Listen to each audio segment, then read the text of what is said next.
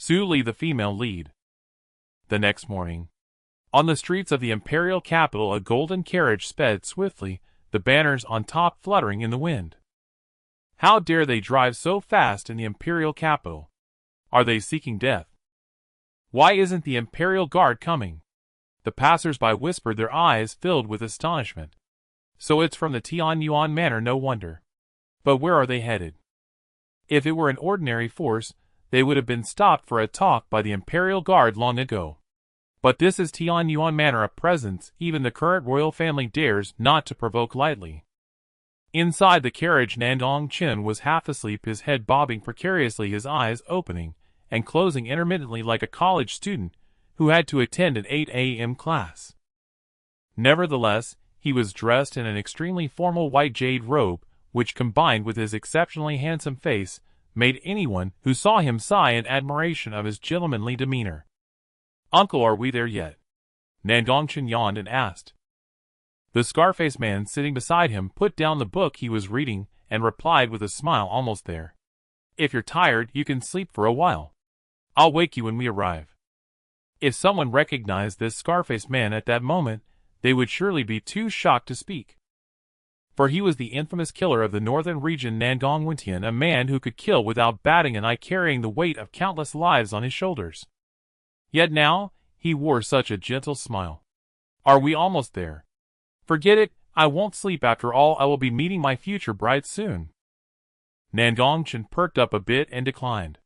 Nandong Chen nodded in acknowledgement and smiled. "All right, today is the proposal, everything is up to you." Thus Nandong Chen gazed out the window, his expression lost in thought. He couldn't help but wonder what his father was thinking, sending Uncle here. What if a fight breaks out? Uncle is just a scholar, delicate and weak, I might have to protect him. He wasn't looking down on Uncle, he was just concerned for his safety. After all, every time he saw Uncle, he was buried in books, reading day in and day out without knowing what was so interesting. However, Uncle did possess a wealth of knowledge that had helped him greatly upon his arrival. Could it be that Uncle's cultivation talent was also mediocre? Or perhaps even worse than his? Was his cultivation level actually lower than his?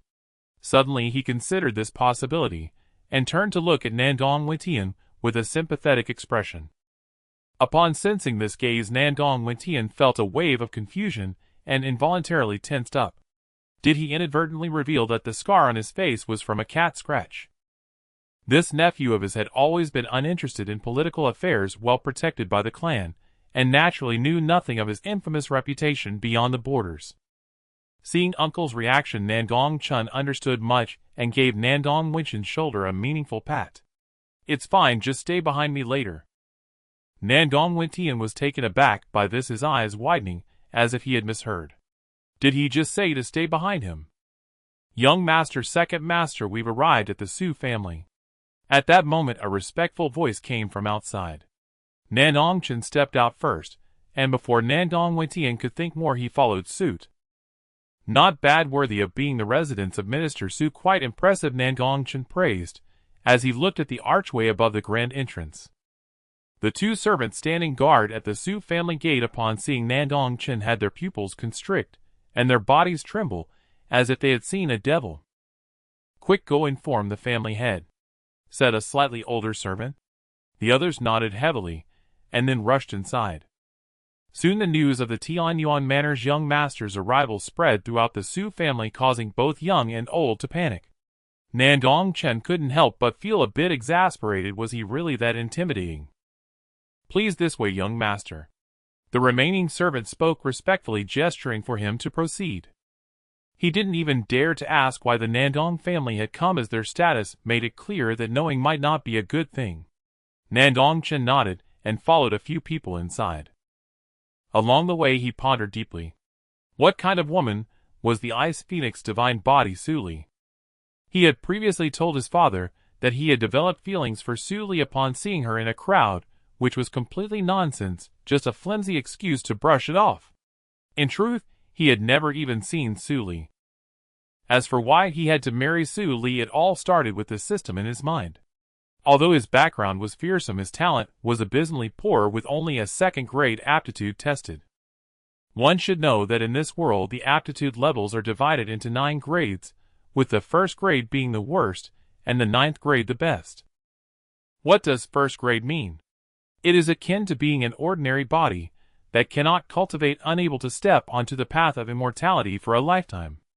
Nandong Chen's second grade talent comparatively was slightly better. He could sense thin spiritual energy, but cultivation was still difficult. Generally one would have to spend a considerable amount of time to reach a low level of cultivation. Aptitudes below 3rd grade are quite common in the Great Zhou, while only those above 3rd grade are regarded as true geniuses, existing like phoenix feathers and unicorn horns. The gap between each grade is as vast as heaven and earth, truly terrifying. And the 9th grade is exceedingly terrifying. Throughout the history of the Great Zhou, there has never been a 9th grade talent. People dare not imagine the heights they could reach in the future. They likely possess the legendary stature of a saint king. Some saints even proclaim that as long as Su Li does not die, she will one day surpass the saints. Surpassing the saints is a chilling concept, for no one in the entire Great Zhou has ever reached such a realm since ancient times. Even the last person heralded as having an invincible talent, Nan Gong Chen, was merely of 8th grade talent. Nevertheless, he was extraordinarily remarkable, gaining fame for entering the Divine King realm at 100 years old, and becoming a quasi-saint at 1,000 years old. Thinking of this, the original owner's 2nd grade talent was indeed abysmally poor. However, he was fortunate to possess the system that all transmigrators should have. Nan Gong Chen looked at the images that appeared in his mind with some excitement. After marrying Su Li, he would be rewarded with the legendary double pupils. One should know that double pupils are the path to invincibility. At the same time, he was filled with anticipation, wondering what grade of talent double pupils would be considered in this world. Coming back to his senses, Nandong Chen looked at the Su family minister Su Ming, who hurriedly approached, and couldn't help but smile faintly. I was wondering why the magpies outside were singing so much today. It turns out the young master has arrived. Truly our Su family is honored by your presence. Why didn't you inform us in advance, so we could prepare earlier? Su Ming greeted him, while leading a few people to their seats. At that moment, however, Nandong Chen's attention was not here, but was fixated on the white figure atop the pavilion, lost in a daze. Initial cultivation levels: body refinement, chi refining, foundation establishment, spiritual, see purple mansion, great being, divine king, quasi-saint, saint king. Su Li. Is she the goddess Su Li? At this moment, this was the only thought in Nandong Chen's mind. On the pavilion, the girl wore a white celestial dress, her 3,000 silver strands cascading over her shoulders. Beneath her silver hair was a breathtakingly beautiful face. The girl's eyebrows were like ink paintings, her sparkling eyes were lively, her delicate nose petite, and her features were exquisitely refined, as if carefully sculpted by the heavens. Her figure was also perfectly flawless. At her age, what should be plump was plump, and what should be rounded was rounded, giving an overall impression of perfection, with not a trace of flaw to be found. Although Nandong Chen had seen many stunning beauties, few were as perfect as Su Li. However, soon Su Li's figure disappeared without a trace. In the brief moment of distraction, Nandong Chen quickly regained his senses, and at Su Ming's gesture, took a seat beside the head of the Su family, with Nandong Chen following closely. The members of the Su family were filled with astonishment upon seeing this, seemingly quite surprised. Did the family head really value this extravagant disciple so highly? Meanwhile, Nandong Chen was unconsciously overlooked by them, appearing too ordinary with an air of elegance, holding a book of scriptures resembling a mere attendant.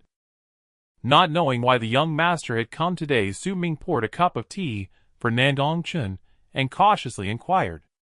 Nandong Chen maintained a calm expression, lowered his gaze to sip the tea, then leisurely stated, "I come on my father's orders, and naturally have a matter to request." Upon these words, the entire Su family was taken aback. The hall suddenly fell into a profound silence.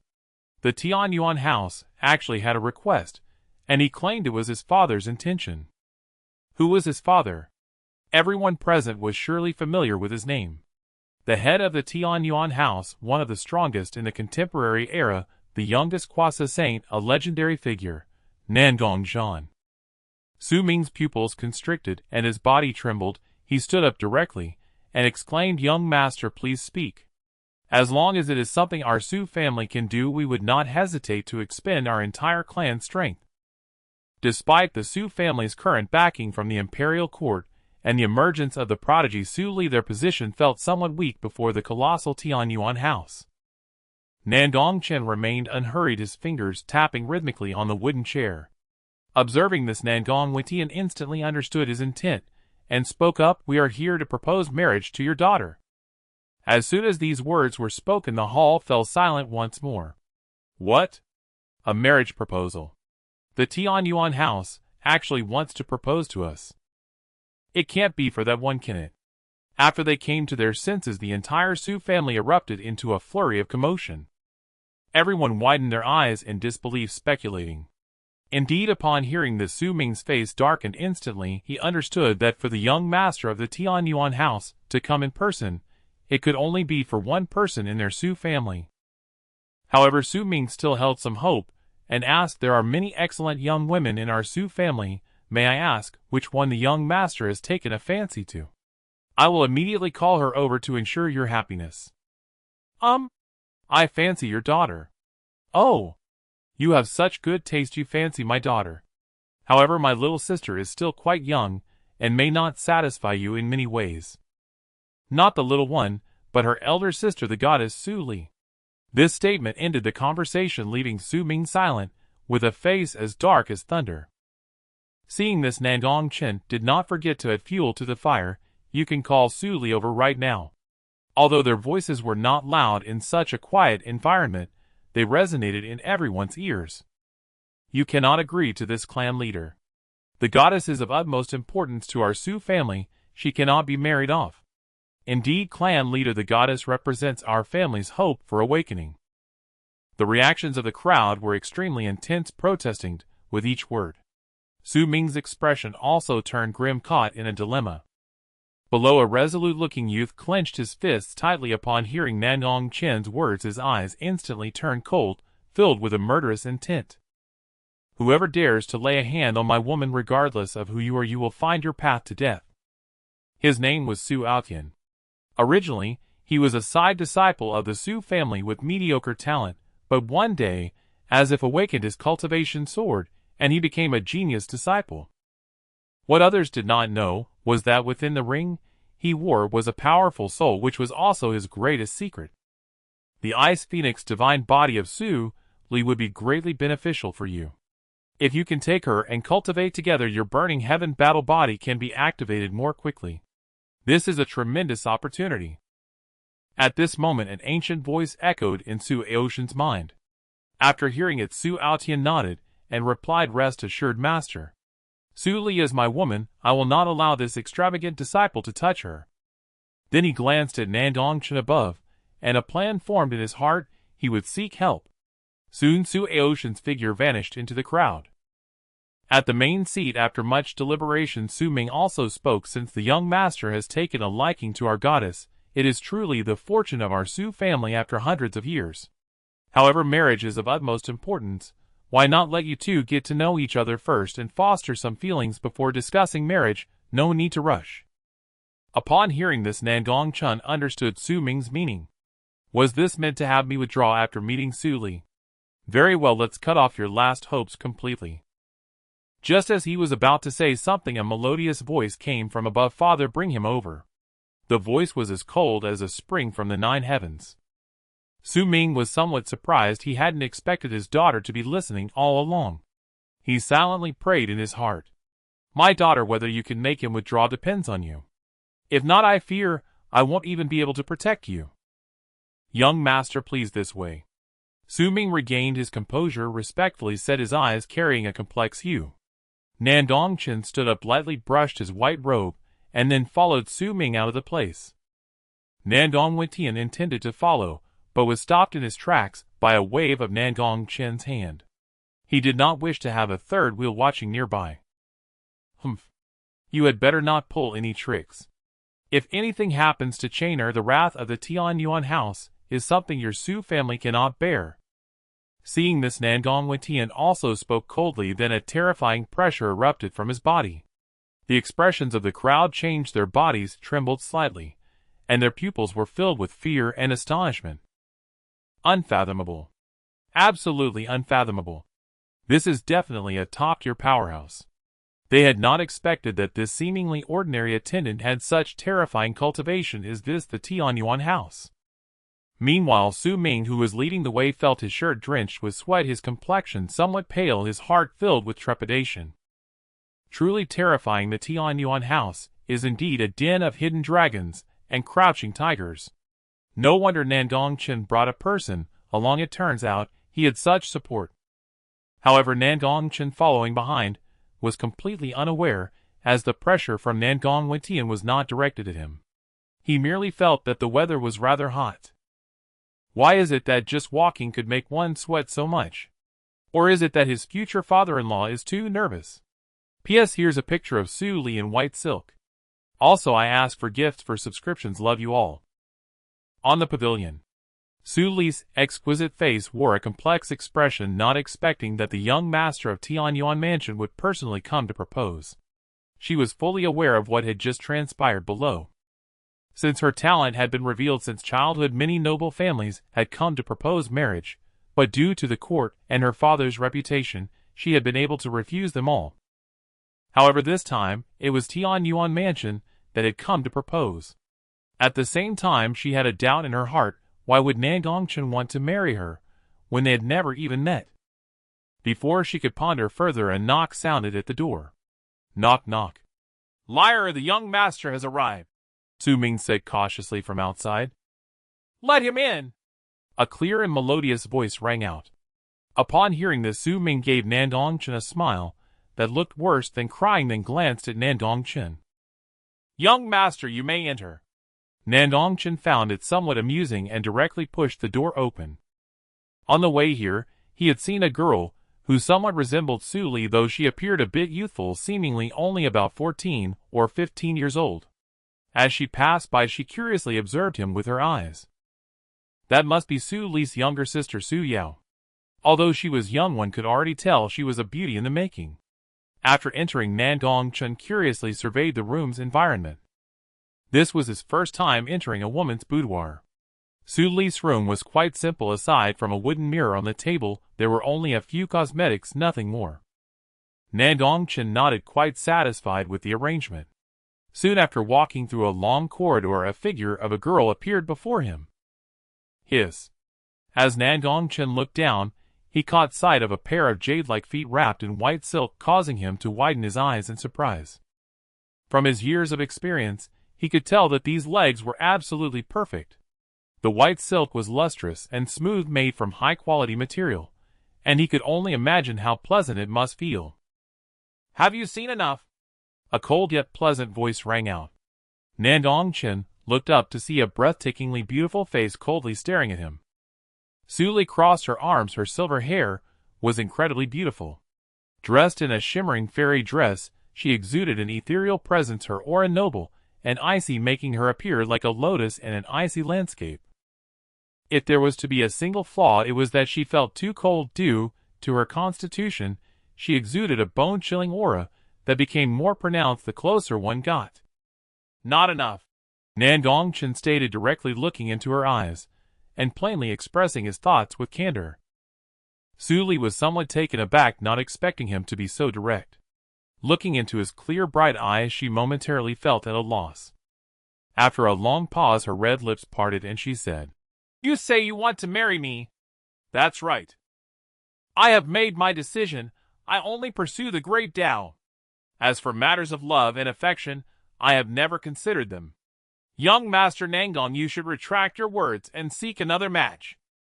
Su Li did not wish to sound too harsh, and tactfully refused. After saying this, a hint of nervousness flickered in her beautiful eyes, as if fearing his anger.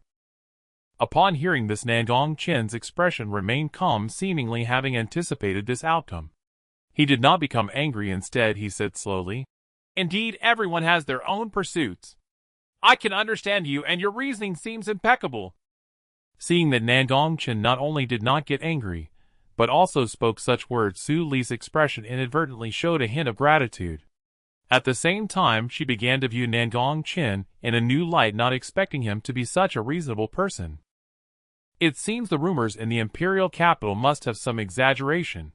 Considering this, she reevaluated Nan Gong Chen, and a smile unconsciously appeared on her exquisite face.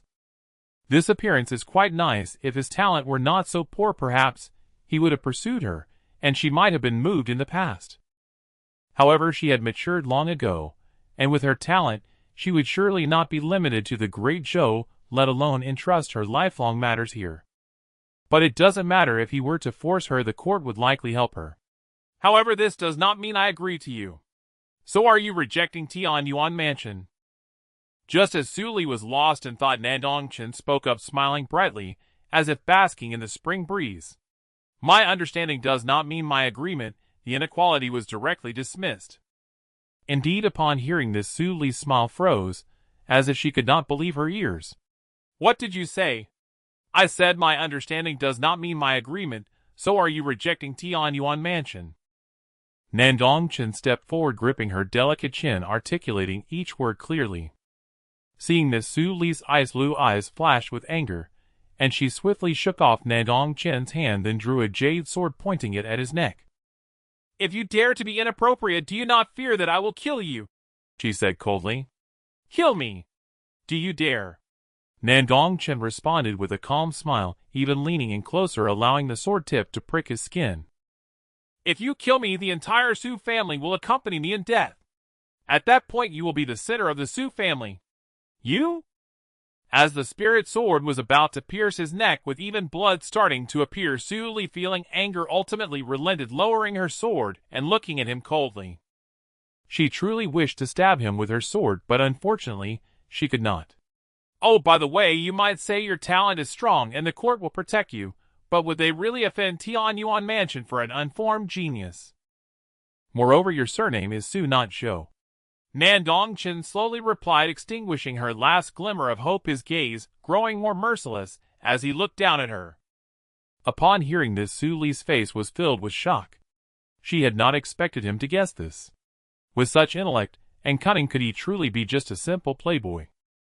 Perhaps the world had indeed been deceived by him. A hint of wariness flashed in Su Li's beautiful eyes, and she felt a touch of fear in her heart. She could not see through Nan Gong Chen at all.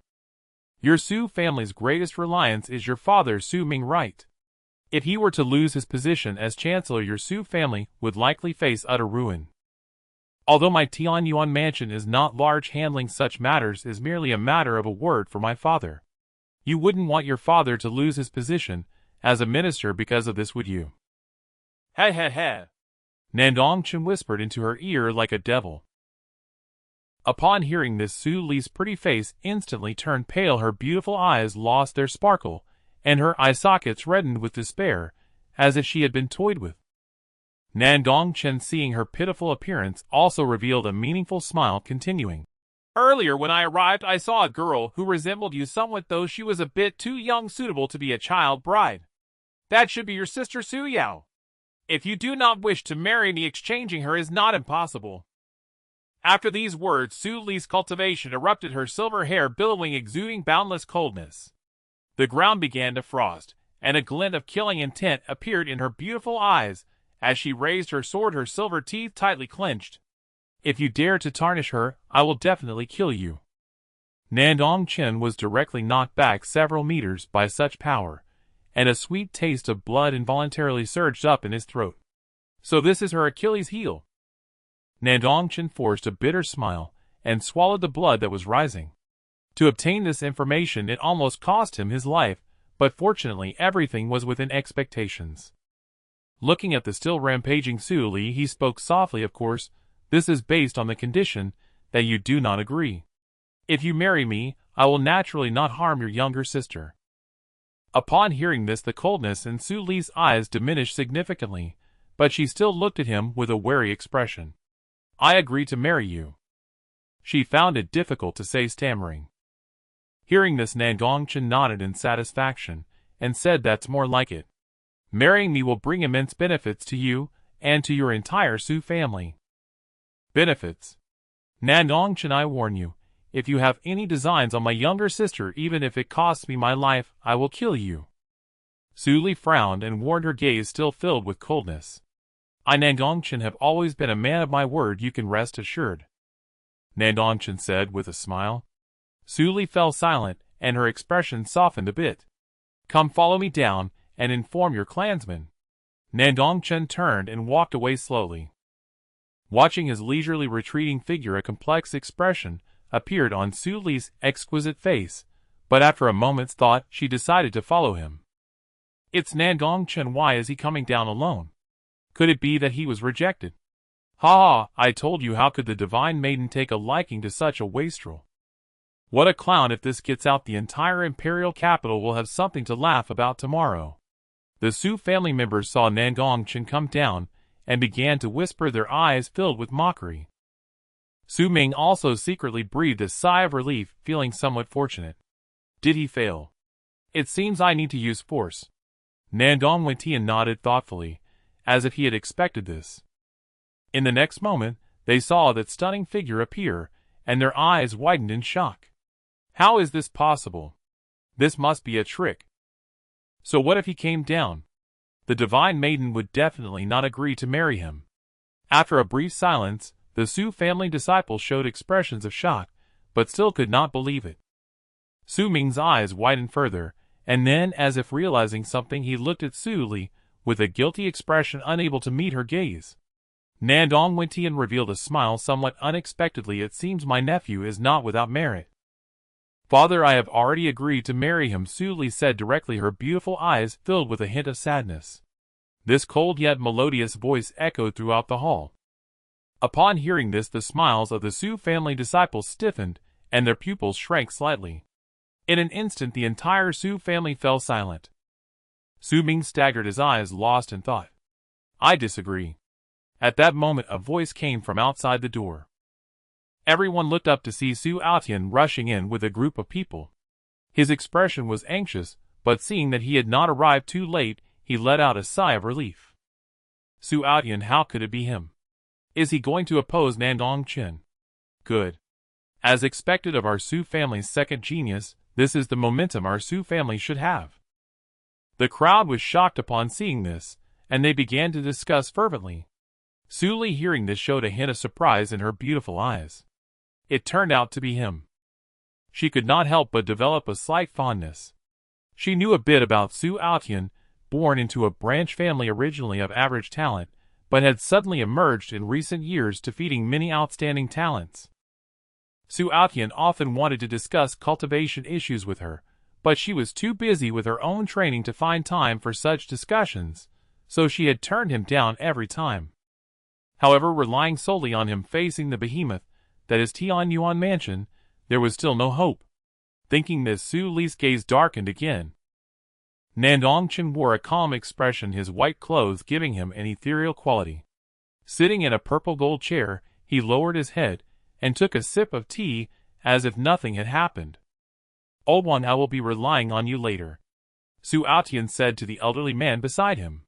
The elder, dressed in a golden yellow robe, though his hair was white, exuded a vigorous vitality, clearly a formidable figure.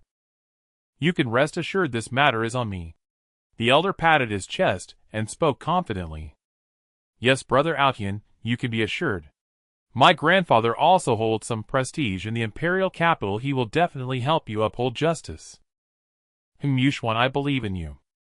Su Aotian felt a sense of relief in his heart as he looked at the girl beside him. Wang Yushuan, hearing this, blushed slightly. Su Aotian gazed at the stunningly beautiful Su Li above, the admiration in his eyes unmasked, openly displayed, and when he turned to look at Nandong Chen, his eyes turned cold. As long as I, Su Aotian, am present, a wastrel like you will never take Su Li away.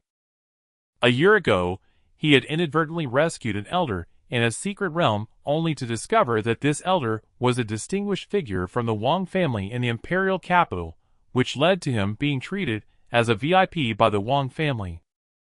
At this moment, people began to recognize those accompanying him. Doesn't that look like someone from the Wang family? Upon hearing this, and combining it with what Su Aotian had just said, the people exchanged glances and figured it out. The elderly figure from the Wang family had been missing for a long time, a seasoned powerhouse at the Purple Mansion stage. That girl beside Su Aotian must be the little princess of the Wang family, the naturally gifted spirit body Wang Yuxuan. Su Aotian has actually made acquaintances with these people. Then the outcome for the divine maiden today was uncertain. Indeed, how could a wastrel like Nan Gong Chen be worthy of marrying our divine maiden? If she were to marry, it should be a genius like Su Aotian. Soon the crowd appeared shocked, all supporting Su Aotian, each speaking in turn. After a long silence, Su Ming finally spoke. You dare? You, a branch family disciple, wish to defy the family? He stood up furious, his hair standing on end. This fool is truly foolish. How could a mere first-rate force like the Wang family compete with Tianyuan Mansion? His actions were akin to inviting hatred upon the Su family. The marriage of the divine maiden is a decision of the Su family, and more so a decision of the divine maiden herself. Do you think bringing some people here will obstruct this? He continued angrily, locking his gaze on Su Aotian.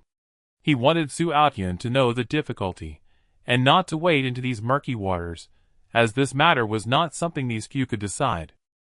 Su Aotian was momentarily stunned by these angry shouts, standing there in a daze. Meanwhile, Nan Gong Chen looked on, with great interest. Su Li's physique was in activation. The people present were caught off guard, but seeing the head of the family, so furious they dared not utter a word.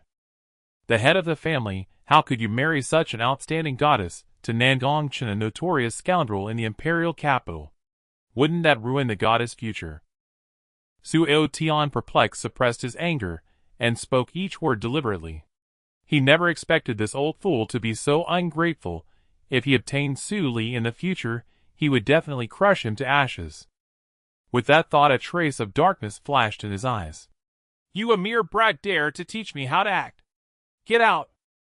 Su Ming was engulfed in rage, and unleashed his cultivation, causing a gust of force to blow towards Su Aotian, attempting to blow him away. Truly foolish. How could such a person be the pride of the Su family, lacking any sense of the bigger picture? With this thought, his cultivation burst forth even more, and his eyes showed a hint of disappointment. At that moment, old Wang made his move. He furrowed his brows, and waved his hand, dissipating the power. I am truly disappointed, old Su. I never expected you to become so self-serving, unable to protect your own daughter. You truly do not deserve to be a father. Old Wang shook his head and spoke. Then he turned to Su Aotian and comforted him. It's all right. I will handle this matter today. I will ensure you are not left disheartened. After hearing this, Su Ming felt quite bitter, but on the surface, he still appeared furious. You are right. I truly do not deserve to be a father, but facing the likes of Tianyuan House, who could possibly resist? As a family in the imperial capital, you should know the consequences of meddling in the Su family's affairs. Su Ming warned, his aura clashing with that of old Wang, showing no signs of backing down. He was also a powerful figure in the Purple Mansion realm, naturally unafraid of old Wang. However, if old Wang dared to come forward, he must have some confidence. Consequences? I am not afraid. Today I will take care of this matter concerning young friend Aotian. Let's see who dares to stop me. Suddenly an even more powerful aura erupted from him, directly overpowering Su Ming, causing the courtyard to shake. Su Ming's face changed, seemingly in shock. You actually broke through to the Great Being realm? He asked in disbelief. As these words left his mouth, the crowd's pupils constricted, as if they had misheard. He is actually a Great Being. You must understand, within the Great Zhou realm, a Purple Mansion cultivator can establish a sect and become a local overlord, while a Great Being is someone who can be revered in invincible existence in a world where saints are few. Indeed, I owe it all to young friend Aotian. If it weren't for him, I would probably have no hope of breaking through to the Great Being realm in this life. Old Wang stroked his beard, sighing, and his gaze towards Su Aotian was filled with gratitude. Seeing this, Su Aotian also mocked. What's the matter, old fool? Do you think you can stop me? Nearby Wang Yuxian's eyes also flickered with amusement. You? Upon hearing this, Su Ming frowned. He was genuinely angry. He never expected this brat to be so ungrateful, and yet he was so smug. Enough. Do not cause a scene in my Su family. I have already agreed to marry Nan Gong Chen. This is my own decision, unrelated to the family or my father. This farce should come to an end. At this moment Su Li suddenly spoke, her delicate brows slightly furrowed, her cold voice echoing throughout the hall. I don't believe it, he must have threatened you, right? Su Aotian clenched his fists, looking at the ethereal figure above, and angrily questioned. What does it have to do with you? Su Li's regard for him instantly plummeted. How could this person be so ungrateful? Not only did he fail to understand her father's hidden meaning, but he also insulted her father. Furthermore, the gaze he cast towards her was filled with lewdness worse than Nan Gong Chen. Upon hearing this, Su Aotian turned to Nan Gong Chen saying, Nandong Chen, are you still a man? Do you dare to take responsibility for your actions? At this moment, the crowd's gaze fell upon that figure. So what if I am? So what if I am not? Nandong Chen chuckled lightly, his expression calm, his gaze condescending, exuding an innate aura of superiority. Just moments ago, he had already learned through the system prompt that this person was the child of destiny. You, a waste with second-grade aptitude, do you dare to battle me? I can lower myself to your realm to fight you. Upon hearing this, Su Aotian continued, releasing the aura of the spiritual sea realm. The crowd, feeling this, also displayed expressions of shock, some unable to believe it. He actually broke through to the spiritual sea realm at the same level as the goddess. Seeing their expressions, Su Aotian felt a sense of pride. You insignificant ants, do you understand what it means to be a genius? Next he looked at Nan Gong Chen, certain that the latter would accept the challenge. Soon he would slap him hard in the face for his arrogance. Nandong Chen's appearance and demeanor even made him somewhat envious. He vowed to humiliate him thoroughly, causing him to kneel and beg so everyone could see the Tian Yuan House's young master in such a disgraceful state. With that thought, Su Aotian couldn't help but laugh sinisterly. Yes, you bully, do you dare to battle my brother Aotian? Wang Yuxian also spoke, her eyes filled with a fierce hatred for evil.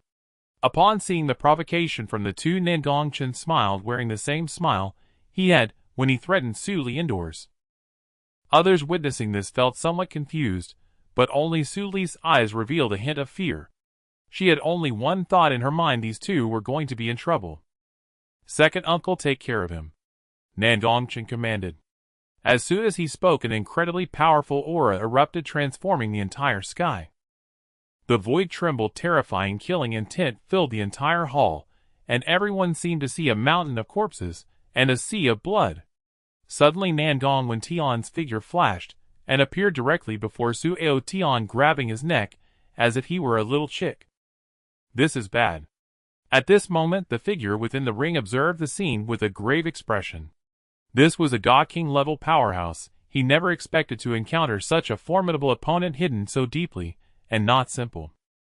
Grandfather, quickly save brother Aotian.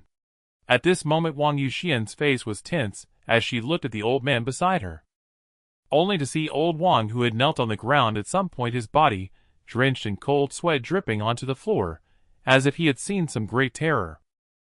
He absolutely did not misjudge this figure, this killing intent. He was definitely the god of death from the northern region, Nandong Tian. Thinking of this, he trembled slightly. He had not expected that in trying to intimidate the young master of Tian Yuan House, he would encounter such a tough opponent. He could not move. He could already sense a powerful aura fixed on him. If he made a single move, he would likely lose his life. Grandfather, what is wrong with you? Wang Yuxian, seeing old Wang's state, was filled with panic, her delicate face extremely pale. At this moment, the situation had suddenly reversed. The members of the Su family dared not even breathe, their faces ashen and their pupils constricted. This was a powerhouse of the great ability realm, and they could hardly withstand the pressure emanating from him.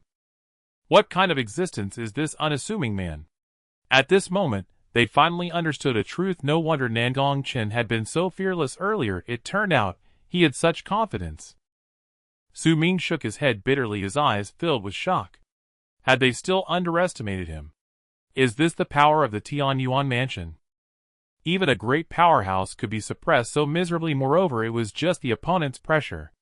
His true strength must be even more unfathomable. Sai he had warned them before. Since the opponent was determined to seek death, there was nothing he could do to stop it. With this thought, Su Ming's gaze turned somewhat helpless. "Let go of me!" Su Aotian's face turned as red as liver, his teeth clenched as he spoke with difficulty, fear evident in his eyes. In just an instant, he hadn't even reacted before being seized by the man before him. Damn it! Is this the gap in strength? "Today I will cripple you, you ignorant little brat," Nandong Chen said coldly. Then with a wave of his hand, a blood-red killing intent materialized, forming terrifying small swords in the void. The small swords were incredibly sharp, and one could even see the chilling gleam upon them. At this moment all of them were aimed at Su Aotian. As soon as Nandong Chen's hand fell, he would be turned into a cripple. "Master, save me!" Su Aotian screamed frantically, and his heart filled with anxiety and fear. Within his mind, a phantom of an old man sighed helplessly upon seeing this. "Even the master is powerless. If it were an ordinary great powerhouse, I could descend upon you and help you escape, but this is a divine king. The gap is simply too vast." Upon hearing this voice, Su Aotian's eyes widened in disbelief. How could there be a divine king beside this wasteful scion? "Well, I have a strand of Xianyuan true qi that can protect your life, but that is all it can do," the phantom in the ring spoke. Hearing this, Su Aotian felt as if struck by a bolt from the blue, his face ashen. "To insult the young master of the Tianyuan mansion, you deserve to die 1,000 times. Nandong Chen said coldly, his eyes filled with rage, his killing intent surging to its peak. Clearly Su Aotian's earlier insult toward Nan Gong Chen had crossed his bottom line. As soon as he finished speaking, the blood-red small sword shot towards Su Aotian at incredible speed. "No!" Wang Yuxuan, kneeling on the ground, cried out, not wanting to witness such a cruel scene. The crowd could not bear to watch, closing their eyes. After all, Su Aotian was also a member of the Su family. Sitting above, Nandong Chen observed the scene with great interest, his gaze lofty, as if everything happening was of no concern to him. In theory, the child of fate is hard to kill, but crippling his meridians and scaring him could suppress his fortune. What was his golden finger, one wonders? Whoosh! Whoosh! As the blood-colored small swords pierced through Su Aotian's body, he instantly became a blood-soaked figure. Blood dripped continuously. "Ah!" Su Aotian cried out in agony, his screams echoing throughout the hall. At this moment, he could no longer feel his cultivation clearly. His meridians had been crippled, and he had completely become a waste. Some in the crowd felt pity, while others sneered, thinking he deserved it for being so arrogant. "No!" Wang Yuxuan gazed at Su Aotian, now resembling a blood-soaked figure, her expression dazed, and her eyes reddened. Elder Wang's eyes were bloodshot, but he felt helpless. Ding! Check in location, refresh Su family. Do you wish to check in?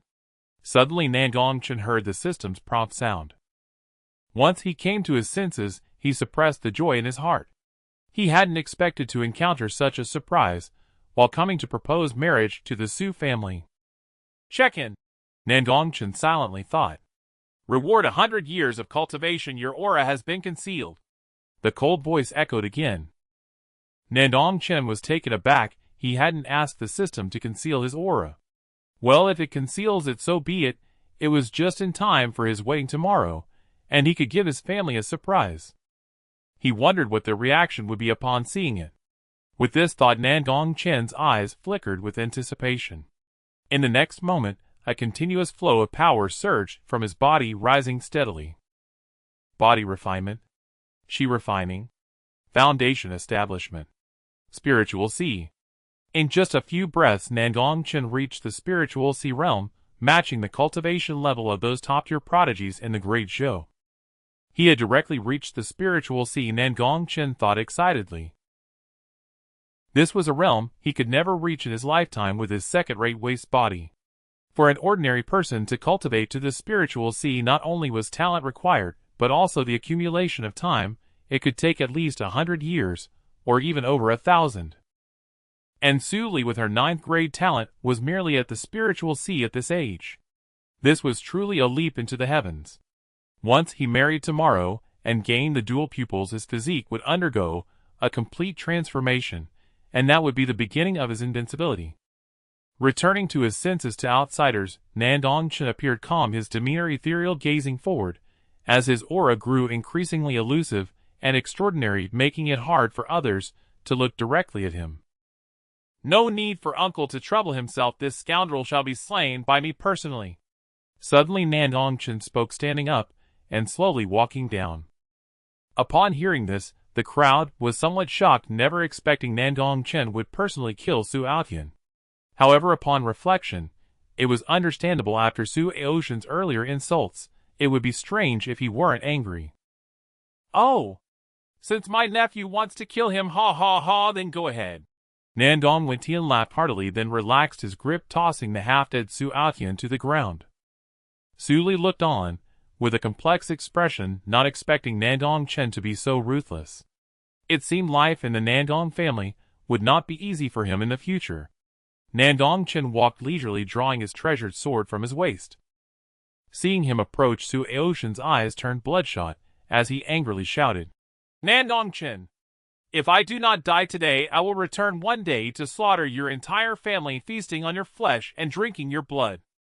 He was quite resolute, with a fierce expression on his face, just like a true protagonist. "That's right, a mere Nandong family is nothing. As long as I am here, I will surely rise again in the future." The phantom in the ring comforted him. He too felt sentimental, not expecting to encounter such a tough opponent this time. Previously they had never encountered failure. Could it really be an accident? Thinking this, he couldn't help but look at the young man before him, who resembled a celestial being with a newfound respect. It was alarming to see him up close. Damn. When did he break through to the spiritual sea? Just a moment ago, he was still refining his body. Others may not have noticed, but as a phantom that once ascended beyond the sage level, he certainly could. Could it be that he is hiding his realm?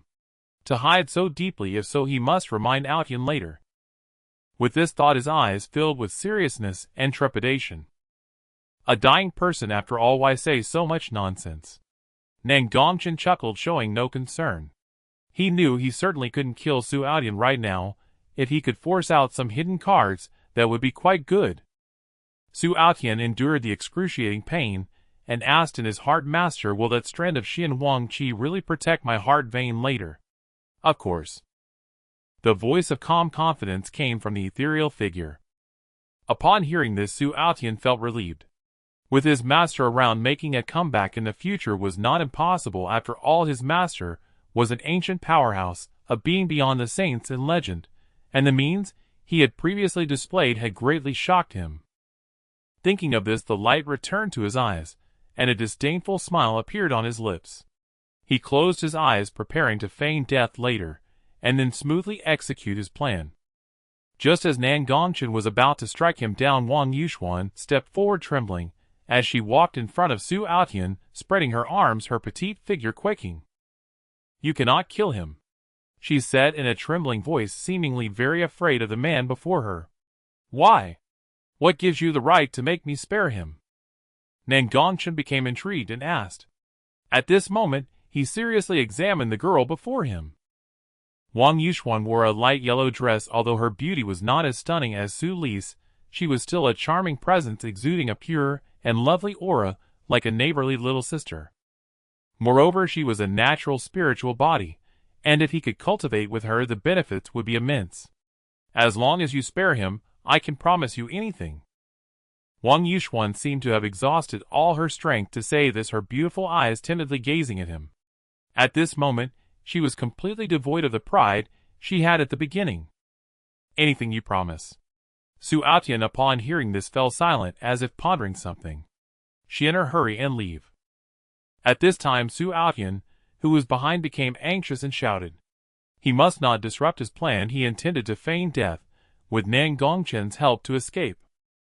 Moreover, Xianer was his woman. If this Nan Gong Chen set his sights on her, wouldn't he be in trouble? "I can spare his life, but you must become my servant," Nan Gong Chen said, slowly looking at her. "Servant?" At this statement, the crowd was stunned. Wang Yuxuan fell into hesitation upon hearing this. "Don't agree to him, Xianer." Su Aotian tried to say something, but was silenced by a thought from Nan Gong Chen. How about it? If you come and be my servant, I can promise to spare your brother Aotian, otherwise I will kill him before your eyes. Nan Gong Chen threatened again. You wouldn't want to see your brother Aotian die here, would you? After all, you like him so much. Upon hearing these words, Su present couldn't help but shiver. The crowd looked at Nan Gong Chen, who resembled a devil, and became increasingly convinced of the rumors in the imperial capital. It seemed he was even more terrifying than the tales depicted. Wang Yuxuan trembled upon hearing this, her eyes reddening, seemingly on the brink of tears. Brother Aotian, I won't be able to accompany you in the future. You mustn't provoke those you cannot afford to offend. I agree. Wang Yuxuan bit her lip, thinking of the humiliation she would face from this beast in front of her in the future. Feeling utterly powerless, her delicate face turned pale. Wang Lao wanted to speak, but feeling Nan Gong Wen's killing intent, he could only shrink back, afraid to utter a word.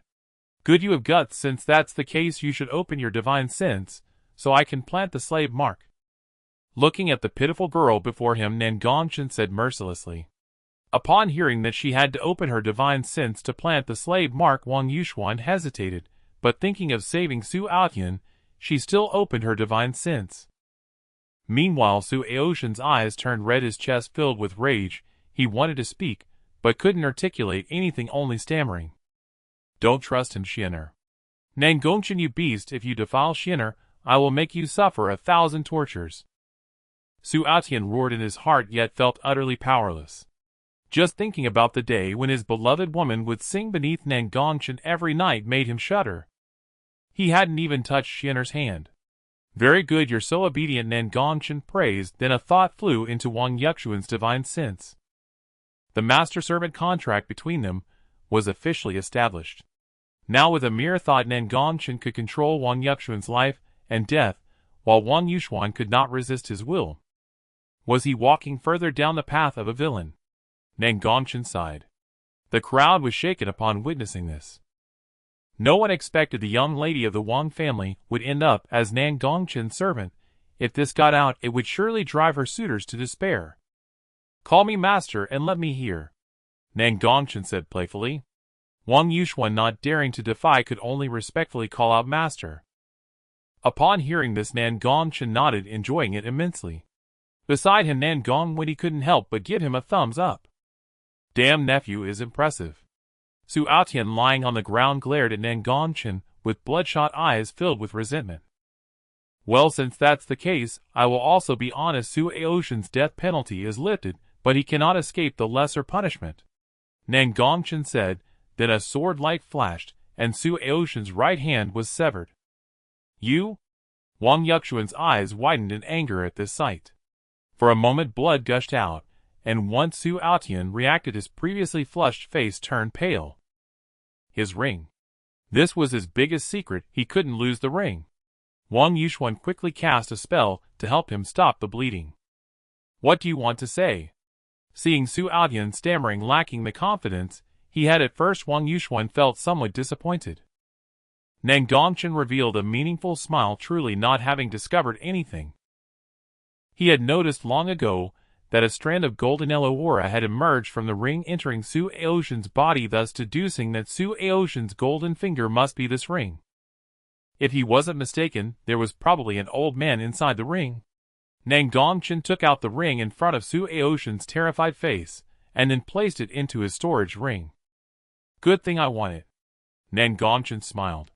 Seeing his woman being taken away, and even his greatest secret being snatched by this demon before him, Su Aotian fainted from rage. Nan Gong Chen shook his head, showing disappointment. This destined child seemed too fragile to handle blows. Second uncle, let them go, he said. Then Nan Gong Wen retracted his aura. Wang Lao gasped as if he had just walked through the gates of hell. Take him away, perhaps he can still be saved, Nan Gong Chen said to Wang Lao, pointing at the unconscious Su Aotian. Meanwhile, Wang Yuxuan beside him dared not move, waiting for Nan Gong Chen's orders. Seeing this, Wang Lao could only grit his teeth, and afraid to mention anything else, carried away Su Aotian, who was like a dead dog. P.S. Attached is an illustration of Wang Yuxuan. In the hall, everyone gazed at the figure in the center, resembling an immortal, their eyes filled with fear. At this moment, they dared not speak ill of him. Nan Gong Chen's ruthlessness had conquered all present. Nan Gong Chen remained indifferent, merely observing the retreating figure of Su Aotian, lost in thought. My dear leeks, you must grow well. It will be more interesting to harvest you then. Today, helping the Su family clear out the garbage has indeed sullied this hall. The head of the Su family should understand the intentions of his junior, right? Nan Gong Chen turned around, apologizing somewhat sincerely, as if transformed from before. Upon hearing this, Su Ming broke into a cold sweat. How could he dare to object? Well done. That Su Aotian, usually arrogant due to his talent, has oppressed many young disciples within the Su family. I had been planning to deal with him, but unexpectedly, he was resolved by the young master. Truly a great relief. Indeed, Su Ming quickly replied, his eyes shifting. In fact, his statement was not unfounded. Many disciples present had suffered under Su Aotian's oppression, but dared not speak out due to face. Nan Gong Chen nodded, then added, that's good. I thought the head of the Su family might be displeased with me taking matters into my own hands.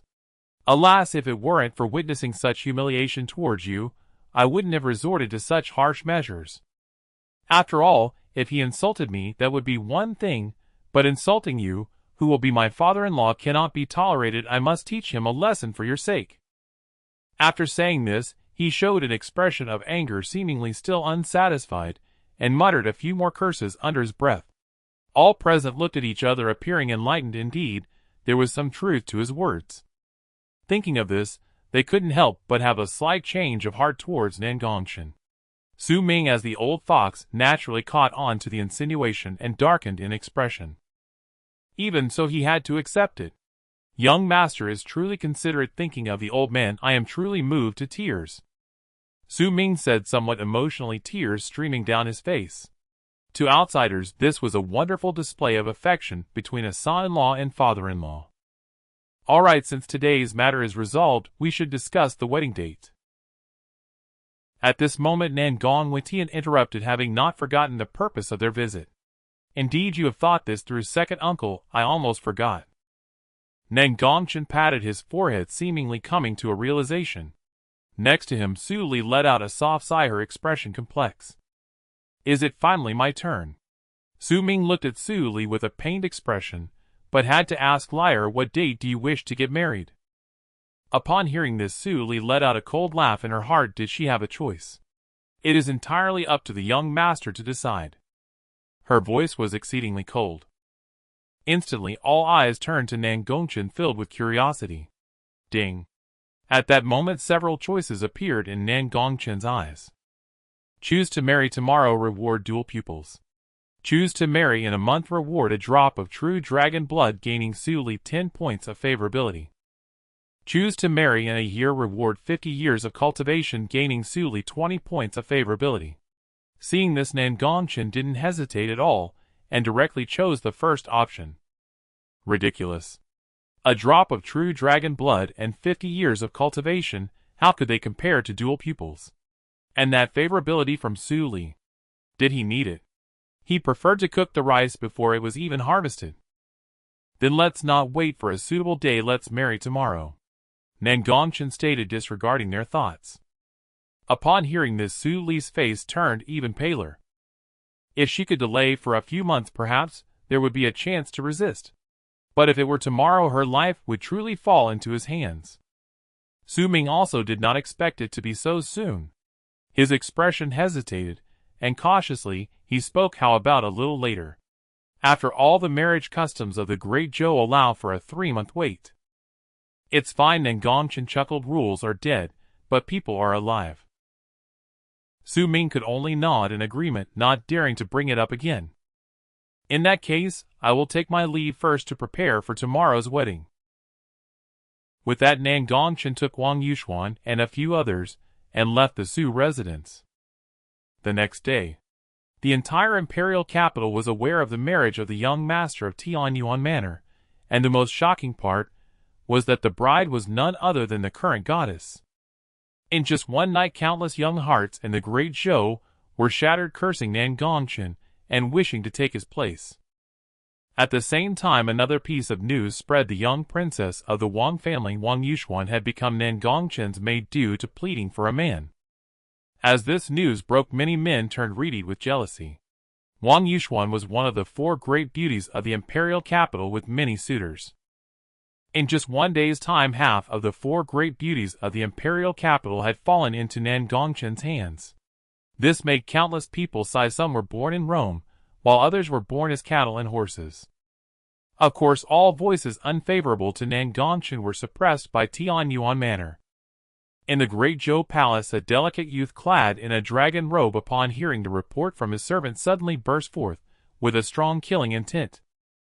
He held a noble status, being the 3rd prince of the current court, named Zhou Bai. "What did you say? The goddess Su Li is marrying that waste today." Zhou Bai suppressed his anger as he spoke. "Indeed," replied an elderly eunuch in front of him timidly. Boom! Zhou Bai erupted with his cultivation, and a powerful aura sent the elderly eunuch flying. "Why? I have 5th grade talent, and a royal body. What makes me inferior to that waste?" Zhou Bai roared, his eyes filled with rage, as if he had lost his mind. After a long moment of calm, his gaze turned cold, revealing a hint of shadow. "In that case, Nan Gong Chen, do not blame me for taking your life daring to look at my woman." He secretly resolved to crash the wedding. He must not let Nan Gong Chen succeed. Within the Qiyun sword sect, a vast and flat martial arts arena. At this moment, an intense battle was unfolding here, with 2 young figures weaving in and out, both disciples of the Qiyun sword sect, showcasing extraordinary prowess despite their youth. The audience was extremely excited, fervently cheering them on. It was evident that these 2 had considerable popularity within the sect. Soon one of them fell, ending the battle. "Saintess Lu, I admire you. I didn't expect my perfected swordsmanship to be no match for you." On the stage, a young man spoke reluctantly, his features handsome, but now somewhat dejected. His name was Lan Feng, a true disciple of the sect, extraordinarily gifted, boasting 6th grade talent. Just a month ago, he had entered the late stage of the spiritual sea. Opposite him stood a graceful figure, a girl in a long green dress holding a jade green sword, her posture enchanting, and her demeanor elegant, resembling a fairy descending to the mortal realm. Her beauty was breathtaking, seemingly out of this world. "Senior brother Lan Feng, you are already very impressive. I merely won by luck." Lu Ruyan spoke, her lips gently parting, her voice melodious and pleasant like a celestial melody. Lan Feng, hearing this, forced a smile. Just as he was about to indulge in some pleasantries, suddenly heard someone calling him from behind. "Senior brother, something bad has happened." "What's the rush? What happened?" "The goddess is getting married today. She is marrying Nan Gong Chen from Tianyuan Manor." "What?" Upon hearing this, Lan Feng immediately lost his composure, his expression darkening, his eyes filled with urgency. "That waste Nan Gong Chen, how can he be worthy to marry the goddess?" He cursed loudly, his eyes burning with anger, completely losing the calm he had at the start. "What should we do? After all, everyone in the sect knows about your infatuation with Su Li," the younger disciple asked cautiously. "I absolutely cannot let that waste have the goddess. Come on today, I will go crash the wedding," Lan Feng said coldly, a hint of killing intent flashing in his eyes. Then he vanished from the spot. On the other side, Lu Ruyan's exquisite face showed a hint of curiosity. She had heard of Nan Gong Chen's reputation, but never expected that the woman would marry him. With this thought, her curiosity grew, and a smile appeared at the corner of her mouth, deciding to follow Lan Feng and the others. What she did not know was that this curiosity might cost her dearly. The Great Zhou Imperial Palace. Deep within.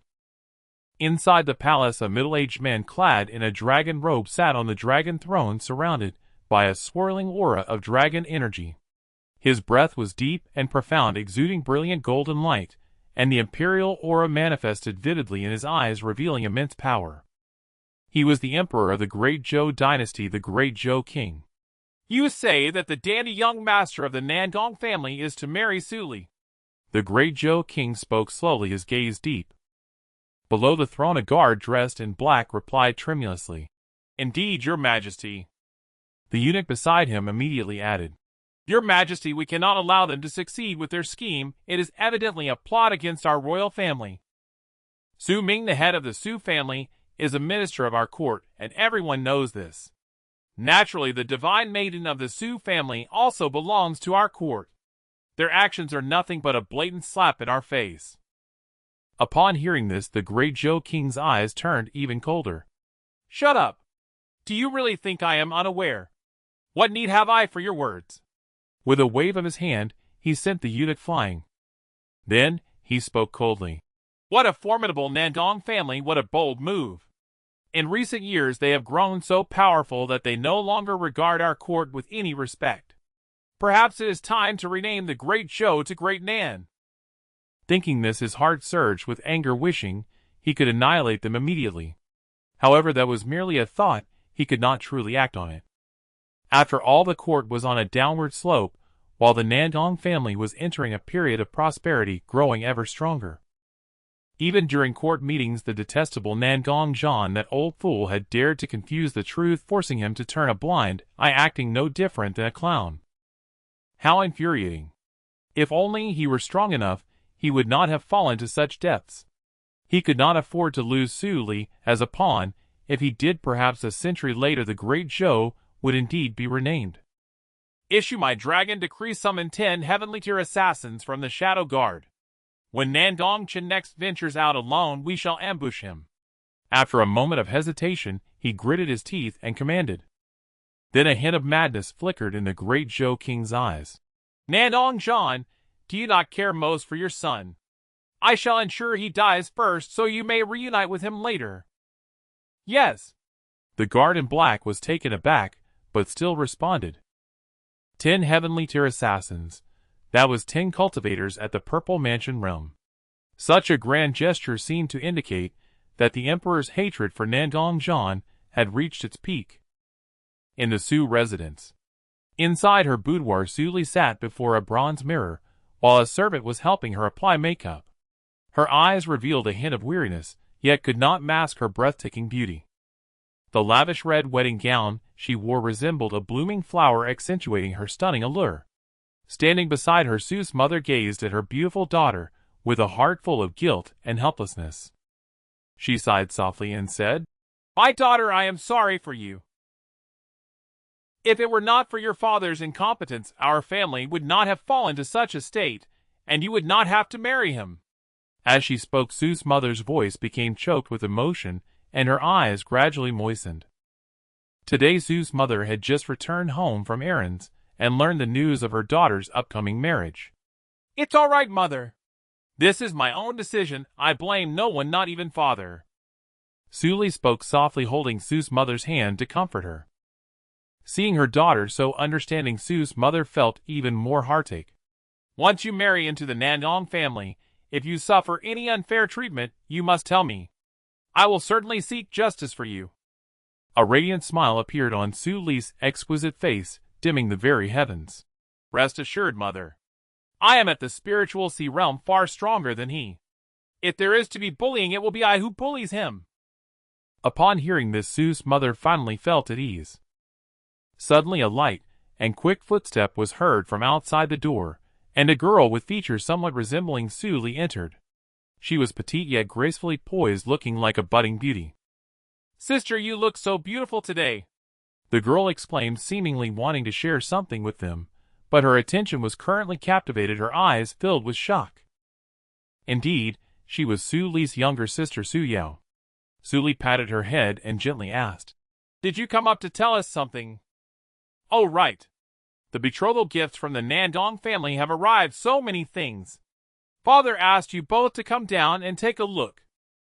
Su's mother and Su Li exchanged glances, curiosity evident in their eyes. Then they followed Su Yao downstairs. After Su Li and the others descended, they were stunned by the sight before them. Several elders exclaimed in disbelief. "Breaking mirror pills," gasped 3 of them. "To think these are worth their weight in gold. Even if we sold the entire Su family, we might not be able to obtain a single one. This is actually the blood of a divine king-level ferocious beast, the blood of the Xianbing Baoxue sparrow.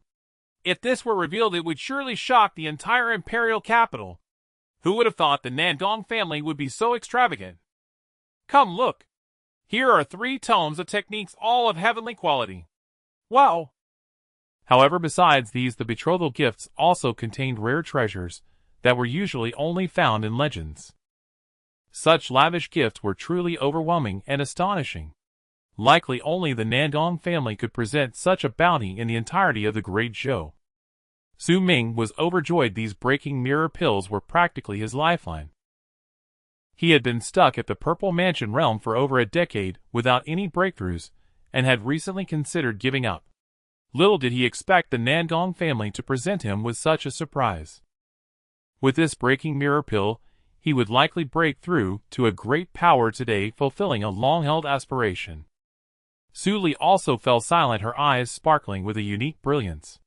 The blood of the Xianbing Baoxue sparrow, being of divine king level, would elevate her strength to a terrifying level once absorbed. This drop of blood was practically tailor-made for her ice phoenix divine body. At that moment, Su Li's expression was complex and moved. Perhaps marrying into the Nandong family was not such a bad thing after all. Su's mother gazed at the betrothal gifts, her eyes nearly popping out.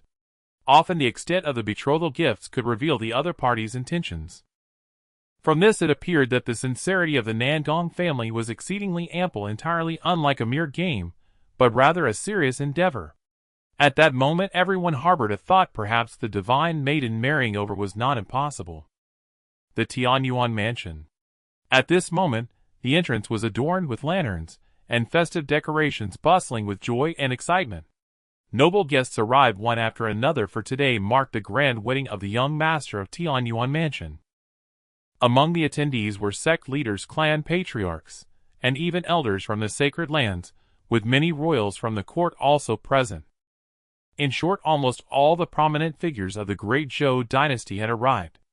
There was no helping it, this was the influence of Tianyuan mansion. I, Nan Gong Chen, am immensely grateful for your presence at my son's wedding today. If there is ever a need from Tianyuan mansion in the future, do not hesitate to ask. On the stage, Nandong Chen spoke loudly, his voice resonating like a great bell throughout the mansion. Not at all. It is a blessing for us to attend the young master's wedding. It is our fortune accumulated over 8 lifetimes. Indeed, the goddess is stunningly beautiful, and her talents are unmatched. She is perfectly suited for the young master. Yes, we hope the mansion lord will not disdain our humble gifts. At that moment, the entire hall was filled with such praises, and everyone was flattering each other. In a corner, however, a delicate-looking man sat gloomily silent. A match made in heaven. Bah! That useless fool, does he deserve the goddess? He could only curse inwardly, too afraid to speak it aloud. Third prince, let us not cause trouble today. After all, this is the territory of Tianyuan mansion. A servant beside him glanced around and whispered a warning. Zhou Bai frowned upon hearing this. What does it matter to cause trouble? Do they dare to kill me in front of everyone? Ridiculous. Today I will ensure this useless fool loses face. With that thought, a cold smile appeared on his face, clearly having devised a plan to humiliate him. The servant beside him, upon seeing this, dared not speak further, and silently sighed. Soon Nandong Chen and Su Li made their entrance.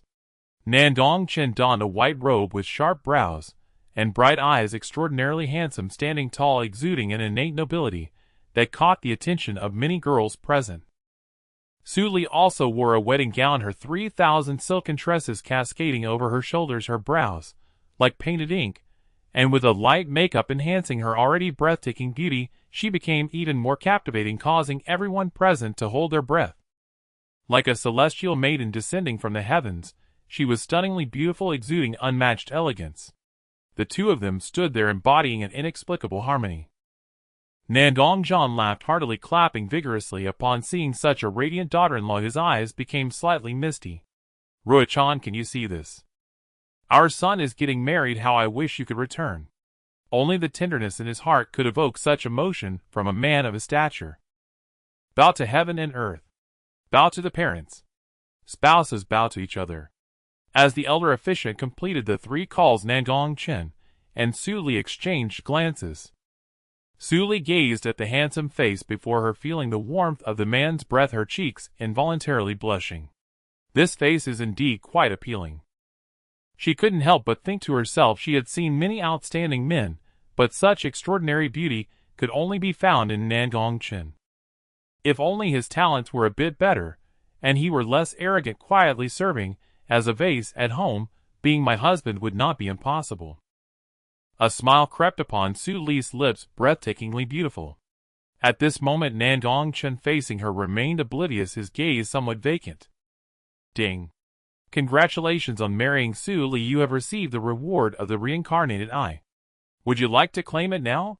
Meanwhile the crowd below continued to praise them. A match of talent and beauty, the young master and the goddess truly are a perfect pair. Indeed, a golden boy and a jade girl, they seem as if they have walked out from a poem or painting, they are simply too perfect together. Send them to the bridal chamber. At this moment, the officiant, seeing that the atmosphere was right, quickly announced. Su Li, upon hearing this, thought of what was to come, her fair face flushed with embarrassment. Having never experienced such a scene, she was overwhelmed with myriad thoughts. Wait a moment, I have heard that Tianyuan Mansion produces numerous talents and heroes, so the young master must be quite powerful. Today I wish to challenge the young master. I hope he will not refuse to enlighten me. Just then a voice rang out, and upon hearing it everyone turned to see that the speaker was none other than the third Prince Zhou Bai.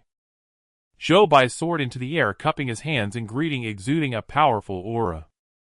If the young master feels the gap in cultivation is too great, I can suppress my strength to match yours for a friendly spar, showcasing an exciting battle for everyone present.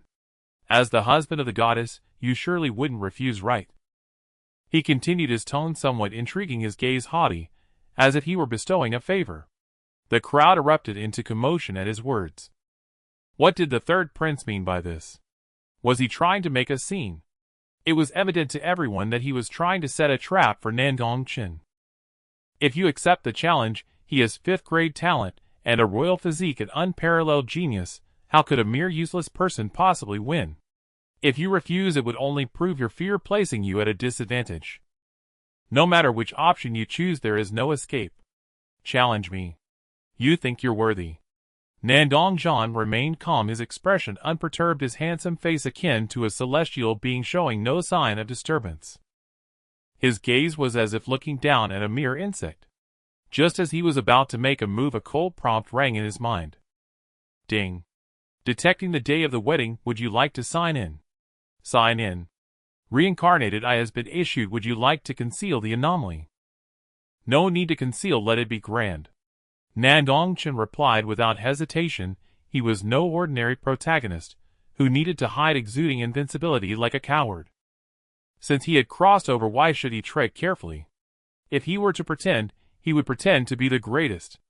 At this moment an overwhelming aura erupted from Nan Gong Chen, powerful beyond measure, as if an ancient deity was awakening. Hiss. This happened so suddenly that everyone felt the aura, their expressions changing as they looked up. They saw Nan Gong Chen standing in midair, a divine light erupting from his eyes, illuminating the entire world. To their astonishment, Nandong Chen's pupils split into two, transforming into boundless black holes. As they opened and closed, the stars of the universe seemed to evolve, the heavens and earth quaking, as if a great terror was about to awaken. At the same time, an incomparably sacred anomaly erupted in the sky, with countless ancient saintly figures appearing, their aura overwhelming rules and order entwining around them, exuding immense power. What shocked everyone the most was that they were kneeling, bowing towards Nandong Chen. What is this? The crowd was astonished, unable to help but ask. This is the worship of all saints. The young master of Tianyuan Mansion is extraordinary. He is about to awaken a remarkably powerful physique, one that will shock the entire world. An elder suddenly exclaimed. Upon hearing this, the crowd realized, their eyes still filled with shock. One must know the anomaly of the goddess Bing Feng's divine body was not nearly as terrifying as this. Just when everyone thought it was about to end, an even more terrifying phenomenon appeared. Boom!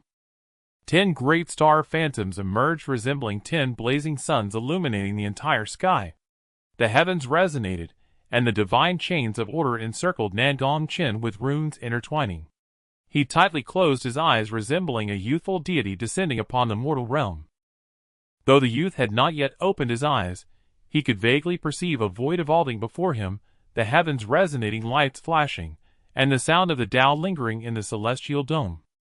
The onlookers witnessing such a horrifying spectacle also narrowed their pupils, their faces filled with disbelief. Finally Nan Gong Chen opened his eyes, his pupils splitting into two, transforming into double pupils. A divine light erupted from his gaze, terrifyingly powerful, as if it could tear apart the heavens. "Is this the double pupil?" Nandong Chen whispered, his heart racing with excitement, feeling an overwhelming power coursing through him, especially in his eyes. His body also underwent a tremendous transformation, his cultivation directly breaking through from the late stage of the Spirit Sea realm to the initial stage of the Purple Mansion realm, a remarkable improvement. He could hardly wait to test this pair of eyes. At this moment everyone held their breath. When they saw Nandong Chen's eyes, they were greatly shocked, utterly stunned. "This is the legendary double pupil." Someone recognized it and exclaimed. It is known that the double pupil was renowned for its invincibility several epochs ago. With the emergence of the double pupil, who could rival it? The pupil split into two, a phenomenon of immense power. This is undoubtedly the double pupil. The Great Zhou is about to change. No, even the entire Eastern Divine Continent structure will alter because of this. The title of the double pupil ruler is not mere talk. Heaven bless the Great Zhou. I never expected the Ice Phoenix deity to descend, and now a double pupil has appeared. I wonder what that third prince is thinking right now. Ah. I almost forgot about that. Given the Tianyuan mansion style, this matter will likely not end peacefully. Someone will become a clown. The crowd engaged in animated discussions, utterly amazed. Su Li's beautiful eyes sparkled with brilliance, her delicate face filled with shock. She did not expect Nan Gong Chen to awaken the legendary double pupil. Moreover, the Ice Phoenix body she possessed now seemed to sense fear. Could it be that the double pupil's potential surpasses the 9th grade? For a moment her expression became complex. She had once stated that if she were to marry, it would be to someone stronger than her. She never expected that to now become a reality. In the void. Good.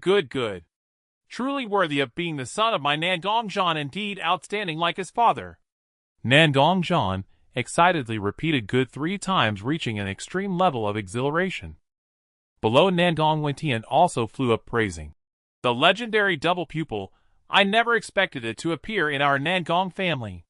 Truly a great blessing, Soon an extremely powerful figure appeared, a terrifying aura causing the crowd below to fall silent, their faces turning ghostly pale.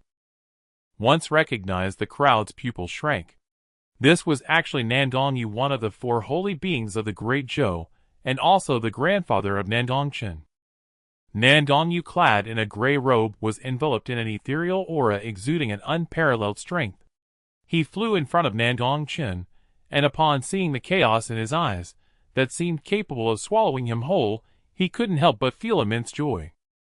It made him feel a heart-pounding sensation. It was undoubtedly the double pupil. Heaven bless the Nandong family. Truly heaven bless the Nandong family. Nandong Yu exclaimed loudly, his eyes filled with admiration. I have met Grandpa, Father, and second uncle. Seeing this, Nandong Chen also greeted them one by one. The 3 nodded in satisfaction, but just as Nandong Yu wanted to have a good chat with Nandong Chen, he was rejected. Grandson still has one matter to attend to. I will be right back. He had not forgotten about the matter concerning Zhou Bai, and then he vanished from the spot. Seeing him vanish, Nandong Yu was somewhat bewildered. After hearing the explanations from the 2, he finally reacted, his face showing some anger. What a court! If Chainer had not awakened the double pupil, wouldn't that little brat have humiliated him on his wedding day? Nandong Yu said angrily, then turned his gaze downward. At this moment, the previously spirited Zhou Bai turned green upon seeing Nandong Chen awaken the double pupil. He never expected the slap in the face to come so swiftly. As he saw Nandong Chen flying toward him, a hint of retreat emerged in his heart. It's fine. What if he awakened the double pupil? I am a 6th grade royal body, what is there to fear? Moreover, he had just awakened the double pupil, his cultivation was still merely at the foundation establishment stage. Could a double pupil truly turn the tide? At the same time, Zhou Bai conceived a bold idea. If he could defeat the opponent, wouldn't that make him famous throughout the world? With that thought, Zhou Bai turned his gaze towards Su Li, muttering to himself, "Take a good look, where exactly is the gap between us?"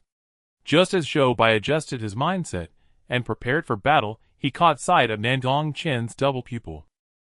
In an instant, a pressure emanating from his soul rushed toward him, and a trace of fear arose in his heart, causing his body to tremble. "With this, you don't even have the courage to look me in the eye, yet you wish to challenge me." Nan Gong Chen, clad in white with his double pupils radiating a ghostly light, said with disdain, his elegance unparalleled, resembling a youthful king. With a thud, Zhou Bai unexpectedly knelt down the ground, becoming damp, giving off a stench of urine. There was no other reason. The pressure from the double pupil was simply too terrifying, capable of shaking his spirit and devouring his soul. Nan Gong Chen frowned, turned, and left, feeling disgusted at having to deal with such a person. The crowd was astonished, realizing that merely the pressure of the double pupil could defeat a genius of the spirit sea realm. "The double pupil is truly invincible. We do not even have the courage to meet its gaze. Indeed, I just glanced at it, and it felt as if its eyes could devour my soul. Truly terrifying. Those with double pupils are unbeatable. In this world, as long as Nandong Chen exists, other geniuses will probably pale in comparison." As they witnessed Zhou Bai's predicament, they also began to mock. "I thought he had great abilities. I never expected him to be scared to the point of wetting his pants. Yes, he has truly brought shame to our royal family's face. Clown, you've been slapped in the face, huh?" Zhou Bai, kneeling on the ground, gradually regained his composure. Hearing their taunts, his eyes turned somewhat red. "Shut your mouths. Getting anxious. Getting anxious." Then, under the laughter of the crowd, he left the Tianyuan mansion with his head down. Meanwhile, on the other side, in the Su family. "So this is my brother-in-law. So handsome, so powerful." Su Yao exclaimed, her beautiful eyes filled with admiration.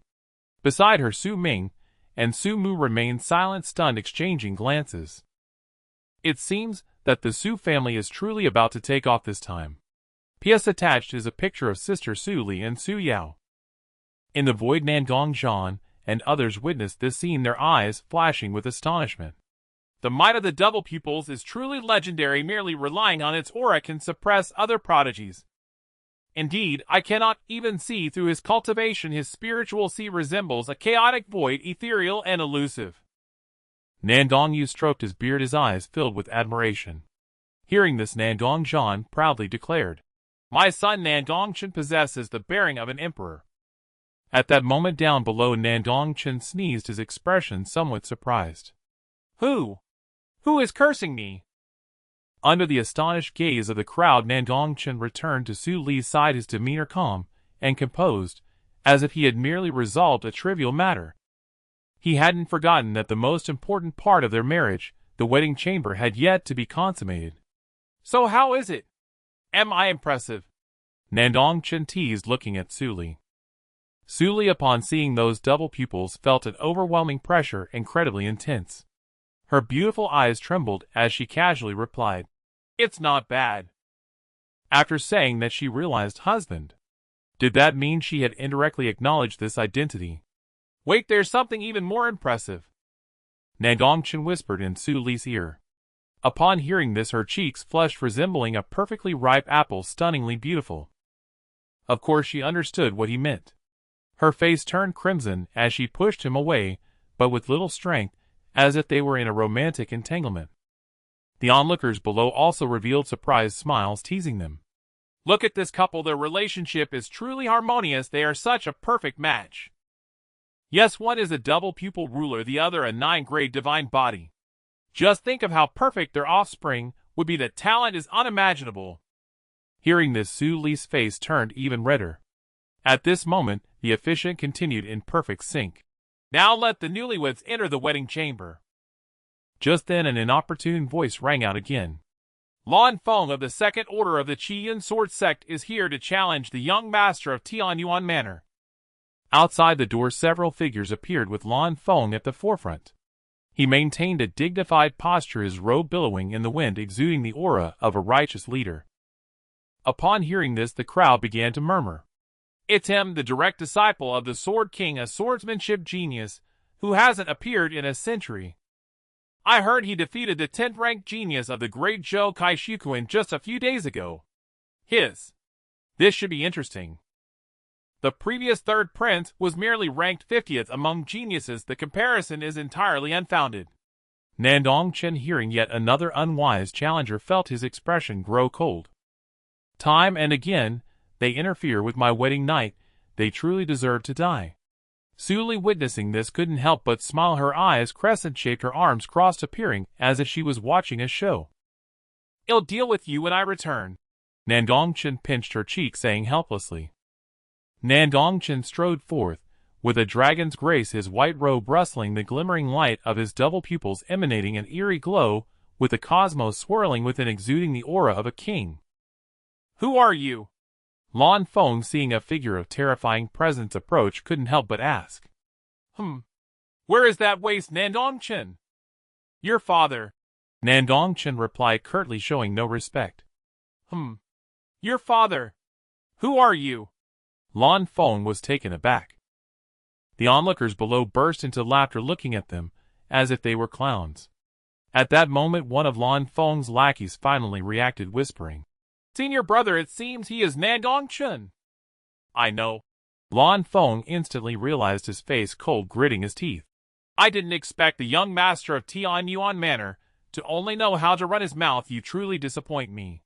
It seems you are unworthy of marrying the goddess. Sigh, another sycophant. Nandong Chen remarked, seemingly indifferent. You?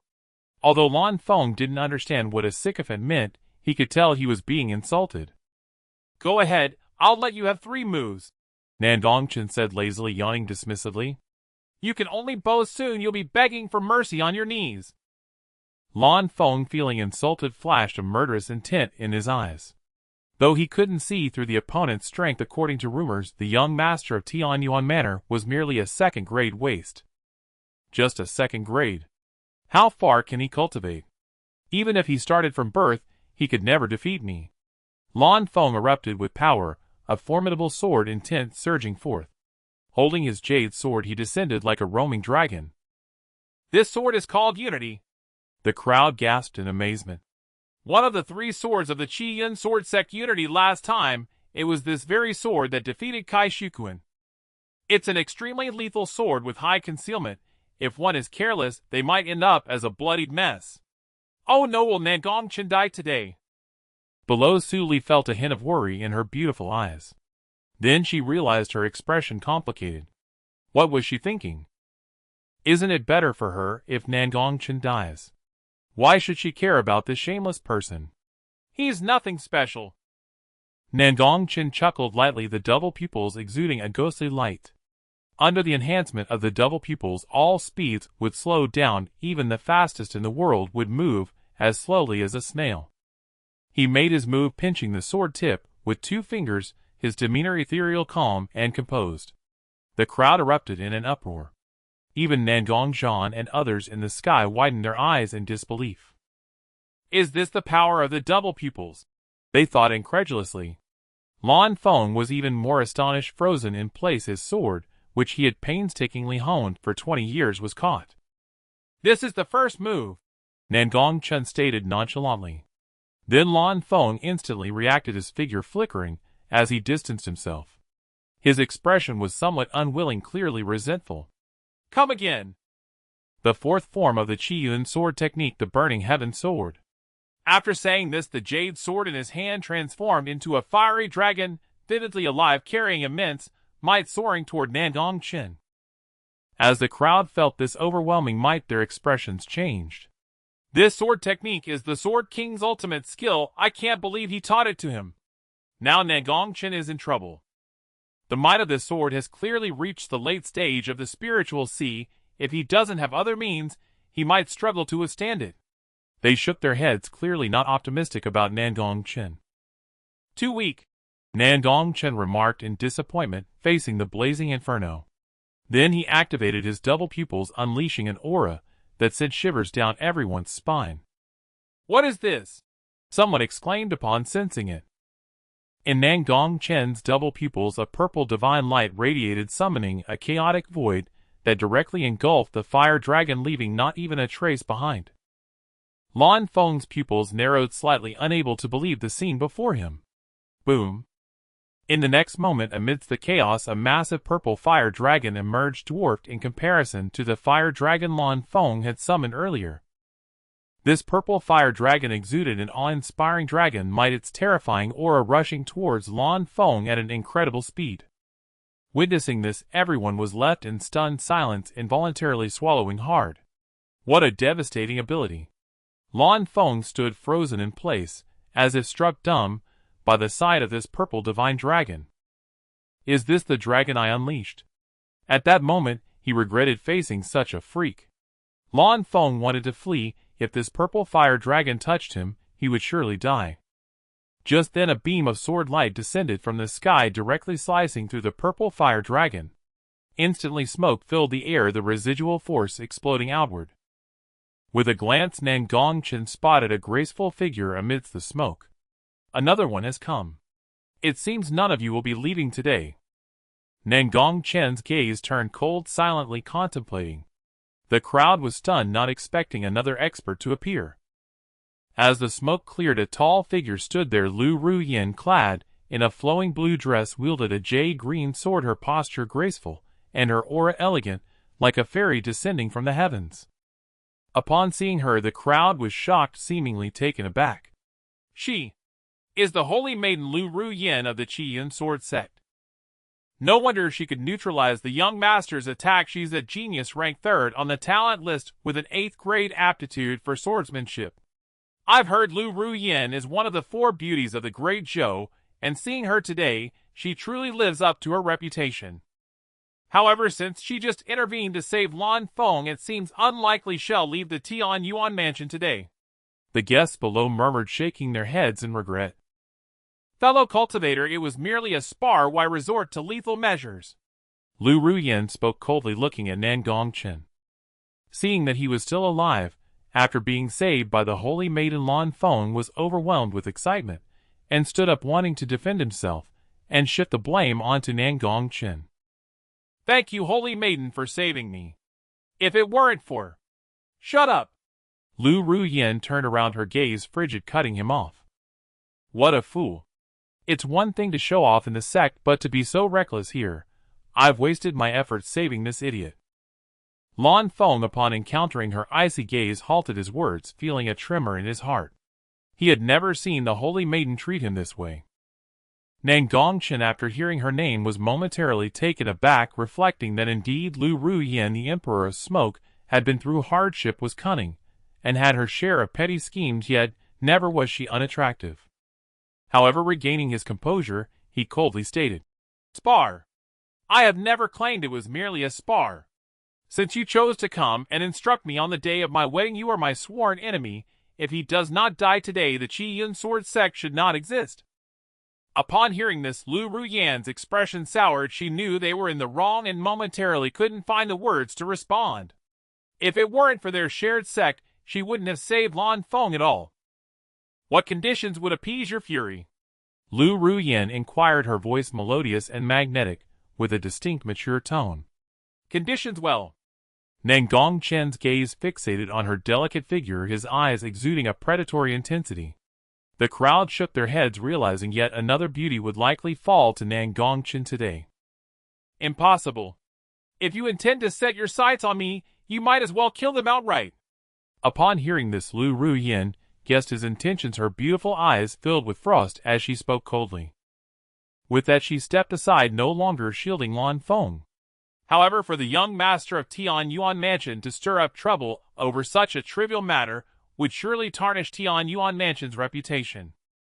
Her tone was icy, but her beautiful eyes were confident. She was certain he wouldn't kill Lan Feng if he genuinely cared for Tianyuan Mansion.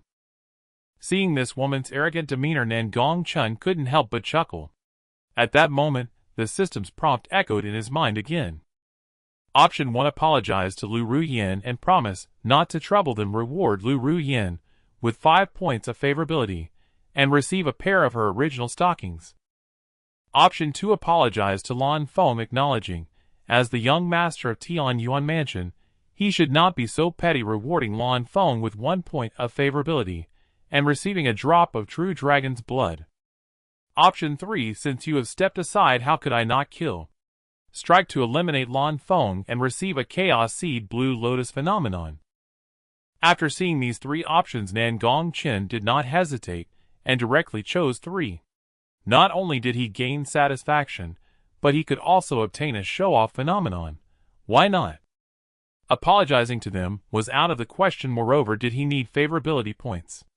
And that pair of Lu Ruyan's original stockings. What a ridiculous test for a leader. Since you stepped aside, how could I not kill? Nan Gong Chen laughed. Then the symbols in his double pupils intertwined, and a divine light erupted, instantly transforming Lan Feng into a cloud of blood mist. You? Lu Ruyan's pupils contracted, unable to believe he actually dared to strike. A commotion erupted in the crowd, everyone shocked. No one had anticipated Lan Feng would still die in the end. You really thought I wouldn't dare to kill? Nan Gong Chen's expression remained indifferent, as if he had crushed an ant devoid of any emotion. Seeing that the Chaos Seed Blue Lotus had already been rewarded, he felt quite satisfied. Lu Ruyan gritted her silver teeth, her face pale. Having killed Lan Feng, she would surely face repercussions from the sect leader upon her return. Thinking this, she wanted to turn and leave, not wishing to engage further with this madman. Wait, did I say you could leave? At that moment, Nan Gong Chen spoke again. Attempting to moralize with me, and think you can leave. Ridiculous. Lu Ruyan turned to him, her beautiful eyes icy, gritting her teeth.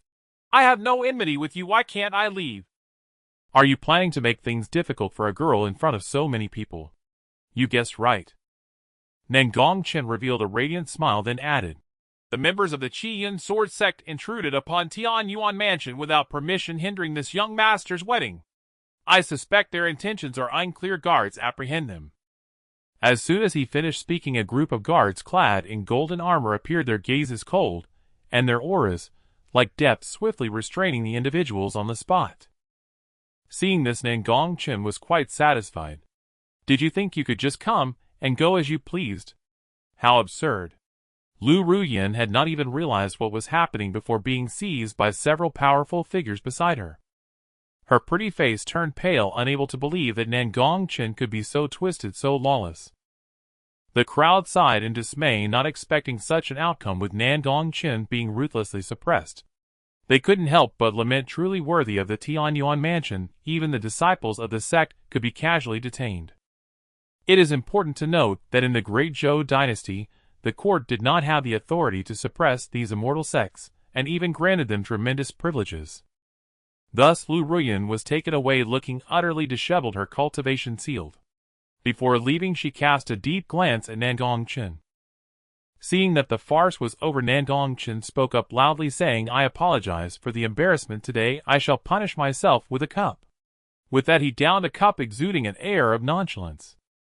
Upon witnessing this, everyone returned the gesture with a cup, jokingly saying, suppressing the rascals, the young master possesses extraordinary courage, earning our admiration. Indeed, the disciple of the immortal sect, relying on the authority granted by the court, was arrogant, and did all manner of misdeeds. Today it feels quite satisfying to us. Hearing the crowd's words, Nan Gong Chen also smiled. Indeed, in this world of cultivation, the one with the mightiest fist holds the truth, the rules. The wedding banquet continued as usual. At the dining table, Nandong Yu saw that his grandson's partner was actually the goddess Su Li, and he couldn't help but smile with delight. Come, granddaughter-in-law, this is the quasi-saint demon dragon I hunted in the northern region. Eating it will enhance your beauty, and also benefit your cultivation. Nandong Yu said cheerfully, placing it into her bowl, under Su Li's shocked gaze. Su Li's expression was somewhat dazed. She hadn't expected to meet this legendary saint today, and he even served food to her. However, after realizing his address, her face turned slightly red. Thank you, grandfather, she finally said after a moment of hesitation. Beside them, Su Ming and Su Mu also revealed smiles, though they were equally astonished inside. The disparity in status between the Su family and the Nandong family was immense. In such a situation, for the Nandong family to share a table with them was truly treating them as family. Moreover, sitting at the same table as this legendary saint of the Great Zhou made them feel a surge of excitement. This was a matter they could boast about for a long time. Upon hearing this, Nandong's face, resembling ancient leather, broke into a brilliant smile filled with joy. Good, good, good. Good granddaughter-in-law, since you have married into our Nandong family, you are one of us. If this little rascal bullies you in the future, just tell me, and I will teach him a lesson. If he dares not punish, would his father not dare? Nan Gong Chen chuckled awkwardly, clearly somewhat intimidated by Nan Gong Yu, and said with a grin, "Ah ha ha ha, how could I possibly bully my wife, wouldn't you agree?" As he spoke, he winked at Su Li, his eyes carrying a hint of pleading. Seeing this, Su Li's lips curled into a beautiful smile, her eyes sparkling with mischief. She hadn't expected this lofty man to have such a side to him, which made her lower her guard a little, changing her view of him. After hesitating for a moment under Nan Gong Chen's pleading gaze, she chuckled lightly, saying, "He treats me well, and has not bullied me." Nan Gong Chen felt a quiet sigh of relief in his heart upon hearing this. Fortunately, this woman did not reveal anything but her previous gaze. Oh, how unexpected that the dignified goddess had such a side. It seems that tonight, during their wedding night, he would have to teach her a good lesson. Nandong Yu nodded, saying, "That's good. If this brat bullies you in the future, you must tell me." Su Li nodded obediently, her beautiful eyes carrying a hint of a smile. Seeing this scene, Nandong Chen couldn't help but feel a touch of emotion. In his previous life, he had never experienced such a complete family. Thankfully, the heavens brought him to this world.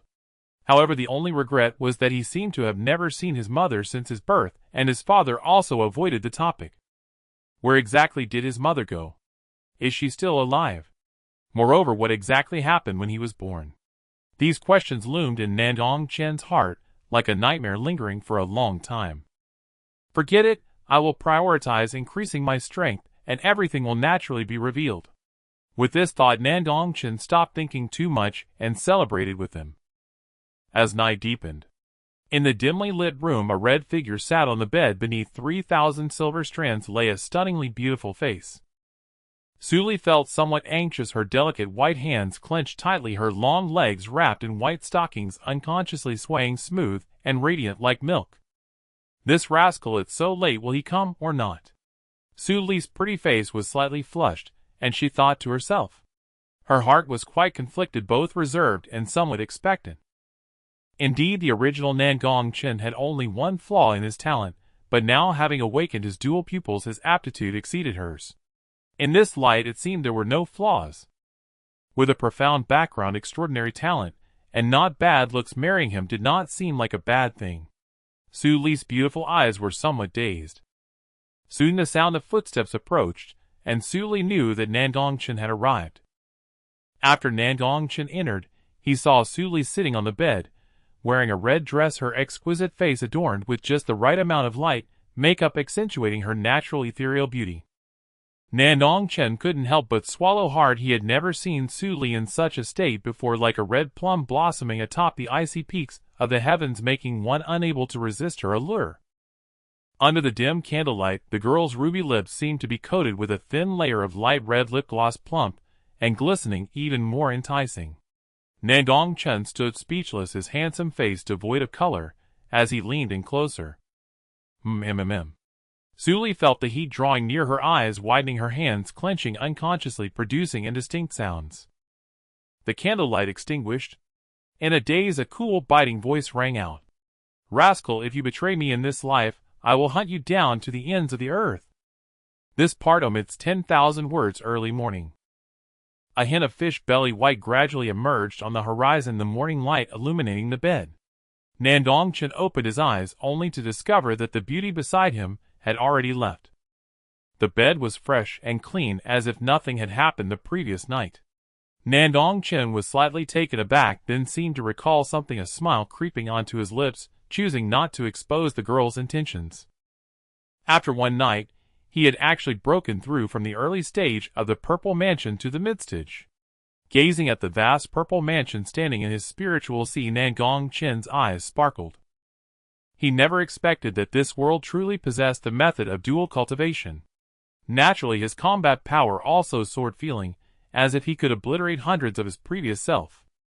Each realm is divided into 4 stages: early, mid, late, and peak. Thus it seems that he is quite close to the next realm. Thinking of this, a smile appeared on his face. Ding, on the first day of marriage, do you wish to sign in? At that moment, a cold prompt sounded. Nan Gong Chen quickly responded, sign in. Silently waiting Su Li. Ding. The reward is the secret of movement. Nandong Chen was filled with shock upon hearing this. It was indeed the secret of movement. It is known that the 9-character secret is a supreme skill, and the secret of movement possesses the ultimate speed in the world, capable of transcending the limits of realms. This is wonderful. He currently lacks a powerful movement technique, and the secret of movement can make up for this flaw. Coming back to his senses, Nandong Chen walked outside, as he had not forgotten that there were important matters to attend to today. He arrived at an open area, set up a barrier, and then tossed the ring he obtained from Su Aotian onto the ground.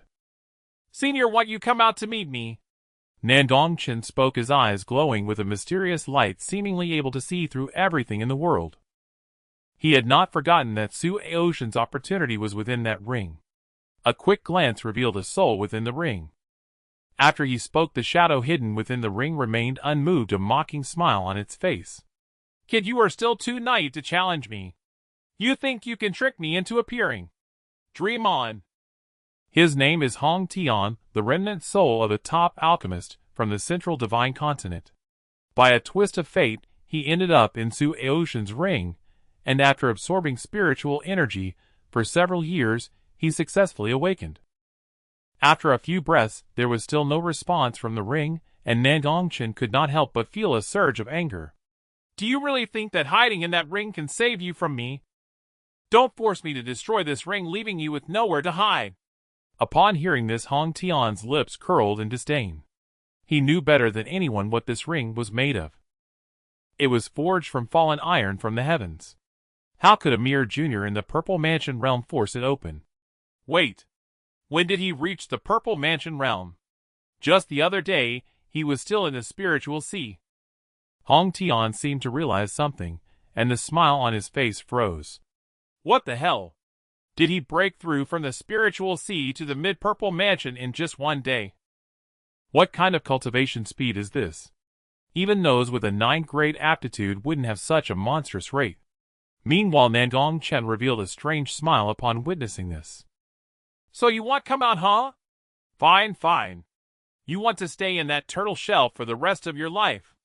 You should know that within my mysterious eyes lies a divine fire that can incinerate everything in the world, known as the 9 Nether Fiend Fire, a top-ranked existence among exotic fires.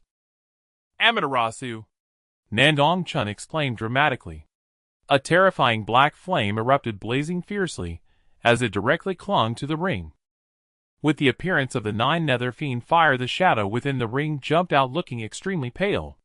Upon seeing this, Nandong Chen displayed a satisfied smile. Finally out.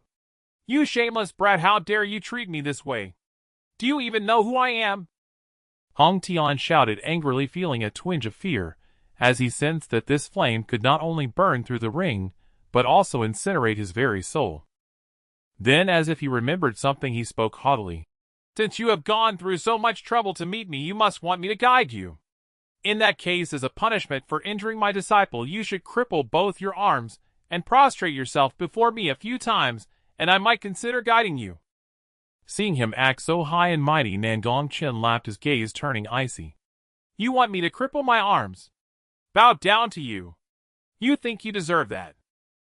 I was initially considering sparing your life, but since you are so ungrateful, it seems you should die once more. 9 Nether Fiend Fire. Nandong Chen declared, and the mysterious light in his eyes burst forth even brighter. The sky was filled with black flames descending, like a torrential downpour, enveloping Hong Tian completely. How dare you! Stop this at once! Quickly withdraw these evil flames! Hong Tian's pupils constricted, unable to believe that this young man truly dared to burn him. Then, upon seeing those dual pupils, he instantly understood everything. They were indeed the legendary dual pupils. Ah! It hurts so much! Please stop burning me! I am going to die! Hong Tian's shadow cried out in agony. The flames were too terrifying. He did not expect Nandong Chen to actually go all out. Such a reaction was unexpected. Shouldn't he be kneeling in gratitude? How did the roles reverse? Nan Gong Chen's gaze was cold, as he quietly watched the shadow being roasted by the 9 nether fiend fire. I was wrong, kid. Please stop. Otherwise I really will die. Hong Tian howled, his shadow becoming increasingly transparent, as if it were about to vanish. Nan Gong Chen remained silent, continuing to observe, knowing that this was not yet his limit. Hong Tian's eyes flashed with shock. Had he been discovered? Indeed, he had a bit of soul power stored within his divine soul, enough to use a forbidden technique to attack Nan Gong Chen's divine sense and replace him. Damn it. If this continues, he really would die. Nandong Chen sneered, watching the shadow that was on the verge of disappearing. He sensed that this old man had ulterior motives. Soon fear finally appeared in Hong Tian's eyes, as he realized that his soul power was almost depleted, and at that point, he would truly die. I'm afraid. I'm afraid. Don't kill me. I am willing to tell you everything I know. Hong Tian suddenly knelt on the ground, pleading. Seeing this, Nandong Chen withdrew some of the flames, coldly stating, Open your divine sense and let me search your soul. If you are not dead, I will spare your life. He was not foolish. If this old man had any tricks up his sleeve, he would be doomed. Searching the soul was much safer. With just a strand of divine thought, he could know everything. Upon hearing this, Hong Tian's face turned awkward. He had not anticipated being soul-searched by a mere young boy. However, he was now completely out of options, lacking the strength to resist. To survive, he gritted his teeth and hesitated for a moment before finally opening his divine sense. Although soul-searching posed great danger to the one being searched, he could not afford to think so much now. Seeing this, Nandong Chen wasted no time. He directly released a strand of divine thought into Hong Tian's divine sense. Ah! Ah! Pain etched across Hong Tian's face, as if his entire head were being drilled through, the agony tearing at his soul. After a few breaths, Nandong Chen withdrew his divine thought, his expression filled with satisfaction, clearly having gained much important information. Meanwhile, Hong Tian was panting heavily, his shadow growing increasingly ethereal, as if it would disappear at any moment. The soul search is complete. Kid, you should honor your promise and spare my life now, right? Upon hearing this, Nandong Chen revealed a cold smile. Haven't you heard? Villains always go back on their word. Old Hong Tian, it's time for you to die. You tricked me. Hong Tian's eyes widened as he glared at him with hatred. Nandong Chen ignored him and struck down, completely dispersing the soul. After absorbing the memories, Nandong Chen revealed a satisfied smile. As expected of a top-tier alchemist, these ancient pills have been lost for ages, and now this alchemical technique has all been passed down to me. Su Aotian, you truly are a greenhorn ripe for the picking. I will take my time to harvest you. A hint of deep meaning flickered in his eyes as he thought about this. From Hong Tian's memories, he learned that Su Aotian's next step was to head to Tian Yuan Academy to seize the Tian Yuan Spirit Tablet, which contained a remarkable technique. As for Tian Yuan Academy, he had some impression in his mind. It was founded by Kong Sheng, one of the 4 saints of the Great Zhou, a gathering place for prodigies, nurturing many outstanding talents for the Great Zhou. Almost all renowned powerhouses today had emerged from Tian Yuan Academy, which showcases their terrifying ability to cultivate disciples. There was a time when royal disciples bullied others within, but the Dean Kong Sheng drove them out mercilessly, showing no mercy, and thus the reputation of Tian Yuan Academy soared, earning it the title of the Holy Land for humble disciples. Ding task issued. Proceed to Tian Yuan Academy for check-in. At this moment, a cold notification sound rang out. Nandong Chen was momentarily taken aback, but then he reacted, a smile appearing on his face. He was just about to head to Tian Yuan Academy, and unexpectedly the system instructed him to check in. It seemed that this trip to Tian Yuan Academy was indeed imperative. One could only wonder what expression Su Aotian would have when he saw him then. In the imperial capital, the Wang family. Inside the room, a familiar figure lay unconscious on the bed, his right hand wrapped in white cloth, with blood seeping through, clearly indicating that his right hand had been severed. Indeed, this person was Su Aotian. At this moment, he was drenched in sweat, seemingly undergoing a terrible nightmare, and suddenly he jolted awake shouting, "Nan Gong Chen, I will kill you!" The servant waiting nearby upon witnessing this also had his pupils constrict, and hurriedly ran to inform the family head. After waking up, Su Aotian saw this familiar environment, and thought it was just a false alarm, until he noticed the empty space where his right hand used to be, realizing it was not a dream. "Ah! My right hand, you will pay for this! Nandong Chen, if I do not kill you in this life, I Su Aotian vow to never be human."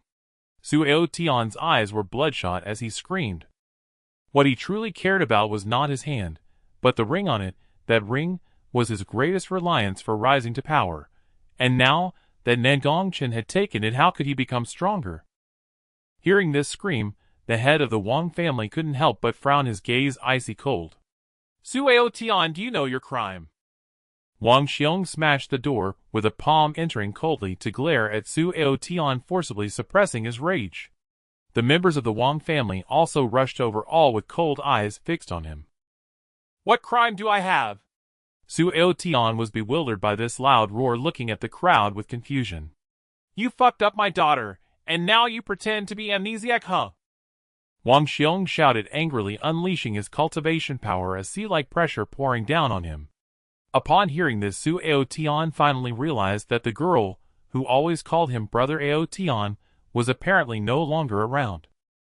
Thinking of this, his face turned a deep shade of anger, and he felt immense resentment towards Nan Gong Chen. "Family head, please let me explain," Su Aotian hurriedly said, wanting to defend himself.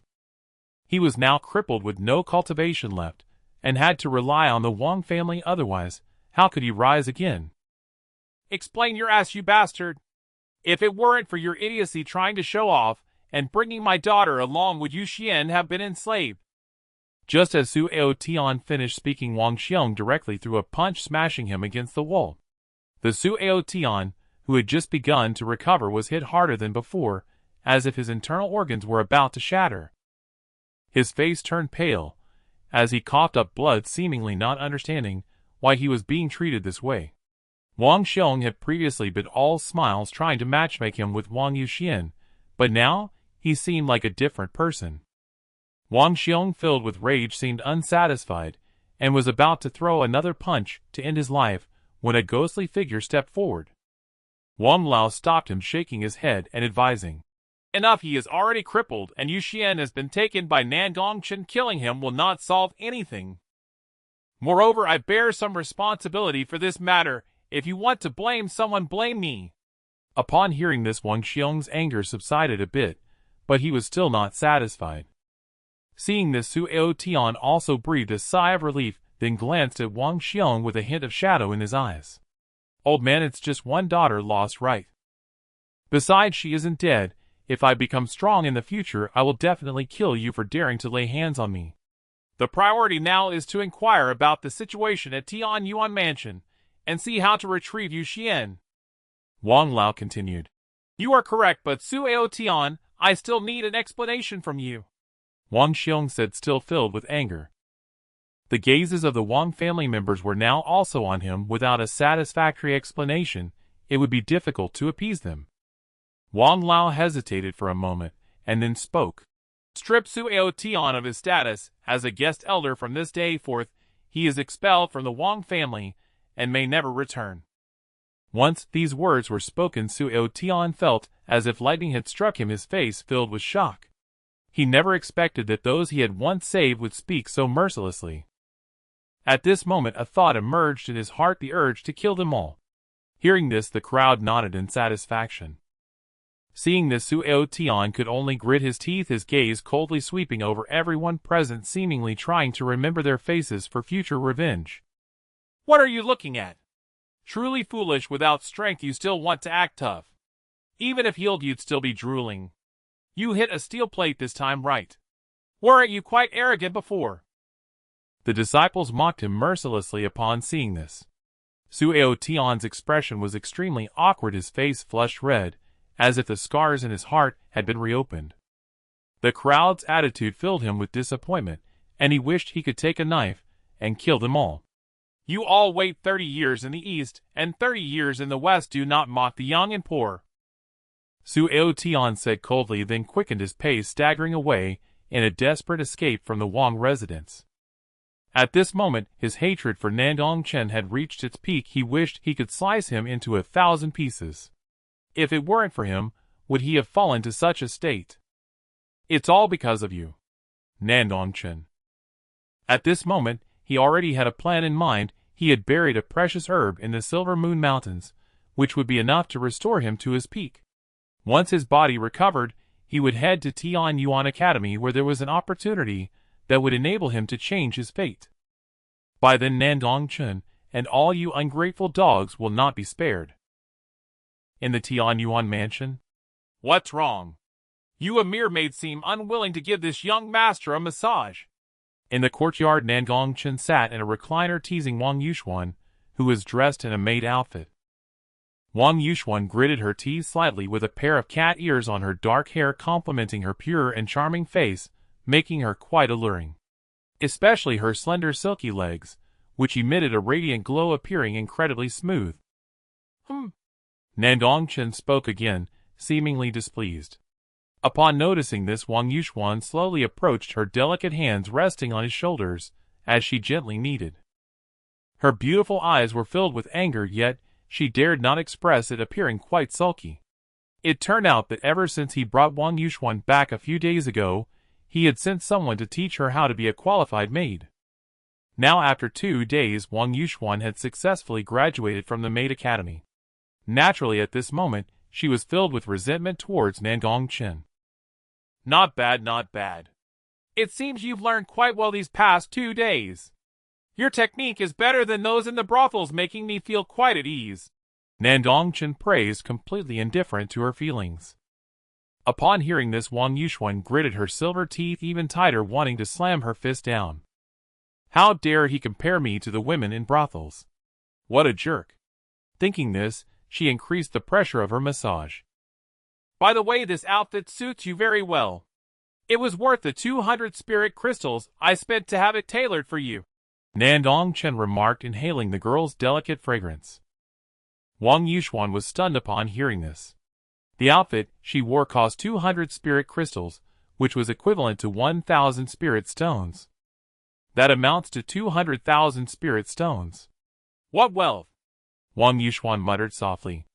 She had thought of herself as a wealthy young lady, but compared to him, she felt like a mere novice. Nandong Chen, upon hearing this, was unconcerned. Money is meant to be spent, otherwise what is its purpose? After hearing such a lavish statement, Wang Yuxuan felt a headache coming on, and chose not to speak.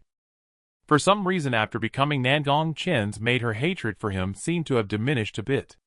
Looking at the exceptionally refined young man before her, she couldn't help but think of Su Aotian. Now that Su Aotian's meridians were ruined, and he could no longer cultivate, she hoped he could live a quiet life as an ordinary person. Meanwhile, she had fallen to become Nandong Chen's maid, destined to no longer be in the same world. In the end, one must look forward. She wondered how her family would react upon learning that she had been taken by Nandong Chen. Thinking of this, she felt a wave of anxiety wash over her. What's wrong? Are you homesick? Nandong Chen seemed to sense her thoughts and spoke. Wang Yuxuan remained silent, continuing to massage him. I'm not unreasonable. If you perform well in the future, I will naturally let you return. Nandong Chen continued, leaving her with a glimmer of hope. Upon hearing this, Wang Yuxuan's beautiful eyes lit up with surprise.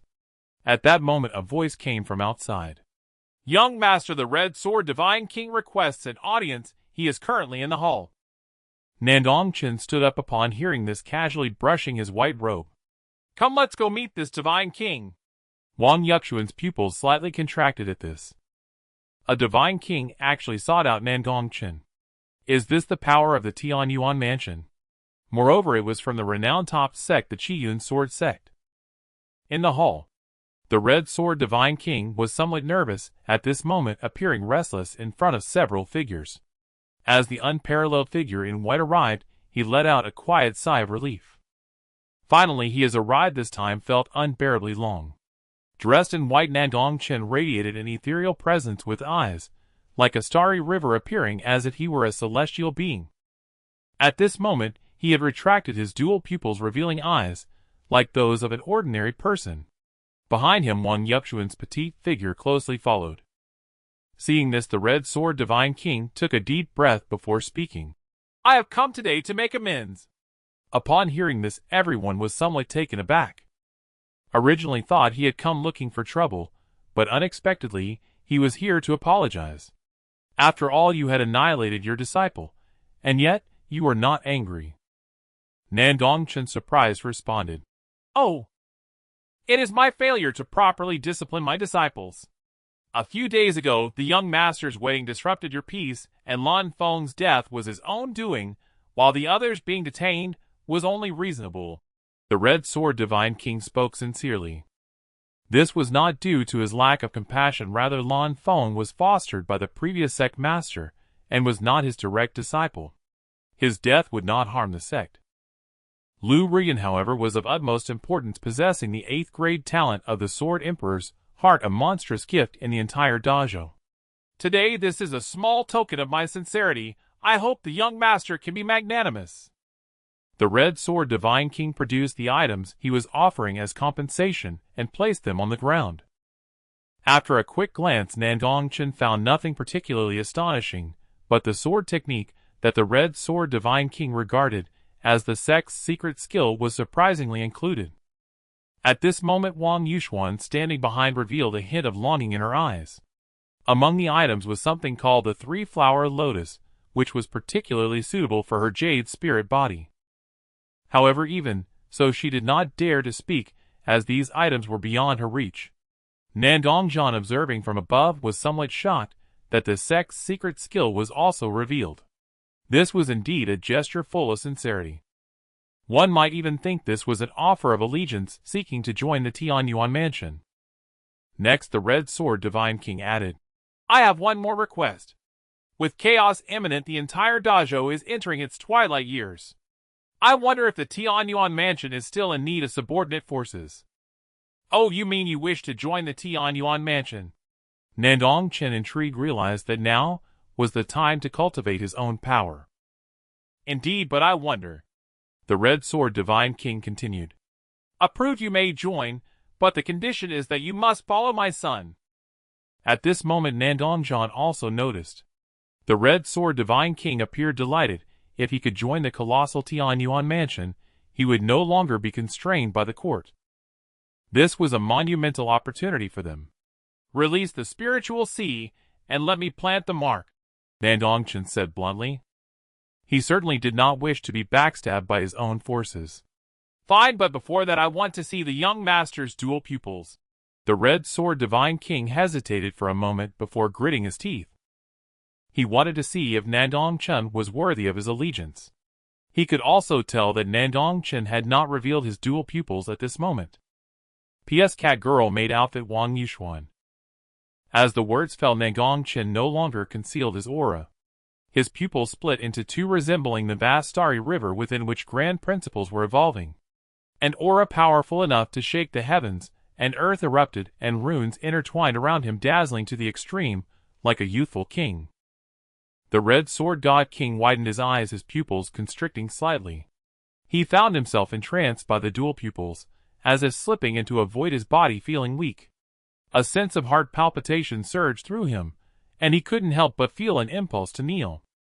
He was a powerful figure at the God King realm. Yet even in the face of these dual pupils, he was affected. What a terrifying talent this is! With this thought, he couldn't help but kneel on one knee, completely subdued. "I am Qi Shao, willing to follow the young master through fire and water." Nandong Chen smiled in satisfaction upon witnessing this. Wang Yushuan, standing behind, had a pale face, her eyes filled with shock. The power of this bastard's dual pupils was truly formidable. With this in mind, her heart sank further. It seemed that Brother Aotian's wish for revenge would never be realized in this lifetime. "Following me is the best choice you will make in this life. In the future, I will ascend to the pinnacle, dictating the course of eternity, and becoming a being above all." Nandong Chen spoke with a calm demeanor, and a gaze that looked down upon everything, exuding an aura of swallowing mountains and rivers. At that moment, the sky erupted with a yellowish aura, and phi-colored divine light dazzled, resonating with the sound of the Tao. The crowd was astonished. This was actually a resonance with the heavenly Tao. Those blessed by the heavenly Tao would surely achieve great things in the future. Nandong Chen's words had unexpectedly caused such a stir. Seeing this, Qi Shao's eyes were filled with fervent admiration. He was evidently completely convinced. Nandong Chen's expression was indifferent, as he retracted his dual pupils. After all, this phenomenon was too grand, and didn't suit his villainous style, and it could also lead to unnecessary troubles when going out. Though he was not afraid dealing with too much of it would still be a bit bothersome. In that case, Qi Shao, you go, and bring Lu Rian and the others back. Yes. Upon seeing his figure depart, Nandong Chen's eyes held an inexplicable meaning. He wondered how Lu Rian would react upon learning that the sect had come under his command. After everyone left, only the father and son Nandong remained in the hall. You said you want to go to Tianyuan Academy? Nandong Zhan asked, seemingly shocked.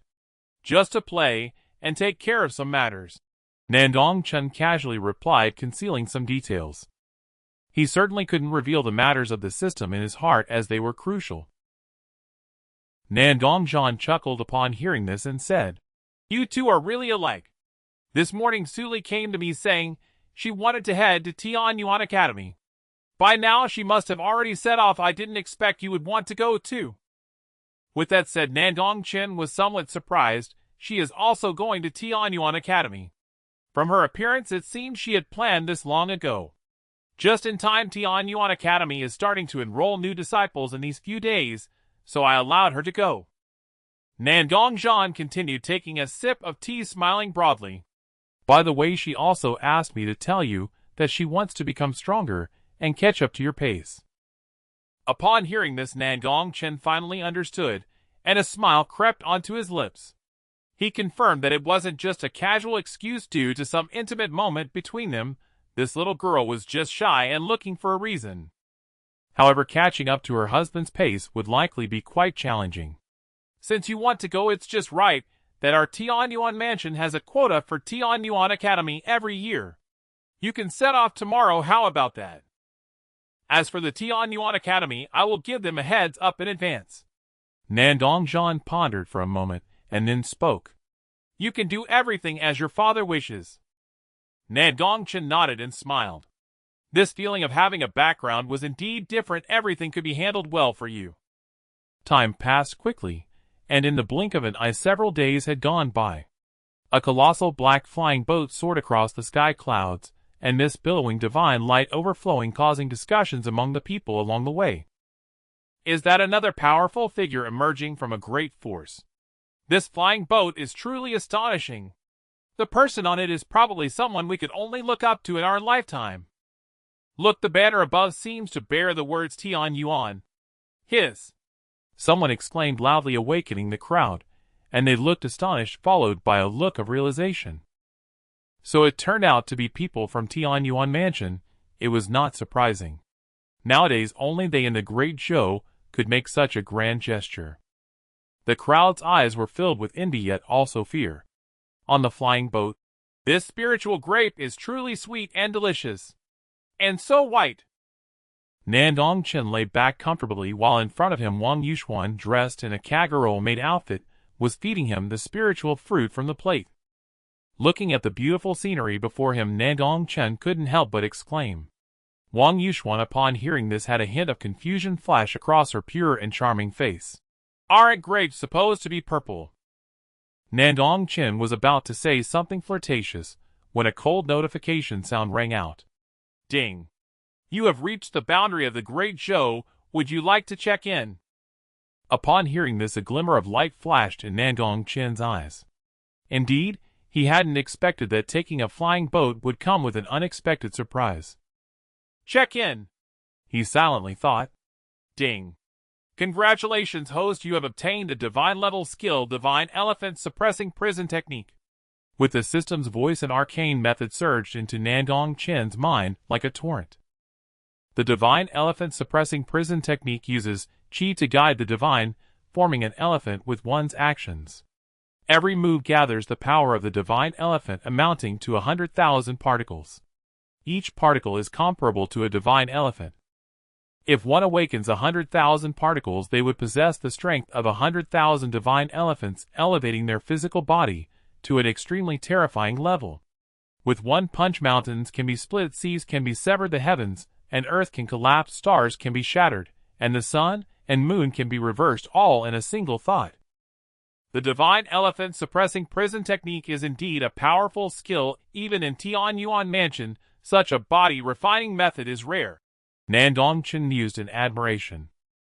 For him, at the moment, although the dual pupils exerted a sufficient sense of oppression, his foundation was still weak. If he could comprehend the divine elephant suppressing prison technique, it would greatly compensate for this significant shortcoming, making him a perfect Pentagon warrior. With this thought, Nandong Chen directly sat down and began to meditate. Seeing this, Wang Yuxuan's beautiful eyes sparkled with a different light as she put away the fruit plate and quietly watched him cultivate. This was the first time in recent days that she saw Nandong Chen cultivate so earnestly. Earlier he had been so carefree that she thought this guy didn't practice at all. At this moment, Nandong Chen had completely immersed himself in his cultivation. Boom! Soon he felt the particles within his body breaking open, as if a giant elephant had awakened, roaring to the heavens and crashing down stars. He continued to cultivate the golden blood energy, soaring into the sky, transforming into a golden giant elephant that suppressed the heavens and the earth. Wang Yuxuan's beautiful eyes widened in shock. What kind of skill is this? Why have I never seen it before? At this moment, high above in the sky, a graceful figure was observing Nan Gong Chen. She wore a ghostly mask exuding an astonishing aura that made even the void tremble. Her eyes shimmered with the flow of star rivers, a presence more fearsome than that of Nandong Yu, the strongest in the Great Zhou. However, at that moment her beautiful eyes, resembling autumn waters, contained no malice, but rather a hint of affection. He truly is that person's son, even his cultivation fluctuations are so immense, she murmured, seemingly lost in thought. With that, the woman vanished into the void, as if she had never been there. In the depths of the void, not far from the flying boat, 10 figures in black cloaks stood, their gazes cold and fierce, masked, and seemingly waiting for something. My lord, why hasn't that flying boat from the Tianyuan mansion arrived yet? An elder in a black cloak spoke, looking towards the leader. The leader, a man in a black cloak, waved his hand dismissively and said, "What's the rush? Whether Nandong Chen dies early or late, he will die regardless." He indeed, I calculated the timing, they should be arriving here shortly, another person sneered. Indeed, these individuals were the heavenly assassins sent by the Great Zhou to eliminate Nandong Chen, each a formidable force at the Purple Mansion level. The leader had already reached the peak of the Purple Mansion, just a step away from the Great Ability Realm. Such a large-scale operation indicated the Great Zhou's determination to kill Nandong Chen. If the intelligence above is correct, this time Nandong Chen has only brought a few Purple Mansion guards with him. These few are merely easy prey for us. The leader said coldly, his eyes devoid of warmth. Indeed, one must say that Tianyuan Mansion looks down on us too much, sending only a few Purple Mansion cultivators. A short figure in a black cloak chimed in. It's hard to say. Tianyuan Mansion is tightly sealed, and this news might be wrong. We should remain vigilant at all times. The leader continued, even if there were great abilities, what of it? With our combined formation, trapping him will make Nandong Chen's head an easy capture. Ha ha ha. The others echoed in agreement. However, I've heard that Nandong Chen seems to have awakened the legendary Heavy Eye. It sounds quite extraordinary. Do you believe that? That waste could awaken the Heavy Eye. I would drink urine standing on my head if that's true. Even if he did awaken it, so what? He's still just at the chi refining stage. Can he really leap to the Purple Mansion overnight? Ha ha ha. These black cloaks showed disdain, whispering amongst themselves. Before long, they began speaking again.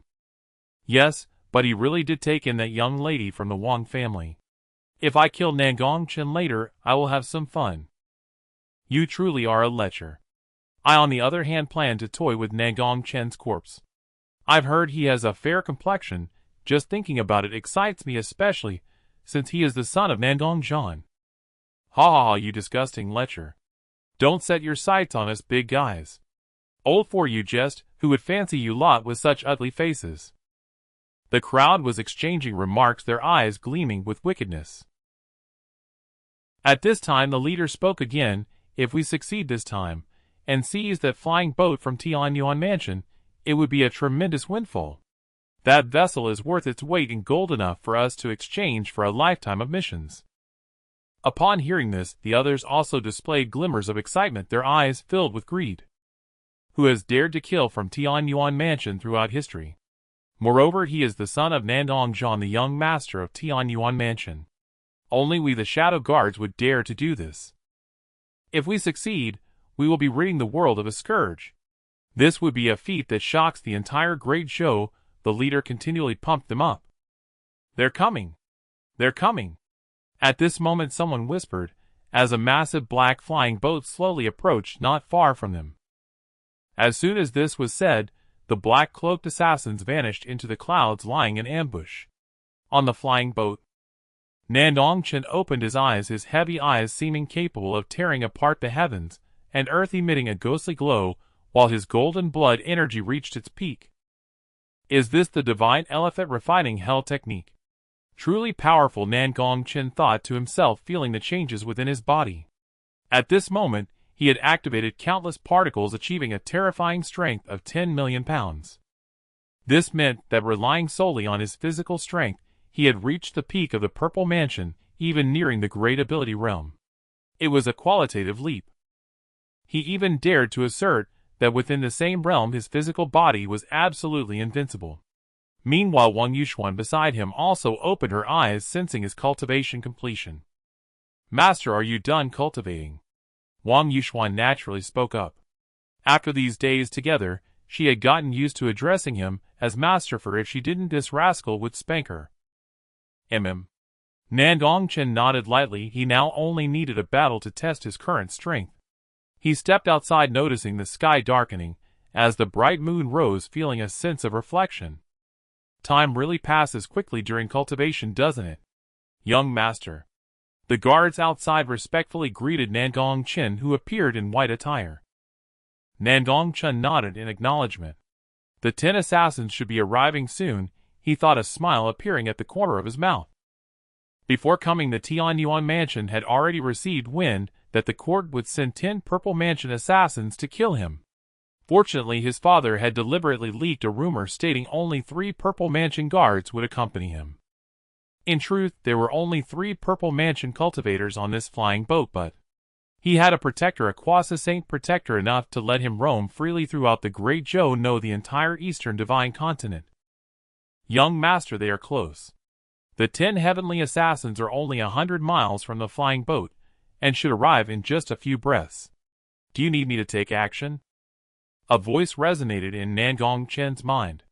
Old Mu, there's no need for you to act. A mere 10 Purple Mansion cultivators can be suppressed with a single hand. This is just the right opportunity for me to test my strength. Nandong Chen looked at the cloud and mist above, responding, I understand. After hearing this, Nandong Chen fell silent, his gaze deep, his heavy eyes emitting an enchanting glow, seemingly able to see through the misty clouds. They've arrived. A smile crept across his lips, his expression calm. Boom! A tremendous explosion resounded. The flying vessel shook slightly, clearly under attack. Protect the young master! A guard quickly reacted and shouted. 2 figures flew out from behind and approached Nandong Chen. Young master, it's dangerous here. We should hurry to the rear and activate the flying vessel's formation. An elderly guard said solemnly, his expression anxious. They never expected that someone would attempt to assassinate the young master of the Tianyuan Mansion. Too late. At that moment, a brazen voice echoed from the sea of clouds. Immediately, dozens of dark figures gradually appeared before everyone. They were clad in black robes, exuding a powerful aura, clearly well prepared. The speaker was the leader, his gaze cold, scanning the crowd like a venomous snake, while he emanated the strongest aura among the 10. A full 10 of them in the Purple Mansion realm came to assassinate Nandong Chen. The 3 guards' expressions changed upon seeing this, their eyes filled with grave concern. There are actually 10 in the Purple Mansion realm, the elderly guard exclaimed in shock. At that moment Wang Yuxuan, who had come from the rear, also widened her eyes in disbelief. Are there people trying to assassinate this bastard? As this thought crossed her mind, she felt inexplicably tense and worried for Nan Gong Chen. Oh, I didn't expect there to be only 3 in the Purple Mansion realm on the flying vessel. It seems the intel was correct. The leader, upon seeing the last figure appear, felt relieved and laughed heartily. They were about to strike it rich. At this moment, they couldn't help but laugh, as if they had already secured victory over Nan Gong Chen. Upon hearing this, the 3 guards' faces turned even paler. The enemies seemed to know their information all too well this time. They feared they were doomed. Who are you? How dare you assassinate the young master of the Tianyuan mansion? Don't you fear retribution? A guard stepped forward and shouted, trying to intimidate the opponents with the name of the Tianyuan mansion. Ha ha ha.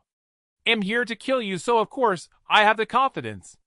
Do you really think the mere Tianyuan mansion can scare us? Ridiculous. The leader declared loudly, continuing. As for the reason for your demise, it is simply because your young master provoked someone he shouldn't have. The Great Zhou King ordered you to kill me, right?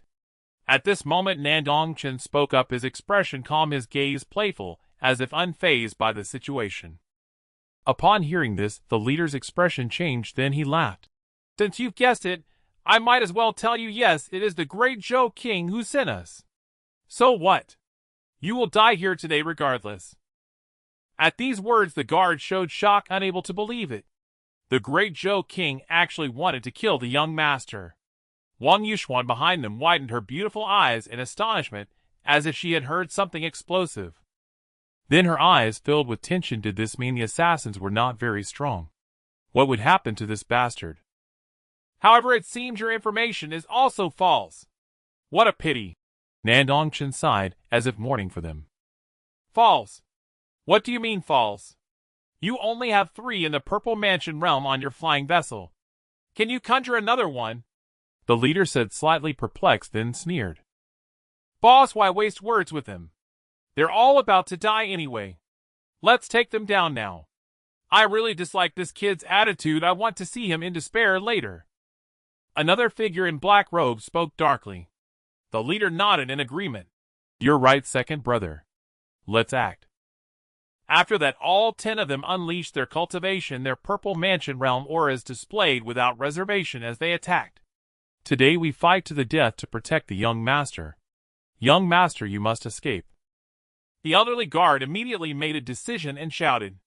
The other 2 guards, upon hearing this, also burst forth their cultivation, their eyes bloodshot, ready to fight to the death. You were right, I can indeed conjure another in the Purple Mansion realm. Nandong Chen sneered, then blocked the guards. His aura no longer concealed a terrifying ghostly light erupting from his eyes. You are actually in the Purple Mansion realm.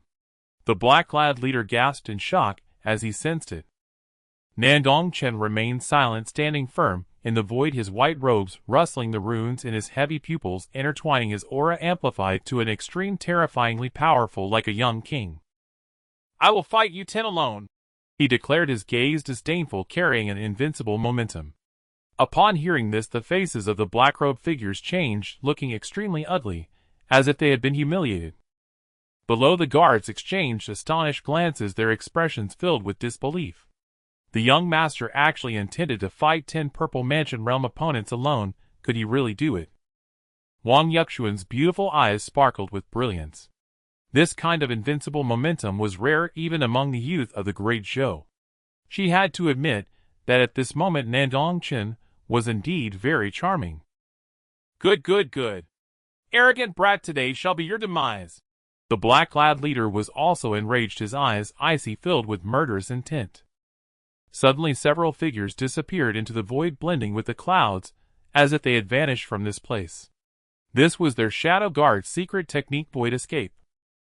They wielded curved blades, concealing their auras, their faces showing murderous intent, preparing to strike Nandong Chen with a thunderous blow. This is troublesome. Their Shadow Guard excels at blending into their surroundings, as if their aura has vanished, striking suddenly at critical moments to catch one off guard. Moreover, this is a combined attack technique. Even a powerful expert might fall for it. The elderly guard said, his eyes filled with gravity. What should the young master do? The guards showed worried expressions gazing at the murderous clouds above. Seeing this, Nan Gong Chen revealed a cold smile. How dare they hide in front of his heavy pupils? Ridiculous. Then his eyes burned with intensity. A beam of light tore through the heavens, shooting straight into the clouds. Instantly screams rang out in the air, and blood mist appeared. The guards below widened their eyes in disbelief. He had instantaneously killed 4 in the Purple Mansion realm. At this moment, the hidden black-robed leader's eyes turned bloodshot, and immense killing intent erupting from him. You audacious wretch! He roared in his heart. He still could not act, as he was preparing his most powerful strike. The other black-robed figures broke out in cold sweat. They never expected that Nan Gong Chen could see through their concealment. At this moment, a black figure approached above Nan Gong Chen, holding a curved blade, preparing to deliver a thunderous strike to his back. As he drew nearer, he burst forth from the clouds, the cold aura of the blade aimed directly at Nan Gong Chen. A gleam of joy appeared in his eyes. The Tianyuan Mansion's young master was nothing special. The crowd below saw this, their pupils constricting, revealing their worried expressions. Young master, be careful! Wang Yushuan felt a surge of anxiety within her, holding her breath for Nan Gong Chen. In the next moment, a golden aura erupted from Nan Gong Chen, vast like an ocean, and behind him appeared an incredibly terrifying phantom that resembled a dragon, and an elephant roaring at the sky, shaking the very heavens and earth. The man, with the curved blade, was directly knocked back by this overwhelming force, spitting blood, his eyes filled with shock. What kind of martial art is this? Before he could gather his thoughts, a golden fist light appeared, crushing him in one blow. Hiss! The remaining hidden assassins in the void saw this scene, and couldn't help but break into a cold sweat, already harboring thoughts of retreat. What kind of monster is this? Not only can it see through their disguises, but its physical body is also invincible, able to kill a Purple Mansion realm expert with just one punch. Who said this was the wasteful young master of the Tianyuan house? Even Mu Lao, who was preparing to intervene from above, was somewhat astonished. The young master is indeed unfathomable. To cultivate a physical body to such a miraculous extent is unprecedented. Throughout the entire Great Zhou, he had never seen such a prodigy. Terrifying as this, with dual pupils and an invincible body, he would surely reach an unattainable height in the future. The leader in black robes, seeing the others wanting to retreat, angrily scolded. Are you ashamed to flee when a yellow-haired brat is making you tremble with fear? Now that 5 of our brothers have already perished, what we must do is ensure that this brat accompanies them in death. Otherwise, whether it's the Imperial Court or the Tianyuan house, they will not spare us. Upon hearing this, the other black-robed figures dismissed their thoughts of retreat. That's right, kill him, and make him accompany our brothers in death. Their eyes filled with rage, they unleashed an even stronger cultivation, clearly burning their vital energy, brandishing their weapons, and charging towards Nan Gong Chen. Seeing this, Nan Gong Chen sneered. You all have quite a sense of loyalty, just in time to reunite together. His eyes burned with intensity. His dual pupils were terrifyingly powerful, capable of opening the heavens and destroying all. Suddenly a burst of light erupted, blazingly intense, with a thunderous boom, shattering 2 of them into blood mist. His eyes! The remaining 2 panicked, exclaimed loudly. By this stage in the battle, they also realized there was something wrong with Nan Gong Chen's eyes. They were strange. They turned to flee, unable to contend with the vast gap in strength. In the next moment, a black flame ignited on their bodies, burning fiercely and completely incinerating them. This is the second ability of the dual pupils, the 9 Hells Inferno. At this moment, the entire venue erupted in uproar. Only you are left. Nan Gong Chen looked at the last person, their leader. The leader in black robes was filled with fear, as if he were gazing upon a demon. At this moment, he finally understood why Nan Gong Chen had just declared the intelligence was false. Not only was it false, but it was utterly false. The 3 mentioned in the intelligence did not make a move. Instead, it was the very Nan Gong Chen they were supposed to protect who single-handedly pierced through 9 Purple Mansion realm experts, and now only he remained. Could it be that the Wang of Great Zhou intended to deliberately lead them to their doom? At this moment, such a possibility arose in his mind. Thinking of this, his face darkened, feeling incredibly humiliated. Meanwhile below several guards were immensely excited, feeling proud for their young master. Who would dare say our Tian Yuan House's young master is a waste? They would surely receive a few slaps in the face.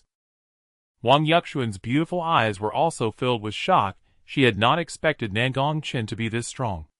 This was beyond the realm of genius. It was more like a monstrous abnormality. Even the goddess Su Li couldn't be this terrifying, right? An 18-year-old in the Purple Mansion realm would surely scare many, not to mention his battle prowess was at a defying level.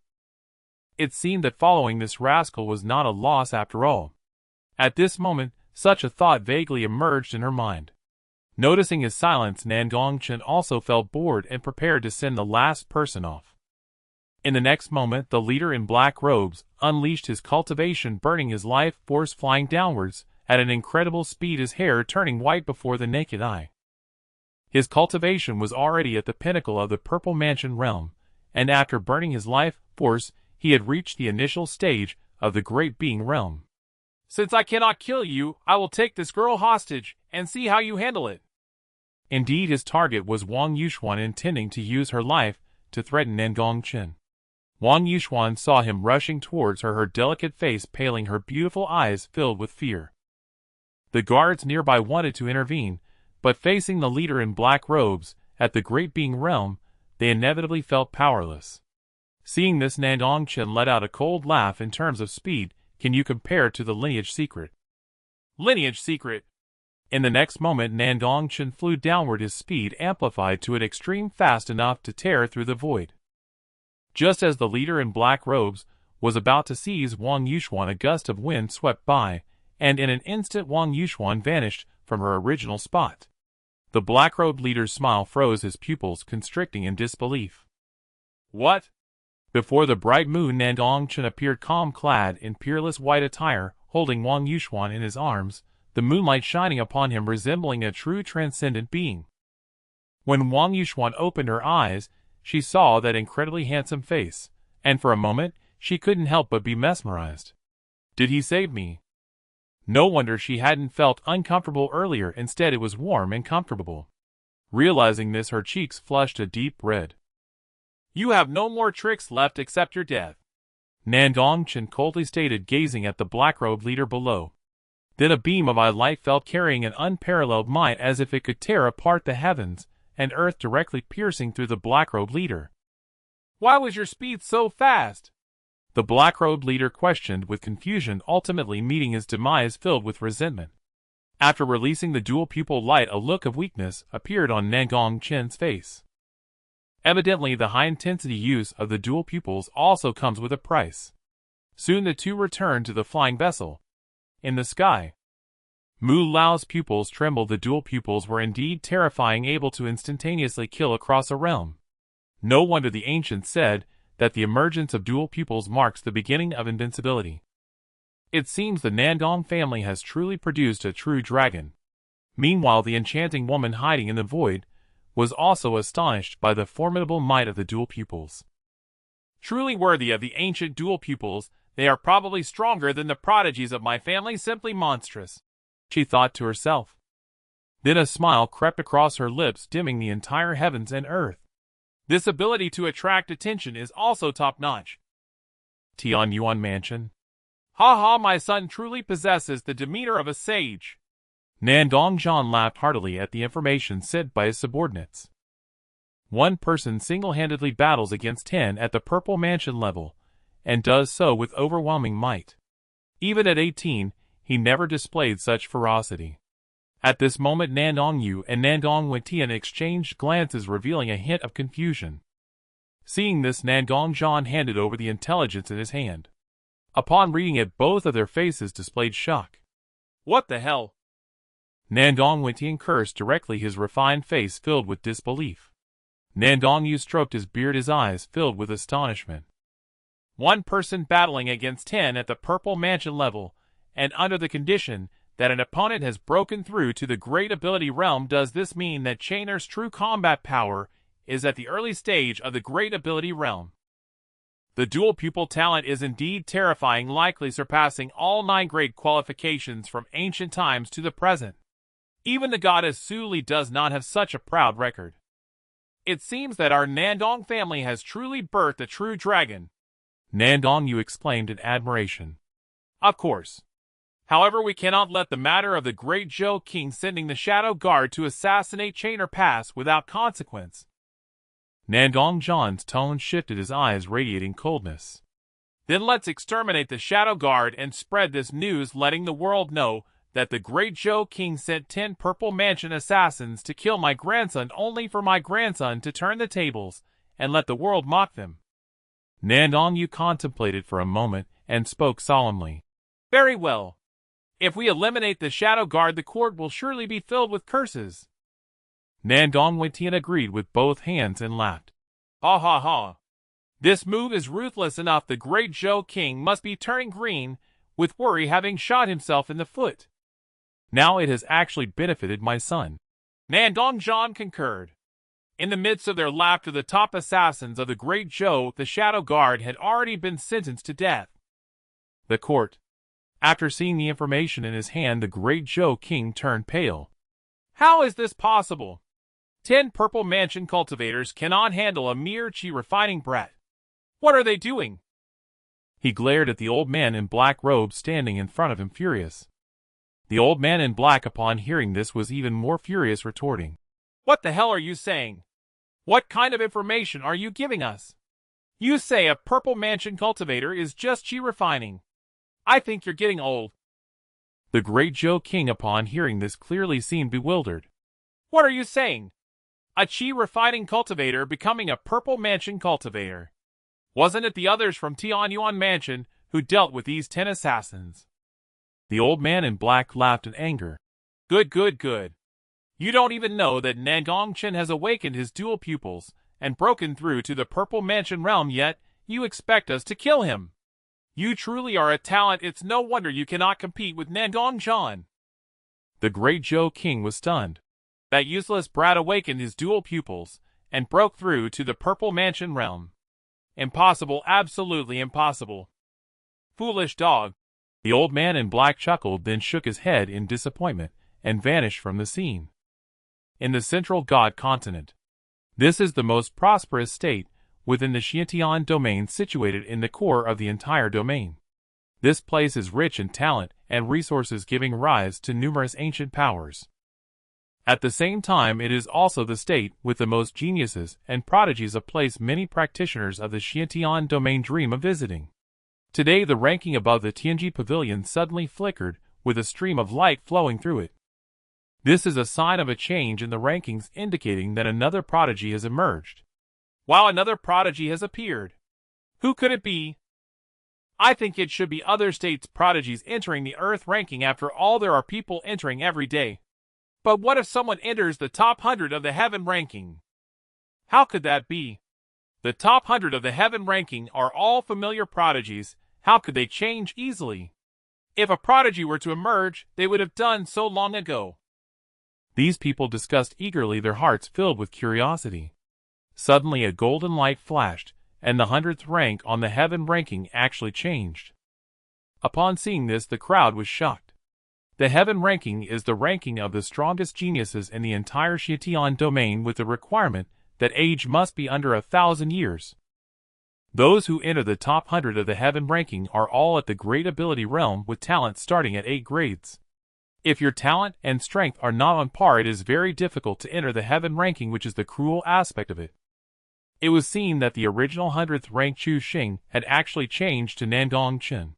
Heavens, who exactly is this Nan Gong Chen, who is a prodigy from the Eastern Divine State? Wow! Look at his cultivation level. He is only at the mid-stage of the Purple Mansion. How did he make it onto the ranking? Indeed, the prodigies on the heaven ranking all start at the great ability realm, yet now a Purple Mansion cultivator has appeared. This is truly unprecedented. The golden light on Nandong Chen's information bar on the heaven ranking had yet to fade, and words were gradually forming. This means that the name just displayed is merely the tip of the iceberg, and it will take a while for it to be fully revealed. After a few breaths, as the information on Nandong Chen's bar was completely displayed, the crowd fell into silence. Heaven ranking 100th Eastern Divine State Nan Gong Chen Talent Qualification Super 9 Grades Physique Dual Pupils Cultivation Midstage Purple Mansion Record 1 Person Overwhelming 9 Latest Stage Purple Mansion Cultivators and 1 Early Stage Great Ability Cultivator. What the hell is this monster? His qualification is actually Super 9 grades. What? Super 9 grades? Does this mean surpassing 9 grades? Dual Pupils. Could it be the legendary Dual Pupils? Wow, look at this record, it's truly outrageous. As everyone saw this, their pupils shrank in shock. Soon the Super 9 grades talent attracted more and more onlookers, including prodigies from both the heaven and earth rankings. Super 9 grades. The TNG Pavilion must have made a mistake. How could anyone's talent exceed 9 grades even with the so-called dual pupils? Below, a man in battle robes spoke up. He had a resolute face, his physique as strong as Mount Tai, an immensely powerful aura surrounding him, and strands of crystal white wrapped around his hand exuding a strong sense of power. Someone recognized him and exclaimed, "Heavens, isn't that you Russian ranked 61st on the heaven ranking? He actually has the audacity to question this." Under the leadership of you Russian, more and more people echoed. Exactly, how could anyone's qualification exceed 9 grades? Looking at the entire Aotian domain, no one has ever had a talent surpassing 9 grades. Did the TNG Pavilion make a mistake? At this moment, from within the TNG Pavilion, an ethereal elder flew out, standing in the void. His eyes were deep-set, and the aura he radiated was immensely powerful, pressing down on everyone and leaving them breathless. Upon seeing the Pavilion Master of the TNG Pavilion appear, the crowd fell silent. Are you all questioning me? Or are you questioning the TNG Pavilion? Or questioning this divine artifact, the TNG Mirror? As Bai Wudao spoke, his eyes showed hints of anger. Hearing this, the crowd did not dare to respond. They could tell that Bai Wudao was rarely angry. You Russian fell silent. He indeed found it difficult to answer these 3 questions as a junior. There is no issue with Nan Gong Chen's qualifications. Dual pupils truly signifies surpassing 9 grades. If you heaven and earth rankings are unconvinced, you may go to the Eastern Divine State and spar with him. Of course, I mean not now, unless someone among you wishes to bully the weak. He is merely at the Purple Mansion realm, so it's hard to gauge his depth. Bai Wudao continued, his eyes narrowing, seeming to carry a warning. Upon hearing this, the crowd quickly responded. We understand. Even you Russian, who had been quite arrogant just moments ago, echoed this. The Silvermoon Mountain Range.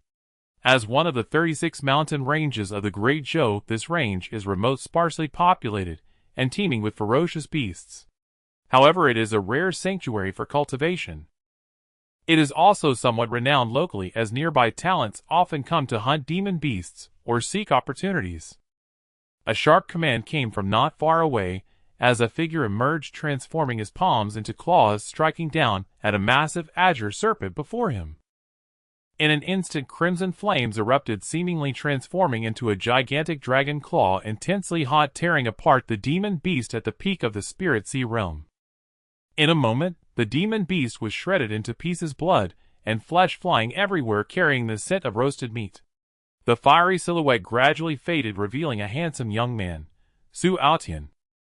Nearly a month had passed, during which Aotian had come to the Silvermoon Mountain Range and consumed a long-buried precious herb, not only restoring his meridians, but also fortuitously capturing a unique flame. This directly elevated his aptitude from the 6th rank to the 7th rank. Indeed, the cultivation method he practiced was called the burning art, which allowed him to enhance his physical aptitude by absorbing exotic flames, a truly extraordinary feat. Nandong Chen, you had better not do anything to my master or Yushuan, or when I come for you, I will slaughter your entire family, tormenting you with 1,000 fires, leaving you unable to live or die. The thought of his master and the woman being captured by Nan Gong Chen ignited anger in Aotian's heart, wishing he could immediately rush to Tianyuan Mansion and kill him. 30 years in the east, 30 years in the west, and you Wang family, you actually regard me as a joke. Just wait, once I deal with Nan Gong Chen, I will come for you. Aotian seemed to recall something, and spoke fiercely, his gaze filled with fury. The urgent matter is to head to Tianyuan Academy, as the latter part of the burning art that my master mentioned is there. Should I obtain it, and break through to the 9th rank, I will not fear any talent in the world. At that time, Nan Gong Chen, let's see if I can snatch Suli away from you so you can experience the feeling of having your wife stolen, ha ha ha. And you, Suli, I helped you so much that day, yet you are so ungrateful. If I obtain you in the future, I will definitely humiliate you, thoroughly treating you as a toy. Su Aotian thought to himself, unleashing a wicked smile. Ha ha, Tian Yuan Academy, here I come. Meanwhile, on the other side, on the flying boat, Nan Gong Chen sneezed, a look of surprise appearing on his handsome ethereal face. Who is thinking of me? Could it be my good vegetable Su Aotian? With this thought, a hint of amusement flashed in Nan Gong Chen's eyes. Presumably Su Aotian has already restored his cultivation and gained new opportunities. Perhaps he is even on his way to Tian Yuan Academy right now. He certainly knows what Su Aotian's purpose for going to Tian Yuan Academy is. Isn't it just to obtain the latter part of the burning heart? But will I allow you to succeed so easily? Moreover, it seems your master has concealed something from you. Nan Gong Chen's purpose for going to Tian Yuan Academy is not so simple. He has learned that within the Sky Tower lies a treasure, which not only contains the latter part of the burning heart, but also something called the Tian Yuan Spirit Tablet. This thing has a significant origin. Everyone believes that Tian Yuan Academy was established by the sage Confucius, but in fact it was not. Before ancient times, Tian Yuan Academy already existed and was immensely prosperous as a superpower in the Eastern Divine Continent. However, it seems to have gone through a great calamity and vanished without a trace.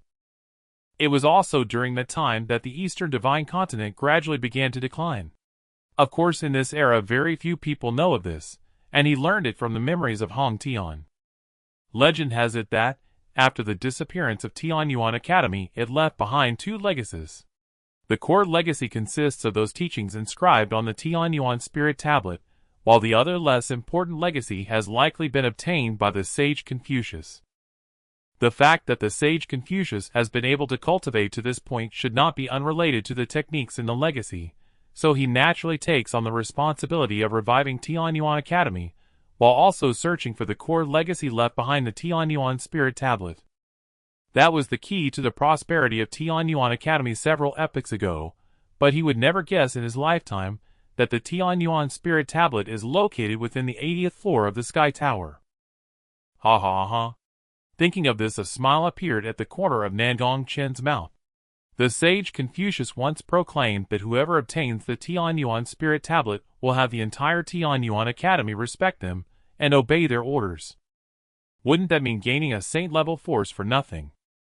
Fortunately, I learned all this in advance, and Hong Tian had only told Su Aotian that the latter part of the burning heart was in the Sky Tower without mentioning that the Tian Yuan Spirit Tablet was also there. It seems Hong Tian has some selfish motives. The sound of a cold system notification soon rang out. Ding. Arrived at the land of clouds. Would you like to check in? Nandong Chen looked out the window to see a vast darkness filled with swirling fog and entangled star clouds. This place is the final destination of the flying boat, the land of clouds. Once he crosses this place, he will reach Tian Yuan Academy. With this thought, he silently murmured, "Check in. Ding, reward divine level cultivation method, yin yang dual cultivation technique." Soon a profound and incomprehensible memory flooded into Nan Gong Chen's mind. This is not an ordinary dual cultivation method. While common dual cultivation methods only nourish one side and deplete the other, this yin yang dual cultivation technique allows both parties to grow stronger, simultaneously complementing each other. At this moment, as Nan Gong Chen saw those images in his mind, he felt a surge of heat within him. He could calm himself, but there was no need, as matters of desire are best dealt with at heart. Knock knock. A knock sounded at the door. "Come in. Master, are you all right?" Wang Yishuan entered looking somewhat worried. After all, she had seen Nan Gong Chen turn pale after killing someone to save her today, and she was quite concerned.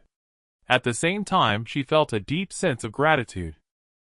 If it were anyone else, they might not have saved an inconsequential servant like her. "I have something." Nandong Chen feigned a pale expression as he lay on the bed. Seeing this, Wang Yishuan rushed over looking guilty. What should we do, master? It's all my fault. Today she wore a black and white maid outfit adorned with cat ears. Her short hair made her look pure and adorable, while under her skirt were black stockings that reflected light delicately. This ensemble created a striking contrast, making anyone who saw her exclaim that she was a beauty of the mortal realm. Nan Gong Chen beckoned her closer, whispering a few words into her ear. After he spoke, Wang Yuxuan's face flushed, feeling somewhat at a loss. Is it really necessary for you to feel better? Indeed, otherwise, I might never recover in this lifetime. Nan Gong Chen sighed helplessly. Upon hearing this, Wang Yuxuan hesitated for a moment, thinking that he was injured because of her. If she refused, wouldn't that seem ungrateful? Okay, I agree. Wang Yuxuan said softly, her face as red as a ripe apple. This will also benefit you. Perhaps afterward you can break through from the early stage of the spirit sea to the mid-stage. Nan Gong Chen said earnestly, then transmitted the cultivation method into her mind. Wang Yuxuan felt the memories in her mind, her face turning even redder. Then the candlelight extinguished, and a fierce battle was about to begin. This part is omitted for 20,000 words. The next day, Nandong Chen woke up early, but the graceful figure beside him had already vanished. After carefully sensing the changes within his body, Nandong Chen's eyes flickered with surprise, and his expression showed a hint of shock. Indeed, it is a divine-level technique. The effects of this skill are truly extraordinary. Now the benefits have manifested, as Nan Gong Chen's cultivation has directly advanced from the mid-purple mansion stage to the late purple mansion stage, and he is not far from the peak. Furthermore, he had taken away Wang Yuxuan's Yuan. It is known that Wang Yuxuan possesses a natural spiritual body, and the Yuan within her is immensely beneficial for cultivation. For example, it enhances comprehension and accelerates cultivation. At this moment, a sound of footsteps approached. Master, are you awake? Wang Yuxuan said with some surprise, holding a bowl of lotus porridge, her pure face carrying a hint of mature charm. Clearly, the girl was no longer just a girl. Nandong Chen's gaze softened as he sensed Wang Yuxuan's aura, and he nodded to himself. Not bad, you've reached the mid-spirit sea stage. Upon hearing this, a blush appeared on Wang Yuxuan's fair face, as if she recalled something. That is thanks to Master. Nandong Chen couldn't help but chuckle, not having thought of that aspect. He noticed Wang Yuxuan hesitating, as if she had something she wished to say to him. Seeing this, Nan Gong Chen raised an eyebrow and asked, What's wrong? Is there something you want to say? Master, is your illness better? If not, do you still need treatment for a few more days? Wang Yuxuan said with some concern, while her heart held a longing that she did not express. Nandong Chen was a bit taken aback, not expecting her to genuinely believe it. Nandong Chen thought for a moment, then coughed lightly. It seems to have improved quite a bit recently. If it continues like this, I will inform you. Good master, if you have an episode, you must tell me. Wang Yuxuan said earnestly, feeling an inexplicable joy in her heart. Oh, by the way, this 3-colored lotus flower is quite beneficial for your physique. Take it. Nandong Chen suddenly remembered something and spoke. Then a 3-colored lotus flower radiating ethereal light flew in front of Wang Yuxuan. Upon seeing this, her beautiful eyes sparkled with surprise. She silently collected it, secretly vowing to serve her master well in the future. Seeing the love-filled gaze in Wang Yuxuan's eyes, Nandong Chen instinctively touched his lower back. At Tianyuan Academy. At this moment, outside the academy gates, it was bustling with activity, a sea of people with countless young talents gathering here. Some wore magnificent robes hailing from royal families, while others donned simple clothing coming from commoner backgrounds, but without exception, they were all among the most gifted individuals in the entire Great Zhou. Is this the #1 academy in Great Zhou, Tianyuan Academy? It's truly impressive. Indeed, the spiritual energy here feels much denser compared to other places. If we can cultivate here in the future, our cultivation will surely progress by leaps and bounds. Yes, this is all thanks to Confucius establishing this academy, allowing us humble disciples a chance to stand out. I wonder when the assessment will begin. These young men and women conversed excitedly, their eyes filled with longing for Tianyuan Academy. Soon the academy gate swung open, and a figure flew out from within. It was an elder from the academy dressed in a white robe exuding an ethereal aura. His formidable cultivation radiated an aura that caused the expressions of those present to change. Such pressure could only be exerted by a powerful expert. My name is Yi Chi Feng, you may call me Elder Yi, and I am the presiding elder for your assessment. Yi Chi Feng spoke, his voice like thunder echoing throughout the heavens and the earth. Upon seeing such a powerful elder emerge to preside over the assessment, the longing in everyone's hearts intensified. Even the presiding elder's cultivation is so formidable it truly lives up to its reputation as the #1 academy in Great Zhou. This assessment is divided into 2 parts. The first part is a talent test. You will need to touch this qualification stone tablet, which will naturally display your qualifications. Those who surpass the 4th-grade qualification will be deemed to have passed the assessment and may participate in the second test. Of course, if you do not pass, Tianyuan Academy can only say that you have no fate with us, and you need not come back to participate in assessments in the future, as it would be unnecessary. Elder Yi said slowly, then pointed to a gigantic stone tablet inside the academy. Everyone nodded upon hearing this, clearly having informed themselves before coming. However, despite this, some individuals felt a sense of unease upon hearing it. In the Xiantian domain, those with qualifications below the 3rd grade made up the majority. Only those who exceed the 3rd grade qualifications can be called talents, and beyond that the disparity between each grade is vast, eliminating even more people. This is the cruel reality of this world. The second assessment is to defend the platforms.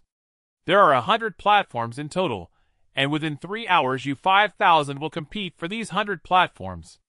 Those who successfully defend a platform will be considered to have passed the assessment.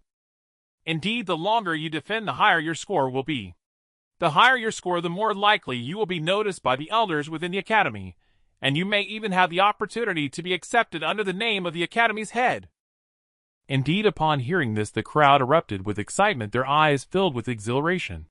The chance to be accepted under a sage's name was akin to soaring to the heavens, ensuring a wealth of resources in the future, and having a sage to guide them. Of course, some believed this was impossible. After all, it was a sage. They had never heard of him taking in disciples before. Perhaps it was merely a ploy.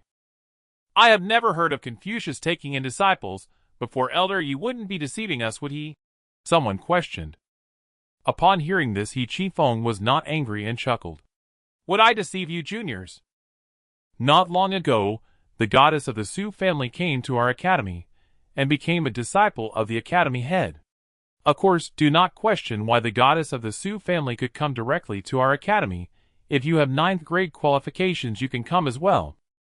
As his words fell, the audience fell silent.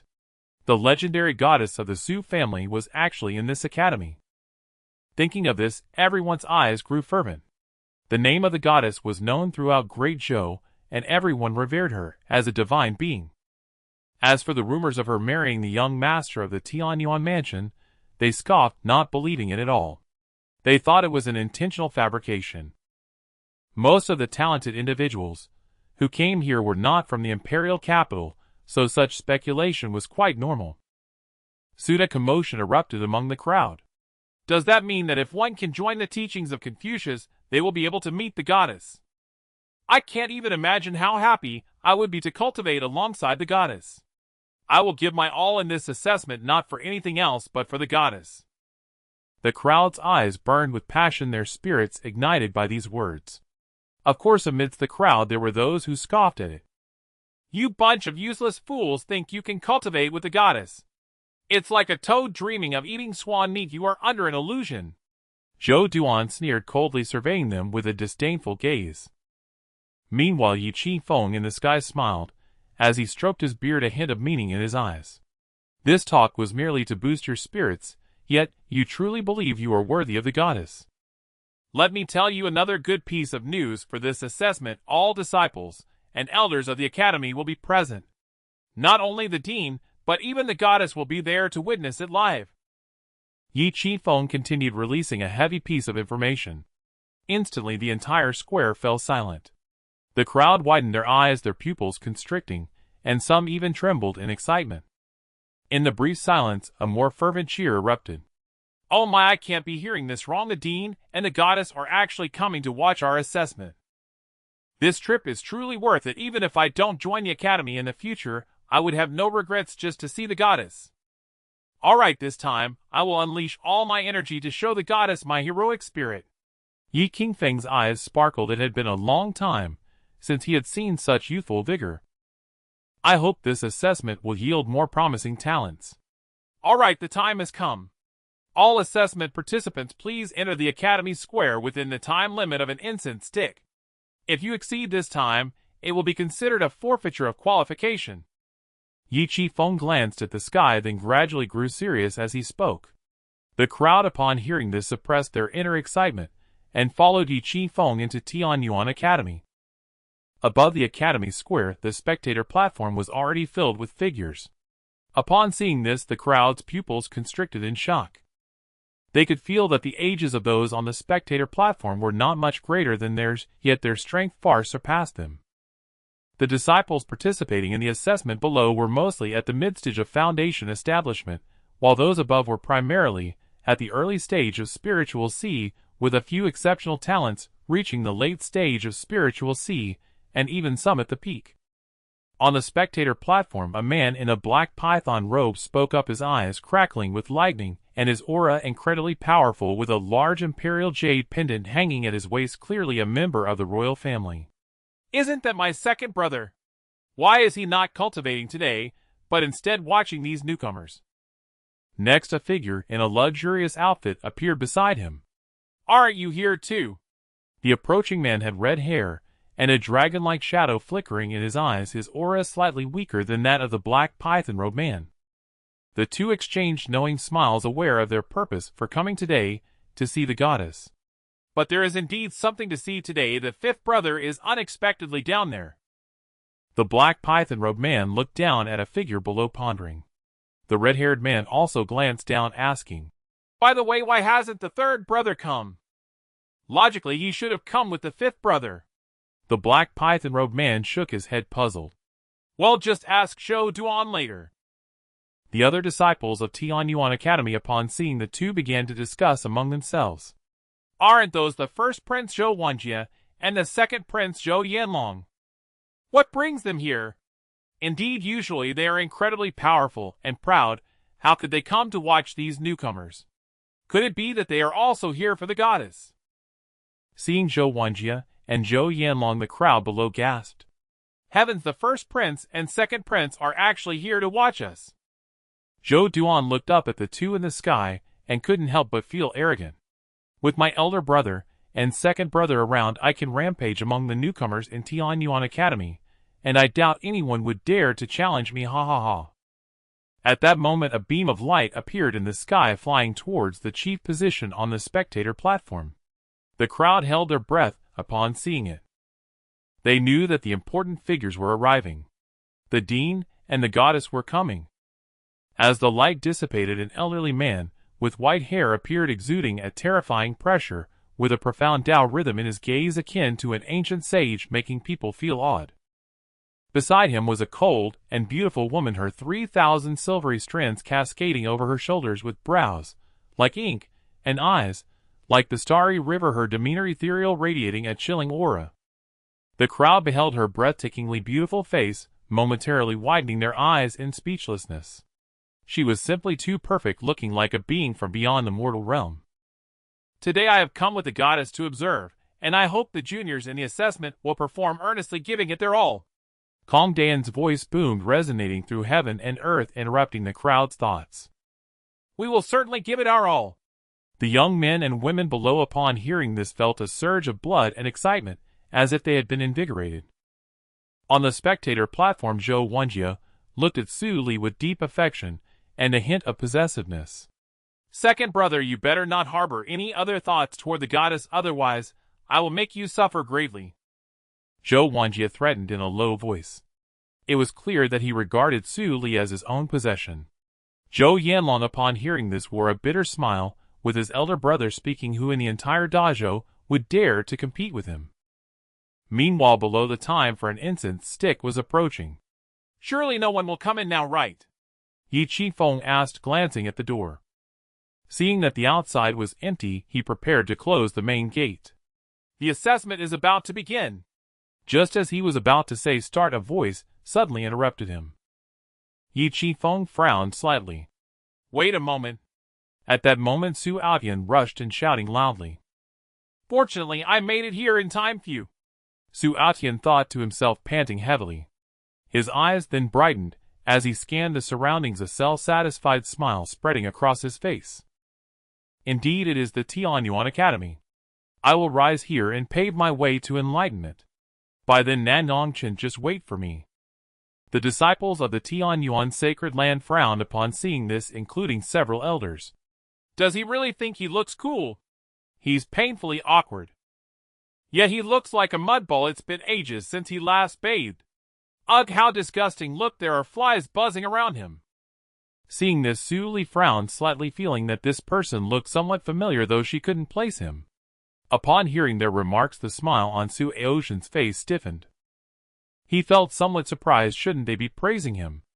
Those girls ought to be shy and squealing. Why was it so different from what he imagined? Thinking of this, his gaze turned icy. You people truly seek your own demise. Just wait until I establish my footing. It's just that I was in a hurry and haven't bathed in over 10 days. I just got a bit muddy. What a bunch of shallow people. Now that everyone is here, the assessment will officially begin. Yi Qifeng said with a frown. Assessment? What assessment? Aotian was somewhat bewildered, as he had just arrived and knew nothing. He wanted to ask someone nearby, but to his surprise no one paid him any mind, all avoiding him. Just as Aotian was about to get angry, he heard Yi Qifeng's voice. Zhang San, 3rd grade aptitude disqualified. Li Si, 2nd grade aptitude disqualified. On the square, Yi Qifeng read aloud, his eyes filled with disappointment. He had expected the quality of the recruits to be better, but was shocked at how poor it was. Aotian's eyes rolled, as he clearly understood what the assessment was. Wasn't it just testing talent? This was too easy. With his 7th grade aptitude, stunning the crowd would be a simple task. He then looked around until he caught sight of a breathtaking figure above, momentarily lost in thought. Wait, how could Su Li be here? Aotian suddenly snapped back to reality, his eyes filled with shock. Nan Gong Chen isn't here, right? Aotian quickly scanned the surroundings with his dark round eyes. After a while, seeing that there was no sign of Nan Gong Chen, he felt relieved. Fortunately, he's not here. I've developed a mental shadow concerning Nan Gong Chen. Then a wicked thought appeared in his mind. Since Nan Gong Chen isn't here, I'll steal your wife away, making you wear a green hat, ha ha ha. Given my previous charm, winning Su Li over would be a piece of cake. Thinking of this, he couldn't help but glance at Su Li, revealing a strange smile. This would be my interest collected in advance. Up above, Su Li remained oblivious to Aotian's gaze, maintaining her cold and proud demeanor. Meanwhile, on the observation platform, Zhou Wanjie noticed, and a flicker of murderous intent flashed in his eyes. A savage dares to have ill thoughts about the goddess. Boy, are you asking for a short life? Very well, if you manage to slip into the academy, that will be the beginning of your nightmare. If you get eliminated, just wait to die. With his royal power, it would be a piece of cake to have a savage killed. Zhou Duan, target this savage. Zhou Wanjie spoke with an undeniable tone. Zhou Yanlong was somewhat surprised, but didn't question it, passing the message down. Below, Zhou Duan, who was preparing to test his talent, smirked upon receiving the message. He truly intended to do so. That savage had just disgusted him. Hey, the savage at the back, how many days has it been since you bathed? You smell so bad. Zhou Duan frowned and said loudly. Sure enough, everyone looked down and caught a whiff of a strange smell. Then they all frowned at Aotian. Aotian was still lost in his fantasies when he was interrupted, and couldn't help but feel some anger. What's it to you? Who do you think you are? Everyone was somewhat shocked, not expecting Aotian to dare to insult the 5th Prince Zhou Duan publicly. Zhou Duan was also stunned, and his expression turned cold, revealing a trace of murderous intent. Well, you're the first one to dare speak to me like this in many years. I wonder where your confidence comes from. Aotian, upon hearing this, chuckled. Waste, who do you think you are? My strength is my confidence. He then unleashed his cultivation at the late stage of the spiritual sea realm without holding back. Everyone's expression changed upon sensing his power. What, he's actually at the late stage of the spiritual sea realm? Where did this monster come from? It seems we underestimated him. The elders above began to speak. Dean Kong Daoyun still gazed deeply at the scene below, seemingly unfazed. Zhou Duan's face turned pale, not expecting to have kicked an iron plate this time. At the late stage of the spiritual sea realm, he was only just entering the spiritual sea realm.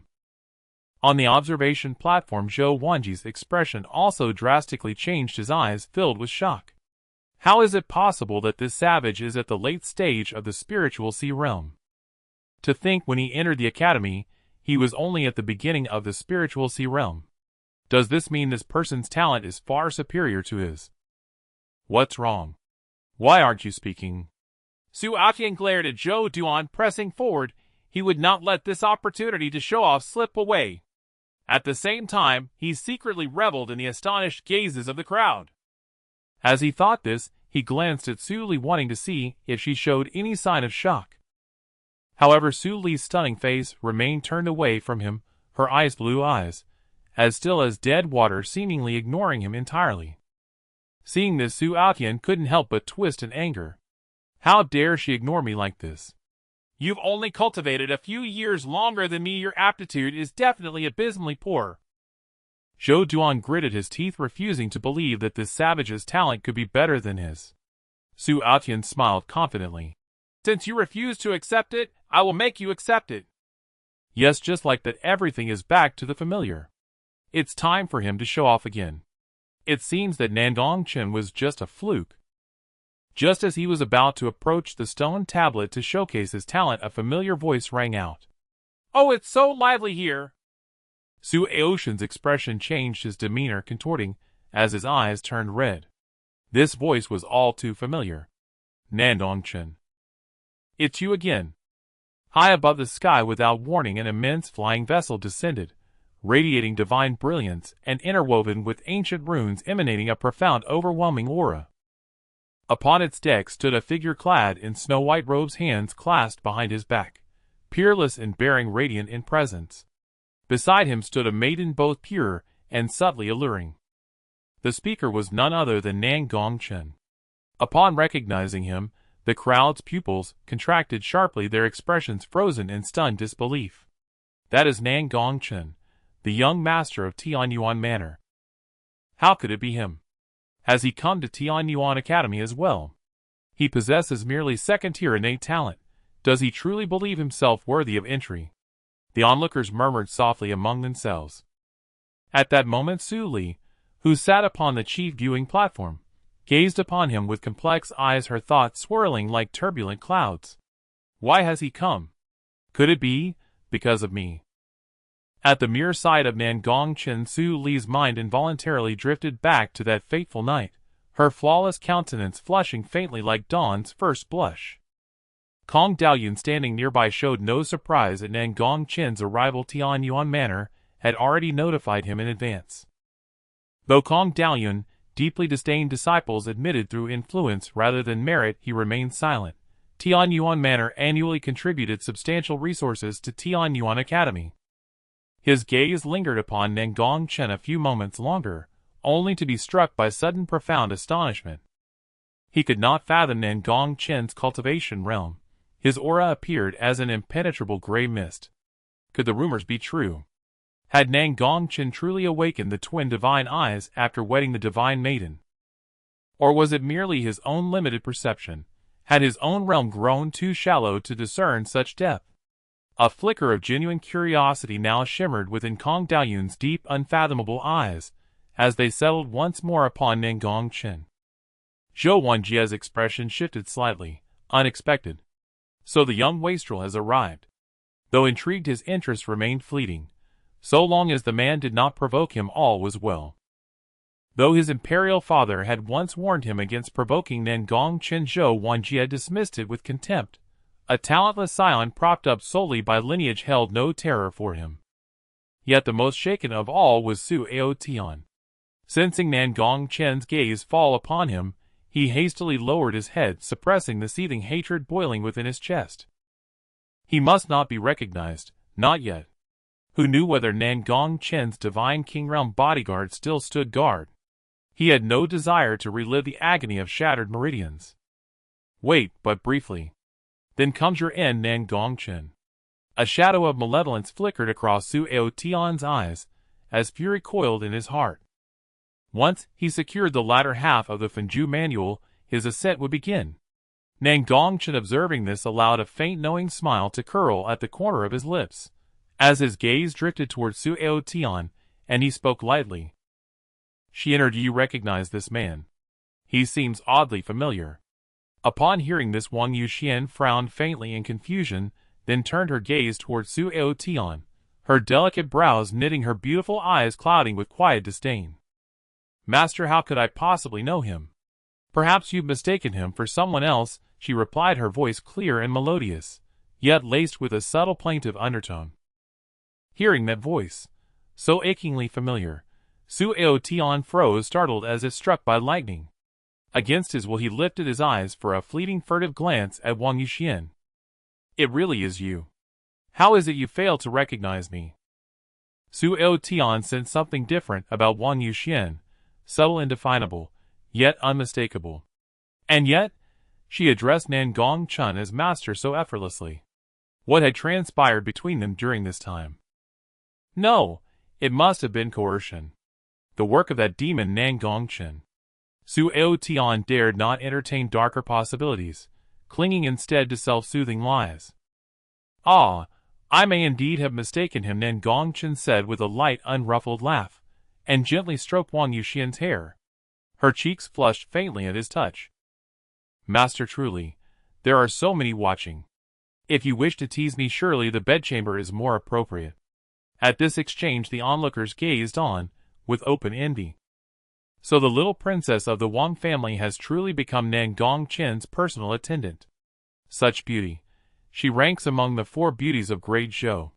How bitterly I curse my fate, to see her thus tamed by Nan Gong Chen. Yet I heard rumors of a man named Su Aotian, who once walked closely beside Wang Yuxian. Could that be true? Oh! Then is Su Aotian's head now painted emerald green? Ha ha ha. Su Aotian's head is now painted emerald green. Ha ha ha. Suli, witnessing this scene, grew colder still, her exquisite face glacial, her gaze fixed upon Nan Gong Chen with such biting frost that even the ground beneath her seemed poised to freeze over. Very well. So while I am away you go gallivanting elsewhere. Why does this stir such turmoil within me? Merely seeing him jest with another woman twists something deep inside my chest. Beside her, Kong Daoyun suddenly felt an icy gust sweep past, so sharp the very air seemed to chill. Is winter arriving early? He wondered, puzzled. Hearing the jeer, Su Aotian clenched his fists tightly, silently vowing to remember each mocking face. At that moment Yi Qingfeng's voice caught through the air, cold and commanding. Unrelated parties, refrain from disrupting our academy's examination. They had interfered with the examination for far too long. Were it not for Nan Gong Chen's status as young master of Tianyuan Manor, he would have been expelled long ago. With the examiner finally speaking, the crowd watched Nan Gong Chen expectantly, eager to see how he would respond. Beside him Wang Yuxian beamed, and produced 2 gleaming white tokens. Here, tink tink tink.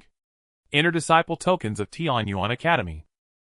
The tokens shimmered with soft radiance. The characters Tianyuan were inscribed upon them in bold flowing calligraphy, the Grandmaster's own hand, impossible to forge.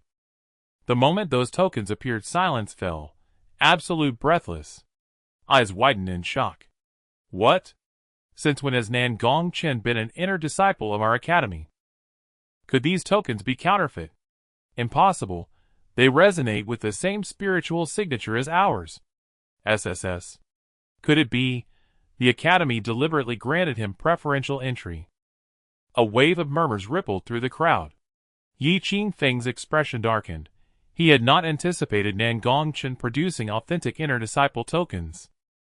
His seasoned instincts confirmed it instantly. These tokens were genuine, beyond forgery. Where did you obtain these tokens? he demanded, voice low and grave.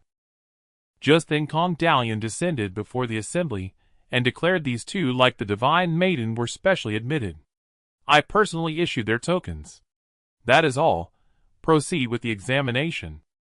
The crowd stared dumbfounded. Special admission? Fine for Wang Yuxian, a natural spirit-born body with 8-tier talent, but Nan Gong Chen. What extraordinary qualification could he possibly possess? Was it sheer wealth alone? SSS. Damn, what an obscenely wealthy heir. The younger generation has come today for one purpose: to challenge the Aotian Tower. Nandong Chen spoke, his expression calm and exuding a confidence that looked down upon all others. His voice was not loud, yet it echoed throughout the entire square. The crowd, upon hearing this, had their pupils constrict, and their faces were filled with shock. They never expected that the purpose of the young master of the Tianyuan House's visit was simply to challenge the Aotian Tower. You joined my academy just to challenge the Aotian Tower. Kong Dalian frowned and spoke. What kind of madness is this? The Aotian Tower is merely a place for honing practical skills, and the rewards within are minimal, already claimed by those before us. Of course, if he could reach a higher level, he might gain some opportunities, but was that even possible? Of course not. I also came today to see my Dao companion. Nan Gong Chen smiled, and then turned his gaze towards Suli. The crowd was astonished, wondering when the goddess became his Dao companion. Zhou Wanjie felt a tightening in his heart, vaguely sensing an ominous premonition. Everyone turned their eyes to Suli, eager to see how she would react. They all hoped that Suli would ignore Nandong Chen or scold him, so they could feel relieved and laugh at him heartily. Unfortunately, they were disappointed. The usually aloof Suli, upon hearing this, showed a hint of blush on her delicate face, and coldly rebuked. You still know that I am your Dao companion. Ah ha ha ha. Nandong Chen chuckled awkwardly, fully aware of what Suli meant.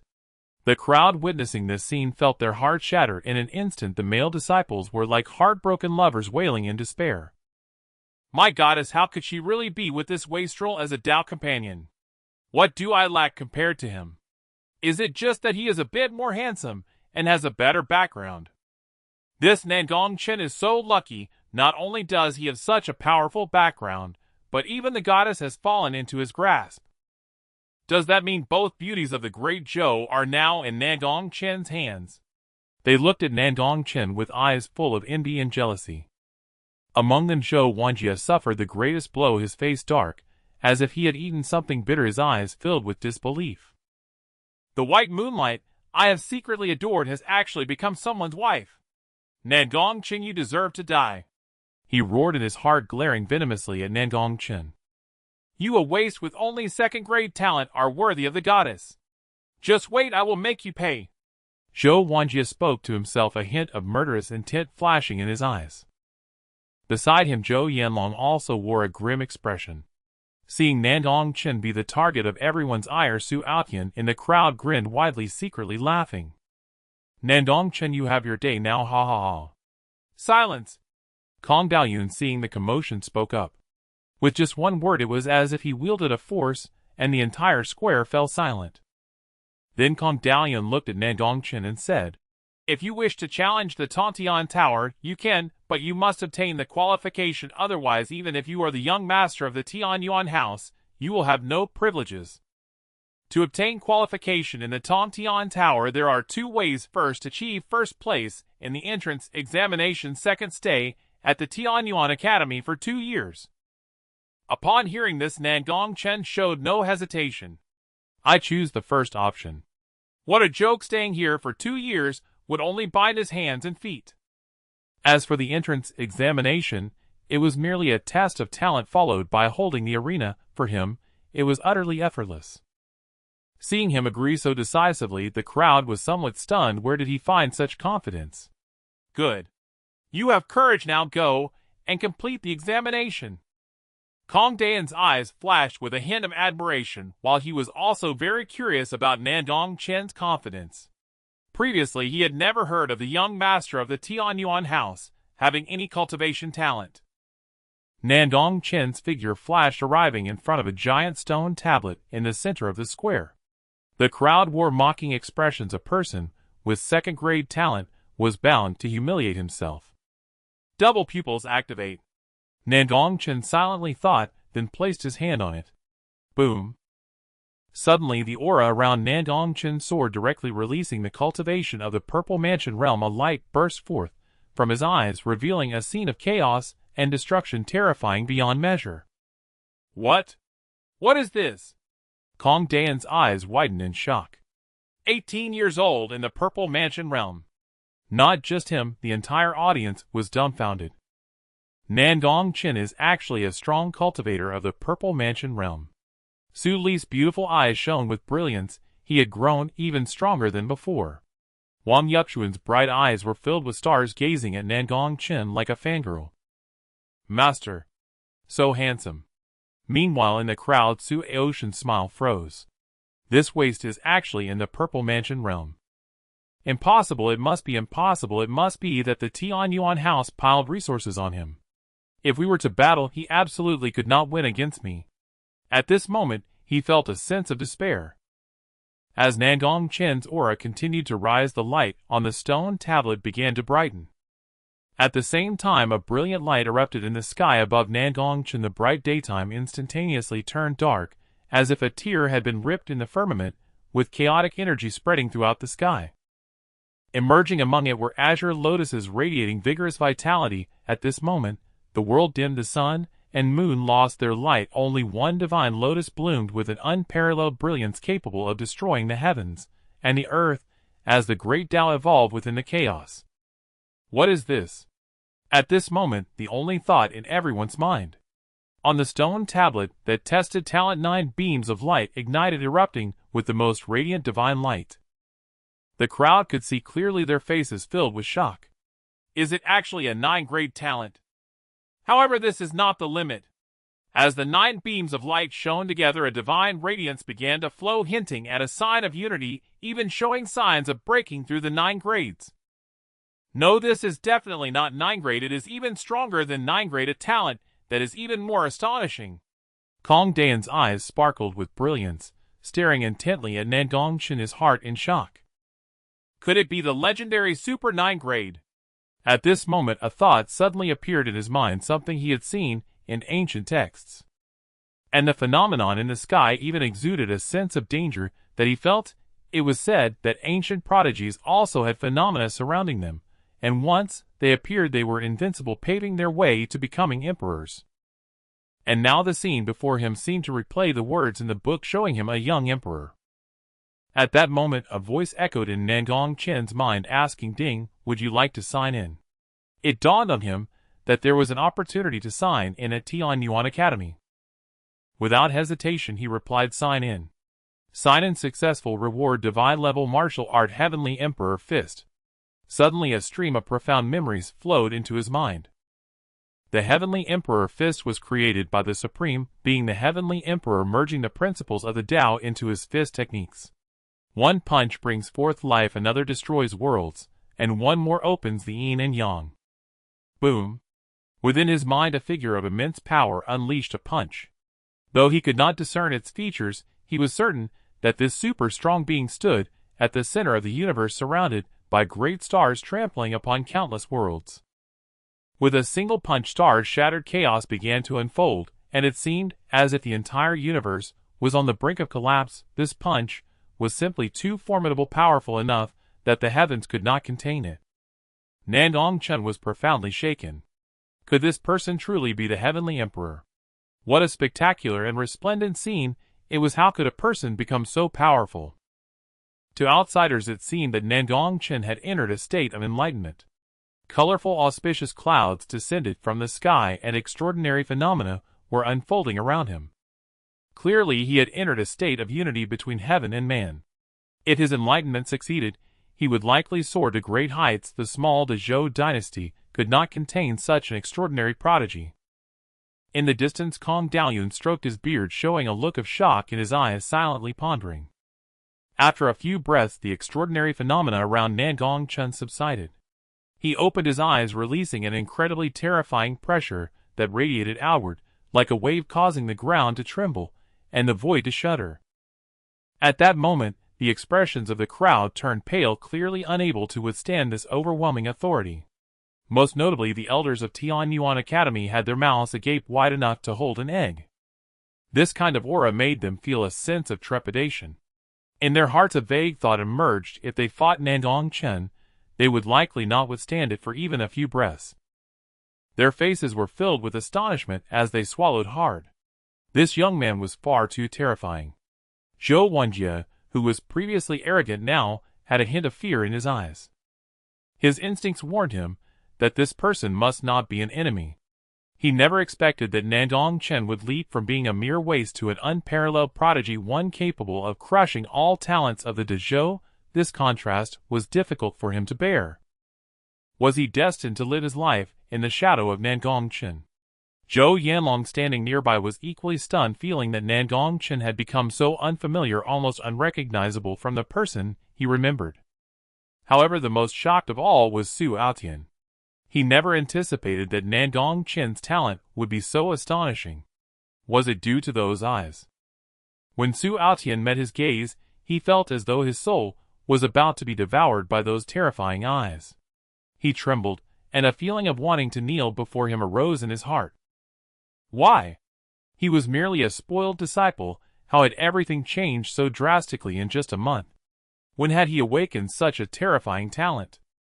Filled with questions, Su Aotian was not alone. Everyone in the square was puzzled. This immense disparity was simply too difficult to endure. Did he still have a chance for revenge? Su Aotian could not help but wonder, a bitter smile creeping onto his lips. Suddenly, as if struck by inspiration, his eyes gleamed with determination and his confidence returned.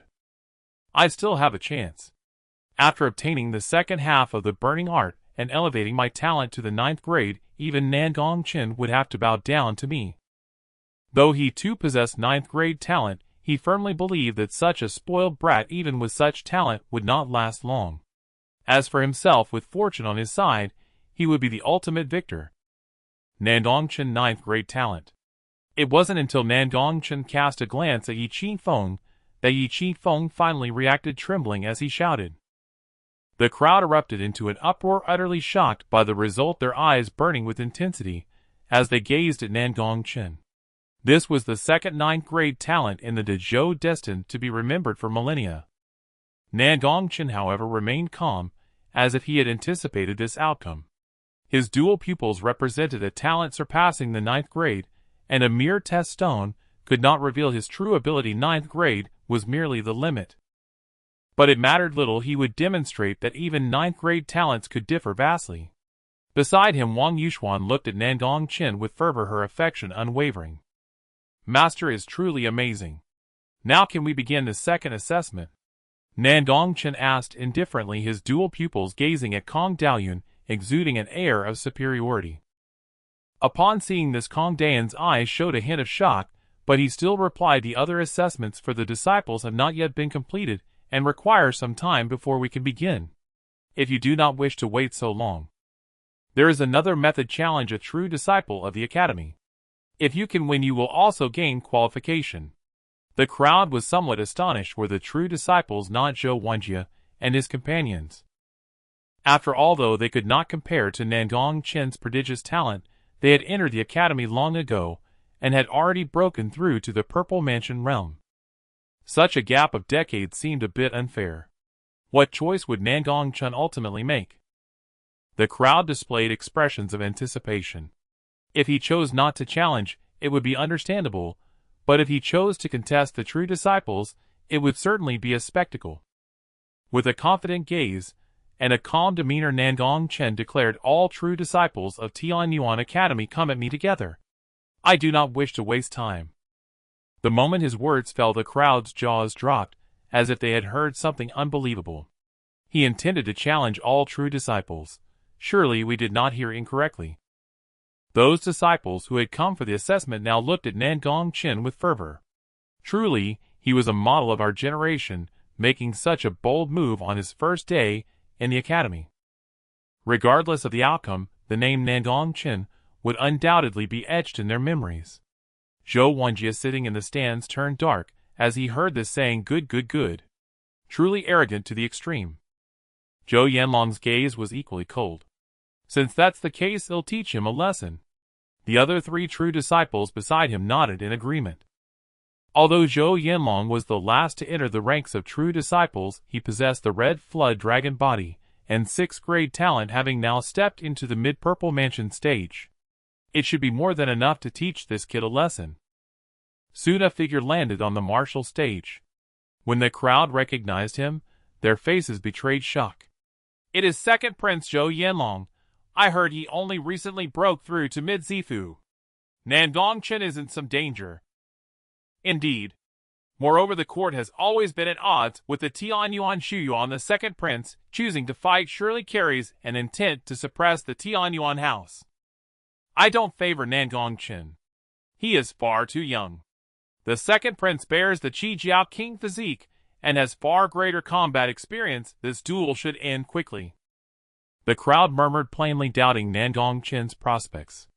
Among the spectators, Su Li sat with a cold, exquisite face. A faint smile flickered in her beautiful eyes. She knew someone was about to suffer misfortune, though she did not say who. In the throng, Su Aotian's gaze was icy. He silently prayed that the challenger would defeat Nan Gong Chen. He wanted above all to witness Nan Gong Chen's failure. 5th true disciple of the Tianyuan Shuyuan Zhou Yanlong comes to take the measure of the young master of Tianyuan house. Zhou Yanlong spoke in a cold voice, his eyes brimming with hostility. You are not yet worthy, Nan Gong Chen replied. Clad in white like fresh snow, with Chon Tong manifesting a primordial heaven-splitting portent in his gaze, his presence was dreadfully imposing, an aura befitting a youthful king. Many female disciples below, upon seeing such a handsome and noble youth, could not help but shriek. The young master is utterly divine. I would gladly be his shadow. Although I am but a disciple of the academy, I still hope the young master will win, they cried with fervent devotion. The other male disciples of the academy, witnessing this, looked at Nandong Chen with envy and resentment. He is only a little better looking than me, a touch more talented, a bit more well-born. What else does this Nandong Chen have over me? A plainly handsome young man said confidently, flicking his hair. The surrounding girls recoiled, keeping their distance. Truly irritating, so shallow, yet they dare compare with my brother, the girls whispered. Soon the crowd's attention returned to the stage. Such boundless arrogance. Today I shall show you the true strength of the Academy's transmission. Nandong Chen's words utterly enraged Zhou Yanlong. As a second prince, who in Zhou would dare address him thus? Immediately Zhou Yanlong erupted with cultivation. His clothes tore asunder, and his body seemed wreathed in flames. His aura swelled to an awesome magnitude. Scales the color of burning crimson sprouted across his bare torso, as if he were becoming a dragon. Within breaths, he assumed a half-man half-dragon aspect. A flicker of draconic majesty burned in his pupils. The spectators were thunderstruck. Zhou Yanlong's Qi Jiao King physique has become stronger lately. This will make things difficult for Nandong Chen. Indeed. Still, only Nandong Chen could provoke Zhou Yanlong into unleashing his physique like this. I want to see how Nandong Chen intends to withstand him. Above, Zhou Wanjiu laughed, eyes brimming with confidence. Once his physique erupted, Zhou Yanlong's strength and speed increased dramatically. At this point, his combat power nearly matched that of an ordinary late Zifu practitioner. Even Zhou Wanjiu himself might not be able to guarantee a certain victory against Zhou Yanlong in this state. Are you startled into silence? Zhou Yanlong's eyes glowed with bloodlust.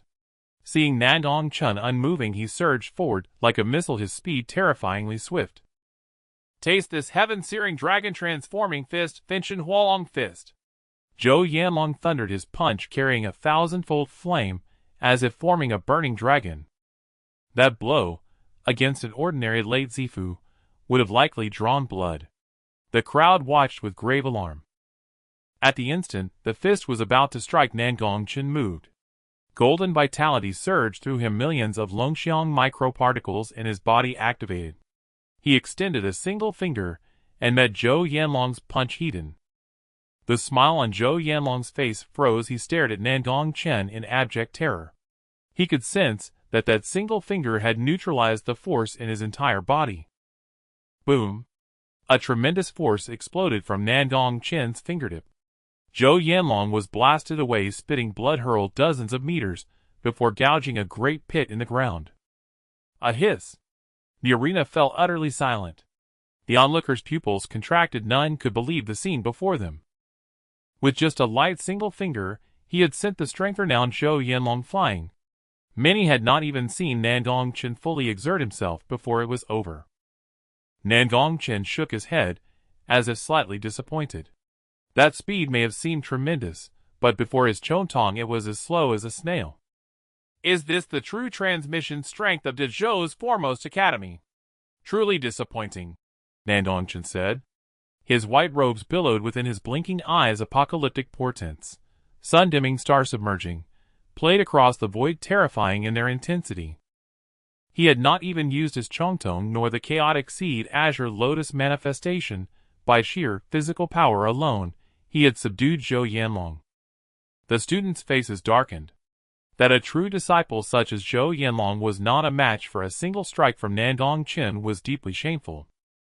The other girls grew even more fervent seeing Nan Gong Chen's peerless grace. They tightened their legs in unthinking admiration. In the crowd, Su Aotian's expression turned ashen, and he clenched his fists unconsciously. Why was this prodigal disciple so powerful? Could they still hope to defeat Nan Gong Chen? Kong Dayan's heart leapt. No wonder the legend spoke of Chontong. Perhaps only those few prodigies on the central continent's heaven rankings could stand against him. Su Li's luminous eyes shimmered with stirred emotion. This man was monstrous. Has he become so strong in merely a few days? She recalled the day in her bedchamber when Nan Gong Chen had been repelled by her aura. She had thought him utterly unrighteous in cultivation, only to discover she had severely underestimated him. Now she realized if he had wished to kill her that day, it would have taken but an instant.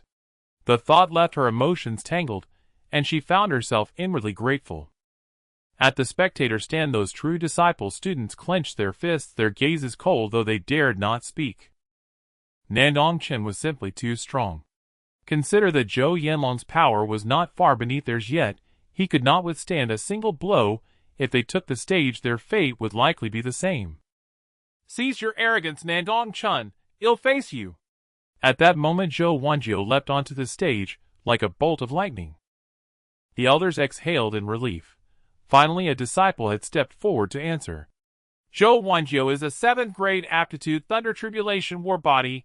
He has long dwelt in the late Zifu. Surely he should be able to defeat Nandong Chen. Indeed, I refuse to believe a 9th grade aptitude could be so overwhelmingly formidable.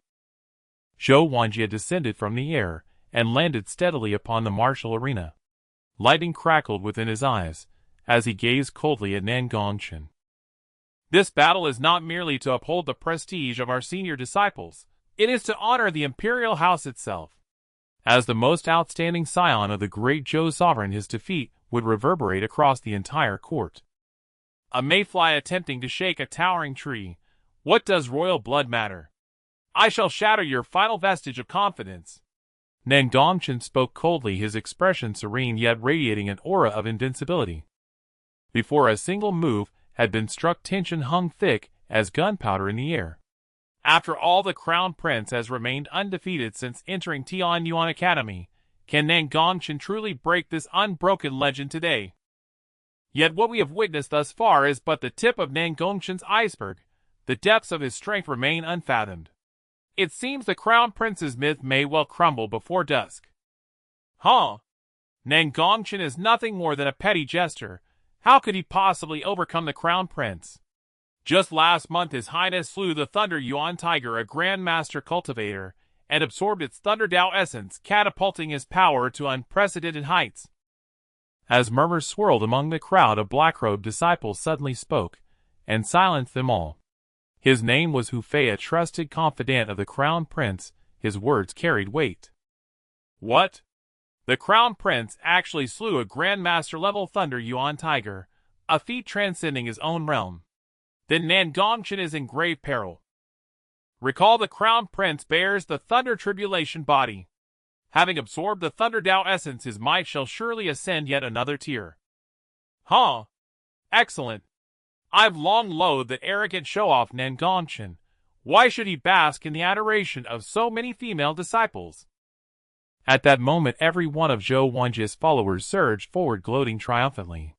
Even Hu Fei's eyes gleamed with quiet pride. The crown prince could not lose. Their clamor echoed widely, reaching even Su Aotian, who trembled with exhilaration, his gaze alight with vindictive joy like a petty man suddenly elevated. Nan Gong Chen, you claim invincibility. Today you've kicked a stone too hard. Wait, just wait until I revel in your humiliation. Hatred had blinded him entirely. The very name Nan Gong Chen set every nerve aflame. Wang Yuxuan, hearing the whispers, gazed up anxiously at that lone figure in white, tall, proud, untouchable. How could Master ever lose? That's utterly impossible. Just wait, I'll slap the faces of every one of these detractors, she murmured softly, as if recalling some secret resolve.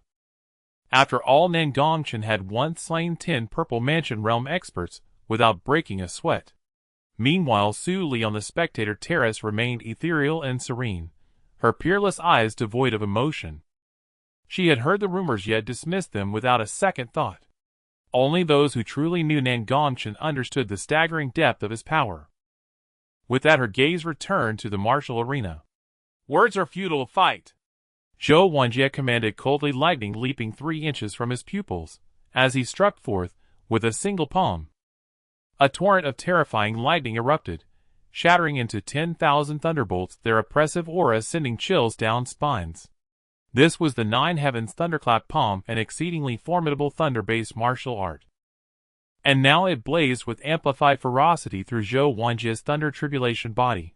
One strike alone would leave any Purple Mansion realm prodigy either dead or crippled. Nan Gong Chen's heavy eyes shimmered with eerie light.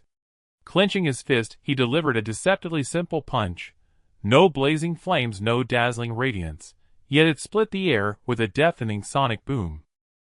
Behind him, the silhouette of a peerless sovereign manifested, ancient, overwhelming, utterly alien to this age. In that instant, the 2 fists struck as one, rending heaven and earth as though reality itself were collapsing. This was the divine-level Art Emperor's fist. Simultaneously, millions of dragon-elephant particles within Nan Gong Chen's body ignited, unleashing nearly 100 million gene of divine strength in that single blow. The convergence of these twin forces reached a terrifying apex. The very air quaked, the heavens trembled, as if the fabric of existence were straining to shatter. Boom! The shockwave exploded outward like a falling missile striking water, rippling across the plaza, shaking the very ground beneath their feet. Before the stunned eyes of all, a figure was hurled from the epicenter, tumbling like a severed kite, blood painting the azure sky. It was Zhou Wanjie. His body flew backward, his right arm grotesquely twisted, exposed bone gleaming starkly against torn flesh. Zhou Wanjie's face turned deathly pale. His gaze locked onto Nan Gong Chen, not with fury, but with unprecedented soul-shaking awe. Some despair cannot be grasped unless lived. Now he felt it, the same abyssal dread that had consumed Zhou Yanlong. It was as though he did not confront a man at all, but a young sovereign, untouchable, eternal. Zhou Wanjie halted his retreat, trembling with disbelief. How could your strength be this? He was not alone in his shock. The entire plaza stood frozen. Hu Fei, who moments earlier had championed the crown prince's invincibility, stared in utter disbelief. Impossible. Wang Yuxuan's face bloomed with reverence. Truly worthy of Master, he possesses the bearing to sever the flow of 10,000 ages. Even Su Li, watching silently from the stands, let her exquisite eyes flicker with rare wonder, and inwardly sighed. If I do not cultivate with greater urgency, he will soon outpace me beyond recovery. Lying broken on the ground, Zhou Wanjie's eyes burned with unyielding defiance. This was the imperial face, he could not fall here. Again! Zhou Wanjie roared. A surge of Thunder Dao essence erupted, coiling around his shattered right arm. In an instant, bone reknit, flesh regenerated, wounds sealed, his body restored whole. I knew it! The Crown Prince would never fall so easily. Hope flared anew in Hu Fei's eyes. This was the Thunder Tribulation body, one of the highest ranked innate physiques. Had Nan Gong Chen not emerged, a true anomaly, Zhou Wanjie would long since have dominated the youth of Great Zhou. Restored? So what? He'll just be shattered again by Master. Wang Yuxuan curled her lip disdainfully. Beside her, Zhou Wanjie's supporters bristled with indignation. You? Oh! Do you weaklings actually intend to strike me? Wang Yuxuan rolled her eyes exasperated. The 8 Wilderness Thunder Tribulation. Today, in the name of Wanjie, I enact heavenly punishment. Let the divine thunder descend. Zhou Wanjie roared, and myriad bolts of lightning erupted from his body, intertwining in the void, transforming into a vast sea of thunder. Gray thunderclouds rolled ominously, with flickering lightning resembling a thunder god descending upon the world, a sight that was earth-shattering. You? Are you worthy to enact heavenly punishment? Nan Gong Chen sneered. Golden blood energy erupted from his body, and a dragon-elephant phantom faintly coalesced behind him, exuding an aura so terrifying it seemed capable of shattering the heavens. Nandong Chen's black hair flew wildly, his white robes fluttered, and his dual pupils opened to reveal chaos with intertwining runes. The terrifying gaze seemed capable of tearing apart the very fabric of the universe. A beam of light burst forth from Nandong Chen's dual pupils, shooting straight towards the sea of thunder above, carrying an overwhelming force that seemed intent on annihilating everything in existence. This was not even the ultimate mystery of the dual pupils, the opening of the heavens. Merely this single beam of light was already powerful enough to make the entire void tremble. Upon witnessing this scene, the crowd's pupils constricted. This power did not resemble that of a mere Zifu realm practitioner, it was more akin to that of a divine king. Zhou Wanjie's face turned pale. As he was firmly locked onto by that beam of light, he could sense that he had no way to evade it. Boom! The sea of thunder in the heavens was shattered by this beam of light, sending Zhou Wanjie flying through the void. His eyes were filled with helplessness. He was filled with hatred, wondering why such a monster as Nan Gong Chen had to appear. Zhou Wanjie fell to the ground, his body showing signs of cracking, clearly having fought to the limit. Nandong Chen, clad in fluttering white robes, appeared serene, still exuding an otherworldly brilliance, radiating an invincible aura like a youthful sovereign. The crowd observed this with deep sighs, never expecting such a result. If I were given 100 years, you would definitely not be my match. Zhou Wanjie gritted his teeth, his eyes filled with fury, blood seeped from his body, yet he remained somewhat unconvinced. Hearing this, Nan Gong Chen scoffed, saying, enemies who have fallen to my hands have never been deemed worthy opponents. I give you time to catch up until you can no longer see me. You? Zhou Wanjie, already pushed to his limits, fainted upon hearing Nan Gong Chen's words. Tiger Fei and the others looked at Nan Gong Chen with growing fear. To force the Grand Prince to such a state, it seemed that only Nan Gong Chen in the entire Great Zhou could achieve this. It seems that after today, they had added another untouchable figure to their minds. They regretted their earlier words. Meanwhile, the other true disciples broke into a cold sweat upon witnessing this. Fortunately, these two fools had paved the way for them. They certainly did not want to face such a monster. Wang Yuxuan, seeing the spirited Nan Gong Chen, exclaimed in admiration, Master truly possesses an unbeatable demeanor. Her beautiful eyes sparkled with myriad thoughts. She began to harbor the desire to grow stronger, fearing the gap between her and her master would grow too wide. What if her master abandoned her in the future? On the other side, in the audience, Stan Su Li's beautiful eyes shone, finding it hard to believe that the current Nan Gong Chen was the same person as before. Between the 9 rank qualifications there are indeed differences. She couldn't help but sigh inwardly. However, she had been dreaming of a certain scene lately, as if she were about to awaken something. A peerless woman, with a bronze mask covering her face, exuding boundless power, battling against 10 beings equally powerful to the extreme. In this battle the heavens collapsed, the earth shattered, the heavenly path fell, the void fragmented, blood flowed endlessly on the ancient battlefield, and countless beings trembled. And that woman seemed to be saying something. Otherworld? Immortal King? Although Su Li felt puzzled, she had no way to answer, and could only think about it later. Amidst the crowd, Su Aotian's face turned pale, filled with shock. He never expected Nan Gong Chen to be this powerful, strong enough to instill a sense of helplessness. If I reach 9 rank qualifications, can I really defeat him? He felt confused and somewhat fearful. Soon Aotian regained his confidence. I must be able to. I am the child of destiny. Nan Gong Chen will undoubtedly be my stumbling block. Even if I exhaust everything, even if I go mad, I will definitely kill him. Thinking this, he couldn't help but gaze at the tower standing within the academy. Inside the Tontian Tower there were also the opportunities. He thought this was his last chance to rise. At this moment, he suddenly thought it seemed that Nan Gong Chen was also going to enter the Tontian Tower. Could it be that he too had this purpose? Aotian thought for a moment, and then shook his head. Impossible, absolutely impossible. This matter is known only to me and my master. Unless my master informed Nan Gong Chen, but that was evidently unlikely. My master would never harm me. He promised to take my master back from Nan Gong Chen in the future.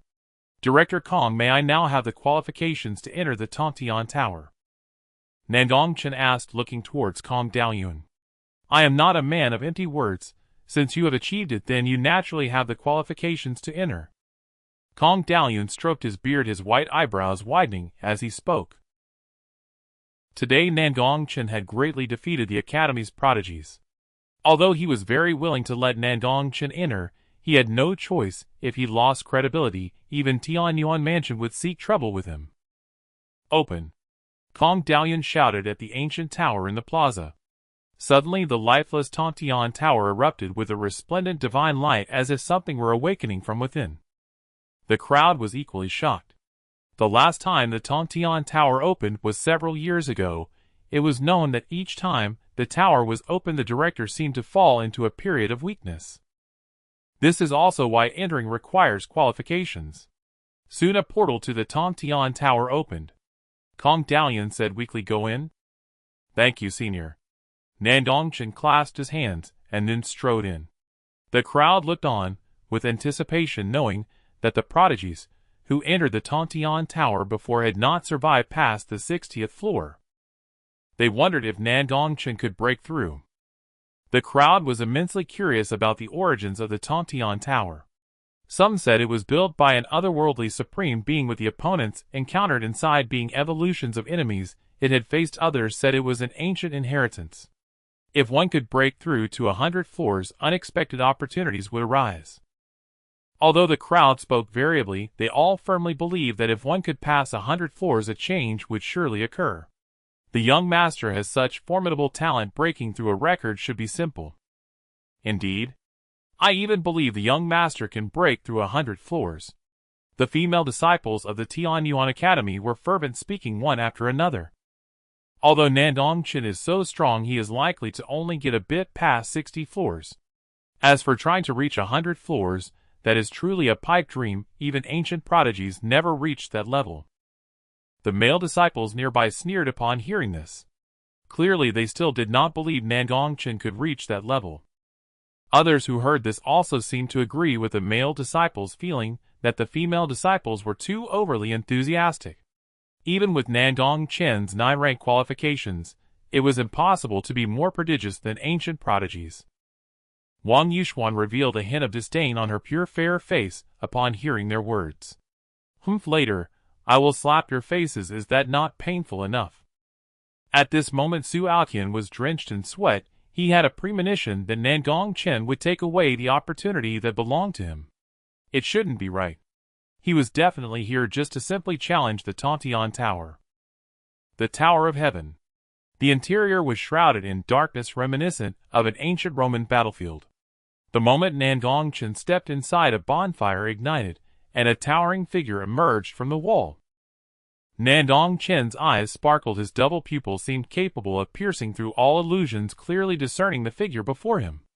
A member of the Kui Mountain Giant clan. Nandong Chen murmured to himself.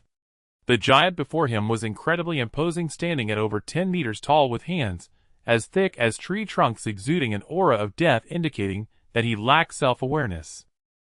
Die! Suddenly, as the giant's gaze fell upon Nandong Chen, his body seemed to be triggered, emanating a cold intent before charging toward Nandong Chen. Nandong Chen struck out with his palm, gathering vast spiritual power, transforming it into a golden giant hand that pressed down with formidable force upon the giant. In an instant, a spray of blood mist appeared. A giant at the early stage of the spirit sea was instantly killed by Nan Gong Chen. Not much of a challenge. Nandong Chen's eyes gleamed as he stepped forward to the second level. Another palm strike came down, and the creature before him was transformed into a puddle of blood mist. Nandong Chen moved with incredible speed, reaching the 56th floor within the time it took to burn a stick of incense. At this moment, the onlookers outside widened their eyes in disbelief. I seem to recall that when the true disciples reached the 50th floor it took them at least an hour. Indeed, it feels as though he has faced no obstacles and simply ascended effortlessly. Could it be that the Tower of Heaven has malfunctioned due to lack of use? The crowd murmured, clearly unconvinced. Upon witnessing this scene, Kong Daoyun snorted coldly. Are you questioning me? Dare not. The disciples who had just voiced their doubts quickly lowered their heads, their faces tinged with shame. In truth, the Tower of Heaven was perfectly functional. It was merely that Nan Gong Chen was too extraordinary, leading them to misinterpret the situation. Short-sighted fools, it is clear that the master is simply too powerful, truly lacking in insight. Wang Yuxuan, witnessing this, quietly commented, then shifted her gaze back to the Tower of Heaven. Su Li remained silent, her stunningly beautiful face gazing thoughtfully at the tower, her eyes filled with curiosity. Could there be some opportunity within the Tower of Heaven that warranted his long journey here? She, with her keen intellect, deduced much. Nandong Chen certainly could not have come solely for her. Meanwhile, Aotian among the crowd clenched his fists, feeling increasingly uneasy upon witnessing this scene. Damn it, how could he advance so quickly? No, once he emerges, I must also venture inside. Inside the Tower of Heaven, Nandong Chen had just killed a foreign heavenly demon with a single punch and reached the 80th floor. There a figure emerged from the wall. Oh! Another humanoid being.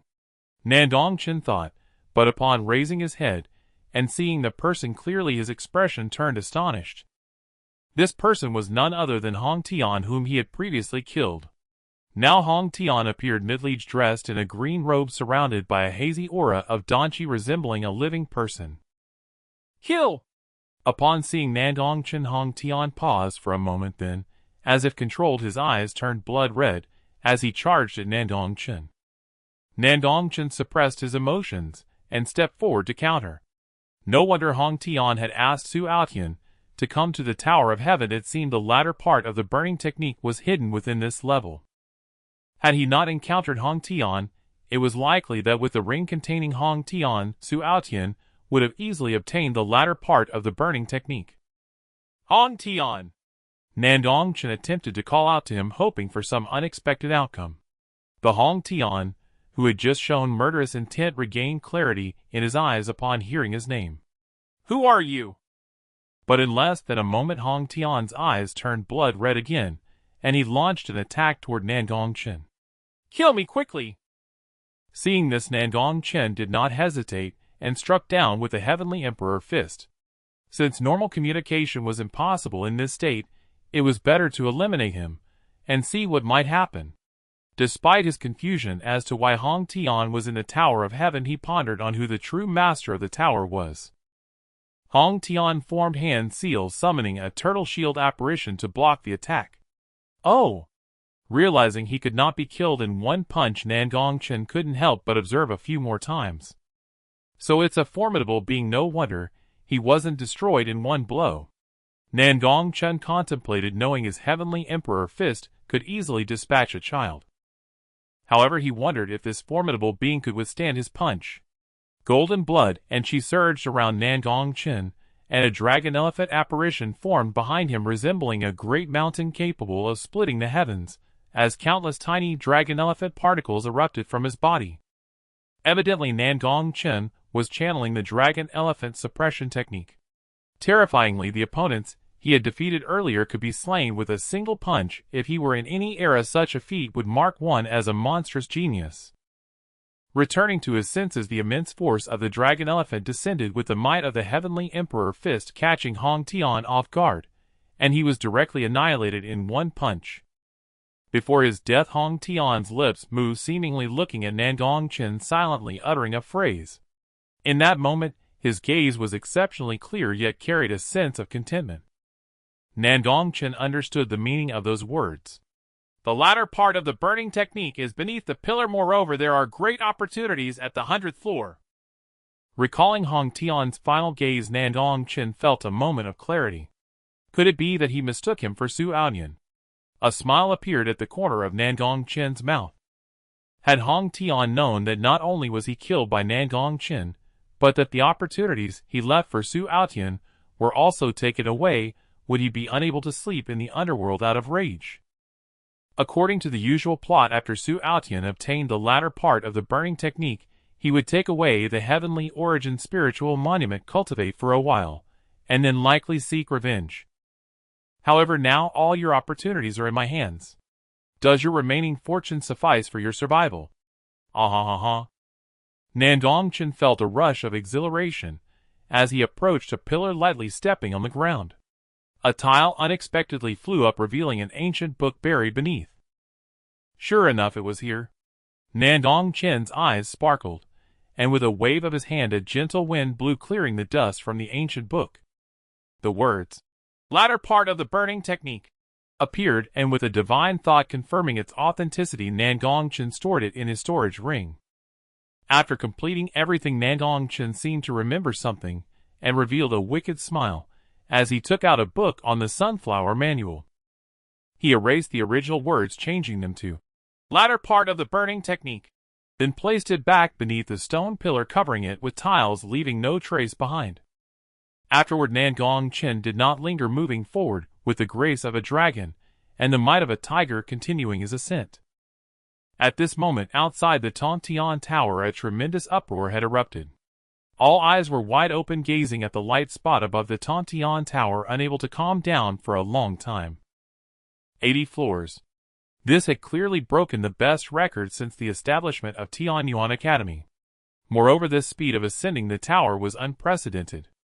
Such a speed of tower climbing had never been seen before. In just 2/4 of an hour, he reached the 80th floor, while the previous challenger Zhou Wenjie took an entire hour to reach the 60th floor. In comparison, Zhou Wenjie losing to Nan Gong Chen was indeed not unjust. Kong Daoyun stroked his beard, his eyes gleaming with excitement. There were indeed ancient prodigies who had surpassed 80 floors, but very few could do so with such speed. It remains to be seen if this young man can reach over 100 floors, a feat that even ancient geniuses had not achieved. Thinking of this, he shook his head. It was truly too difficult. It wasn't that he underestimated Nan Gong Chen. In fact, he admired Nan Gong Chen very much. However, at present Nan Gong Chen's cultivation was a hard limitation. If he stopped at the 90th floor, it would be quite reasonable. Given the momentum of the young master, I think he might even reach above the 90th floor. Indeed, this speed is astonishing. He truly seems like a monster.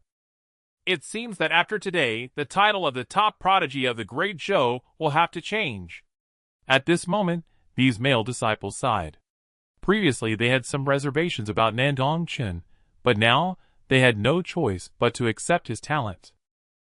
The female disciples were even more fervent, their legs tightly crossed as they shouted the young master's name. These were female disciples of Tianyuan Academy, some of whom were akin to princesses of royal families, or young ladies of prestigious clans in the Great Zhou. This also reflected Nan Gong Chen's popularity, which was simply terrifying. Wang Yuxuan, upon seeing this, felt a twinge of jealousy. I was clearly here first.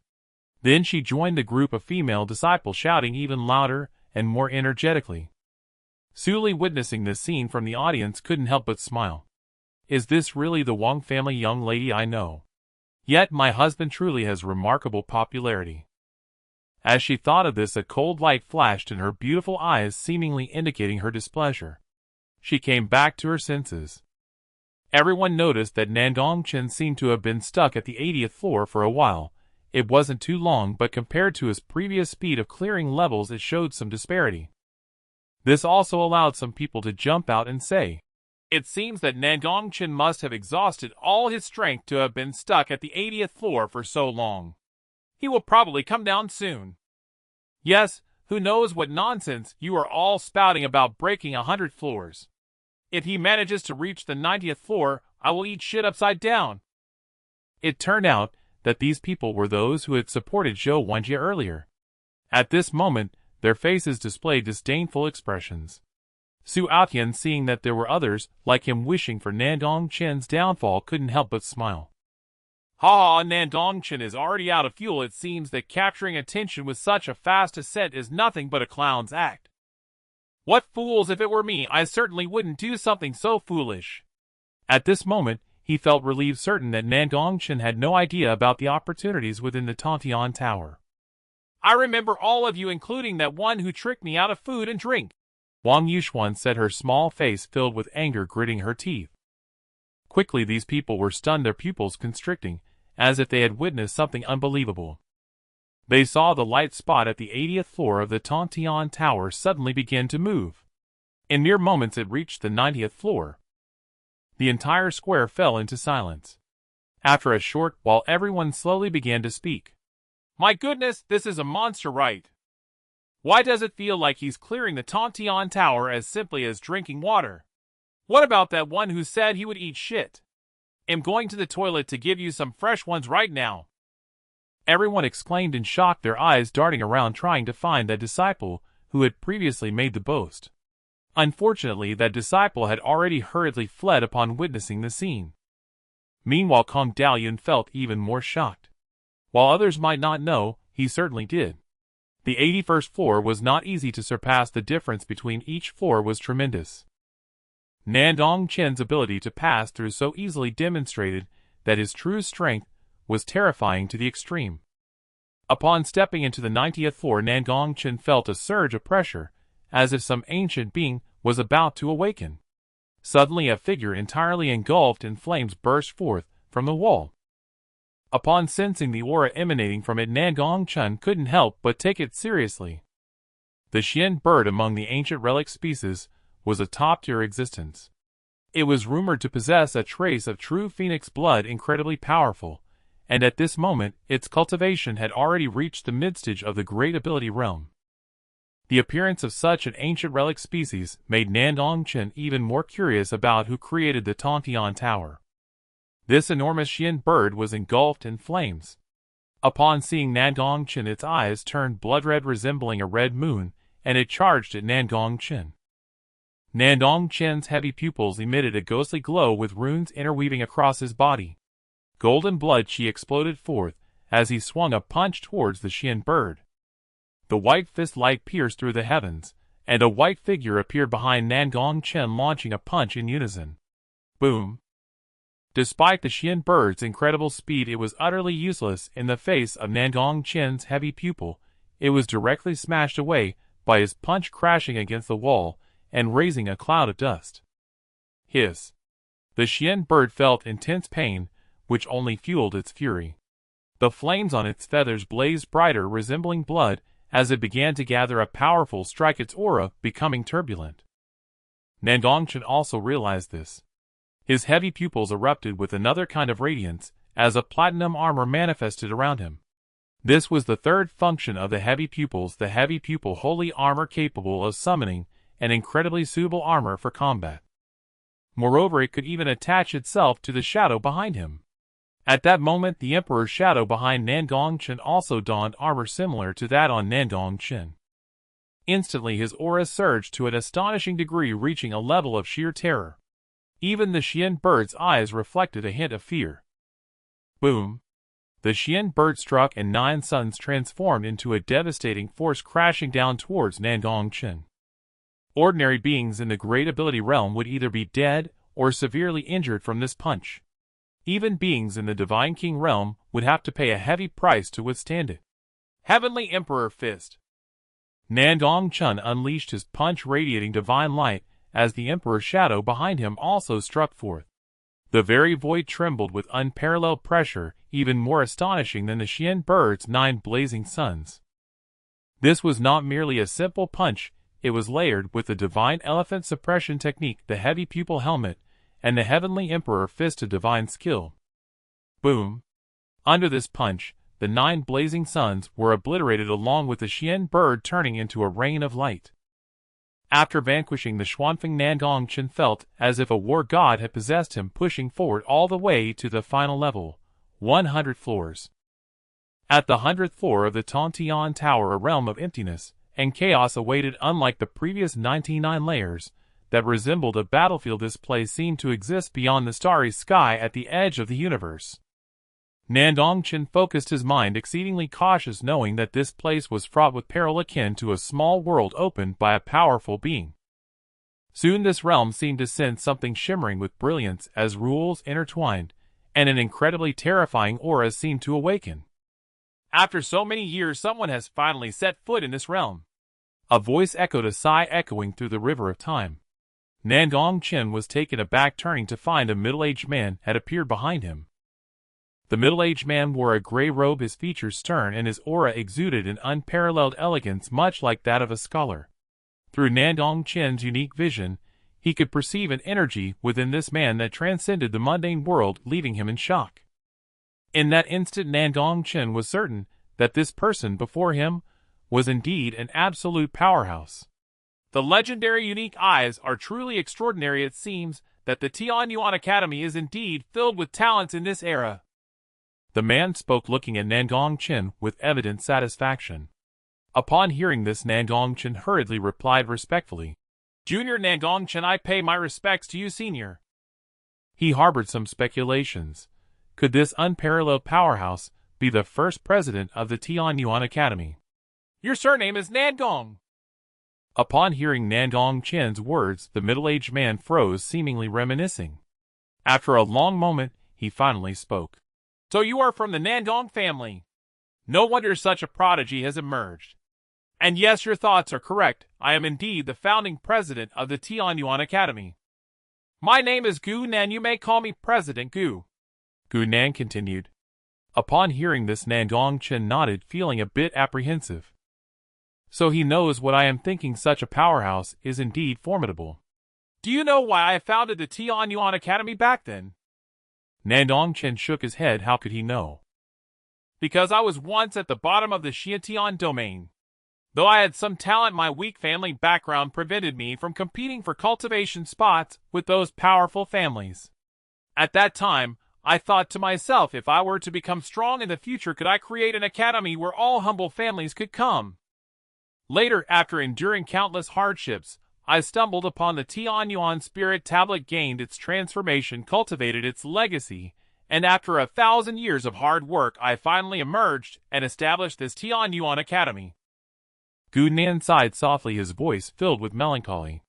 Nandong Chen was shocked. He hadn't anticipated that such a powerful figure had come from a humble background.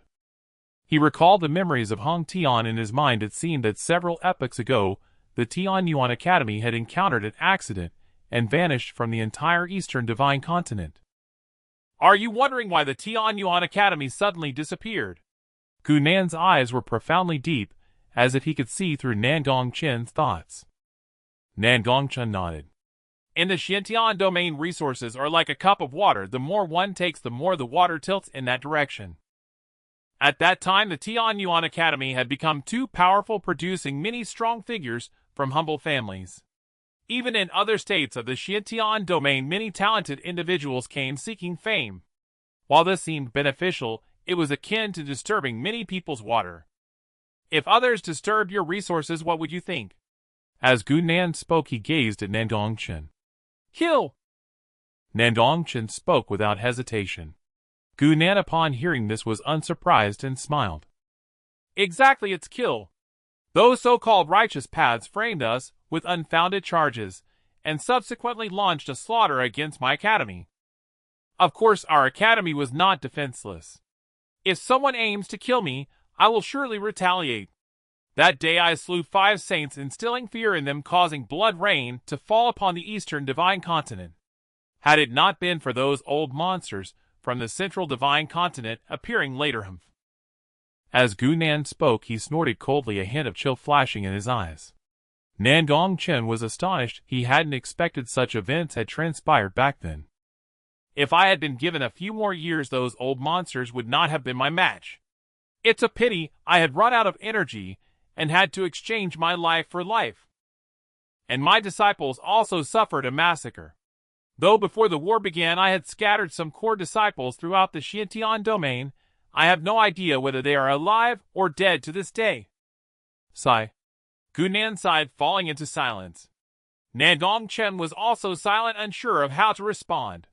Yet deep down he already had the answer. Under a collapsed nest, how could there be complete eggs? Enough of those sorrowful matters. Young man, can you tell me how the Tianyuan Academy is faring now? After pondering for a moment, Nan Gong Chen replied calmly, It is the foremost academy under the dynasty. Upon hearing this, Gu Nan's expression was somewhat complex.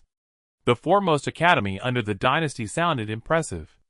One must know that back then the Tianyuan Academy was not affiliated with any power. How had it fallen to such a state? Sigh, the times have indeed changed. Being able to stand firm now is already quite good. Thinking of this, he felt somewhat relieved. Back then I left behind 2 legacies. The other legacy must have been taken by the current president of your academy, while the core legacy has remained within the Tontian Tower until today. The core legacy is fundamentally this Tianyuan Spirit Tablet. The mysteries within it have benefited me immensely throughout my life. In fact, I have not even uncovered 1,000th of it, merely scratching the surface. Upon hearing this, Nan Gong Chen maintained a calm demeanor, but his heart surged with waves. If merely 1,000th a glimpse of the iceberg could foster an almost invincible saint, then how astonishing must the opportunities within the Tianyuan Spirit Tablet be? Seeing Nandong Chen somewhat intrigued, Gu Nan's lips revealed a hint of a subtle smile. If you can agree to one condition of mine, not only can you take this Tianyuan Spirit Tablet with you, but you can also bring the Tianyuan Academy under your command. I set a crucial requirement in another legacy to obey the person who possesses the Tianyuan Spirit Tablet. You must understand that although the current Tianyuan Academy is not as it once was, it still has some merit in cultivating talents. If you bring it under your command, you can secretly nurture your trusted subordinates and influence within the academy. After hearing this, Nan Gong Chen remained calm and collected. While what he said was enticing, the corresponding conditions must also be quite stringent, so he approached it rationally. Regardless of whether I obtain this Tianyuan Spirit Tablet, I can still stand atop the pinnacle in the future, invincible in this world. Thus it seems that whether I acquire it or not is of little consequence. Seeing this, Gu Nan secretly admired him. This young man's temperament was indeed remarkable, neither arrogant nor impatient, neither lazy nor hasty, completely devoid of the overbearing traits common among other talents. Of course, this request is quite simple. I have a daughter whom I sealed in an ice coffin before the Great War began. Now, after several epochs have passed, she should awaken. If you encounter her in the future, just look after her for me. At this moment a trace of tenderness appeared in Gu Nan's deep-set eyes, his expression exceedingly gentle. After weighing the matter, Nan Gong Chen agreed, saying, All right. If I meet your daughter in the future, I shall take good care of her. This request is not excessive, it is merely to look after his daughter. If I can meet her in the future, I will look after her. If not, then forget it. Indeed, with your promise, I can rest easy now. Gu Nan nodded, looking at Nan Gong Chen with increasing satisfaction, as if selecting a son-in-law. Nan Gong Chen felt a bit uncomfortable under such scrutiny, but did not sense any malice. It was a rather strange feeling. My daughter's name is Gu Mingling. She has a birthmark on her left buttock. As for other details, I have mostly forgotten. If you encounter her, please convey this message. Once a person dies, they cannot return to life. Cherish the present. Both father and mother love you dearly. Do not seek revenge for us. Living a peaceful and worry-free life is our greatest wish. Moreover, if she has forgotten the past, you need not inform her. Gu Nan slowly conveyed this. At this moment, he was no different from other fathers in the world. Nan Gong Chen listened earnestly. Seeing Gu Nan before him made him unavoidably think of his own father in this world. If he were to encounter such a situation in the future, surely his father would be the same. Gu Nan finished speaking, his spirit becoming increasingly ethereal, as if he might dissipate at any moment. Senior, you? Nan Gong Chen said with some concern. No worries, life and death are cyclical. Besides, I have already died once, and have grown indifferent. Once this spirit dissipates, the Tianyuan Spirit Tablet will naturally appear. At that time you can take it away directly. Ha ha, you have been fooled by me, kid. Even if you regret it now, it's too late. You look like a child, yet you have ultimately been outsmarted by me, right? Ha ha, in the end I have triumphed. In the end I, Gu Nan the sage, have won. Gu Nan laughed heartily, a trace of relief and carefreeness in his eyes, his figure gradually dissipating into stardust. Soon after, a milky white spirit tablet appeared before Nan Gong Chen. He fell silent, his emotions incredibly complex, unable to articulate. After a long while he murmured, "Senior Gu Nan, go in peace. I will not forget my promises." Nan Gong Chen said to himself, then stored the Tianyuan spirit tablet, slightly bowed, and turned to leave. In fact, he had been fooled twice. Outside, upon seeing Nan Gong Chen emerge, the onlookers were left speechless in shock. They displayed fervor, their eyes filled with admiration, as if gazing upon a legend. At this moment, both elders and disciples were utterly captivated by Nan Gong Chen. 100 floors. This is the 100th floor of the Tongtian Tower. No one has ever passed through since ancient times, yet today they witnessed a person livingly ascend from the first to the 100th floor, breaking the record of the Tongtian Tower. Wang Yuxuan waved her tiny fists, feeling very excited upon seeing Nan Gong Chen emerge. Su Li also nodded secretly, her beautiful eyes expressing a hint of astonishment. Only Su Aotian's complexion paled. He did not expect Nan Gong Chen could truly reach the 100th floor. Why? Why can a mere ruffian disciple break through to the 100th floor? He was utterly perplexed.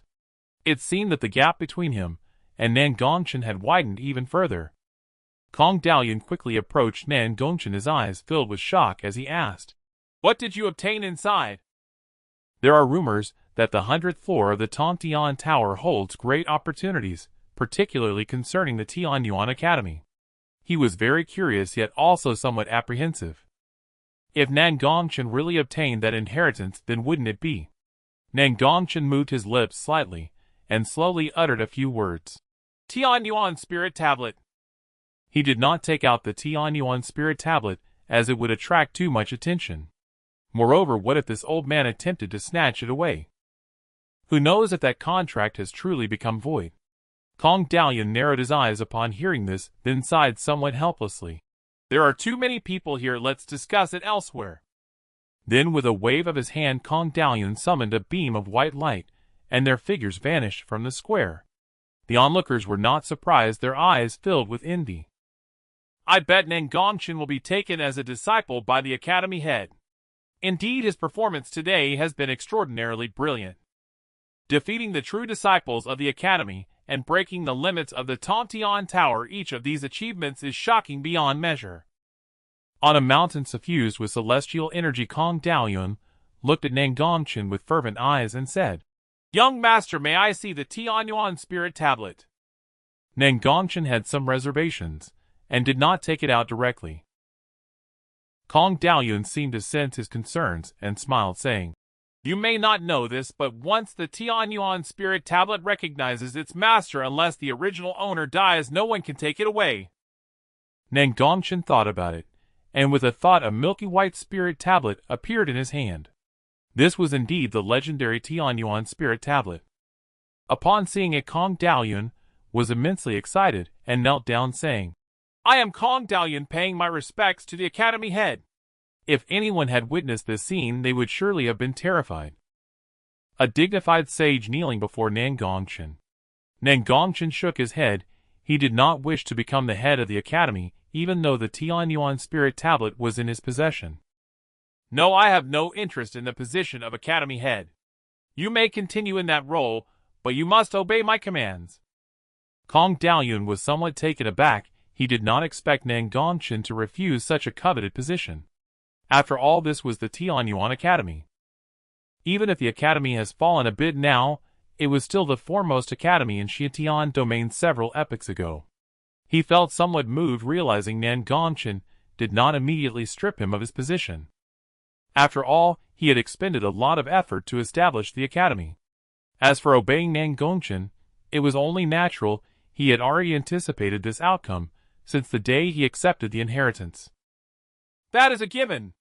Even if the young master takes back my position as Academy head, I will still obey your commands," Kong Dalian said respectfully. Nan Gong Chen nodded, his gaze flickering, evidently contemplating something. How many descendants under the current royal family are there among the Academy's disciples? After a long pause, Nan Gong Chen asked. Kong Daoyun was somewhat surprised upon hearing this. After some thought, he respectfully replied, Young master, about 30% of the Academy's disciples, over 5,000 people. Nan Gong Chen was somewhat astonished. He had not expected there to be so many. A smile appeared on his lips. If he could sway them all, surely the expression of the Great Zhou king would be quite delightful. Nan Gong Chen was never a good person. Anyone who wished to kill him would become his mortal enemy and must be prepared to be counterattacked. What about the disciples from impoverished backgrounds? Nan Gong Chen continued to ask. As for the impoverished disciples, there are over 6 layers, around 10,000 people. Kong Daoyun continued, somewhat puzzled, not knowing what Nan Gong Chen was aiming for. So many? Nan Gong Chen was shocked. No wonder it was hailed as the Holy Land for the impoverished. If these impoverished disciples were sent to Tianyuan Mansion after graduation, wouldn't it ensure a steady supply of talent? Generally, what do these impoverished disciples do after graduation? Well, some return to their families to serve them, while others are assigned to various places to serve the court. Meanwhile, unnoticed by anyone, a black figure quietly slipped into the Tower of Heaven. Ha ha, you bunch of fools, did you never think that I snuck in? Still talking about Nan Gong Chen, Nan Gong Chen. Su Aotian laughed, revealing yellowed teeth, with a leaf stuck between them, looking quite disgusting. Just the thought of Nan Gong Chen filled him with jealousy. If it weren't for Nan Gong Chen constantly interrupting his plans, he would have long become the revered genius among thousands, not suffering in such a miserable state now. However, fortune favors those who strive. Fortunately, he infiltrated the Tower of Heaven without being discovered. Nan Gong Chen, just wait for me to obtain the second half of the burning decision, then you can wait for your death. Su Aotian gritted his teeth in secret. As for this Tower of Heaven, if Nan Gong Chen could reach the 100th floor, then he should at least be able to make it to the 99th floor. With a determined gaze, Su Aotian stepped into the first level. Several hours later, within the 80th floor, Su Aotian's clothes had become increasingly tattered and his face looked somewhat pale. He had not expected the Tower of Heaven to be so difficult to navigate. If it weren't for his own formidable strength and the trump cards that saved his life several times, he would have already perished. Fortunately, in a life-and-death moment, he broke through to the Purple Mansion realm, which could be considered a blessing in disguise. Ha ha, in the end, I successfully obtained the second half of the burning decision. Su Aotian laughed heartily, though he was annoyed that Nan Gong Chen emerged unscathed, his white clothes not even tattered, clearly having received help from that dog-like teen. At this moment, he realized that the higher he went in the Tower of Heaven, the greater the dangers he faced, far from the ease he initially imagined. Su Aotian snapped back to reality and looked down at the stone pillar. The second half of the burning decision should be right here, ha ha ha. With that thought, a wicked smile crept across his face. Nan Gong Chen, that fool, surely doesn't know that the trial on the 80th floor is actually my master, and he would never expect that a super technique is hidden here. Su Aotian slammed his palm down, and with a crack, bricks shattered, perfectly revealing the technique below. Upon seeing it, Su Aotian's face lit up as he picked up the ancient book. Is this the second half of the burning decision? It truly exudes an ancient aura. Su Aotian's eyes shone with excitement as he eagerly opened it, nearly drooling. The first page states to practice this technique one must first undergo castration. Su Aotian froze upon reading these words. Practicing the second half of the burning decision actually requires castration. Isn't this stripping him of his dignity as a man? However, the burning decision is an incredibly high-quality technique, and some special requirements are to be expected. He had seen bizarre requirements in some ancient powerful techniques before. With this in mind, Su Aotian hesitated. Could it be that he really has to undergo castration? He wasn't sure if he could regain what he lost after completing the practice. Just as he was wavering, the detestable face of Nan Gong Chen suddenly flashed in his mind, igniting his fury. It's all your fault, Nan Gong Chen. I will take my revenge. He made up his mind losing something for the sake of revenge was nothing. Su Aotian took out a broad knife, his face pale, then closed his eyes, gritted his teeth, and swung it downwards. Ah! In an instant, a scream akin to that of a slaughtered pig filled the entire space. Nan Gong Chen, if I don't kill you in this life, I vow I will not be human. Tianyuan Mansion. What did you say? Recently there have been signs of divine light rising into the sky and purple energy coming from the east in the northern region battlefield. Nan Gong Yu asked, somewhat surprised. Nan Gong Chen nodded. Yes, with this phenomenon appearing, even the friction with the Great Qian dynasty has decreased recently. It seems they are preparing for a ceasefire. I don't know what they're up to. I heard years ago that the northern region was once a land of blessings where an unparalleled powerhouse once existed. Nan Gong Yu said, his old face filled with reminiscence. How is that possible? The northern region is so desolate it can't sustain human life, let alone monstrous beasts. Nan Gong Chen retorted, raising an eyebrow. What do you know? When I roamed the northern region, you little brat weren't even born yet.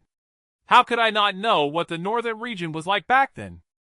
If I'm not mistaken, the Nine Heavens secret realm is about to open. Nan Gong Yu snorted coldly, speaking without regard. Nine Heavens secret realm. Upon hearing this, Nan Gong Chen's words halted on his lips, his face showing some shock. So it's the Nine Heavens secret realm. No wonder so many unusual phenomena are occurring. Nan Gong Chen murmured softly. It should be noted that the Nine Heavens secret realm was established by a supreme powerhouse equivalent to that powerhouse's realm, with opportunities and treasures within that are extraordinarily extraordinary. If it really is the Nine Heavens secret realm, we must inform Chainer about it. Nan Gong Chen said, his eyes flashing with brilliance. Nan Gong Yu nodded. Indeed. Chainer should be close to reaching the great ability realm now. This experience will greatly benefit him. While the two were conversing, they had already decided where Nan Gong Chen was going. A few days later, news of the Nine Heavens secret realm opening in the eastern divine continent spread throughout the entire Xiantian domain. The Nine Heavens secret realm is a treasure left by a supreme powerhouse, attracting the top sects within the Xiantian domain, let alone those first-rate forces. In an instant, the entire Xiantian domain, with over 30 divine states, was bustling with excitement. Clearly, this would be a grand gathering of geniuses, a great opportunity for major forces to compete for their offspring. Tianyuan Academy. After hearing the transmission from Old Mu, Nan Gong Chen's eyes brightened with realization. It turns out there is a secret realm in the northern region that is going to be held, and the family wants him to attend. Ding. Check in at the core of the Nine Heavens secret realm. Just then a cold voice echoed in Nan Gong Chen's mind. The Nine Heavens secret realm, huh? Nan Gong Chen had some impression from Hong Tian's memories, having heard there is a supreme treasure inside, which is crucial for him to establish an unparalleled foundation in the Purple Mansion realm. Since that's the case, how could I not go? Moreover, I heard that many geniuses from various states are coming this time. I wonder if there will be new talents emerging. Nan Gong Chen's eyes sparkled as he smiled faintly. Tianyuan Academy. In an elegant and graceful courtyard, Su Li felt somewhat uncomfortable on the platform, so she returned to her own courtyard early.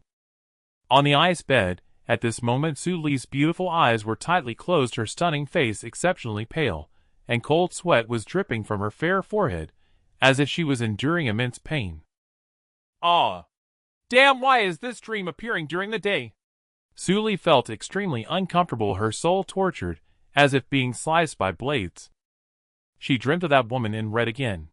Recently, whenever she closed her eyes at night, a memory that did not belong to her forcefully inserted itself into her mind. At first, she thought it was just a dream, until every detail in the dream felt incredibly real, and even the insights she gained in the dream could be reflected in reality. Empress Qi Yao, who are you really? In those blurry fragments, this woman named Qi Yao raised her hand, causing the sun to be extinguished and the stars to fall, shaking the heavens and the earth with her overwhelming power. The beings she fought against were equally powerful, possessing extraordinary abilities. Su Li was filled with confusion, her head throbbing, her delicate body trembling, evoking pity in anyone who saw her. Soon as the pain intensified, Su Li fainted.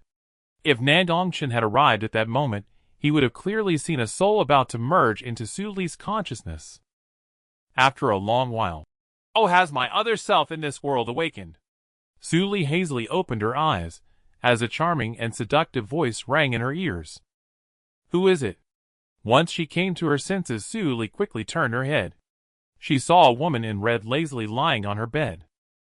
The woman wore a phoenix skirt, her skin like fine jade, her figure voluptuous with long straight legs, her chest half exposed, extremely alluring. Beneath her dark hair a breathtakingly beautiful face was revealed with eyes like autumn waters, and lips charmingly seductive, exuding an irresistible allure. Su Li was momentarily stunned upon seeing her, but quickly regained her senses. "Who are you? Why are you in my bed?" Su Li questioned coldly. "Who am I? I am you," Qi Yao replied with a charming smile. Su Li felt puzzled, her delicate brows furrowing, and she unconsciously took a few steps back. She could not see through this person's aura, it felt very dangerous. Upon witnessing this, Qi Yao found it amusing, her smile bright and enchanting. "Is this life of mine really this interesting?" Then with a smile, she began to explain. After a while, Su Li's delicate face revealed a look of realization. It turned out that Qi Yao had fallen in her previous life due to certain reasons, and had recently awakened after attaching herself to a supreme treasure. "So you are my previous self, the one I've been dreaming about recently?" Su Li asked coldly. "Exactly." Qi Yao lazily stretched, speaking. Upon hearing this, Su Li's gaze turned icy, and she swung her sword directly. If it weren't for this person, why would she be suffering so much recently? This sword did not strike Qi Yao, but instead passed through her body, as if cutting through a shadow. Qi Yao seemed to have anticipated this, still smiling playfully, her lips curving. "I am merely a soul, you cannot slay me." "Oh," Su Li replied coolly. Regardless, she felt much better after the strike. "Are you happy? You will have such a powerful presence to guide you in the future." Qi Yao smiled, showing none of the demeanor of an empress, but rather like an older sister. If her subordinates from her past life saw this, they would surely be speechless in shock. Is this still the cold and ruthless Empress Qi Yao? Su Li's gaze was filled with suspicion. Could this person really be her previous self? Is she really an empress? If she hadn't seen the fragments in her memories, she would hardly believe it. Why was her previous self so flamboyant? Su Li felt somewhat speechless, unable to believe it. Suddenly Qi Yao swiftly dove back into her mind. "Someone is coming." She left a message. The next moment a knock sounded at the door. "Wife, it's me."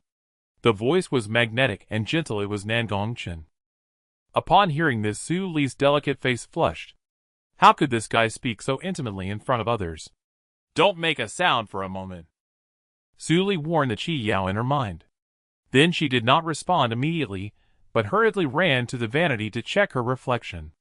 After ensuring she looked fine, she cleared her throat and softly said, "Come in."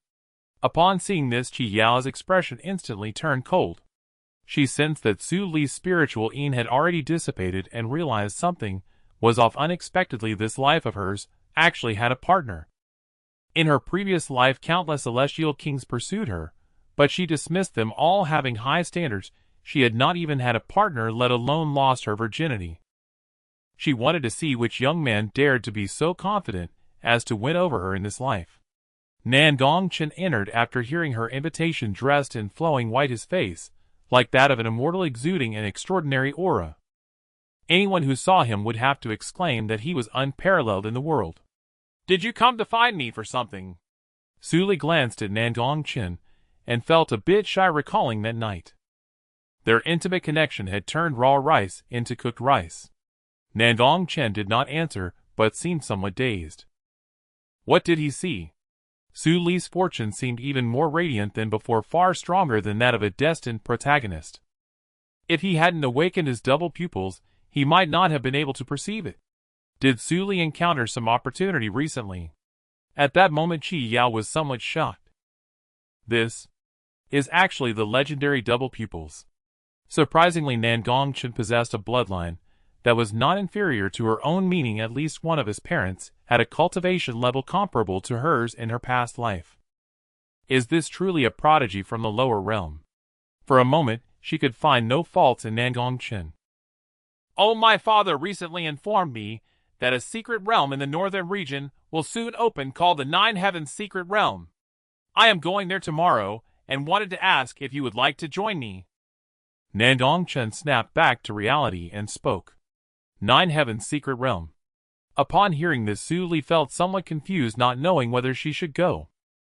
However, upon hearing this, Qi Yao's beautiful eyes sparkled with excitement as she quickly said, Yes, you must go. The Nine Heavens Secret Realm is a cave left behind by an invincible powerhouse, and inside there is a supreme treasure called the Phoenix Stone, which will greatly benefit you and can transform your physique. She did not expect that a secret realm desperately sought after in the upper realm would actually appear in the lower realm.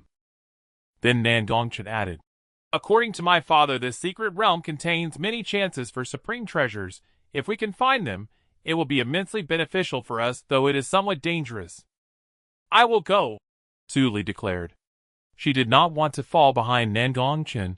She wanted to become stronger. Nan Gong Chen was somewhat surprised, originally intending to say more.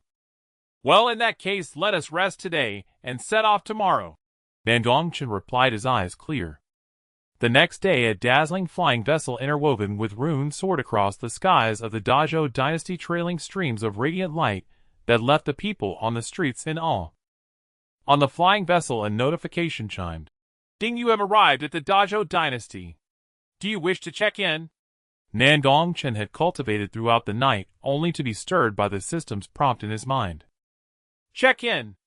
Nan Gong Chen exhaled a breath of turbid air, his eyes bursting with brilliance.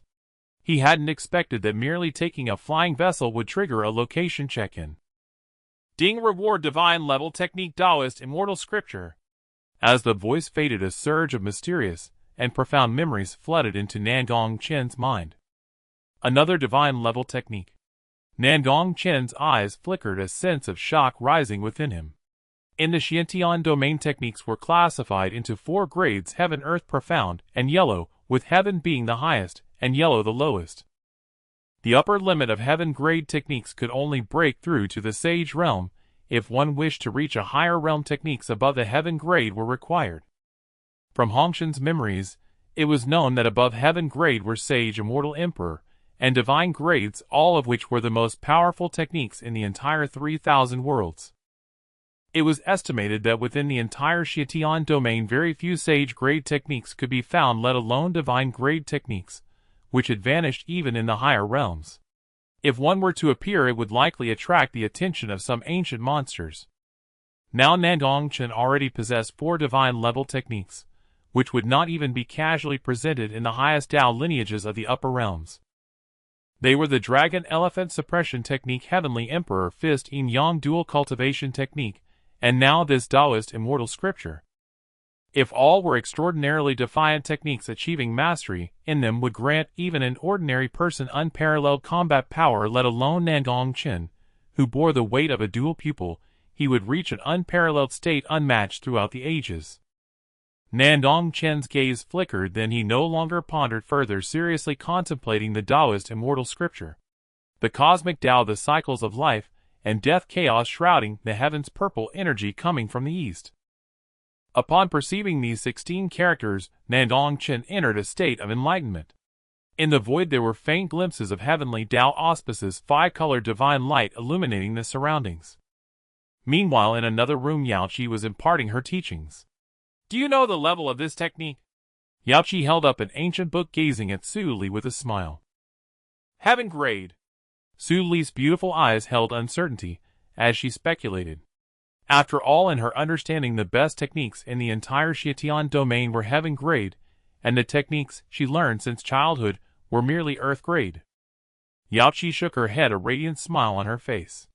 This is not a Heaven grade technique. In our upper realm, Heaven grade is merely a technique for commoners to cultivate. Above Heaven grade there are Sage, Immortal, Emperor, and Divine grades. This Ice Phoenix technique in my hands is exceedingly suitable for your physique. It is a legendary Emperor grade technique. In the lower realms, even the appearance of a single Sage grade technique would cause a frenzy. This highlights the disparity in resources. Once you grow stronger, you should aim to ascend to the upper realms 9 heavens. That will be your stage. With that, Yaoqi handed the technique she held to Su Li. Expecting Su Li to feel inferior, after learning this, she was surprised when Su Li calmly replied, "Oh, you a grand empress can't even produce a divine grade technique. It seems that's not so impressive after all." Upon hearing this, the smile on Yaoqi's face froze. Her fair fists clenched tightly, her ample chest heaving slightly on the verge of anger. She never expected her life to be met with such a sharp tongue. Well, she thought, just a little brat, what does she know? I won't hold it against her. Do you think divine grade techniques are easy to obtain? In my past life, I only cultivated an emperor grade technique, which is already rare in the upper realms 9 heavens. Let alone divine grade that would cause an all-out war across the upper realms. Yaoqi rolled her eyes, speaking with irritation. However, I do know some secrets about divine grade techniques, such as how they attract heavenly phenomena and bestow blessings from the Tao. If you happen to acquire one later on, that would be a stroke of luck, but we'll have to wait until you ascend to the upper realm to discuss it further. Divine grade techniques simply cannot appear in the lower realms. Yaoqi stated decisively, her thoughts inadvertently drifting to Nan Gong Chen, who as a descendant of an emperor bloodline was unexpectedly in the lower realm. How strange. Though his bloodline had been sealed, the rules of the Tao in the lower realms could not accommodate such a defiant bloodline. He would likely need to wait until he was in the upper realm to unseal it. At that time his strength would soar, placing him among the top prodigies in the upper realm. Boom! Just then a sound erupted from the front room. Su Li and Yaoqi exchanged a glance, their eyes filled with shock. The main room ahead was Nan Gong Chen's room.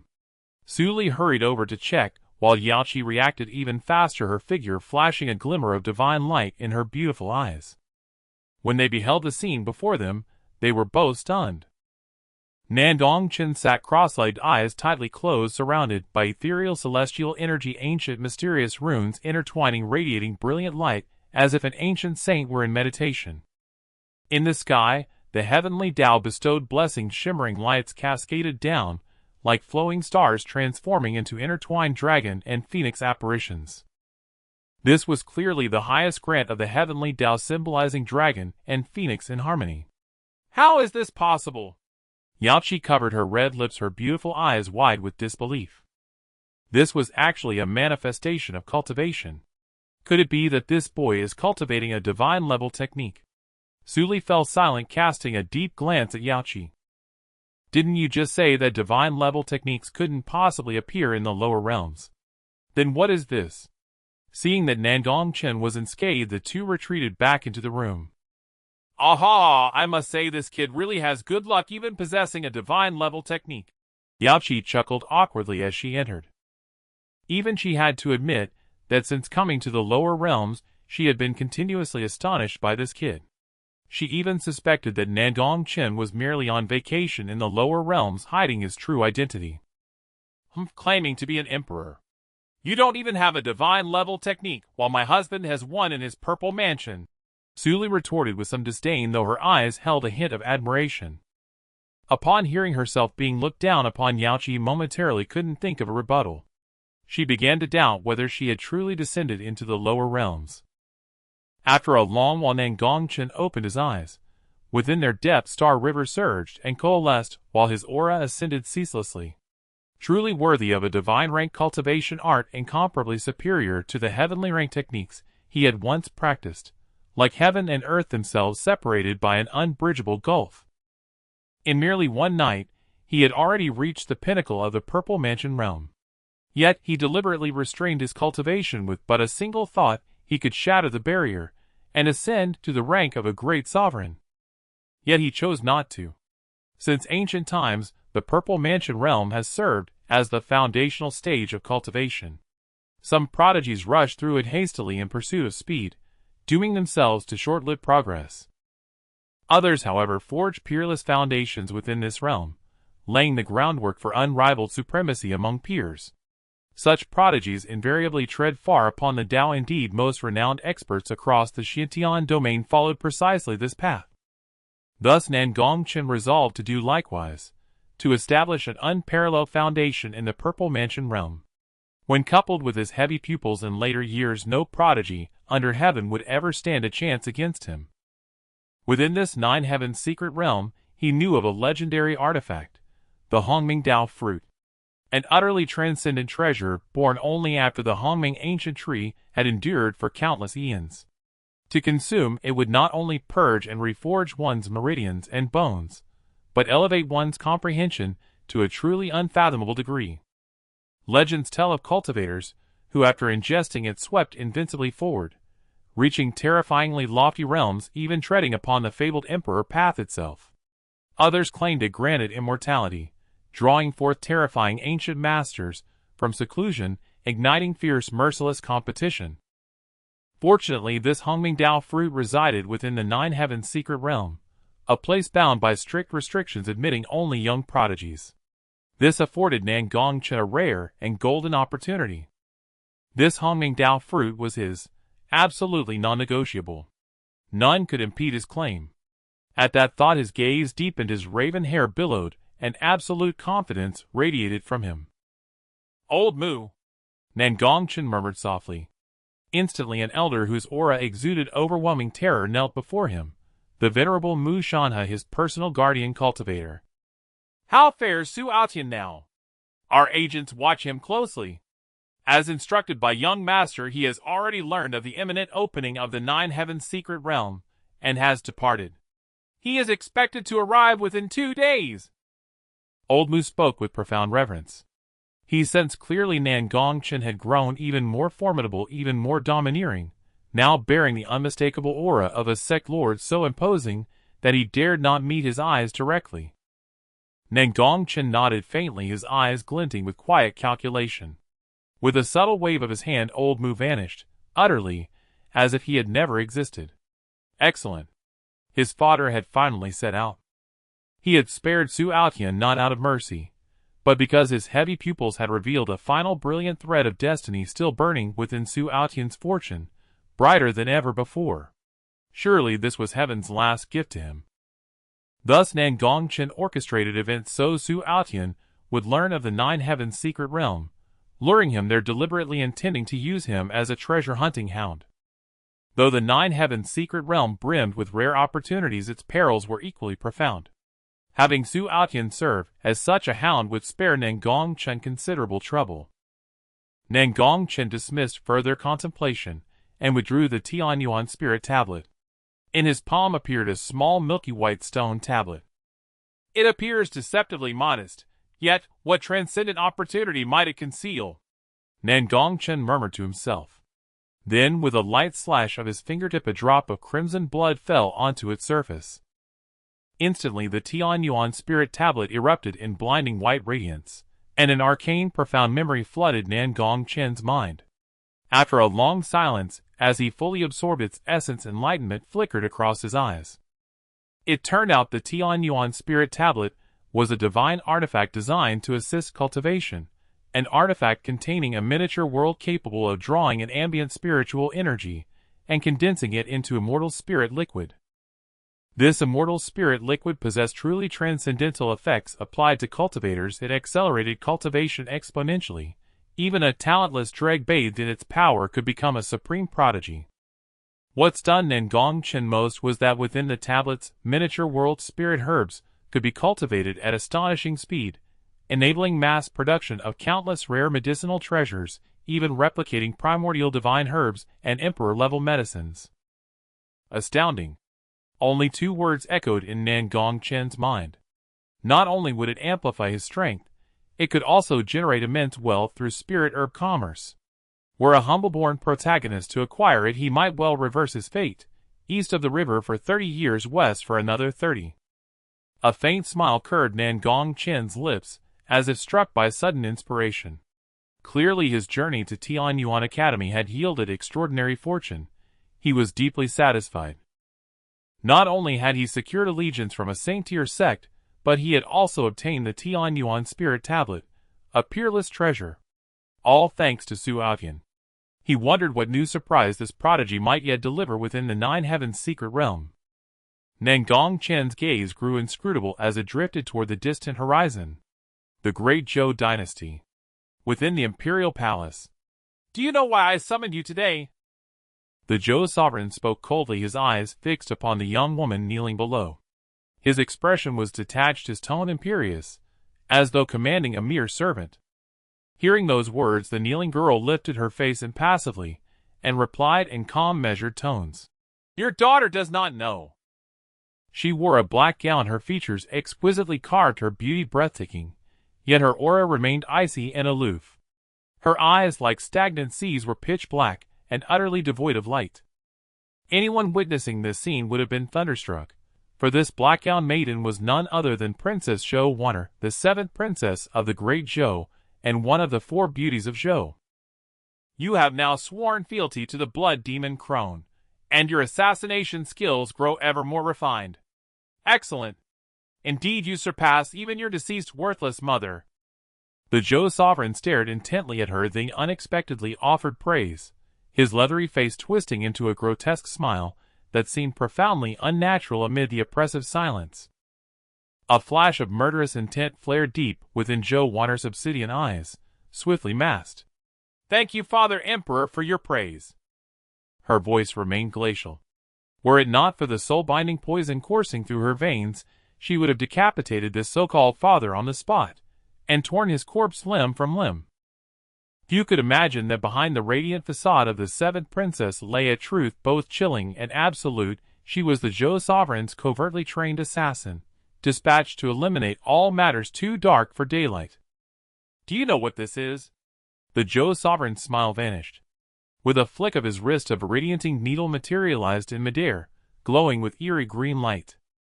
Zhou Wanner's pupils contracted sharply, like one confronted with unspeakable horror.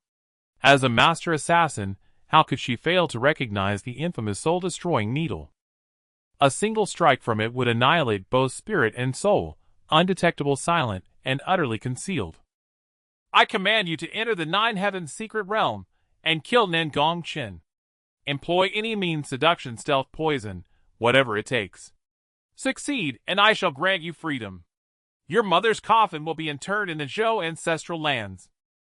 Fail, and I shall cast her remains into the graveyard of the nameless, condemning her spirit to wander as a lost, tormented ghost, forever barred from rebirth. The Zhou sovereign's gaze turned glacial as he delivered his ultimatum.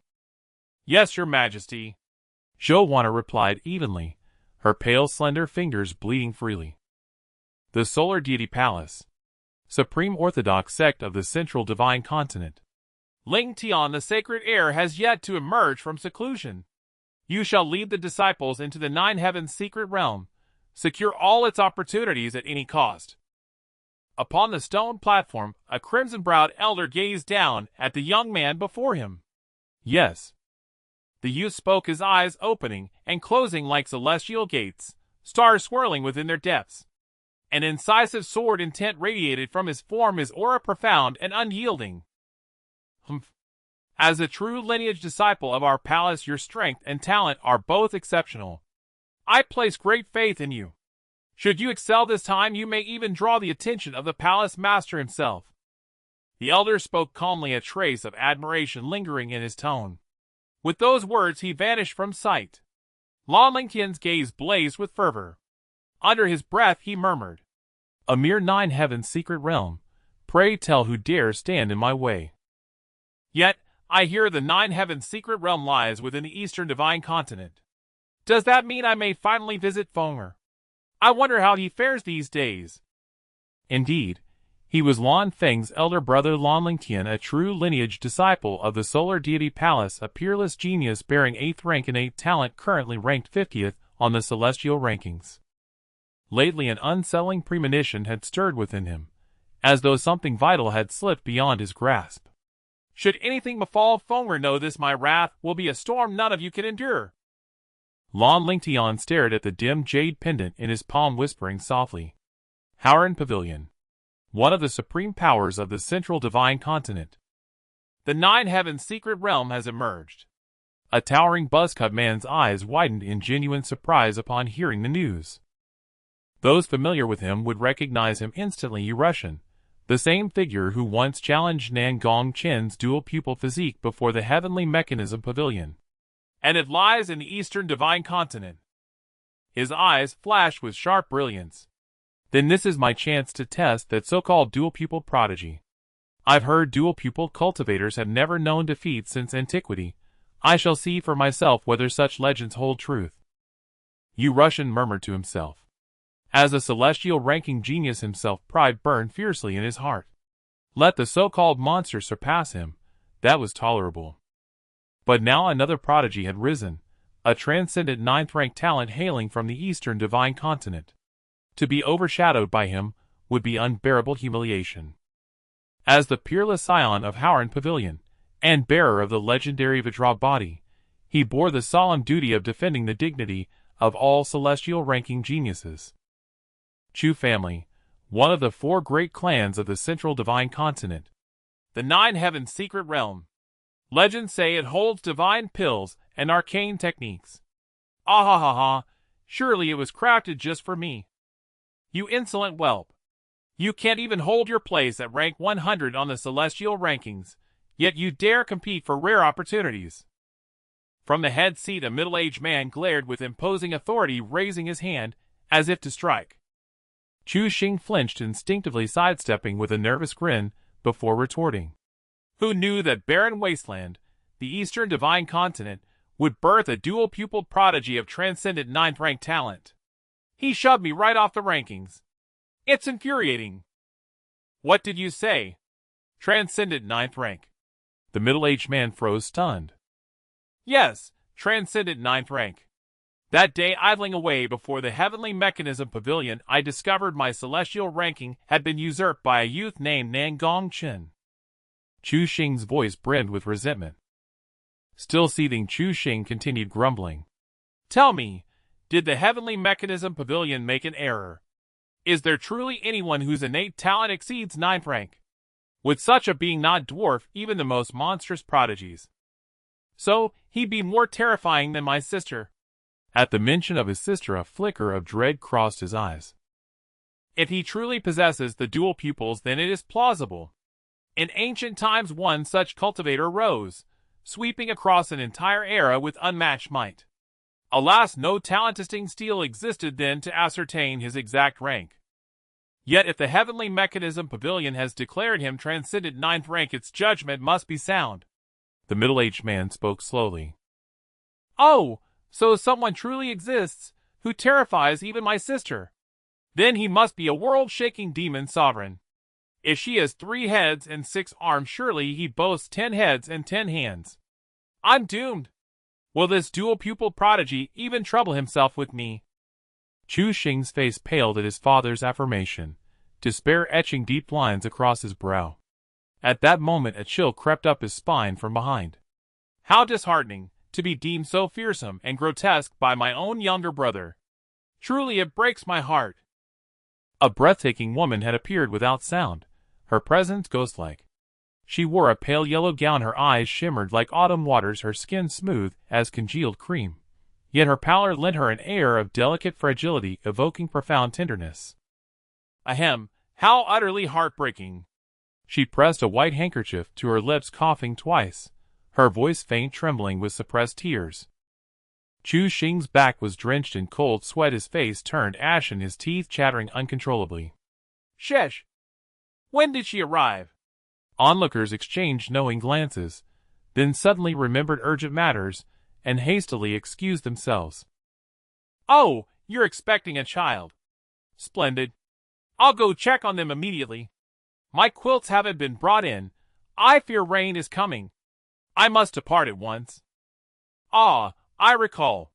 My alchemical furnace remains lit. I must leave at once. After the hall emptied, the eldest man shook his head sympathetically at Zhu Xing, then locked the door behind him as he departed.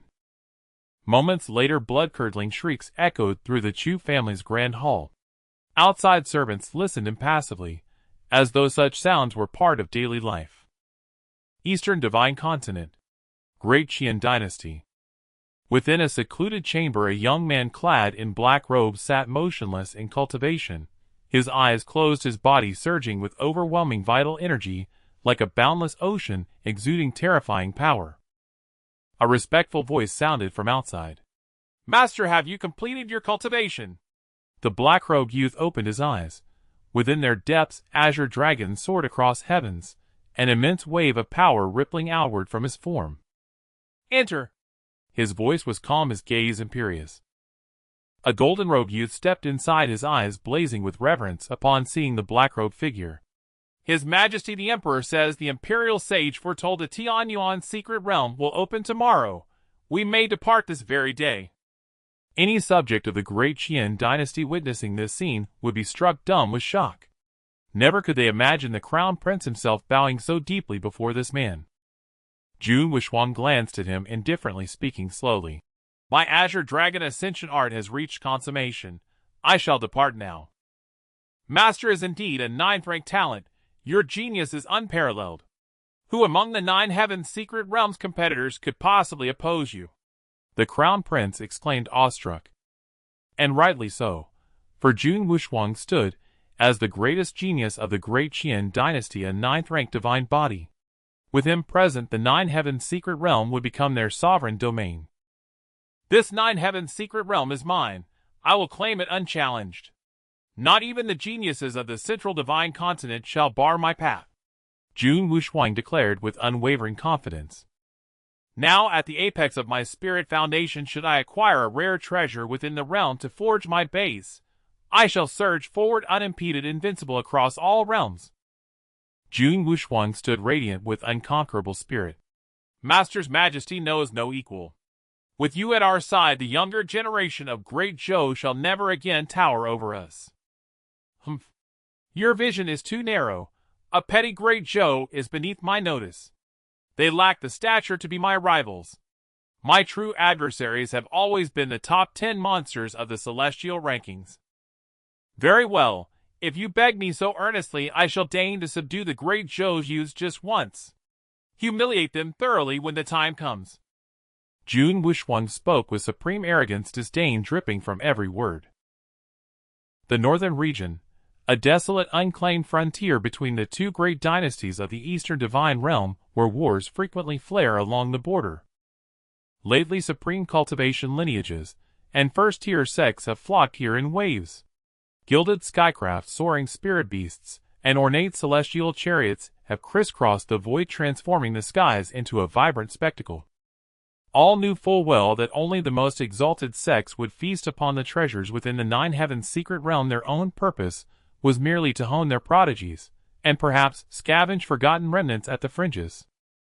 Today, however, marked the true climax. Many seers from the Xietian domain had foreseen the imminent opening of the 9 heavens secret realm, and thus the most formidable powers began arriving one by one, sending shockwaves through the assembled crowds. A golden war chariot streaked across the heavens, drawing gasps as onlookers glimpsed its occupant, Lan Lingtian, the direct disciple of the Solar God Palace, ranked 50th on the celestial rank list. He has come too. Others watched in awe as a colossal gourd sword passed, radiating brilliant auspicious light, and cutting through the void with breathtaking speed, the famed Hao Ran Pavilion of the central divine realm, whose disciples were renowned for cultivating peerless physical bodies and embodying relentless ferocious combat prowess.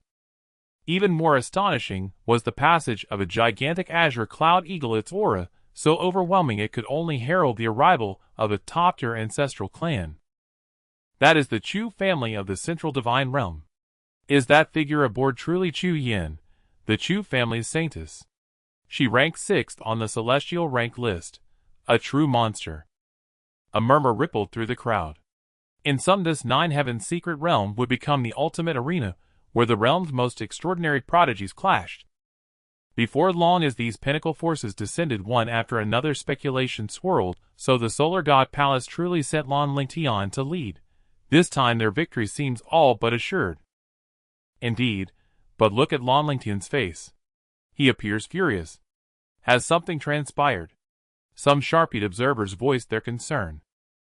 At that very moment, among the Solar God Palace's contingent, Lan Lingtian's face paled deathly, then twisted into a mask of seething wrath, as murderous intent erupted from his being like a storm breaking over a mountain. Only moments earlier, he had learned the devastating truth: his younger brother Lan Feng was dead, slain by a man named Nan Gong Chen. Upon learning Nan Gong Chen hailed from the Eastern Divine Realm itself, his fury intensified, his eyes turned bloodshot, and the composure he'd maintained moments before shattered utterly. "What has occurred?" a senior elder accompanying the Solar God Palace asked, noting the disturbance. Faced with the elder's inquiry, Lan Lingtian's expression flickered, ashen one instant, livid the next. He dared not let personal vengeance jeopardize the Solar God Palace's mission. Doing so would invite grave consequences. For now, he suppressed his rage, resolving to settle the matter later. "I am unharmed, Elder Lin. I thank you for your concern," he said, exhaling deeply and speaking with deliberate gravity. "The secret realm opens imminently. Everything must yield to that priority." Elder Lin Yinhua replied, though puzzled he gave a firm nod. Lan Lingtian steadied himself slightly, and nodded in return. Meanwhile, the Chu family's disciples witnessing the scene watched with keen curiosity. Chu Xing chuckled aloud. "Sister, do you suppose he's been betrayed? Look how flustered he is, his face shifting like a kaleidoscope. How amusing."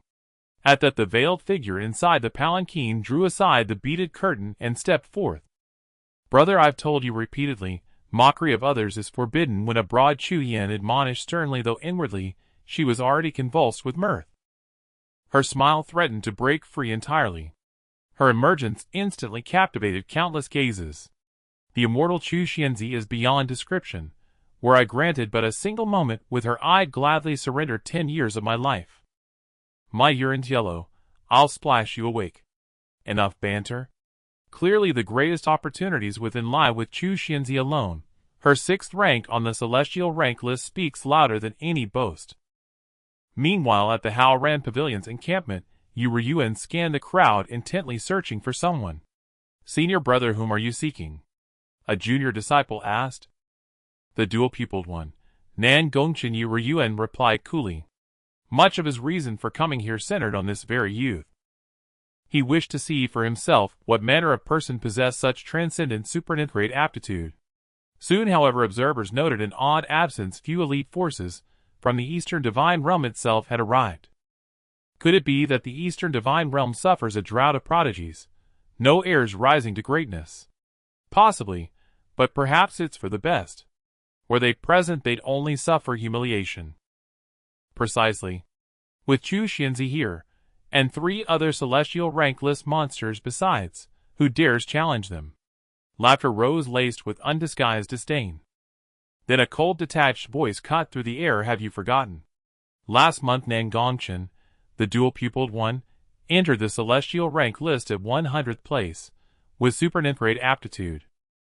The crowd's smiles froze. Indeed, they had overlooked him entirely. Instantly, conversation pivoted toward Nan Gong Chen. Lan Lingtian, overhearing the chatter, snapped alert. Nan Gong Chen. Quick inquiries revealed the truth. The dual-pupiled one who had broken into the celestial rank list last month bore that very name, and hailed from the Eastern Divine Realm. Could it truly be him? Lan Lingtian's expression darkened, his suspicion hardening into grim certainty. His brother had been a peerless prodigy within his sect. Only someone of extraordinary power could have slain him. Nan Gong Chen fit that dread profile. Yet upon learning Nan Gong Chen's cultivation realm was merely the purple mansion, Lan Lingtian's face brightened. Earlier talk of superintegrate aptitude had given him pause, making him hesitate even over vengeance. A venomous shadow flickered in Lan Lingtian's gaze. "Nan Gong Chen, you will repay blood with blood. If you dare enter the 9 Heavens' secret realm, I shall ensure you no agony beyond measure." Across the way, the Chu family disciples, hearing Nan Gong Chen's name, momentarily drew blank, until memory stirred. Ah, wasn't he the one who displaced Chu Xing from the celestial rank list? Exactly. That's him. How absurd. Chu Xing truly is the gatekeeper of the list. Ha ha ha. All eyes swung toward Chu Xing. Chu Xing flushed with embarrassment, but retorted defiantly, "He merely got lucky. If he shows up, I'll beat him to his knees and make him beg for mercy." Indeed, displaced by a mere purple mansion cultivator. How remarkably fortunate, Chu Yan added, delivering the final blow. Chu Xing turned crimson and fell silent. A radiant heart-stopping smile bloomed on Chu Yan's lips, and within her curiosity deepened. What kind of man was this dual-pupiled prodigy blessed with superninth-grade aptitude? After all, even those surpassing her in talent possessed only ninth-grade aptitude. A superninth-grade designation implied a trajectory destined, sooner or later, to claim the apex of the celestial rank list. How intriguing. She would wait, and watch closely, the reactions of others when that day came. Suddenly a colossal skyship emerged from the void, its hull blazing with auspicious light, its surface interwoven with luminous runes dazzling in splendor. Upon its banner 2 characters blazed with sovereign authority: Tian Yuan. Stunned silence fell over the crowd. Whose power could command such grandeur, such opulent, awe-inspiring majesty? Upon witnessing this scene, several young disciples hidden in the Eastern Divine Continent began to voice their opinions. You do not recognize the Tian Yuan mansion yet? You dare to ridicule our Great Zhou as if there is no one here. Indeed, do you know that the young master of the Tian Yuan mansion is the double pupil individual you speak of, and his Dao partner possesses the legendary 9-grade divine body? How many 9 grades are there in the entire Xintian domain?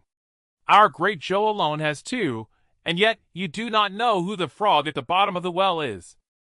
These young disciples from the Eastern Divine Continent spoke with disdain. Just moments ago, they were mocked by people from other continents, and now they finally had a chance to vent. Although Nan Gong Chen's reputation in Great Zhou is poor, he is powerful. Every disciple from Great Zhou who has come here has heard of the events that transpired at Tian Yuan Academy. One person swept through the entire academy, leaving the younger generation unable to lift their heads, brimming with exuberance, like a demon king descending to earth. Thus Nan Gong Chen's reputation among these individuals has also changed. They firmly believed that Nan Gong Chen would certainly suppress these individuals. Among the crowd there was a tall and beautiful figure, her eyes, like water moons, her skin as pristine as new snow, wearing a veil that exuded an elegant aura. Upon hearing the tales of Nan Gong Chen, her expression turned somewhat complicated. She did not expect that, after the sect was taken over by Nan Gong Chen, he would accomplish so much. Truly each event was more astonishing than the last. Indeed, this person was Lu Ruoyan from the Qiyun sword sect. On the other side, a figure in black robes gnashed his teeth, his voice ambiguous. Nan Gong Chen, this time in the 9 heaven secret realm, I will kill you to avenge my loss. Indeed, beneath the black hood was Su Aotian. Now, since Su Aotian had undergone self-castration, although his voice had turned soft, and the firmness in his face had diminished somewhat, he had grown stronger, leaping to the early stage of the great being realm, a remarkable advancement. As the saying goes, although I have lost my bird, I have grown stronger. The disciples from other continents beyond the Eastern Divine Continent were also somewhat shocked upon hearing this flattery. They did not expect that the double pupil individual would have such high popularity, and that his Dao partner was also a 9-grade divine body. They no longer dared to speak ill of the young talents from the Eastern Divine Continent. One must know that entering the 9-grade qualification means that once grown they will surely ascend to the top of the heavenly rankings without a doubt. They could not afford to provoke such a being. Meanwhile, everyone looked at the flying boat gradually descending, their curiosity growing stronger.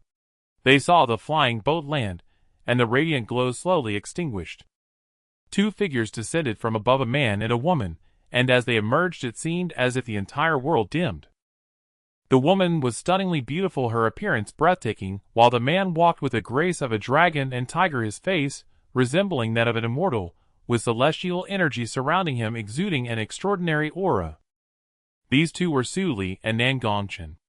Upon seeing them, the crowd couldn't help but show expressions of shock, unable to believe that such extraordinary individuals existed, as if they were born to be a pair. The men envied Nan Gong Chen immensely, wishing they had such a beautiful Dao partner.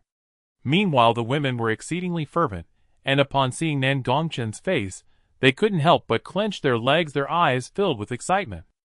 It seemed that Nan Gong Chen's legion of female admirers would increase significantly, a testament to his incredibly handsome face. Nan Gong Chen appeared composed, as if he were already accustomed to such attention. With just a glance, he noticed many unexpected gains.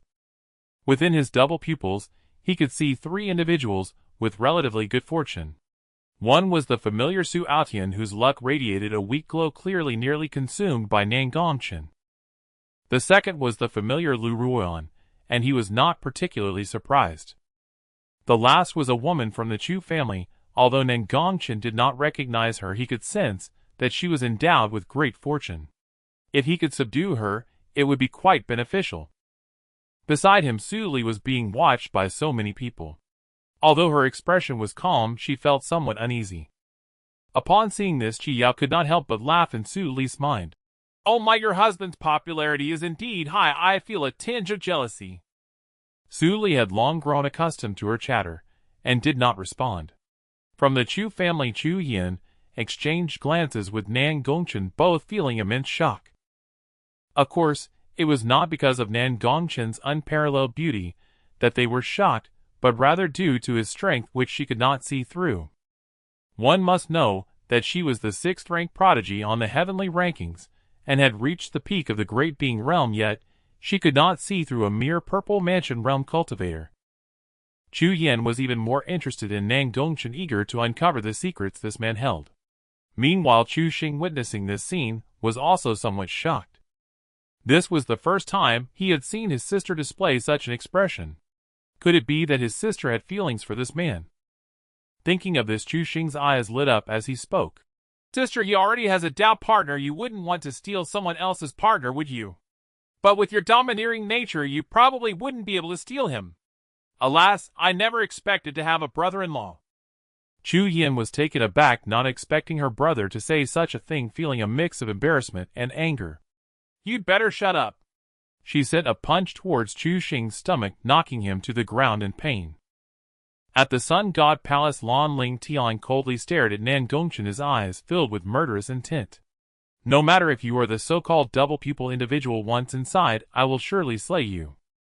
At that moment, an unexpected scene unfolded before everyone's eyes.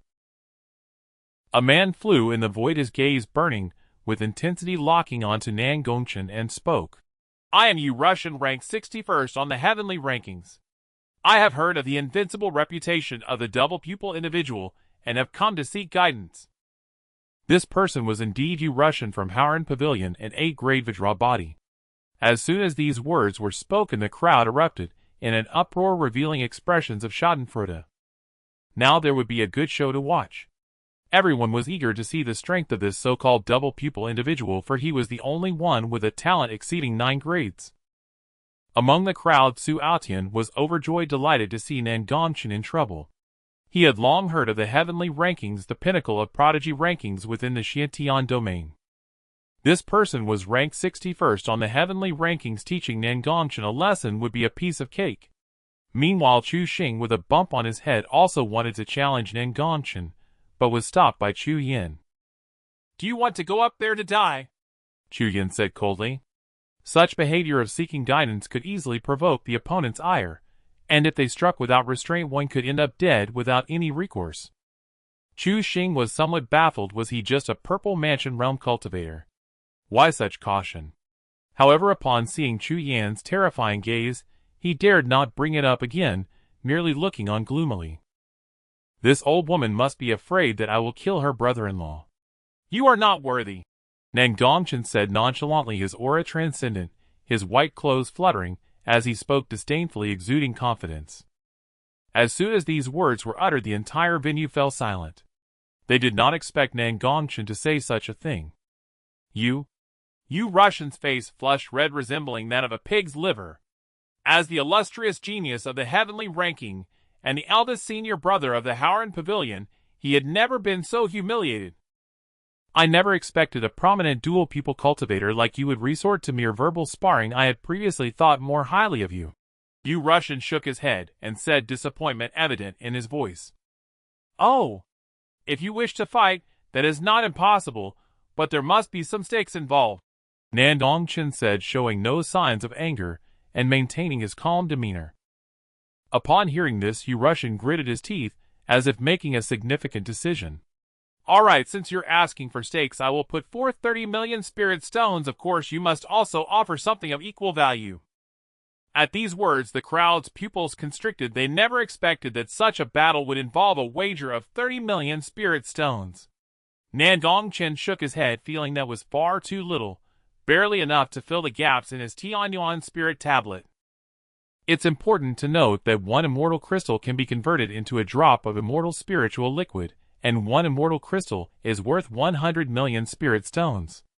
Russian was momentarily stunned. 30 million spirit stones were simply not enough. 30 million spirit stones? Are you sending a beggar away? Nandong Chen scoffed. The crowd was even more shocked. Was 30 million spirit stones really insufficient? This dual pupil cultivator was merely a young lord of a dynasty, yet he spoke so arrogantly. Then how much do you want? Russian's expression turned cold. He had not intended to play such a high-stakes game. I want 10 immortal crystals, Nandong Chen declared, his words shocking everyone. Russian immediately felt he had been played. 10 immortal crystals equated to 1 billion spirit stones, approximately the entire wealth of a first-rate power. And he only had 2 spirit crystals on him. How could he possibly produce that? If you do not wish to fight, feel free to refuse. Why speak so recklessly? Russian said coldly, then continued. Of course, if you can provide 10 immortal crystals, I will agree to fight you. He was quite confident, convinced that Nandong Chen could not possibly possess 10 immortal crystals. After all, he was merely the young lord of a minor dynasty. Upon hearing this, some onlookers smirked, anticipating that Nandong Chen would be left embarrassed when he couldn't produce the crystals. On the side of the Chu family, Chu Yin watched this scene unfold, inexplicably worried for Nandong Chen. She even entertained the thought of having herself produce 10 immortal crystals, and sending them through Chu Xing should Nandong Chen fail to do so. Soon as Chu Yin came to her senses, she was left stunned. Why had she harbored such a crazy thought? Beside her, Chu Xing watched the scene with great interest, oblivious to Chu Yan's unusual demeanor. Nandong Chen smiled, truly believing he was just any run-off-the-mill character. Soon several brilliant beams of white light appeared, and 10 immortal crystals shimmering like glazed tiles floated in midair. Upon seeing this, Russian was secretly astonished. This young man was unexpectedly wealthy. The crowd widened their eyes, almost drooling at the sight of the immortal crystals. So many spirit stones. This amounts to 1 billion spirit stones, enough to establish a first-rate power. Those who had previously claimed that Nandong Chen had none now felt a twinge of shame and fell silent. The other female geniuses present from various states gazed at him with sparkling eyes. Handsome and wealthy, wasn't this the perfect partner in their minds? It's just 10 immortal crystals. You can't really not produce them, can you? Nandong Chen laughed, his tone laced with mockery. Senior brother, you absolutely must not agree. If you lose, those 10 immortal crystals will be gone, and the sect master will definitely blame us, advised a disciple from Aotian Pavilion. Hearing Nandong Chen's provocation, Russian clenched his fists tightly, completely ignoring the other disciple's warnings. How absurd. He could never lose. If he won, he would earn 10 immortal crystals for Aotian Pavilion. Thinking this, a fervor ignited in Russian's eyes. All right, I agree to your challenge. Then let the match begin, Nandong Chen said indifferently, his eyes like stars radiating divine brilliance, as if a sage had descended. In the next moment, Russian struck first, pushing off the ground with great force, a cloud of dust erupting as he charged at Nandong Chen like a nuclear bomb. Simultaneously, his auras surged, bursting forth with dazzling golden light. His robust physique concealed boundless strength. Diamond body. Someone recognized it and exclaimed. Russian moved with incredible speed, quickly closing the distance to Nandong Chen. He threw a powerful punch, its radiance shimmering with golden light, the immense force radiating as if it could shatter the heavens. Nandong Chen, however, remained unperturbed, responding with a single punch of his own, devoid of any flamboyance, simply a straightforward strike. He didn't even activate his divine elephant suppression technique. Seeing this, Russian's heart leapt with joy. It was important to note that he had never encountered anyone with superior physical prowess. With this punch, even someone at the peak of the mighty realm would kneel, let alone Nandong Chen. The crowd shook their heads, thinking it foolish to go head-to-head with someone who specialized in physical combat. Su Aotian and Lan Lingtian smirked, both eager to see Nandong Chen getting humiliated. Boom! The two fists collided, unleashing a tremendous force that spread outward. In an instant, dust rose, and debris flew everywhere. Everyone's expression changed. The power was overwhelming, as if two human-shaped beasts were engaged in battle. Amidst the smoke, a figure drenched in blood flew backward, tracing a graceful arc. Hiss! As the crowd saw clearly, they widened their eyes in disbelief. The bloody figure was none other than Aotian. At this moment, Aotian's right hand was in an extremely awkward position, clearly disabled, with ghastly white bones protruding, a truly tragic sight. How is this possible? Aotian's pupils constricted, as if he had seen a ghost, unable to recover for a long time. His physical body had proven no match for Nan Gong Chen. He felt as if he were facing a true dragon offspring, a sense of helplessness rising within him. Meanwhile, as the smoke cleared, Nan Gong Chen remained calm, dressed in immaculate white, as if a celestial king had descended. The crowd was utterly shocked upon witnessing this. They had anticipated a draw, but never expected such a result. Nan Gong Chen appeared unharmed, as if he hadn't even taken the fight seriously. Su Aotian and Lan Lingshan's smiles froze, their eyes filled with disbelief. Master is truly formidable. Wang Yuxuan, standing behind Nan Gong Chen, exclaimed in her heart. Had it not been for Master warning her not to be too close to Su Li, she would have rushed forward to be by his side. This period without being able to enjoy joyful moments with Master had made her feel stifled. This young man's physical body is truly terrifying. It's hard to imagine that such a prodigy could emerge from your realm. Qi Yao could not help but express her admiration. Hearing this, Su Li's eyes sparkled. She had anticipated that Nan Gong Chen would win, but she never expected him to do so effortlessly. On the Chu family's side, Chu Yin was also taken aback, feeling an inexplicable sense of relief. Meanwhile, Chu Xing, pale-faced, stammered, "Holy crap! Thank goodness you held me back, or I would have been the one lying on the ground. Sister, I will never call you a human-shaped Tyrannosaurus again. It turns out my brother-in-law is the real deal." Upon hearing this, Chu Yan's eyes darkened as she delivered a punch, leaving a bump on his left side. Those who gamble must accept their losses. 10 immortal crystals, bring them here, Nan Gong Chen said. However, Nan Gong Chen's strength was truly terrifying. Even without the use of his double pupils, his combat power was already formidable. It was hard to imagine what kind of scene it would be if he activated them. So does that mean he showed mercy?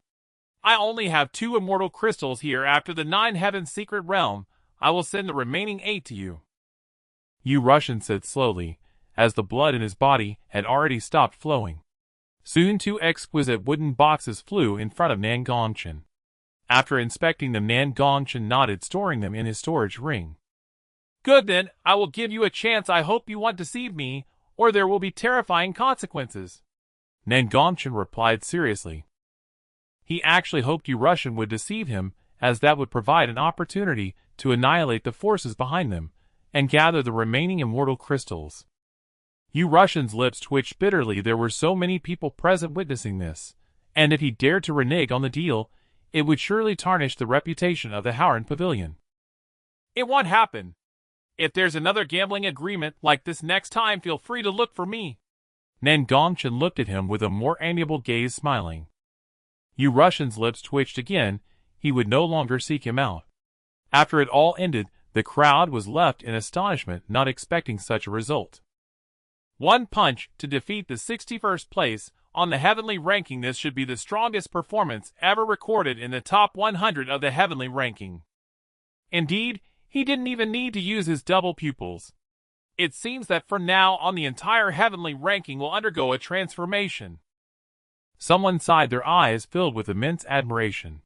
The disciples from the Eastern Divine State were particularly excited, as this was a great relief for them.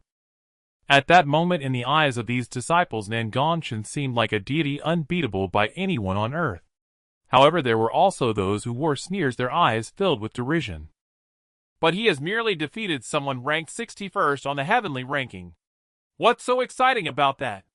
It's worth noting that Lan Zhenchuan could also defeat Aotian. We shall see how it goes in the secret realm. Of course, most of those pessimistic voices came from the disciples of the Sun God Palace. In a place where no one was paying attention, two factions quietly approached the Great Zhou royal family and the Great Qian royal family. After the people from the Great Zhou royal family arrived, they immediately spotted the ethereal Nan Gong Chen. Zhou Wanjie and the others had a hint of anger in their eyes, but dared not show it. It's him again. At this moment, these few people felt fear upon seeing Nan Gong Chen, as if they had encountered a demon king. Meanwhile, Zhou Weiner was exquisitely beautiful, dressed in a black ceremonial gown. Her eyes were as dark as the Dead Sea, appearing like a porcelain doll. When Zhou Weiner saw Nan Gong Chen, a ripple finally appeared in her Dead Sea-like eyes filled with complexity. Nan Gong Chen had changed so much. It should be noted that she had seen him a few times at the previous royal banquet. Back then, Nan Gong Chen was not only arrogant, but also lecherous, flirting with any beautiful woman he saw, including her. That dark period of training had brought her much joy. How wonderful it would have been if the one being assassinated was not him. The talents from the Great Zhou aren't impressive at all. Just as everyone was quietly waiting for the Nine Heavens secret realm to begin, a brazen and arrogant voice rang out. The speaker was Qian Hao, who had just descended from a small flying boat, also the crown prince of the Great Qian dynasty. The crowd turned to look, their eyes showing some shock. At this moment, who would still dare to say that the Great Zhou's talents were lacking? Didn't they fear a punch from Nan Gong Chen? When they saw the crown prince of the Great Qian, they were also puzzled about who he was. Soon someone at the scene explained, "He is the crown prince of the Great Qian dynasty in the Eastern Divine State." After hearing this, everyone realized that yet another faction from the Eastern Divine State had arrived. At this moment, they looked at him with some trepidation, fearing another monster like Nan Gong Chen would emerge. Indeed, the people from the Great Zhou were furious upon hearing this. "Qian Hao, your mouth is still as filthy as ever," Zhou Yanlong said coldly. Upon hearing this familiar voice, Nan Gong Chen, who had been resting his eyes, opened them. Upon seeing the two factions, a hint of amusement appeared in his eyes. He hadn't expected them to come as well. Nan Gong Chen naturally recognized both sides, having dealt with them before. However, it was strange that the Great Qian had brought someone this time. This person must be the hidden trump card of the Great Qian, the 9-ranked Scythian tyrant Jun Wuxuang. As a core secret of the Great Qian, he had heard about him from his father long ago, but the Great Zhou had yet to infiltrate, so they were naturally unaware. But even if he had 9-ranked talent, if he provoked him, he would still be suppressed. Thinking this, Nan Gong Chen closed his eyes again and continued to cultivate. The 9 Heavens secret realm should be opening soon. Indeed, they are lacking. Jun Wuxuang glanced over and spoke, his tone filled with disdain. Upon seeing this, Zhou Yanlong also spoke up. "And who might you be?" Qian Hao's expression brightened as he exclaimed, "This is our strongest genius from the Great Qian, the 9-ranked divine body Jun Wuxuang." Upon hearing this, the other geniuses from the Great Qian looked at Jun Wuxuang with fiery eyes. To them, Jun Wuxuang was synonymous with an undefeated legend, unbeatable. When these words were spoken, the crowd was shocked, not expecting that yet another 9-ranked divine body had appeared. It seemed that there were now 3 monstrous talents above 9 rank in the Eastern Divine State. This was truly terrifying. Zhou Wanjie and the others were utterly shocked upon hearing this. The Great Qian also had talents above 9 rank. "Where is your goddess?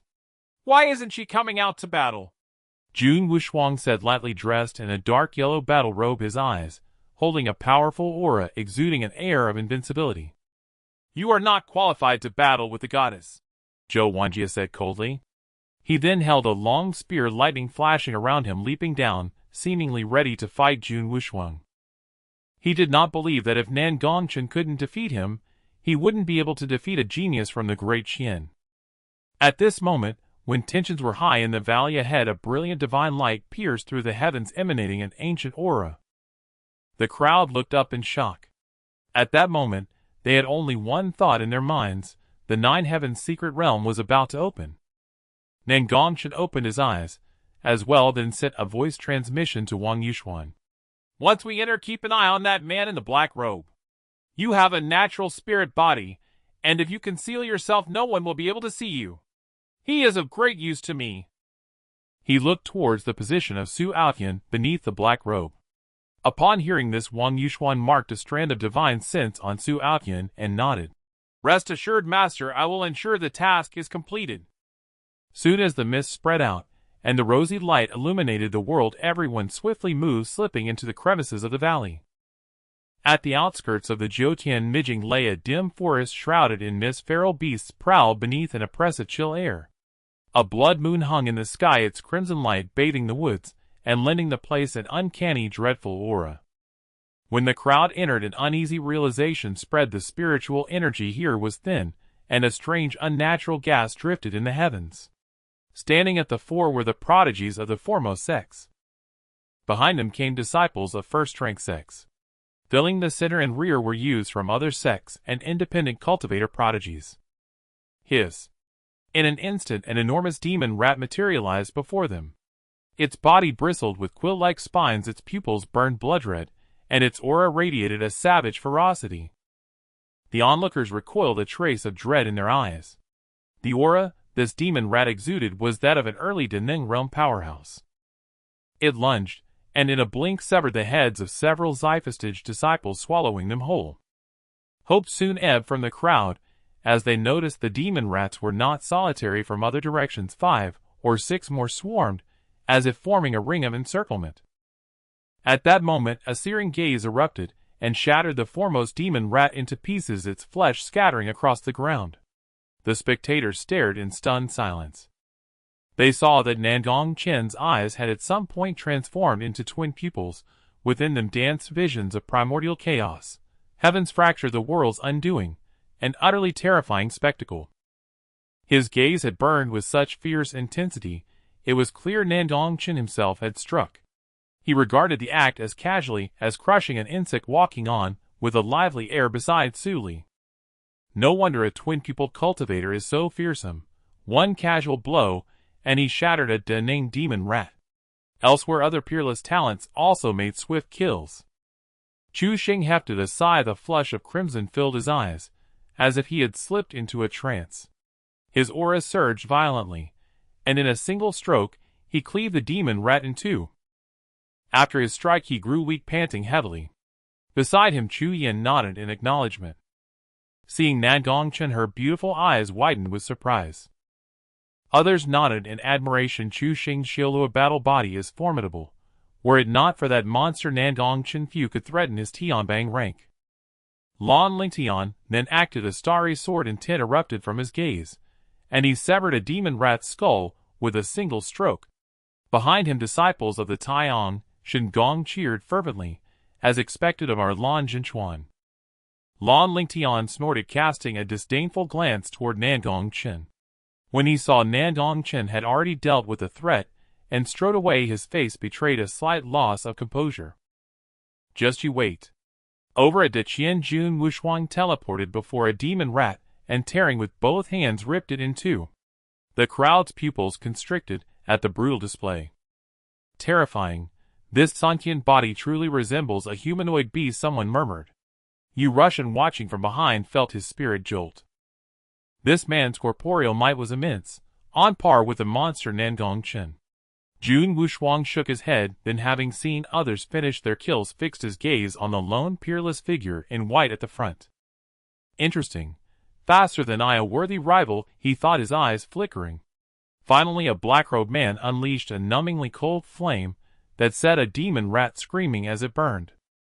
That man was Su Aotian. It seems even among the Sanshio, there are prodigies not to be trifled with, someone remarked. Su Aotian watched the figure at the vanguard with venomous eyes, hatred suffusing his look.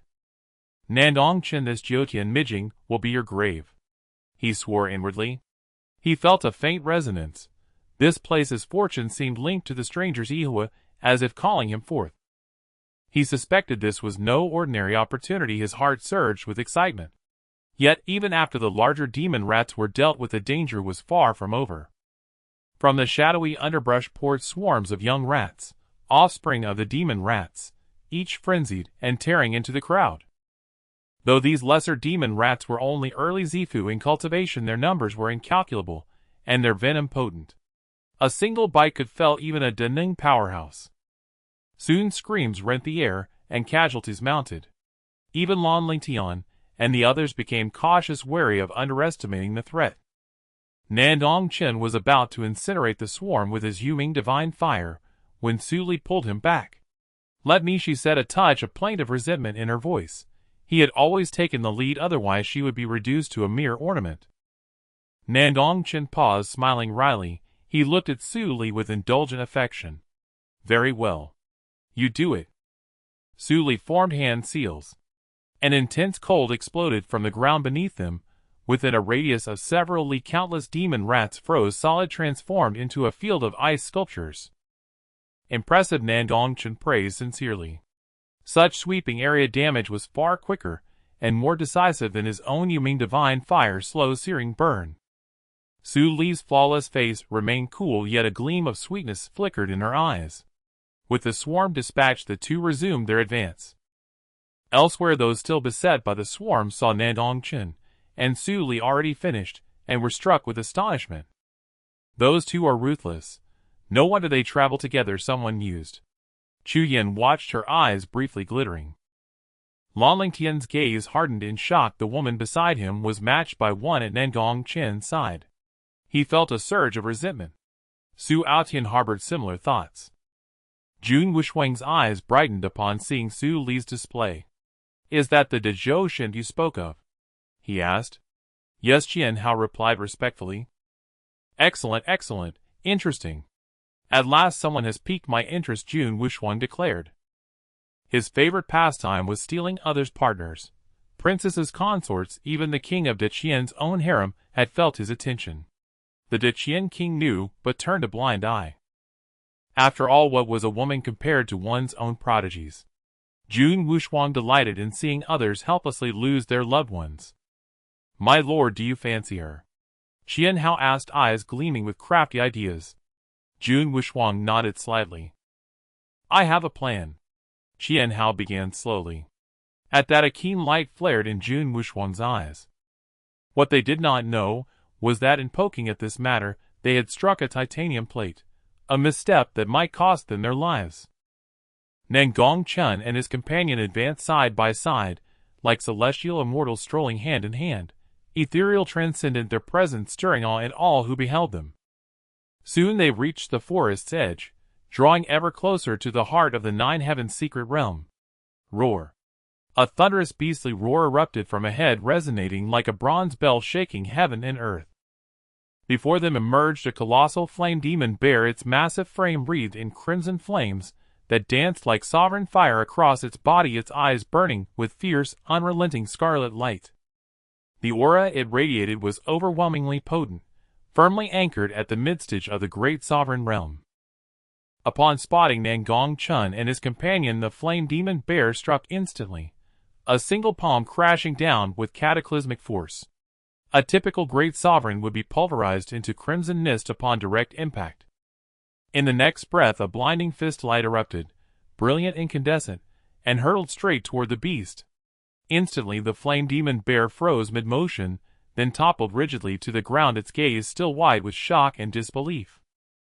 How could this human be so terrifyingly formidable? At that very moment, the other young geniuses arrived, and witnessed the scene unfold. HSS. Eyes widened in stunned silence, none dared believe what they had just seen. A midstage great sovereign flame demon bear, slain just like that. Even Chu Yin, the strongest among them, would have required time to subdue such a beast. Yet Nan Gong Chen had ended it with one brutal, unadorned fist. All now wore grave, sober expressions. Chu Xing swallowed hard, thankful his sister had restrained him back, then otherwise he might have met the same fate. Glancing toward Chu Yin, he saw her exquisite eyes momentarily glaze over, then swiftly regain composure. This man was simply too powerful. In the Eastern Divine Continent, such a prodigy truly existed. Lan Lingtian could scarcely fathom Nan Gong Chen's overwhelming strength. His disciples stood mute behind him. This was no mere mortal. He was more akin to a true dragon scion clad in human skin. Damn it! Can I still seek vengeance? Su Aotian watched, thoughts churning. He had never imagined that while he progressed, Nan Gong Chen's cultivation would surge even faster. He must seize the opportunities here, immediately, if he hoped to slay Nan Gong Chen. Yu Rushan broke into cold sweat, inwardly relieved Nan Gong Chen had held back during their prior encounter. That single fist, he could not possibly withstand it. Had he known it was merely Nan Gong Chen's casual strike, devoid of the divine elephant pillar hell art or the Emperor's fist, he would have died of sheer terror. His physical power rivals mine, Jun Wushuang murmured softly, though he knew well, if Nan Gong Chen possessed only brute strength, he would pose no threat to him. Most shaken of all were the royal house of Zhou, any thought of retribution now utterly extinguished. Only Zhou Wanner stood apart, her gaze complex, inscrutable, lost in silent contemplation. To assassinate him now would surely mean her own death. Having finished the beast, Nan Gong Chen paid no heed to others' reactions, and continued forward with Su Li. They halted only when the sight before them arrested their steps, finally gazing upon the core of the Nine Heavens' secret realm, a vast sprawling underground palace. Rot and gloom saturated the air within the palace, even its crumbling walls bore skeletal remains leaning silently, evidence of a place long abandoned, a terminus of life itself. The palace stretched boundlessly, its scale defying perception, its boundaries vanishing into endless obscurity. All entered together, eyes blazing with fervent anticipation, as though standing before destiny's greatest boon. Here peril and opportunity walked hand in hand. Qi Yao's gaze sharpened, fragments of memory surfacing. She spoke calmly, "Soon you'll part ways with this young man. I know where the Phoenix Stone lies. Oh, and tell him the central path is safe to follow." Su Li nodded. She could not rely on Nan Gong Chen forever, she too needed to seek her own opportunities. With that resolve she bid him farewell, and quietly advised him that the central path posed minimal danger. Nan Gong Chen understood. Staying beside him offered no trial, no growth. As for her certainty about the central path's safety, how could she know? The Nine Heavens' secret realm was unknown even to cultivators of the Xiantian domain, let alone its hidden treasures. No matter. This girl clearly carried her own destiny, her progress lately astonishing, nearly matching his own. He could not afford to slacken. Nan Gong Chen ceased reflection and strode resolutely down the central path, while unseen behind him several pairs of eyes tracked his retreating figure. Jun Wushuang watched Nan Gong Chen vanish coldly, then turned toward the path Su Li had taken, his lips curling into a subtle smile. Zhou Wanner, observing Nan Gong Chen enter the central path, slipped silently after him. Ding! You have reached the core of the Nine Heavens' secret realm. Sign in. A crisp, emotionless voice echoed suddenly. Sign in. Nan Gong Chen had not forgotten. The core activation triggered an automatic sign-in. Ding! Reward granted, one of the 10 supreme arts, the Thunder Emperor art. As the words faded, profound arcane knowledge flooded Nan Gong Chen's mind. The Thunder Emperor art was the legacy of Lei Di, one of the 10 primordial tyrants. Legends held that each of the 10 primordial tyrants had ascended to the utmost realm, revered by heaven and earth, alike peerless in might. The Thunder Emperor art focused exclusively on lightning-based combat. At its pinnacle, the practitioner could summon divine thunderstorms at will, each bolt capable of shattering realms and exploding stars, defying all natural law. Most crucially, heavenly lightning inherently suppressed demonic cultivators and malevolent entities, an advantage perfectly timed for the Nine Heavens' secret realm. With that thought, Nan Gong Chen quickened his pace, not in haste but as if waiting. Soon he arrived at a secluded spot and settled cross-legged to begin his cultivation. From the shadows behind him, a pair of pitch-black eyes watched intently. Zhou Wanner stood cloaked in midnight silk, a soul annihilation needle poised in her fingers, her expression wavering between resolve and doubt as she gazed upon his back. You've followed me long enough, time to step into the light. Nan Gong Chen spoke without turning, his voice calm yet carrying the weight of omniscience. Zhou Wanner's heart lurched. She spun to flee. In the next instant, Nan Gong Chen activated the art of movement and appeared directly before her, blocking her retreat. A woman! His twin eyes glowed with eerie luminescence, piercing darkness effortlessly. Upon seeing her lithe, graceful form, he paused, momentarily startled. With one swift motion, Nan Gong Chen tore away her veil, revealing a face of breathtaking elegance, icy, refined, untouched by worldly dust. In that instant, despair flickered faintly within Zhou Wanner's dark eyes. "You?" Nan Gong Chen's voice held quiet surprise. He had never imagined the one trailing him would be Princess Zhou Wanner of the Great Zhou Empire. Nan Gong Chen suddenly recalled some memories in his mind.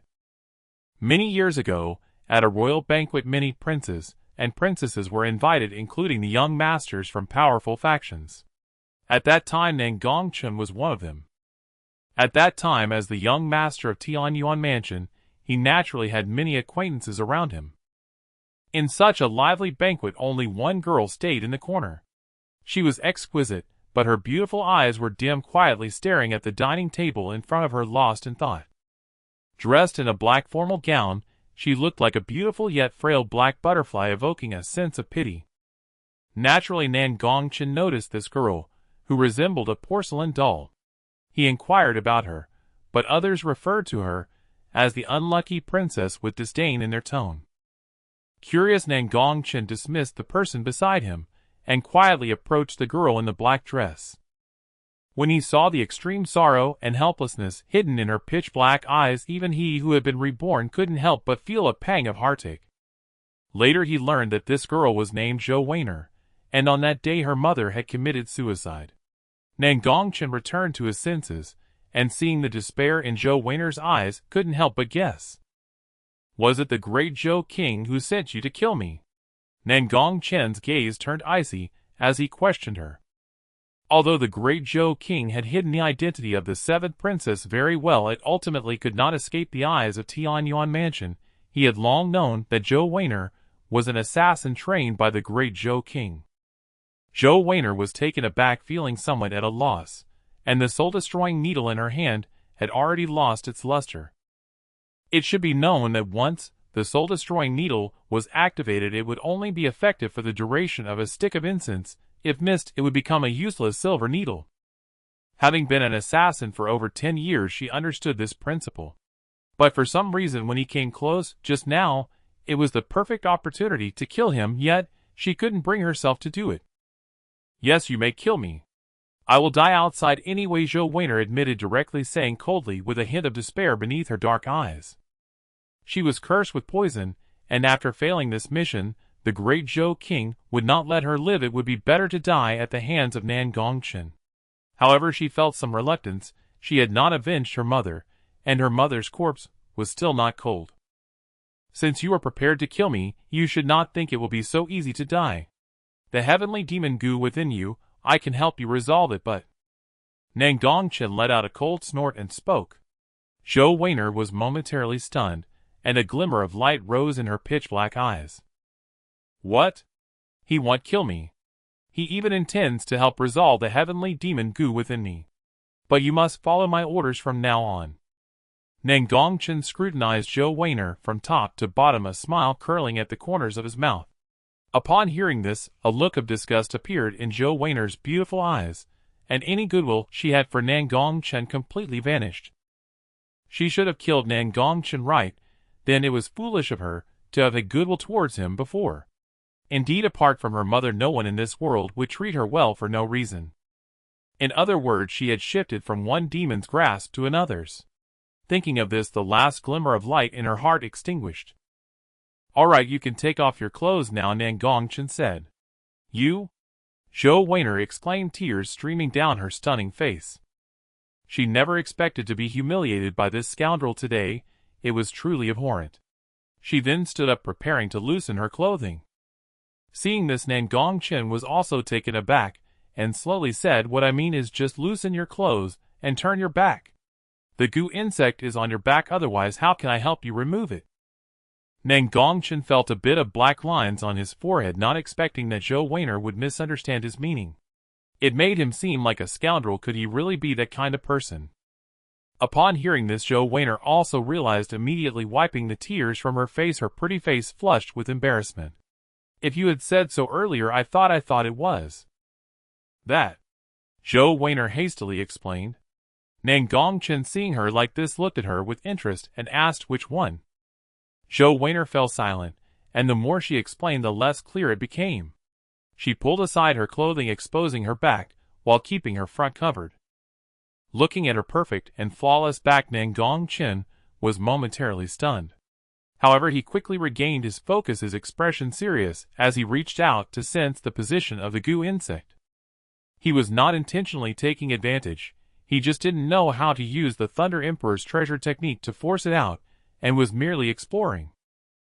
Zhou Weiner felt a strange sensation, as Nan Gong Chen touched her, causing her heart to feel a bit itchy, yet it was incredibly comfortable. It made her want to cry out, but she felt too embarrassed to make even the slightest sound. "Found it," Nan Gong Chen finally exclaimed. With that, Nan Gong Chen formed a hand seal, and a terrifying lightning erupted from his body, transforming into a small dragon that entered Zhou Weiner's jade back. Ugh! Zhou Weiner felt something wanting to come out, and immediately vomited. A black goo insect was spat out, and that lightning dragon directly obliterated it, turning it into a cloud of ash. After witnessing this, Zhou Weiner had a complex expression, as she silently put her clothes back on. "Take this." Nan Gong Chen took out a pill and said, "I placed another goo insect on you. If you want to live, you need to take this every month," Nan Gong Chen explained with a smile. "You are truly inhumane," Zhou Weiner muttered under her breath, before swallowing it.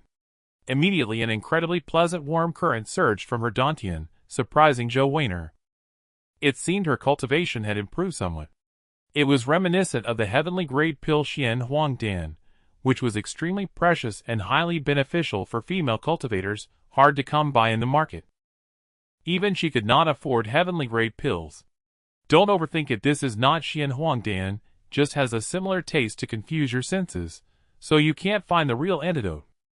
Nan Gong Chen spoke coldly.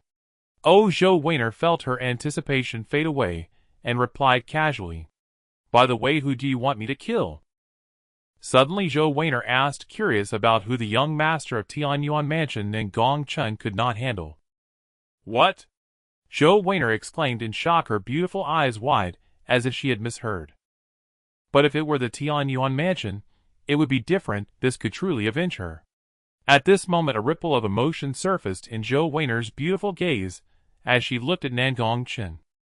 He seemed indeed not so bad after all. "What? Is that not acceptable? Aotian have always repaid grudges in kind. Since the king of the Great Zhou wants to kill me, I must retaliate in kind," Nan Gong Chen said casually, as if discussing something trivial. "But my mother's coffin is still in his possession.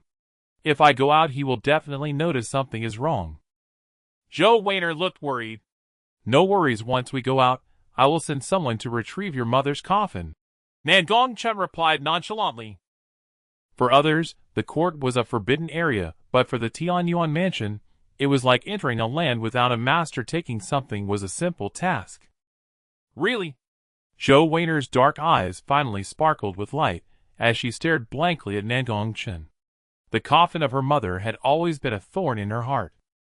If she could retrieve her mother's coffin, she would no longer have to worry. The king of the Great Zhou would no longer have any control over her. Nan Gong Chen ignored her worry and continued. "We will discuss this later. Once we go out, unless I give orders, you must not act alone. Your father will eventually come to kill you."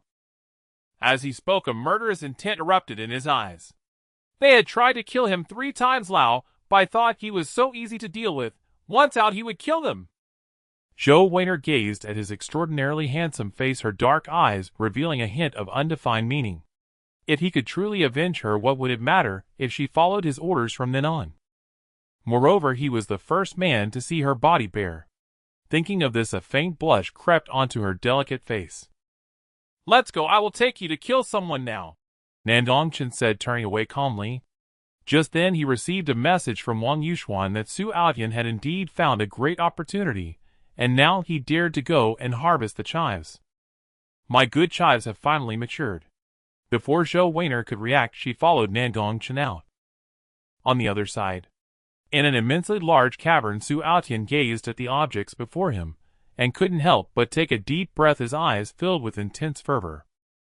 The red flame dragon bone and the Chilan treasure technique are all mine. Ha ha! He laughed, his voice carrying a strange feminine quality. Beside the bones lay a piece of white glazed bone and an ancient scripture. Nan Gong Chen, with these 2 items, what will you use to deal with me in the future? Aotian murmured, his eyes sparkling with excitement. He seemed to envision Nan Gong Chen beneath his feet, desperately begging for mercy. Thinking of this, Aotian felt immensely pleased. Just as he was about to collect the items, a dazzling small sword shot towards him. Aotian reacted quickly, dodging to the side. The small sword flew like a stream of light, its blade incredibly sharp, embedding itself deeply into the stone wall. His eyes narrowed as he looked back, filled with anger, as he spoke in a deep voice. Who is it? If that sword had pierced him, he would likely have been in danger, indicating just how ruthless the attacker was. A beautiful and agile figure appeared. Wang Yuxuan stared coldly at him. I didn't expect you to dodge that. This belongs to the master, you cannot take it. Seeing Wang Yuxuan, Aotian's expression froze, utterly shocked that it was her. His eyes turned crimson as he ripped off his black robe, revealing his true appearance. You filthy bitch, I knew all along that you and that Nan Gong Chen were in cahoots. Upon seeing that familiar face, Wang Yuxuan's heart trembled. It turned out to be Aotian. However, at this moment his face bore a more feminine quality, lacking some of his previous resolve. Wang Yuxuan's expression turned cold upon hearing this. How dare he insult me? She had sacrificed her most important possessions for Aotian, and now instead of gratitude, he harbored such hatred for her, leaving Wang Yuxuan utterly perplexed. At this moment, the relationship was irreparably broken. They could never return to what they once were. Wang Yuxuan felt deeply disappointed, realizing she had saved a scoundrel while once being so infatuated with him. Fortunately, Aotian had never even touched her hand, or she would have been revolted. Aotian, I don't know what evil arts you've used to recover, but it's time for you to wake up. Withdraw obediently and return these treasures to the master, or you will face dire consequences today. Wang Yuxuan said coldly, unleashing her cultivation level at the mid-stage of the Purple Mansion realm. I see that today the one who will die is you. Aotian revealed a cold smile, his aura of the initial stage of the Great Ability realm fully exposed. Wang Yuxuan felt it and remained unperturbed, though a hint of shock flashed in her beautiful eyes. This was bad. Aotian had actually reached the Great Ability realm. This was troublesome. I hope the master arrives soon, or I won't be able to hold on much longer. If it weren't for Nan Gong Chen blocking me every time, how could I have fallen to this state?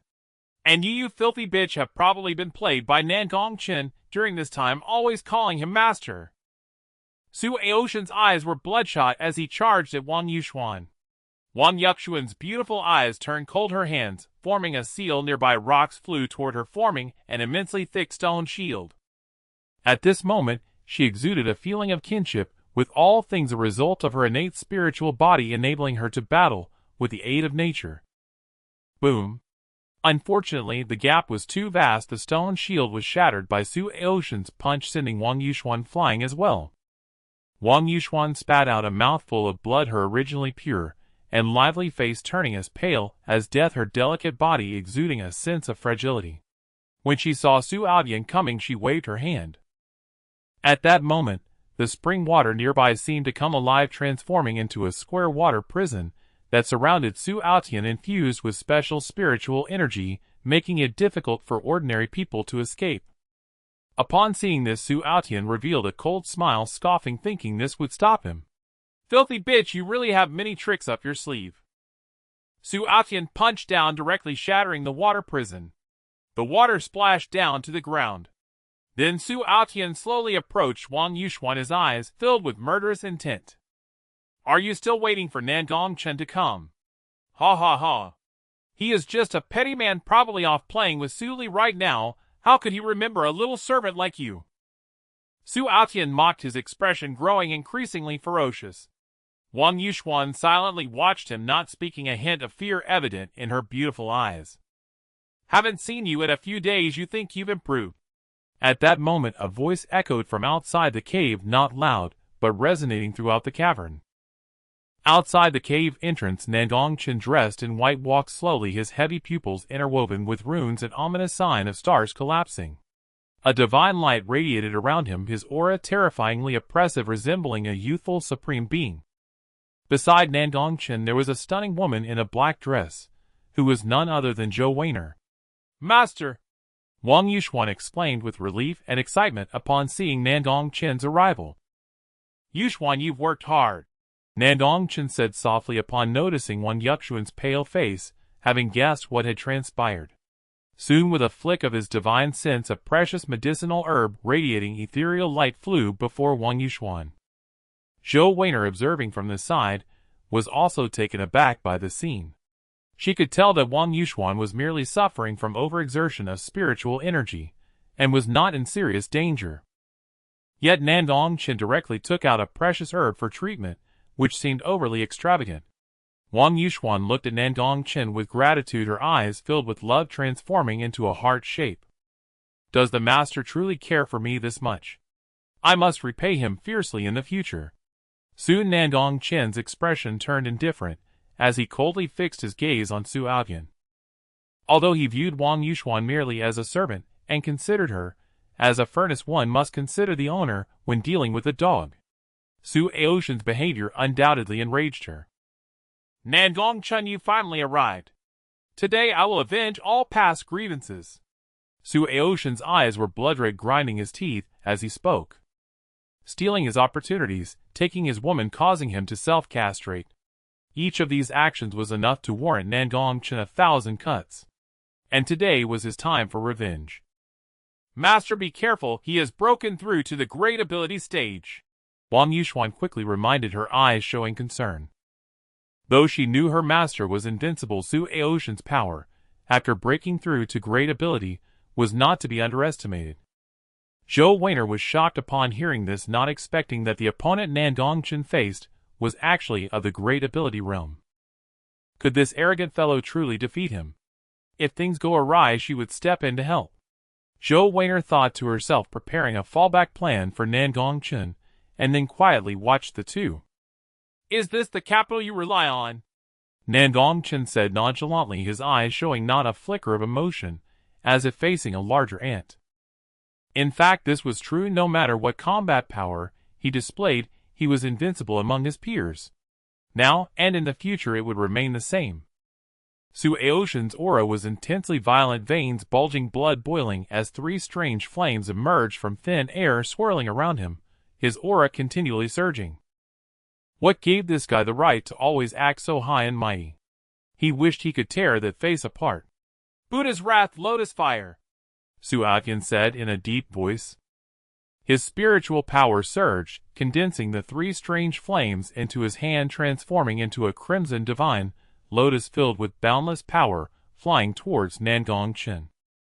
This was Su Aotian's renowned ultimate skill, and before this no one among his peers had been able to withstand it.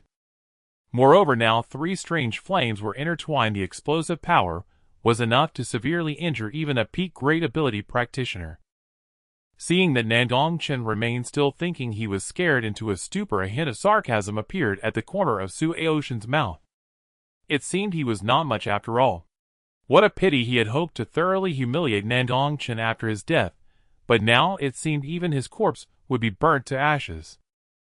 Wang Yuxuan and Zhou Weiner widened their beautiful eyes, feeling the aura emanating from the fire lotus, as if capable of annihilating the heavens and the earth, terrifying beyond measure. Just as the fire lotus was about to explode, Nan Gong Chen moved. Golden blood surged from Nan Gong Chen, overwhelming to the extreme, coalescing in the void, transforming into a gigantic golden dragon elephant, its might shaking the heavens and earth as if to shatter them. That was the divine elephant suppressing prison technique in operation, with 1 billion dragon elephant particles exploding within his body, unleashing an immense force. Simultaneously, Nan Gong Chen punched with his right hand, divine light dazzling, the punch radiating throughout heaven and earth, as an immensely terrifying figure in white appeared behind him, carrying the momentum to suppress all. This was the world's strongest fist technique, the Heavenly Emperor Fist. Su Aotian's face turned pale as he gazed at that white figure, his heart unable to resist the urge to submit, wishing to kneel down. The two terrifying powers overlapped, the golden divine light illuminating all directions, causing the entire void to tremble. The divine light was blinding. This punch directly shattered the fire lotus, crashing towards Su Aotian. Faced with this punch, Su Aotian felt a sense of helplessness, hurriedly summoning a magical artifact that transformed into a white barrier enveloping him.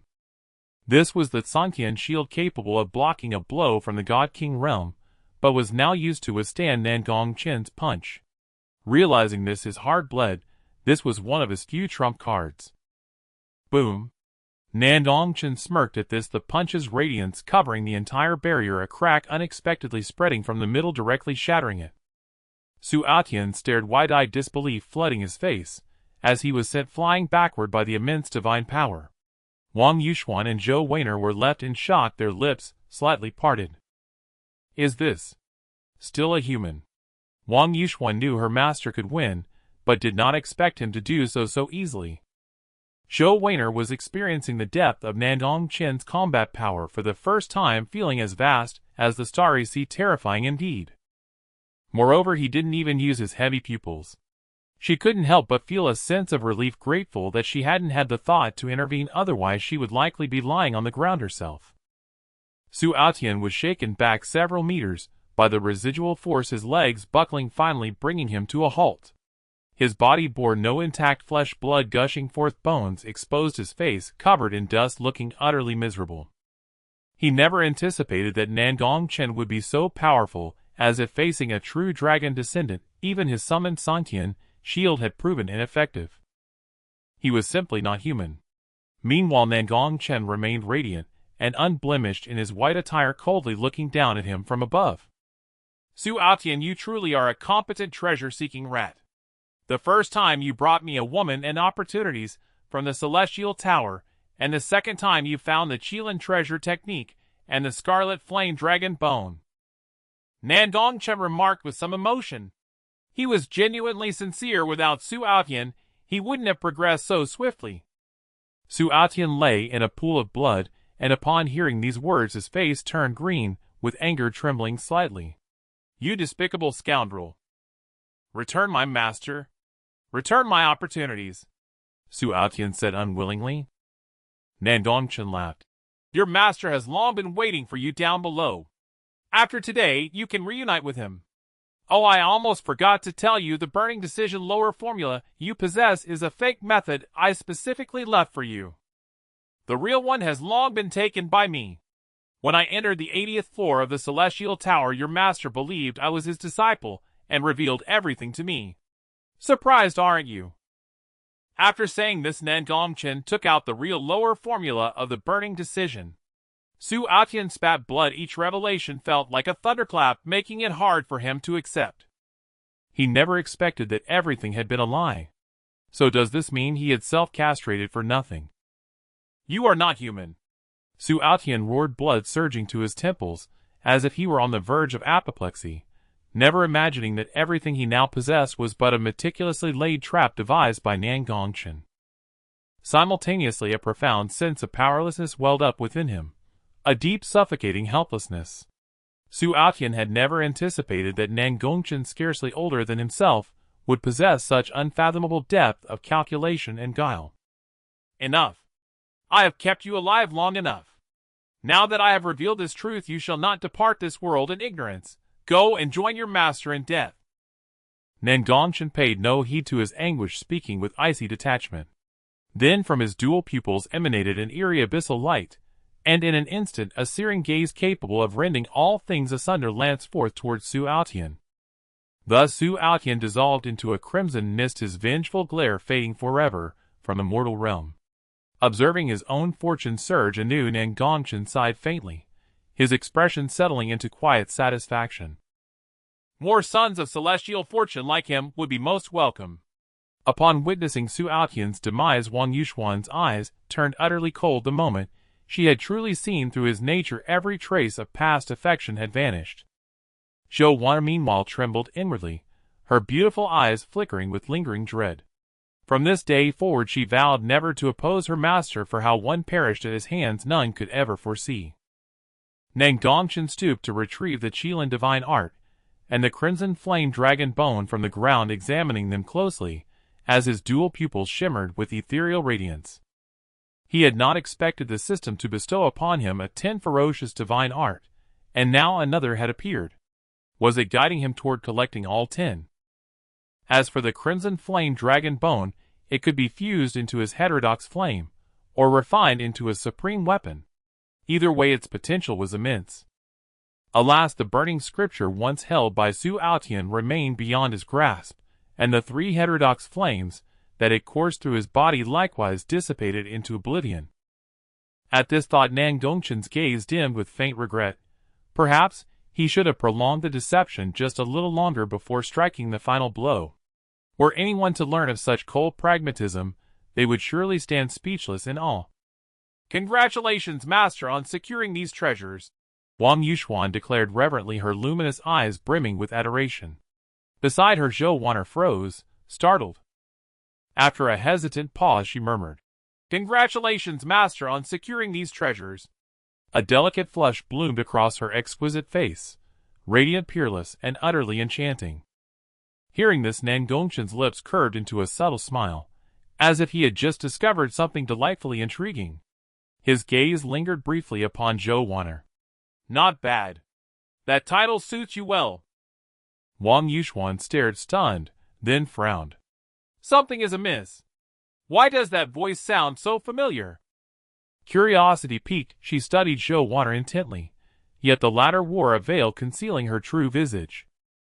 Zhou Wanner, unnerved by that piercing gaze, inwardly wondered, has she uncovered my identity? Nan Gong Chen watched on, amused, neither intervening nor interfering. Suddenly Wang Yuxuan blurted out, Are you Princess 7? Her bright, intelligent eyes swept over Zhou Wanner, searching, assessing, then nodding slowly, as if confirming a hidden truth. No, I am but a wandering cultivator.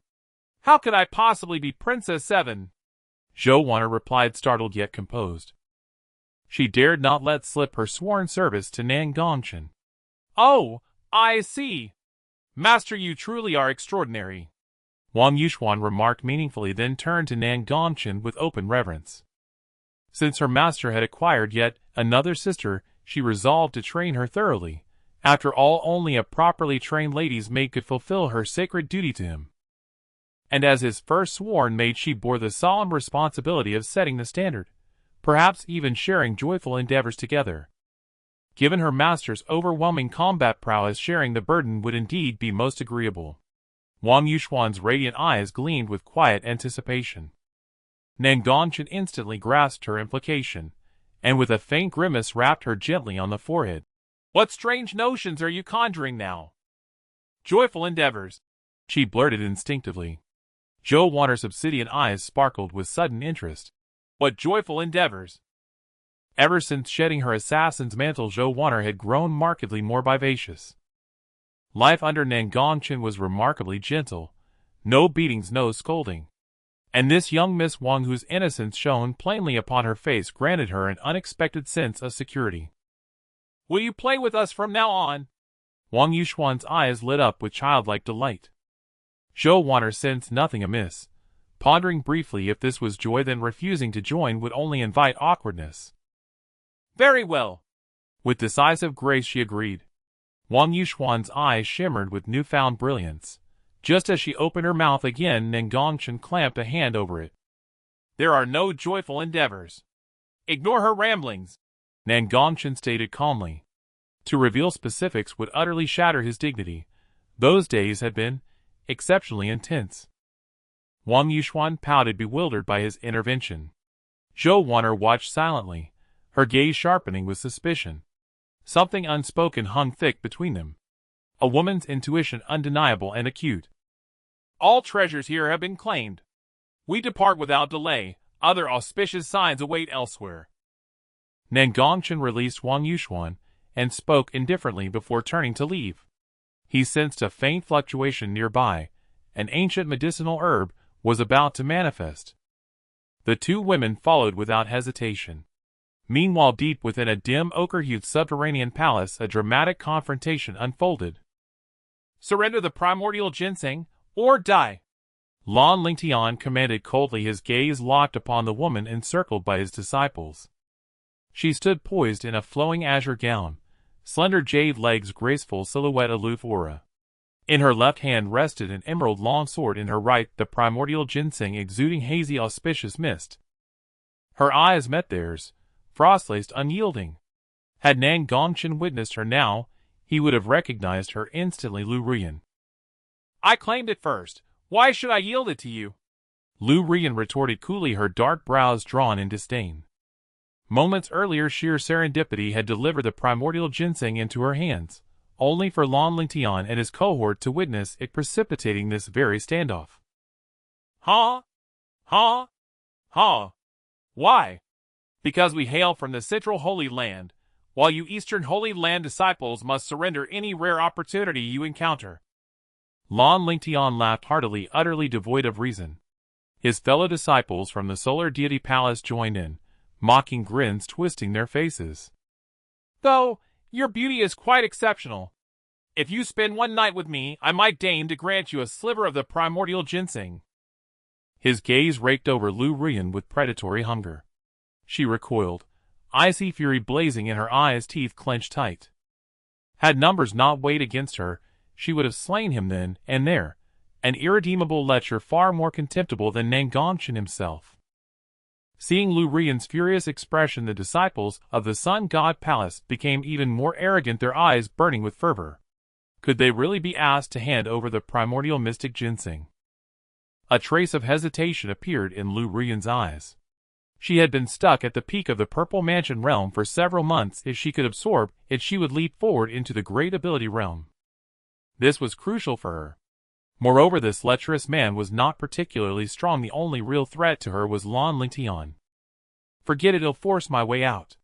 After a moment of deliberation, Lu Rian chose not to hand it over. Why should she give up the opportunity she had fought so hard to obtain to the Sun God Palace? So have you made your choice? Will you hand over the primordial mystic ginseng, and we will let you go, or will you choose to be our enemy?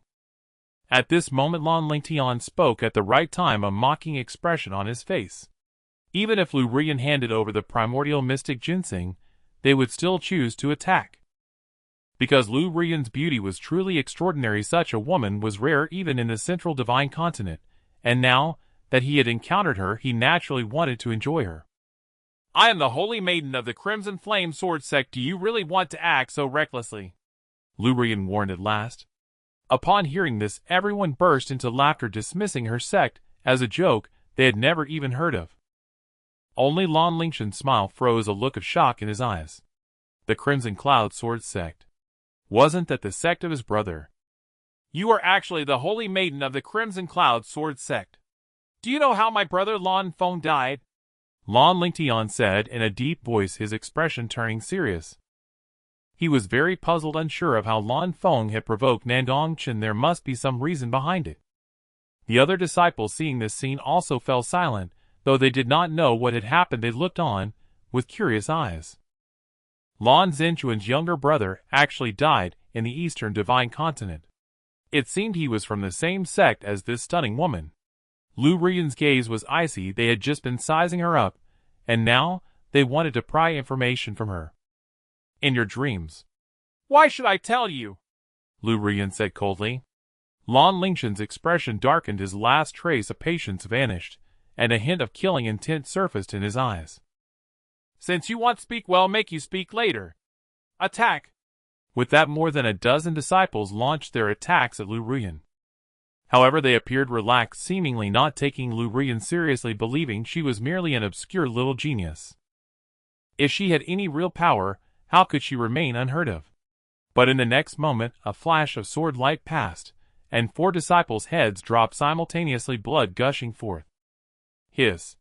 The 4 slain individuals bore expressions of shock, seemingly perplexed at how she possessed such strength. Lu Rian held a jade sword, her beautiful eyes icy cold, her aura burst forth, without holding back, imbued with an overwhelming sword intent like a legendary female sword immortal. Clearly that flash of sword light had been released by Lu Rian. The other disciples, witnessing this scene, quickly distanced themselves, staring in shock at Lu Rian. Lan Lingtian's pupils also contracted slightly, But he quickly reacted, his expression darkening. To think he had underestimated this woman. At the peak of the Purple Mansion realm, combined with sword intent that was not inferior to his, he could sense that Lu Ruyan had a sword constitution even stronger than his. Everyone step back, I will take action, Lan Lingtian said solemnly. Then he unleashed his cultivation, his eyes surrounded by stars, as if concealing a divine sword. His aura rose in layers, reaching a peak. Oh no! Upon seeing this, Lu Ruyan thought to herself, but her expression remained cold. She could sense that the opponent's aura was certainly among the elite in the great ability realm. She was afraid she might be at a disadvantage. But even so, she would carve a bloody path out. The physique you possess resonates with my star sword body, what a pity. If your cultivation were on par with mine, today's outcome would be hard to predict. Lan Lingtian shook his head, seemingly regretful, as he unleashed his mid-grade ability realm cultivation. Lu Ruyan said nothing, directly swinging her sword, the sword Emperor's heart within her, pulsing endless sword intent augmenting her. Star Slash. This is a celestial grade martial art. The sword light flickered, the sword aura sharp to the extreme. If an ordinary early grade ability realm practitioner received this strike, they would likely be left dead or severely injured. Unfortunately, the opponent was the renowned genius on the heavenly ranking Lan Lingtian. Behind Lan Lingtian's celestial bodies swirled in a wondrous phenomenon, and an even more mysterious sword intent erupted, the sword's might like a dragon, directly neutralizing the attack and rushing toward Lu Ruyan. Lu Ruyan blocked with her sword, feeling a tremendous force, her figure retreating repeatedly before finally coming to a stop. Her complexion turned pale. That sword had cost her a considerable amount of spiritual energy, and Lan Lingtian had easily deflected it. Moreover, the other party hadn't even drawn his sword, which was a great humiliation for her. What she did not see was that a trace of blood had actually appeared on Lan Lingtian's face. Realizing this, Lan Lingtian's expression turned shocked. A mere peak Purple Mansion realm girl could actually injure him, a mid-grade ability realm practitioner. His expression darkened. Today, he would humiliate Lu Ruyan severely, making her wish for death, yet unable to die. I'll ask you one last time, will you hand over the primordial mystic ginseng? If you do, I can spare your life. Lan Lingtian frowned, questioning her. He feared Lu Ruyan would resort to self-destruction, ruining the primordial mystic ginseng, which would be a waste. Lu Ruyan remained silent, her blue dress already tattered, revealing patches of snow-white skin, her black hair cascading down, exuding a sense of fragility that was pitiful. She had long seen through Lan Lingtian's intentions. If she handed it over, she would surely not end well today. Seeing her unyielding demeanor, Lan Lingtian's eyes erupted with cold, killing intent. Just as he was about to strike, a melodious voice echoed from somewhere. Today none of you can take the primordial mystic ginseng, for it belongs to the master. A beautiful figure appeared outside, her bright eyes sparkling, her lovely face adorned with innate spirit. It was Wang Yuxuan. Behind her, Nan Gong Chen and Zhou Weiner were also slowly approaching. Nandong Chen, dressed in white, was exceptionally handsome, his demeanor like that of an immortal, surrounded by a celestial glow, exuding an aura of a youthful king. Compared to Nan Gong Chen, Zhou Weiner, despite her exquisite beauty and cold elegance, seemed somewhat dimmed. Upon hearing this, everyone turned to look, their faces filled with shock. Is it really him? Lan Lingtian's eyes turned blood red upon seeing Nan Gong Chen, as if he had encountered an archenemy. Moreover, Nan Gong Chen arrived with such arrogance, trying to take away the Tai Chi Xian Shen he had prepared, as if this place was his home. Lu Ruyan's expression was somewhat complicated. She did not expect it to be Nan Gong Chen. However, judging by the situation, it seemed that the Tai Chi Xian Shen would not reach her hands today. Forget it, the Qi Yin sword sect is now under Nan Gong Chen's command, so it seems reasonable for the Tai Chi Xian Shen to end up in his hands. Thinking of this, Lu Ruyan felt a bitterness at the corner of her mouth. Nan Gong Chen, do you remember who you killed Lan Feng? Lan Lingtian gritted his teeth, his eyes seemingly capable of spitting fire. What? You want to go accompany him? Nan Gong Chen said indifferently. You? Lan Feng is my younger brother. Lan Lingtian said resentfully, his inner fury wanting nothing more than to tear Nan Gong Chen apart. Upon hearing this, the entire crowd was shocked, finally understanding why Lan Ling Tian had just asked Lu Ruyan. Lu Ruyan's beautiful eyes revealed a look of realization, so that was the case. So Nan Gong Chen casually killed the younger brother of a top talent on the heaven ranking. She felt a bit schadenfreude. It seemed that Nan Gong Chen was in trouble today. So what? I killed him, what of it? Nan Gong Chen continued nonchalantly, as if the wind were blowing lightly, his white robe fluttering. The disciples of the Sun God Palace had to admire him after hearing that he was the first to dare speak like this in front of Lan Jinchuan. At the same time, they looked at Nan Gong Chen with a sense of mourning in their eyes, as it seemed he was going to be in trouble today. Beside him, Wang Yuxian looked at Nan Gong Chen with admiration. Wow, master is so handsome. Zhou Wan Air glanced at her, secretly shaking her head. This woman was beyond saving. Seeing Nan Gong Chen like this, Lan Ling Tian was about to explode with rage, blood surging up his face, turning red. Good, good, good. You are the first to dare speak to me like this. Since you admitted it today, I will avenge my brother. It's your fault for provoking someone you shouldn't have killed. Lan Ling Tian's gaze was cold as he gritted his teeth. You and your brother do indeed have some similarities, Nan Gong Chen remarked after figuring out the reason. Where do we resemble? Lan Ling Tian subconsciously asked. The same lack of brains, Nan Gong Chen said slowly. To seek revenge without understanding the opponent's strength, what else could it be but a lack of brains? Such a thing, even if healed, would still drool. Luckily, he had a kind heart today. He would send the opposing family to reunite. The few girls, including Wang Yuxian, heard this and smiled, their eyes filled with mirth. Were it not for maintaining their ladylike image, they would have laughed out loud. Lan Ling Tian was stunned, and after reacting, his face turned ashen. He could not understand what kind of confidence a mere kid had to insult him like this. Really sharp-tongued. Let's see if you can still talk later, Lan Ling Tian coldly said. His cultivation erupted, a powerful sword intent surging forth from him. At the same time, he drew the star sword from his waist, and the sky suddenly changed color. The stars in the sky, unknown to when, began to shine brilliantly, emitting dazzling light, actually forming a pentagram sword formation. This was the resonance between Lan Ling Tian's star sword body and the stars above. Ha ha, Nan Gong Chen is finished. This is the star battle body phenomenon of Lan Jinchuan. It can only appear under the stars at night, and at this moment Lan Jinchuan's combat power will increase several times. No one can rival him. A disciple of the Sun God Palace laughed, believing victory was assured. As he said, Lan Ling Tian's aura was continuously rising, even reaching the late stage of the great power realm. His eyes opening and closing could unleash sword energy, his entire being brewing like a divine sword. He was waiting for the stars to converge and the sword formation to form. At that time, his star sword body would reach an unprecedented strength. Lan Ling Tian could not help but look below, gazing at Nan Gong Chen's expression. Was it fear? Shock? Or was he already kneeling and begging for mercy, pleading for him not to act? Thinking of this, there was a hint of anticipation in Lan Ling Tian's eyes. A phenomenon, Nan Gong Chen murmured after seeing it. It seemed he also had one. Seeing Nan Gong Chen remain unperturbed, Lan Ling Tian felt a bit angered. This guy must have been scared silly by his own phenomenon. In the next moment, an incredibly terrifying aura actually rose from the void.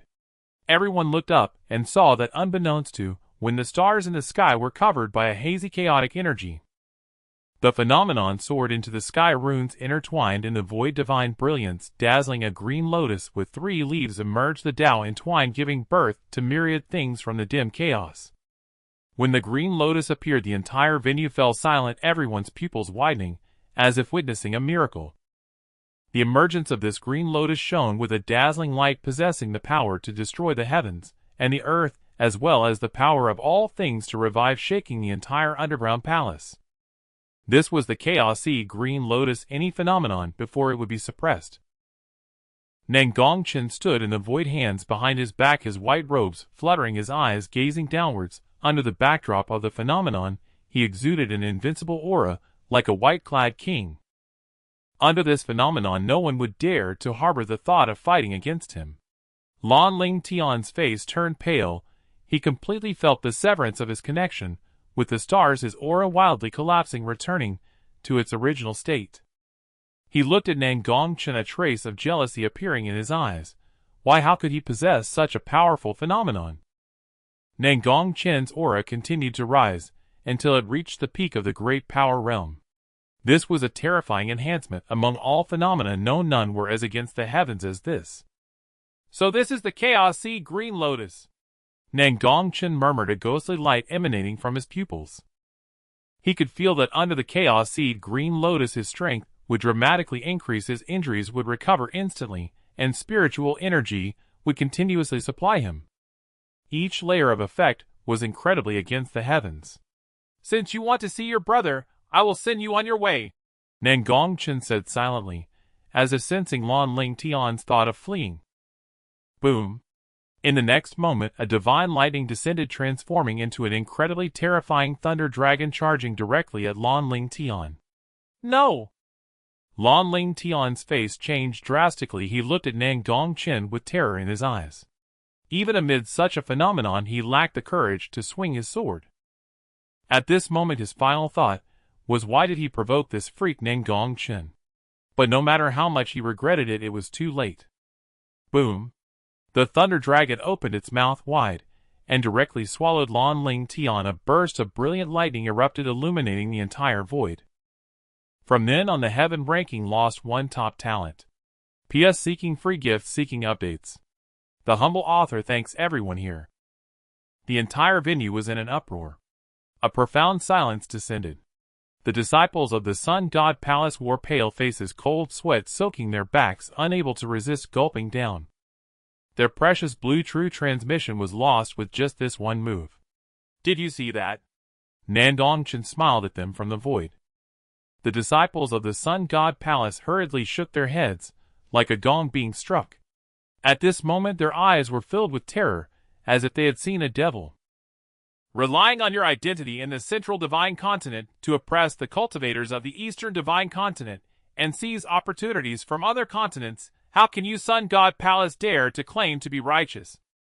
Nandong Chen sneered. With a wave of his hand, myriad bolts of lightning descended, illuminating the void, as if a lightning deity were dominating the heavens and earth. Upon witnessing this, the disciples widened their eyes and fled in all directions. The thunder struck down with uncanny precision, quickly resulting in bursts of blood mist in the air. Below, Wang Yuxuan's beautiful eyes were filled with admiration as she waved her little pink fist, quite excited, her chest heaving slightly. The master is right. Good kill. The other two girls also showed shining eyes, deeply moved by Nan Gong Chen's words, being cultivators from the Eastern Divine Continent. It seemed that this man wasn't so bad after all. As the phenomenon faded, Nan Gong Chen slowly descended. Hand over the protection fee. Nandong Chen extended his hand towards Lu Ruoyan, his expression quite indifferent. Lu Ruoyan was taken aback upon hearing this, a dark line appearing on her forehead. Fine, she regretted her earlier thoughts.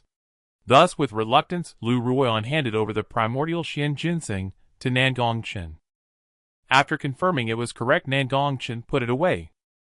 The primordial Xian Ginseng is a rare treasure that only manifests once every 10,000 years, possessing incredibly vigorous life force. Not only does consuming it elevate one's cultivation, but it can also heal hidden ailments within the body, truly an extraordinary item. In fact, giving it to some elderly white-haired individuals would extend their lifespans by more than 5 years. Just right, he lacked some treasures for nurturing in his Tianyuan spirit monument. If he could replicate a few copies, or even mass-produce them, he would profit immensely. At that point, he would be a wholesale dealer of treasures. What reluctant?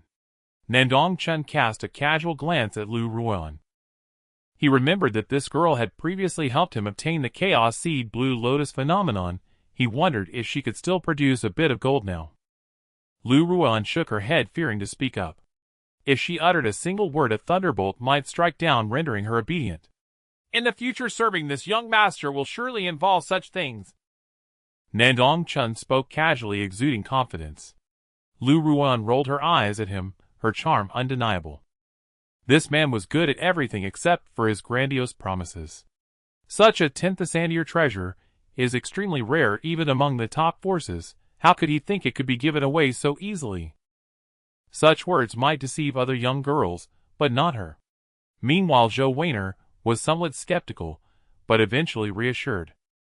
Recalling how generous Nan Gong Chen had been earlier, she figured it shouldn't be false.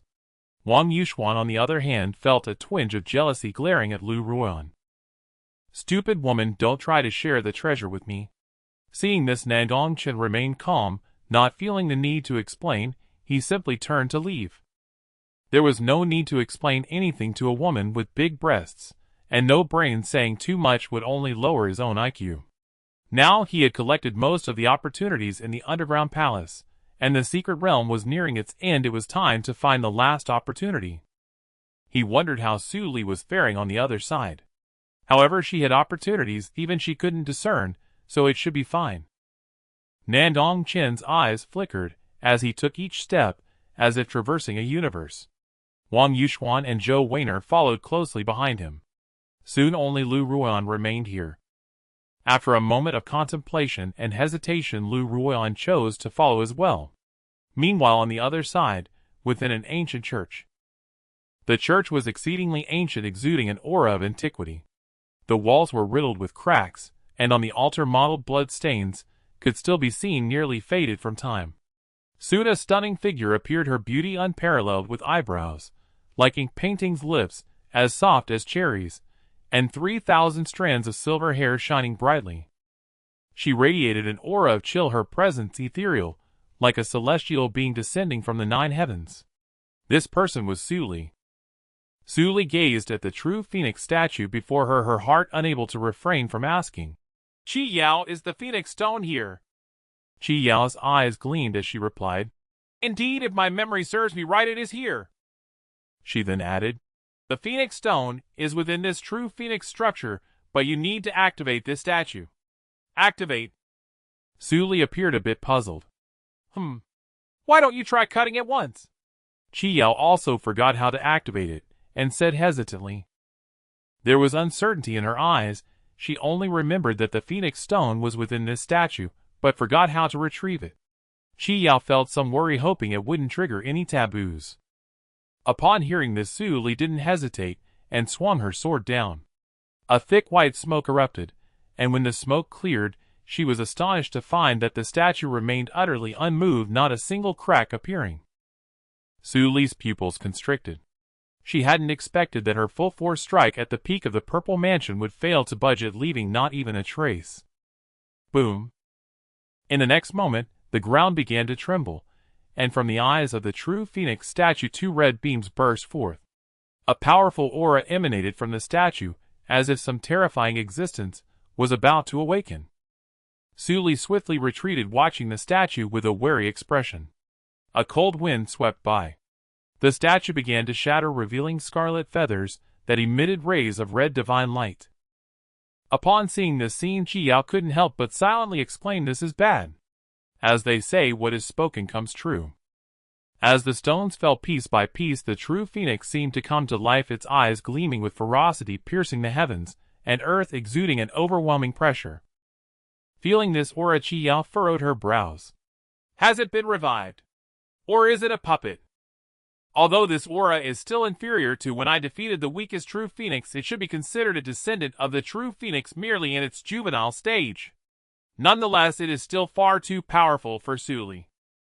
With the wind blowing, the true phoenix's eyes turned, subsequently locking onto Su Li, unleashing an intense killing intent. The flames on its body were enough to incinerate the heavens as it charged towards Su Li. At the same time, outside the church, a figure with an immensely powerful aura descended. His gaze was icy, but upon seeing Su Li's figure inside, it burned with intense heat. "Finally found you." "Quick dodge," Qi Yao urgently reminded as she noticed the situation. Su Li's figure flashed, unleashing her cultivation, moving at an incredible speed, like a white shooting star, narrowly avoiding the attack. Boom! The spot where Su Li had just been standing was directly struck, creating a large pit, while nearby buildings were reduced to powder, flames raging fiercely atop them. This was no ordinary flame. It was the phoenix fire capable of incinerating everything in the world. Upon seeing this, Su Li's beautiful eyes flickered with shock. If a peak expert were to face this attack, they would likely be instantly melted.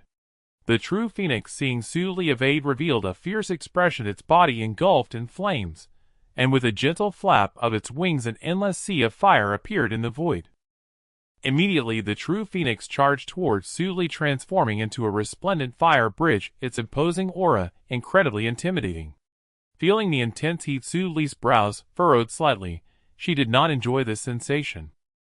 It has no spiritual awareness, and only attacks intruders.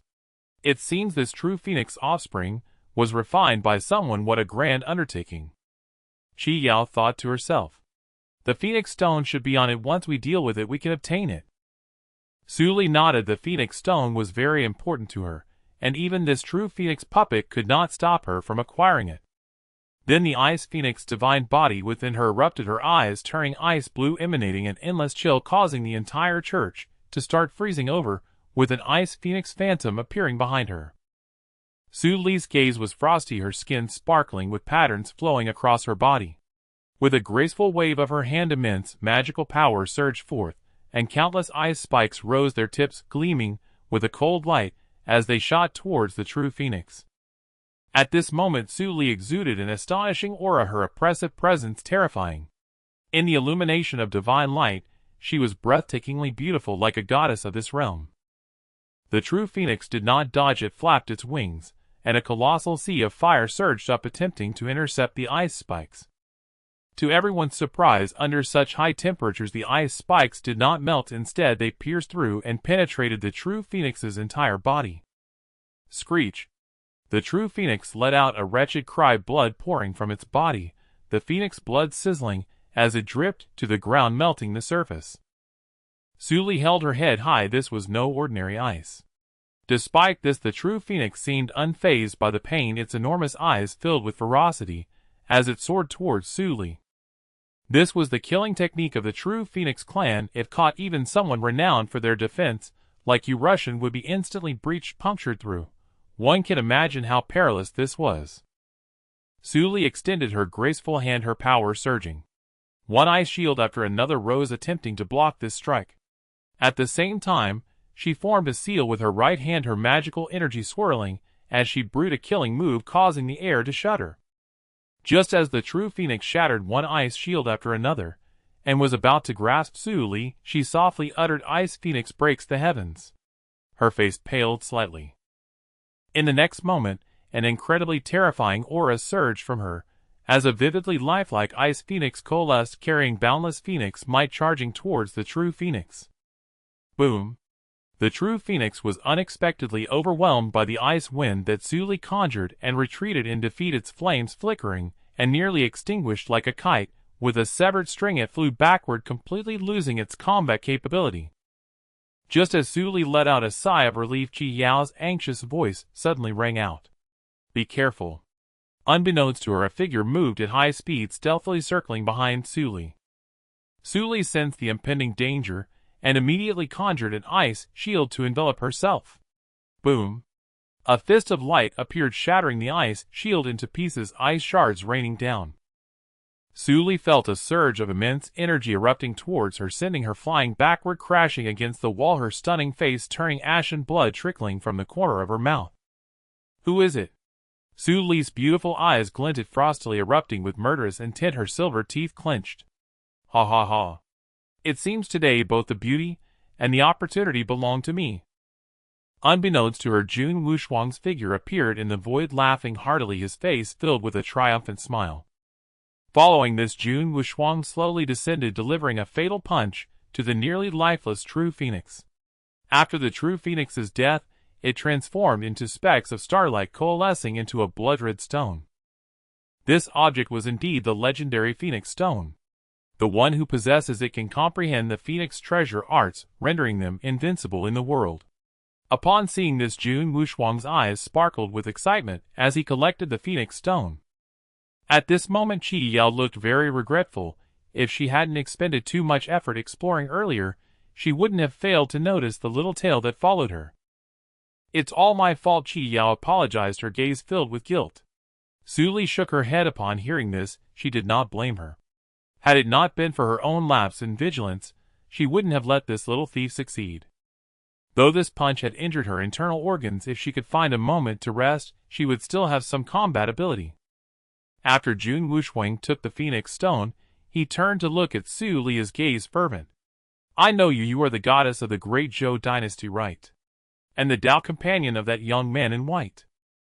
Allow me to introduce myself. I am Jun Wushwang of the Great Qian dynasty, also a 9-rank divine body. At this moment Qi Yao was anxious like an ant on a hot pan, unable to think of any countermeasures. This was mainly because her divine soul was too weak. If she could rest for a few days, she could attach to Su Li to fight. How could she fear this little thief? Suddenly a light bulb went off in her head. She couldn't attach herself, but someone could come over. Qi Yao flew in the void, her beautiful eyes sparkling as she scanned the entire underground palace, and soon she found that peerless figure in white.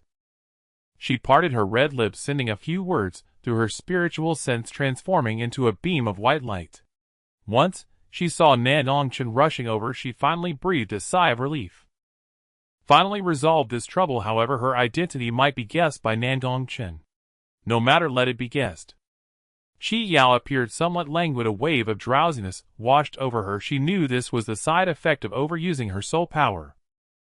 Before falling asleep, she spoke. Don't worry, I've already informed your man to come. Just wait a moment, I'm going to take a nap. With that she shrank back into Su Li's mind, falling into a deep sleep. Su Li's beautiful eyes glimmered, then her tone turned icy. I don't care who you are, if you don't want to die, leave quickly. Jun Wushwang, upon hearing this, was not angry. After all, the beauty before him not only possessed extraordinary talent, but was also an ice mountain, making her difficult to conquer. Ha ha ha.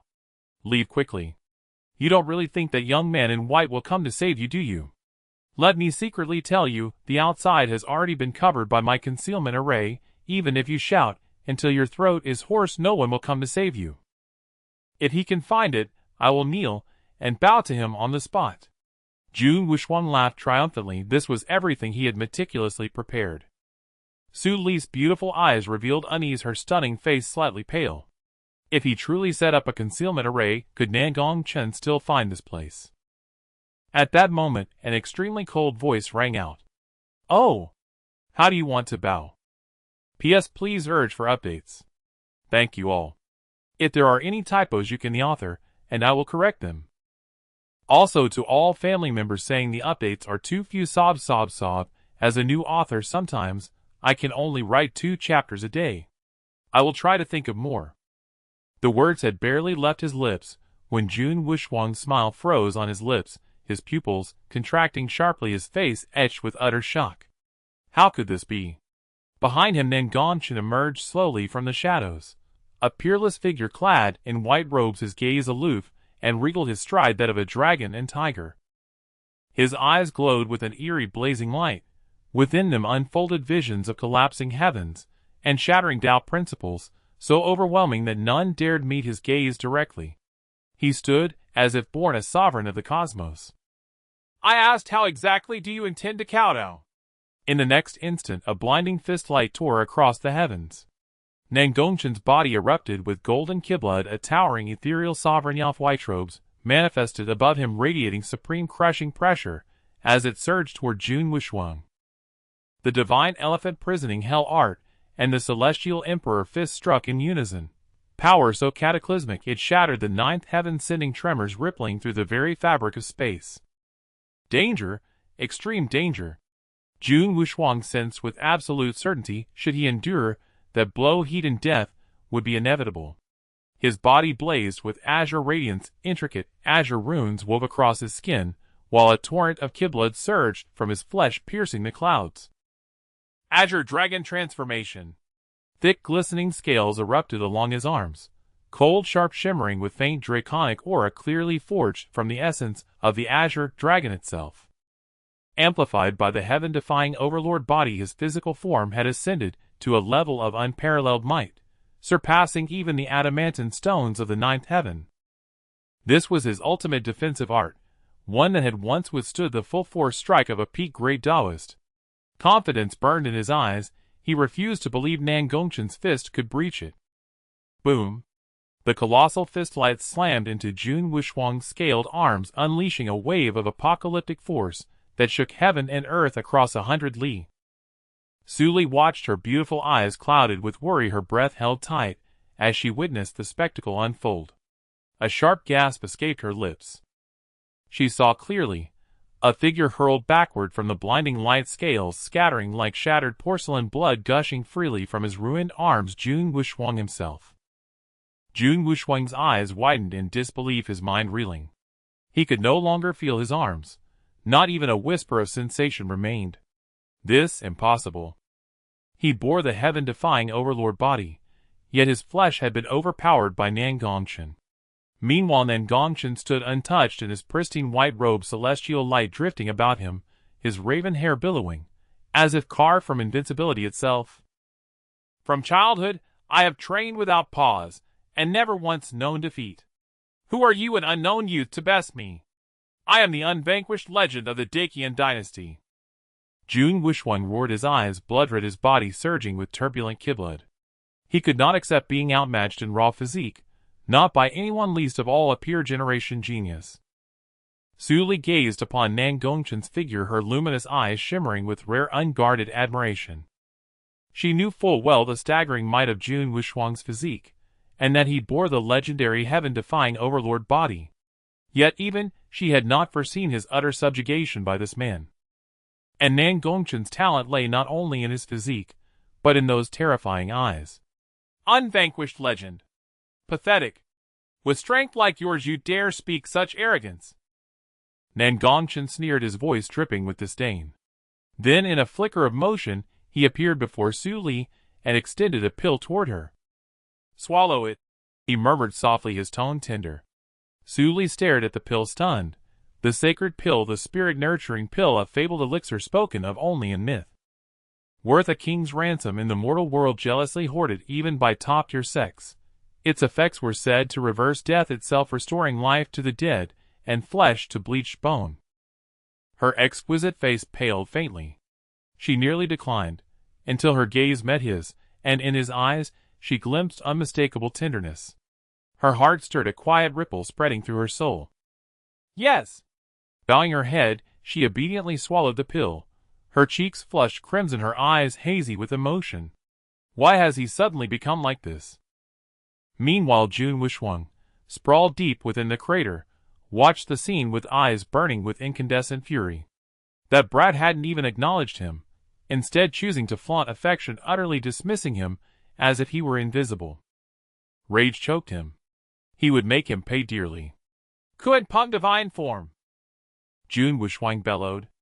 A verdant luminescence surged from his body. His shattered arms regenerated instantly, his ki-blood surging back to full vitality. Across the void, azure light blazed forth, illuminating the heavens themselves. This was the Confronting divine form, one of the 9 sacred divine manifestations of the heaven-defying overlord body. In the next moment, Jun Wuxuang transformed into a Confronting. Soaring through the 9 heavens, wings unfurled, its presence shaking the firmament. This was his divine form, unstoppable, unbreakable. Sensing the upheaval, Nan Gong Chen turned his gaze, his twin pupils blazing with eerie light. So this is the divine form of the heaven-defying overlord body. Seems rather underwhelming, he murmured, stepping forward to engage, when suddenly his right hand was gently grasped. He turned his head. A faint blush tinged Su Li's ethereal, frust-pure face as she explained softly. I've nearly recovered. I bear the 9th-rank divine body. I will fight beside you. Of course, Nan Gong Chen laughed. Today let us, the husband and wife, strip the feathers from this great bird. Su Li smiled faintly, her eyes alight with warmth. Agreed. Then the two stood together in the void, like celestial immortals bound by fate, their auras deep as abyss's power surging beyond measure. You both shall die today. Jun Wuxuang thundered from the heavens, his eyes seething with wrath. He had been ignored yet again. Now that his first divine form had fully awakened, none could stand against him. He would reign supreme across the world. Boom! The Confronting shot forward, wings beating speed defying comprehension, golden radiance erupting from its body bearing unimaginable destructive force. Against such a strike even a divine king realm cultivator would need to commit every ounce of strength. Any misstep and annihilation would be absolute. Yet Nan Gong Chen and Su Li were no ordinary geniuses. Nan Gong Chen's aura blazed with brilliance. As he chanted the great Tao immortal scripture, divine runes coalesced across his body, and his twin pupils burned with incandescent intensity, launching a single beam of light capable of rending heaven and earth asunder. Simultaneously his right hand unleashed the thunder's sovereign art. Sky darkened, thunderclouds roiling, lightning crackling violently, as celestial bolts descended, coalescing into roaring thunder dragons that lunged toward the Kunpeng. Su Li struck as well, her slender hands weaving gracefully, spiritual energy surging, as a colossal Isin snow divine phoenix took shape before her, vivid and lifelike, hurtling forward with world-shattering force. At the same time countless snowflakes drifted down, freezing the ground solid, imbued with the weight of cosmic law, slowing all motion across the realm to a crawl. Boom! The beam from Nan Gong Chen's twin pupils pierced straight through the Kunpeng's wing. Golden blood gushed forth, while the thunder dragons clamped onto its flesh, detonating with seismic force. Jun Wuxuang watched the Isin snow divine phoenix hurtle toward him, his body already battered and bleeding. He strained to evade, only to feel the heavens themselves descend in frost, striking his flesh with biting cold. In the next instant icy chill flooded his wounds, spreading rapidly through his limbs, slowing every movement, freezing even his ability to channel spiritual energy. Jun Wuxuang's eyes flared wide, his glare locked onto Su Li, burning with pure unadulterated fury. It was all her doing. Crack! Just as he struggled to break free, the Isin snow divine phoenix crashed into him, carrying with it the full annihilating cold of the void.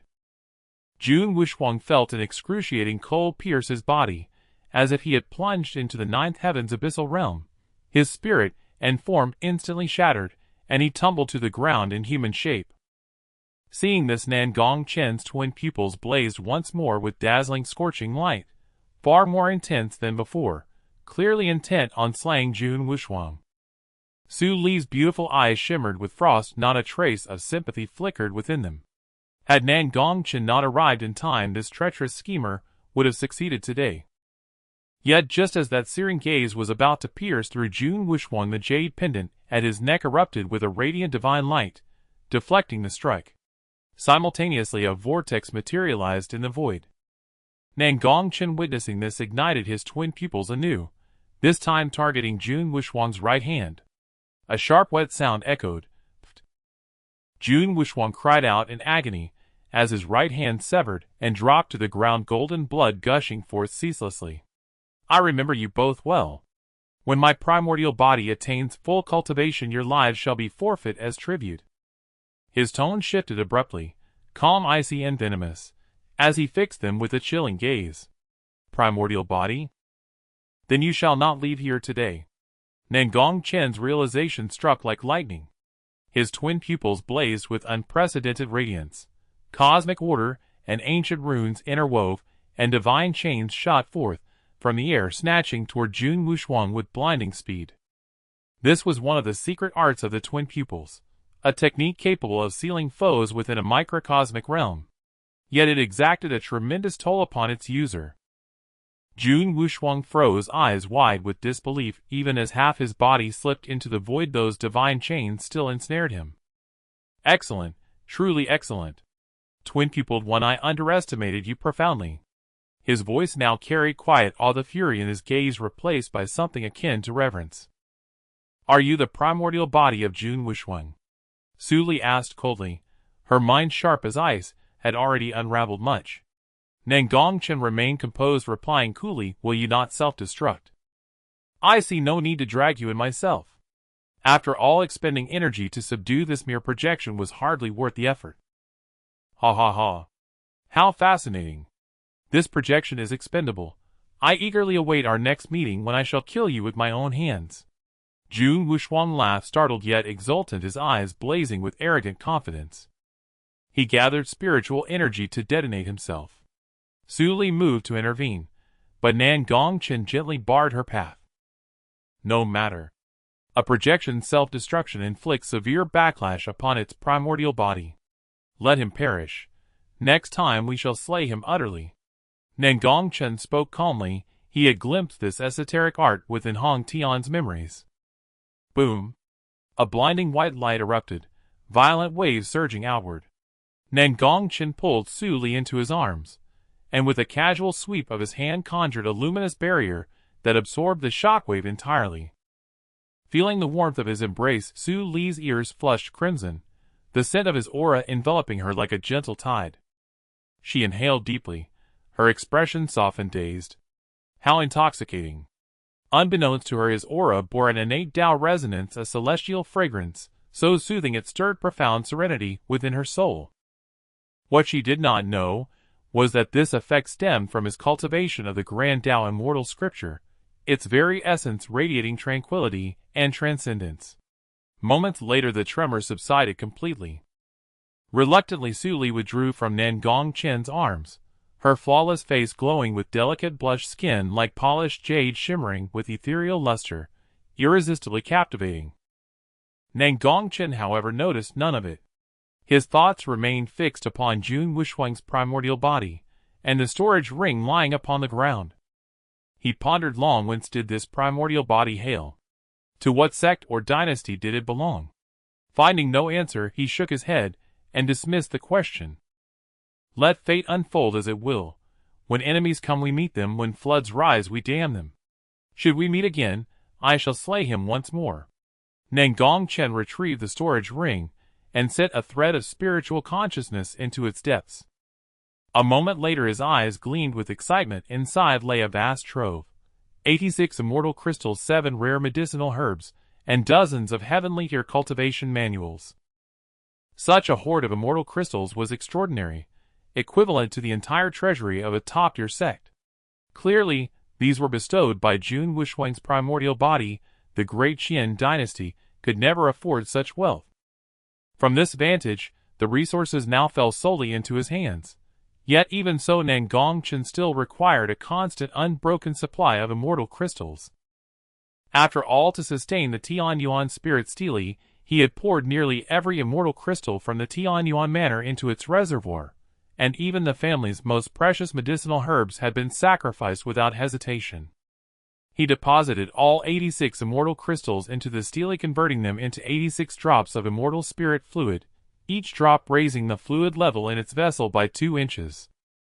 Indeed, the greater the volume of immortal spirit fluid stored, the denser its spiritual energy, and thus the swifter the cultivation process accelerated. Within the Tianyuan spirit stele, the transformation was profound. Growth speed nearly doubled, from 1 rare herb per 20 years to 1 per decade. To cultivators, a decade is but the blink of an eye, scarcely longer than a breath in the grand tapestry of this world. Currently the stele housed 200 rare herbs. In 10 years that number would soar to 400, a quantum leap in potency and rarity. 400 rare herbs. Such a quantity likely exceeded the combined reserves of the entire Xintian realm. Some required 10,000 years to mature, others 100,000. Divine herbs demanded millions of years, or even an entire cosmic epoch, to bloom. At the thought of becoming in 10 years' time the realm's foremost supplier of rare herbs, Nan Gong Chen's eyes sparkled with anticipation. Yet he quickly steadied himself, and withdrew the phoenix stone, offering it to Su Li. Su Li hesitated, about to decline. After all, it was Nan Gong Chen's spoils. Had she not intervened, he might never have escaped alive. But Nan Gong Chen merely smiled faintly. This artifact holds little use for me. It serves you far better, strengthening your cultivation. In time repay me with other opportunities, should you gain greater power. Su Li paused, then accepted, her luminous eyes alight with resolve. Very well. I remember. Nan Gong Chen chuckled softly. Between us must such distinctions be drawn? Su Li shook her head. This was no trivial boon. The Phoenix Stone was a sacred treasure of the Phoenix clan, a relic that would ignite bloodshed and war across the mortal realm. Every kindness Nan Gong Chen showed her, she vowed inwardly to repay, fully, faithfully, and without delay. She was deeply moved. Even among kin such generosity would be rare, yet he offered it freely without hesitation or condition. That alone proved her irreplaceable place in his heart. Gazing upon his noble handsome features, a nameless tenderness stirred within her, quiet, profound, and unmistakably eternal. Her inner frost began to melt, slowly, inexorably, and deep within her soul a single figure took root and bloomed. Meanwhile, outside, two graceful silhouettes hurried toward them. Wang Yuxuan's face lit up at the sight of Nan Gong Chen. Master, at last, I have found you. Zhou Wanner, seeing him unharmed, breathed a quiet sigh of relief. Then she stiffened. No, that wretch had seen her bare form. Why should she care whether he lived or died? Nan Gong Chen remained silent. Su Li's serene, friendly gaze had already settled upon him like a blade. And who, pray tell, is this younger sister, suddenly appearing from nowhere? Su Li smiled, a breathtaking, radiant smile. Yet her voice, though melodious, turned glacial, her exquisite eyes locking onto the black-robed, stunningly beautiful Zhou Wanner, as if warning, explain yourself clearly, or suffer the consequences. Moreover, Su Li gazed at Zhou Wanner with suspicion, sensing an uncanny familiarity, as if she were someone she ought to recognize. Now do you finally understand? Nan Gong Chen sighed softly, then calmly recounted what had transpired earlier, though he omitted the detail of extracting the parasitic worm from Zhou Wanner, deeming it inappropriate to disclose before so many witnesses. Upon hearing this, Su Li and Wang Yuxian exchanged glances, their expressions gradually clearing. So that's how it is. Wang Yuxian spoke with quiet excitement, her beautiful eyes sweeping over Zhou Wanner. Her earlier intuition had been correct. She truly was brilliant. Zhou Wanner gave a gentle nod. I must admit, I never imagined you would suffer so grievously. Su Li's voice softened as she spoke. Her mother was slain by the king of Dezhou. She herself was implanted with a parasitic worm and raised as an assassin, enduring torment since childhood. Zhou Wanner paused, her eyes dimming slightly. It won't be long. The throne of Dezhou will change hands. At that moment Nan Gong Chen spoke, his tone calm, his expression detached yet brimming with unshakable confidence. The primary motive behind his actions lay not solely in Zhou Wanner's plight, but in the king of Dezhou's repeated assassination attempts against him. He bore no benevolence towards such treachery. Upon hearing these words, the three young women stared in stunned silence, as though they had just witnessed the impossible. Zhou Wanner froze, her crimson lips parting, slightly speechless for a moment, yet beneath her dark, lustrous eyes a flicker of unexpected brilliance stirred. Perhaps Nan Gong Chen alone among all of Dezhou could avenge her. And should vengeance ever be fulfilled, what harm would there be in pledging loyalty to him? Su Li and Wang Yuxian remained silent.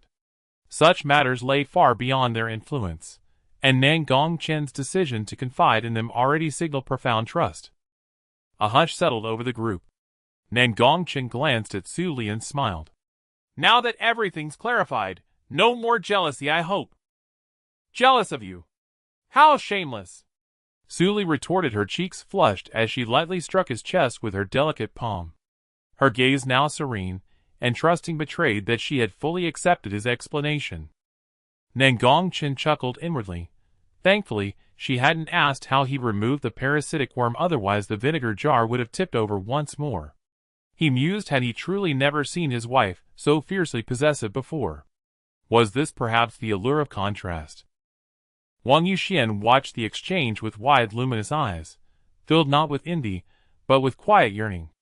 She too longed to tease her master so openly, so freely.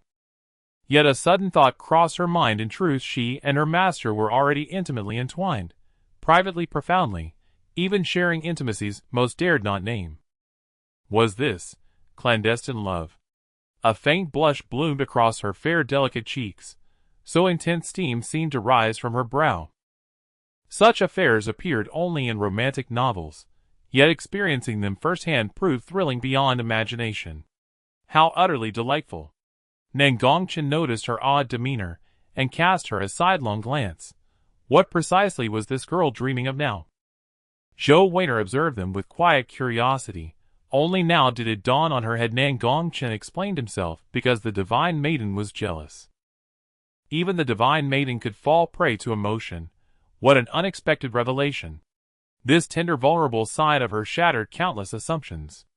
And Nan Gong Chen, while explaining, had even seemed charming, far removed from his usual stern, formidable presence. A faint knowing smile curved Zhou Weiner's lips, mischief gleamed in her obsidian eyes. The four walked on together, each lost in thoughts uniquely their own. Far to the extreme south, beyond the celestial sea, lay the reclusive Jun clan. Within a sacred sanctuary a young man sat in deep meditation, his aura fathomless, his body radiant, with divine light, ancient runes weaving around him like living constellations, mystical, awe-inspiring, overwhelmingly powerful. Above him the void itself shimmered with celestial manifestations, the Kunpeng, the great cauldron, the Qilin, each radiating overwhelming majesty, each heralding rare auspicious omens. Suddenly, Jun Wuxuang spat a mouthful of blood. The divine forms in the void instantly collapsed, his entire being wavered, his energy destabilized, as though gravely wounded. Who dares destroy my external body? Jun Wuxuang roared, his eyes blazing crimson. His strength ebbed rapidly, his cultivation itself began to regress. Moments later several elders of immense power rushed to his side, panic etched across their faces. Divine progeny, what has happened? In the next instant the heavens tore open, and a woman clad in opulent silk stepped forth. Seeing Jun Wuxuang's condition, she recoiled in shock.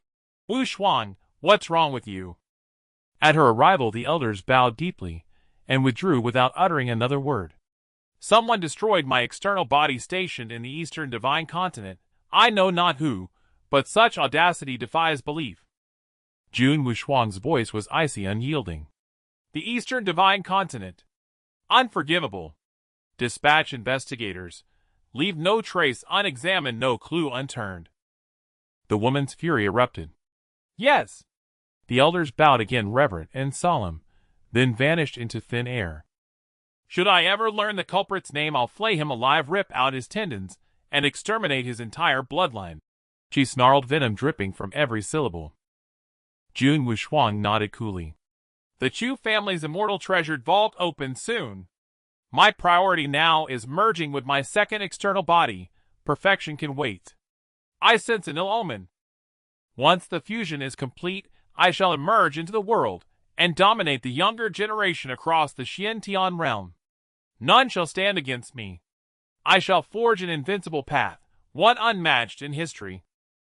A torrent of battle intent surged from his frame, fierce, unassailable, that of a sovereign youth destined for supremacy. The woman's eyes lit up with pride. Excellent.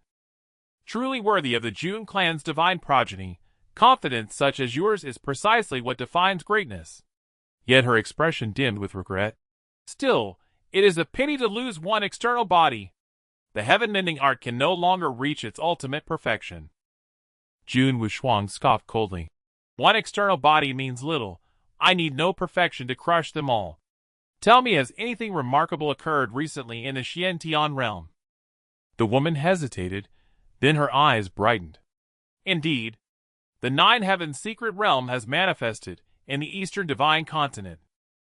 And even more astonishing, there has arisen in the eastern divine continent a twin-pupiled sovereign whose innate talent surpasses the ninth tier. The eastern divine continent. A twin-pupiled sovereign exceeding the ninth tier. Jun Wuxuang recoiled in shock. His expression darkened. Wasn't that exactly where his external body had been slain? And now this peerless twin-pupiled sovereign also emerged there. Could the two events possibly be connected? Beyond the ninth tier. Who told you this? He demanded, his brow furrowed in suspicion. How could anyone's talent surpass his own? Reported by the Heavenly Divination Pavilion, though its veracity remains uncertain, she replied, shaking her head doubtfully. Likely a fabrication. No mortal can transcend the ninth tier. But no matter. If the Heavenly Divination Pavilion seeks to crown a god, let me shatter that illusion upon my emergence, first by crushing this so-called twin-pupiled sovereign, and thereby cementing my invincible path. His gaze swept the horizon, proud, commanding, already fixed upon Nan Gong Chen as his first true rival. The core of the underground palace. Thick black mist filled the air, rendering visibility nil, and exuding an eerie, bone-chilling cold. Amidst this obsidian shroud a beam of pure white divine light advanced steadily. Beneath that radiant luminescence stood Nan Gong Chen and the three others. Nan Gong Chen's heterochromatic eyes glowed with a faint otherworldly luster, able to pierce through the murk effortlessly navigating hidden obstacles. "Your eyes are rather useful," Su Li remarked coolly. Nan Gong Chen remained impassive, yet a faint smile touched his lips. "They merely fulfill their intended purpose. I've heard tales of formidable dual-pupiled cultivators who perceive all veils, illusions, concealments, even the truth concealed within people themselves."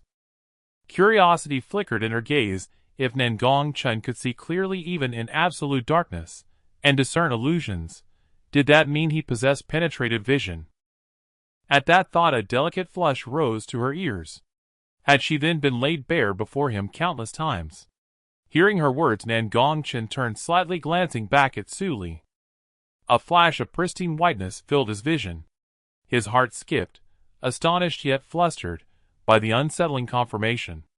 "No," he replied, voice steady despite inner shock. "Thank goodness." Su Li exhaled in quiet relief, yet beneath it lingered a subtle unspoken disappointment. Had she seen Nan Gong Chen's expression at that moment, she would not have felt so reassured. "Truly impossible." Wang Yuxian teased, her tone playful. Nan Gong Chen instinctively turned toward her, only to freeze stunned. "Red or black?" she asked, mischief dancing in her voice. "Red. No, what red or black?" The words nearly slipped from his lips. At once Su Li and Zhou Wan Er cast suspicious glances his way. "Nothing," he said calmly. Wang Yuxian stammered, her cheeks burning crimson in the gloom. She had heard it, his near confession of red. He truly saw beneath her garments.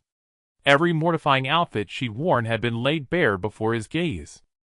Trembling, aroused and humiliated, she flushed deeper.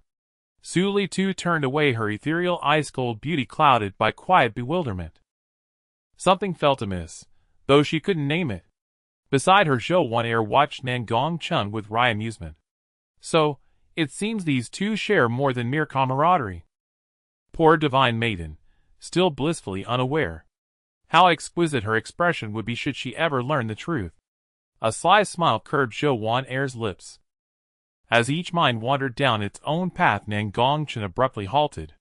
"This is wrong," he murmured. At once the women tensed, alert, no longer lost in thought. In the next breath crimson blood welled up from the floor, thick and viscous, while a putrid stench rose, like a tide. Simultaneously the skeletal remains scattered across the ground began to reknit flesh, eyes blazing crimson, bodies radiating chilling malevolence. HSSS. These reanimated corpses moved with uncanny intelligence, lunging toward Nan Gong Chen and his companions. "They're all cultivation sovereign-level corpses." Su Li sensed their power, and gasped in disbelief. Boom! Nan Gong Chen's heterochromatic eyes blazed, searing beams erupted from his gaze, instantly disintegrating the foremost corpses. Su Li and the others drew their weapons, unleashing their full cultivation aura to meet the onslaught. One corpse slammed into the wall, spurting jet-black blood that sizzled violently, corroding stone on contact. "Their blood is toxic. Do not touch it," Nan Gong Chen warned. Instantly the three women leapt back, channeling their spiritual energy. Brilliant light rained down, ancient runes wove through the air, overwhelming force descended, like a celestial hammer. Hundreds of corpses crumbled to ash. Yet, within moments, thousands more stirred across a 10-mile radius, rising en masse from ancient bones. Just as Su Li's group began to breathe again, they beheld the new tide, eyes narrowing in disbelief. How is it that slaying one wave only summons another? What recourse do we have? Wang Yuxian paled, her composure fraying. Having just annihilated 100 corpses alone, Nan Gong Chen scanned the encroaching horde, his gaze turning glacial. "Then tell me, how do you fare against this?" In the next instant, he ascended into the void. With a single gesture, heaven and earth convulsed, lightning coiled through churning clouds, thunder roared, and the entire underground palace blazed white as if the thunder deity himself had descended. The corpses froze mid-lunge, their crimson eyes flickering with primal terror and instinct older than time. "What is this?" Zhou Wan Er's eyes widened in awe. The Lightning Emperor's divine art, one of the 10 primordial prohibited techniques. Su Li's gaze shimmered with reverence. She had read of it in ancient scriptures. At her words, Wang Yuxian and Zhou Wan stared breathless. The 10 primordial prohibited techniques, peerless divine arts of legend. To master even one was to stand unchallenged among mortals. Nan Gong Chen hovered aloft, his dark hair whipping in the storm, his white robes billowing like celestial silk, as he pushed the Lightning Emperor's divine art to its zenith. Countless divine lightning bolts crashed down, coalescing into roaring thunder dragons, each radiating sovereign authority. This art held innate dominion over demonic and corrupt forces. Boom! White radiance pierced the heavens, cataclysmic lightning erupted in every direction. Within 10 miles, every corpse dissolved into ash. Not one remained. Swiftly the black mist dissipated, just as another group arrived, halting in stunned silence at the apocalyptic scene before them. They were many, cloaked in dried blood, faces drained of color, evidently hunted relentlessly along their path. Damn! Chu Xing blurted, awestruck, as if witnessing divinity itself. Hell, we were nearly broken by a dozen of those things. And now, thousands all reduced to dust. Even Chu Yan stood transfixed, her luminous eyes alight with wonder. A heterochromatic cultivator. Never provoke him. By current strength alone, he ranks among the top 10 of the celestial rankings. No, top 5. If possible, the Chu clan's invitation to the celestial treasure vault should extend to him, to forge a lasting bond. Yu Rushan's pupils contracted sharply, cold sweat traced his temples. A heterochromatic cultivator, truly terrifying beyond measure. Had he withheld his true strength earlier, Yu Rushan might well have joined those ashes. Upon exiting the 9 Heavens secret realm, he would report directly to the clan elders, requesting generous allocations of immortal crystals.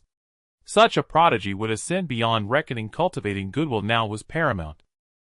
Yet none was more shaken than Zhou Wanjie, standing deep within the crowd.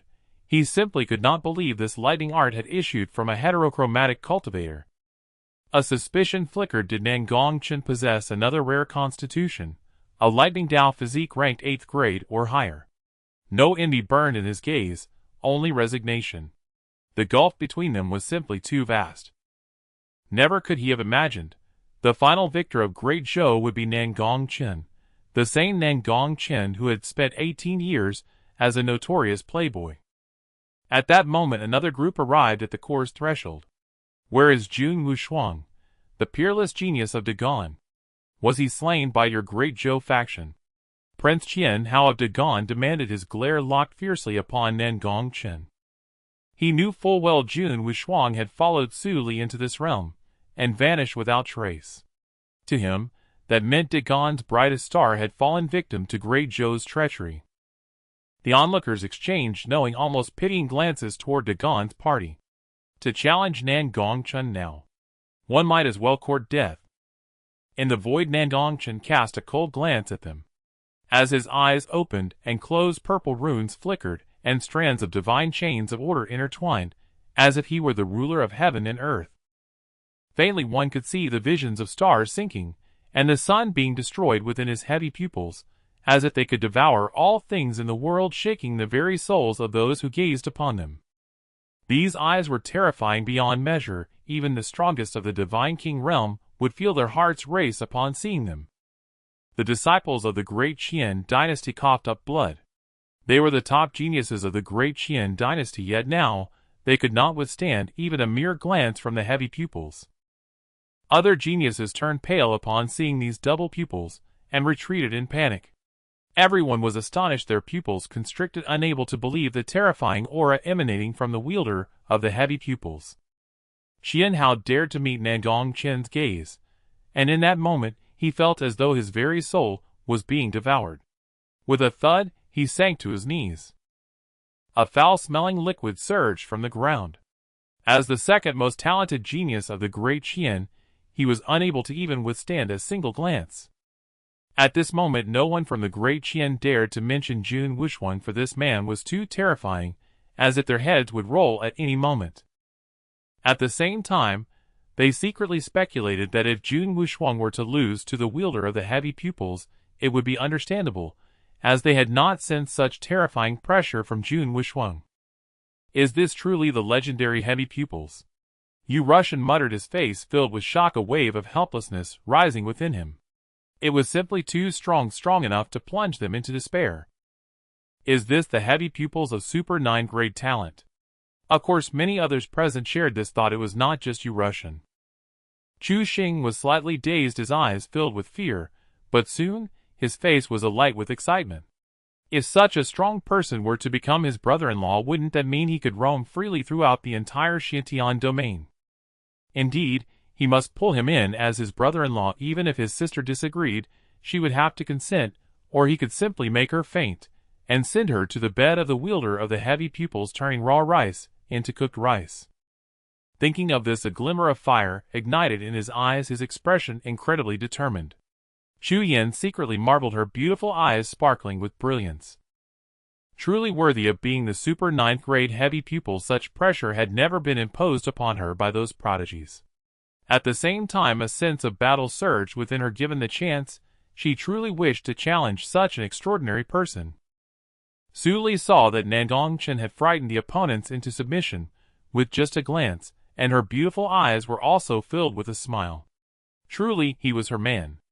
Wang Yuxuan gazed at Nan Gong Chen's back with a look of infatuation, her eyes brimming with admiration. Zhou Weiner was also somewhat astonished. This was her first time directly experiencing the power of Nandong Chen's Heavy Pupils. A hint of envy flickered in her eyes. How wonderful it would be if she could be that strong. Nandong Chen looked ahead, where an ancient tree grew in the void, blocking the sun and sky. Its trunk soared into the heavens, and beneath it lay a sea of spiritual energy, with stars swimming within, appearing extraordinarily mystical. At the center of the ancient tree grew a golden Dao fruit, radiating a hazy celestial light, with the Dao intertwining upon it, a purple aura illuminating it as if an ancient sage were emerging. Is this the legendary Hongming Dao fruit? Nandong Chen exclaimed in shock, speaking to himself.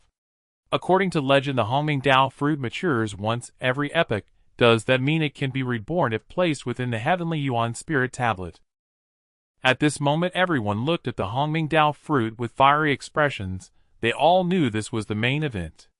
If anyone could seize it, they would truly soar to great heights and alter their fates. Despite this, no one dared to act first. They were all waiting for someone to take the lead. Seeing this, Nandong Chen sneered. His Heavy Pupils could see through all illusions of the world. Such a miraculous object as the Hongming Dao fruit would not be easily plucked.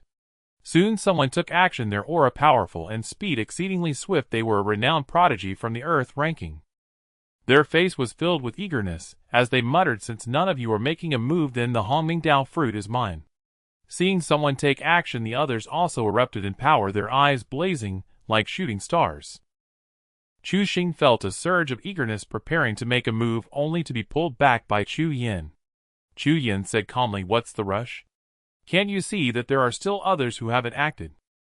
After saying that, she glanced over at Nandong Chen. Chu Xing immediately understood. Right, if his brother-in-law hadn't acted, why should he?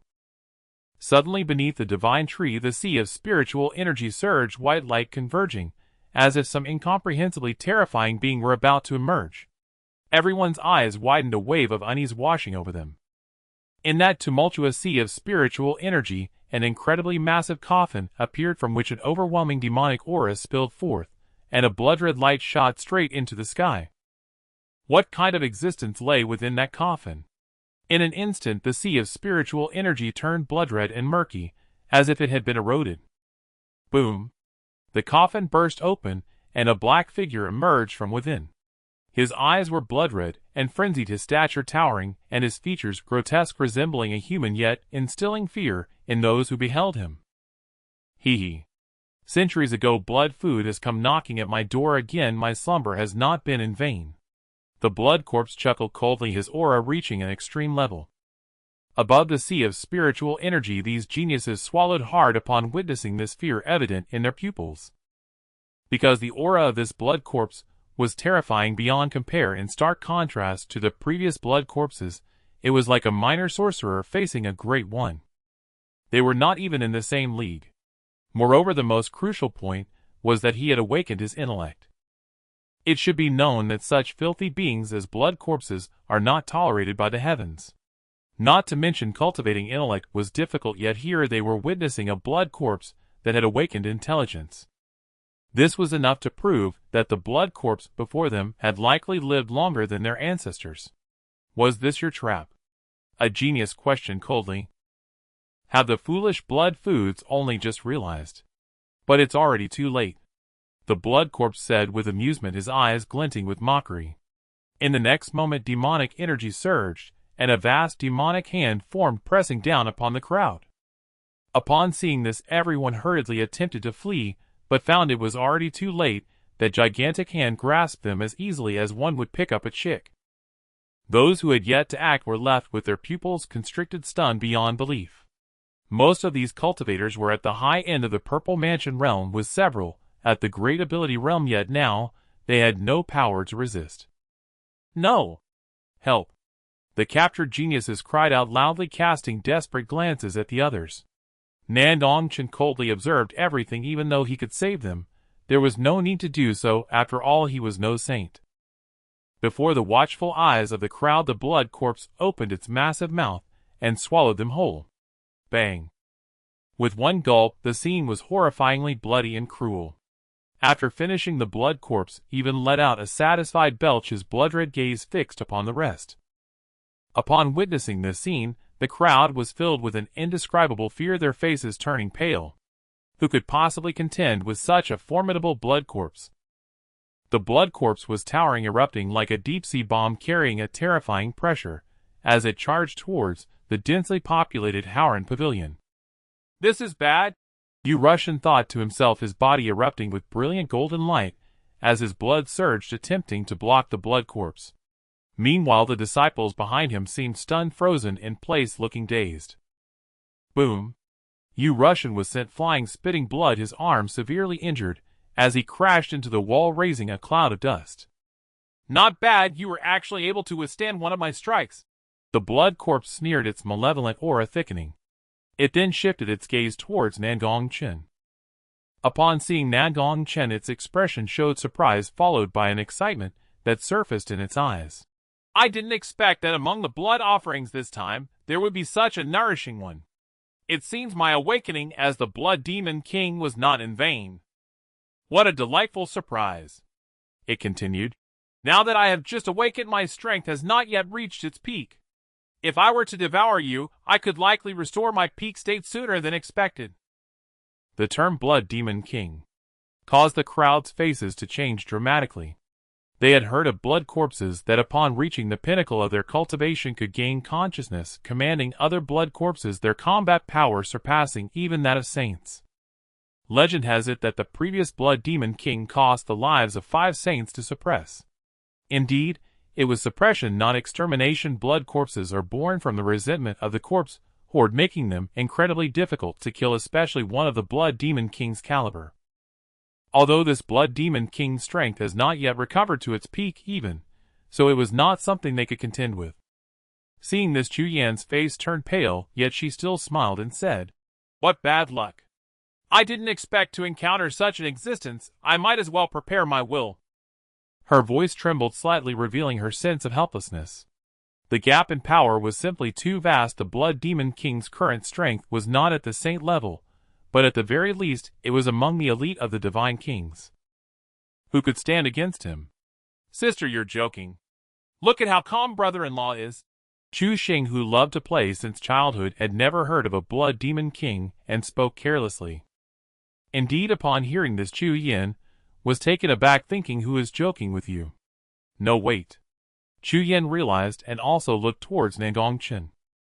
She saw Nan Gong Chen standing with a calm demeanor, hands behind his back, his dual pupils emanating a ghostly light, exuding a confidence that looked down upon the world.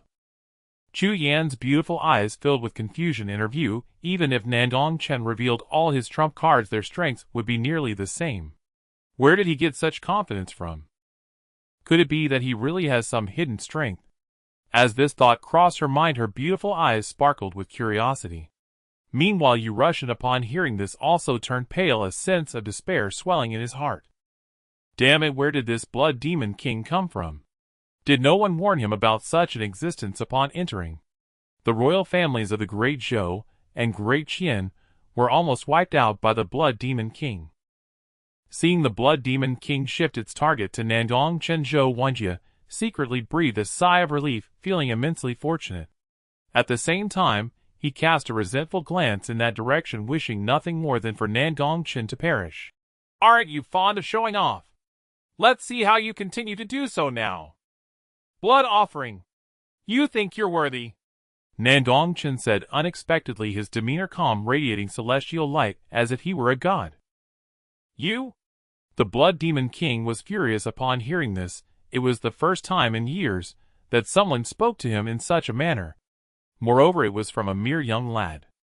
You have the audacity to insult a beast, yet have learned to resemble a human. Nandong Chen continued, his tone icy and his words sharp. Upon hearing this, everyone present was shocked, deeply admiring him.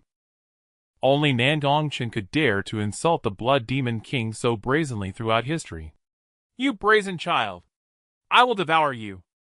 Upon hearing himself insulted as a beast, the Blood Demon King's eyes turned crimson, its body exploding with red blood energy, incredibly furious, clearly infuriated by Nandong Chen as it charged towards him.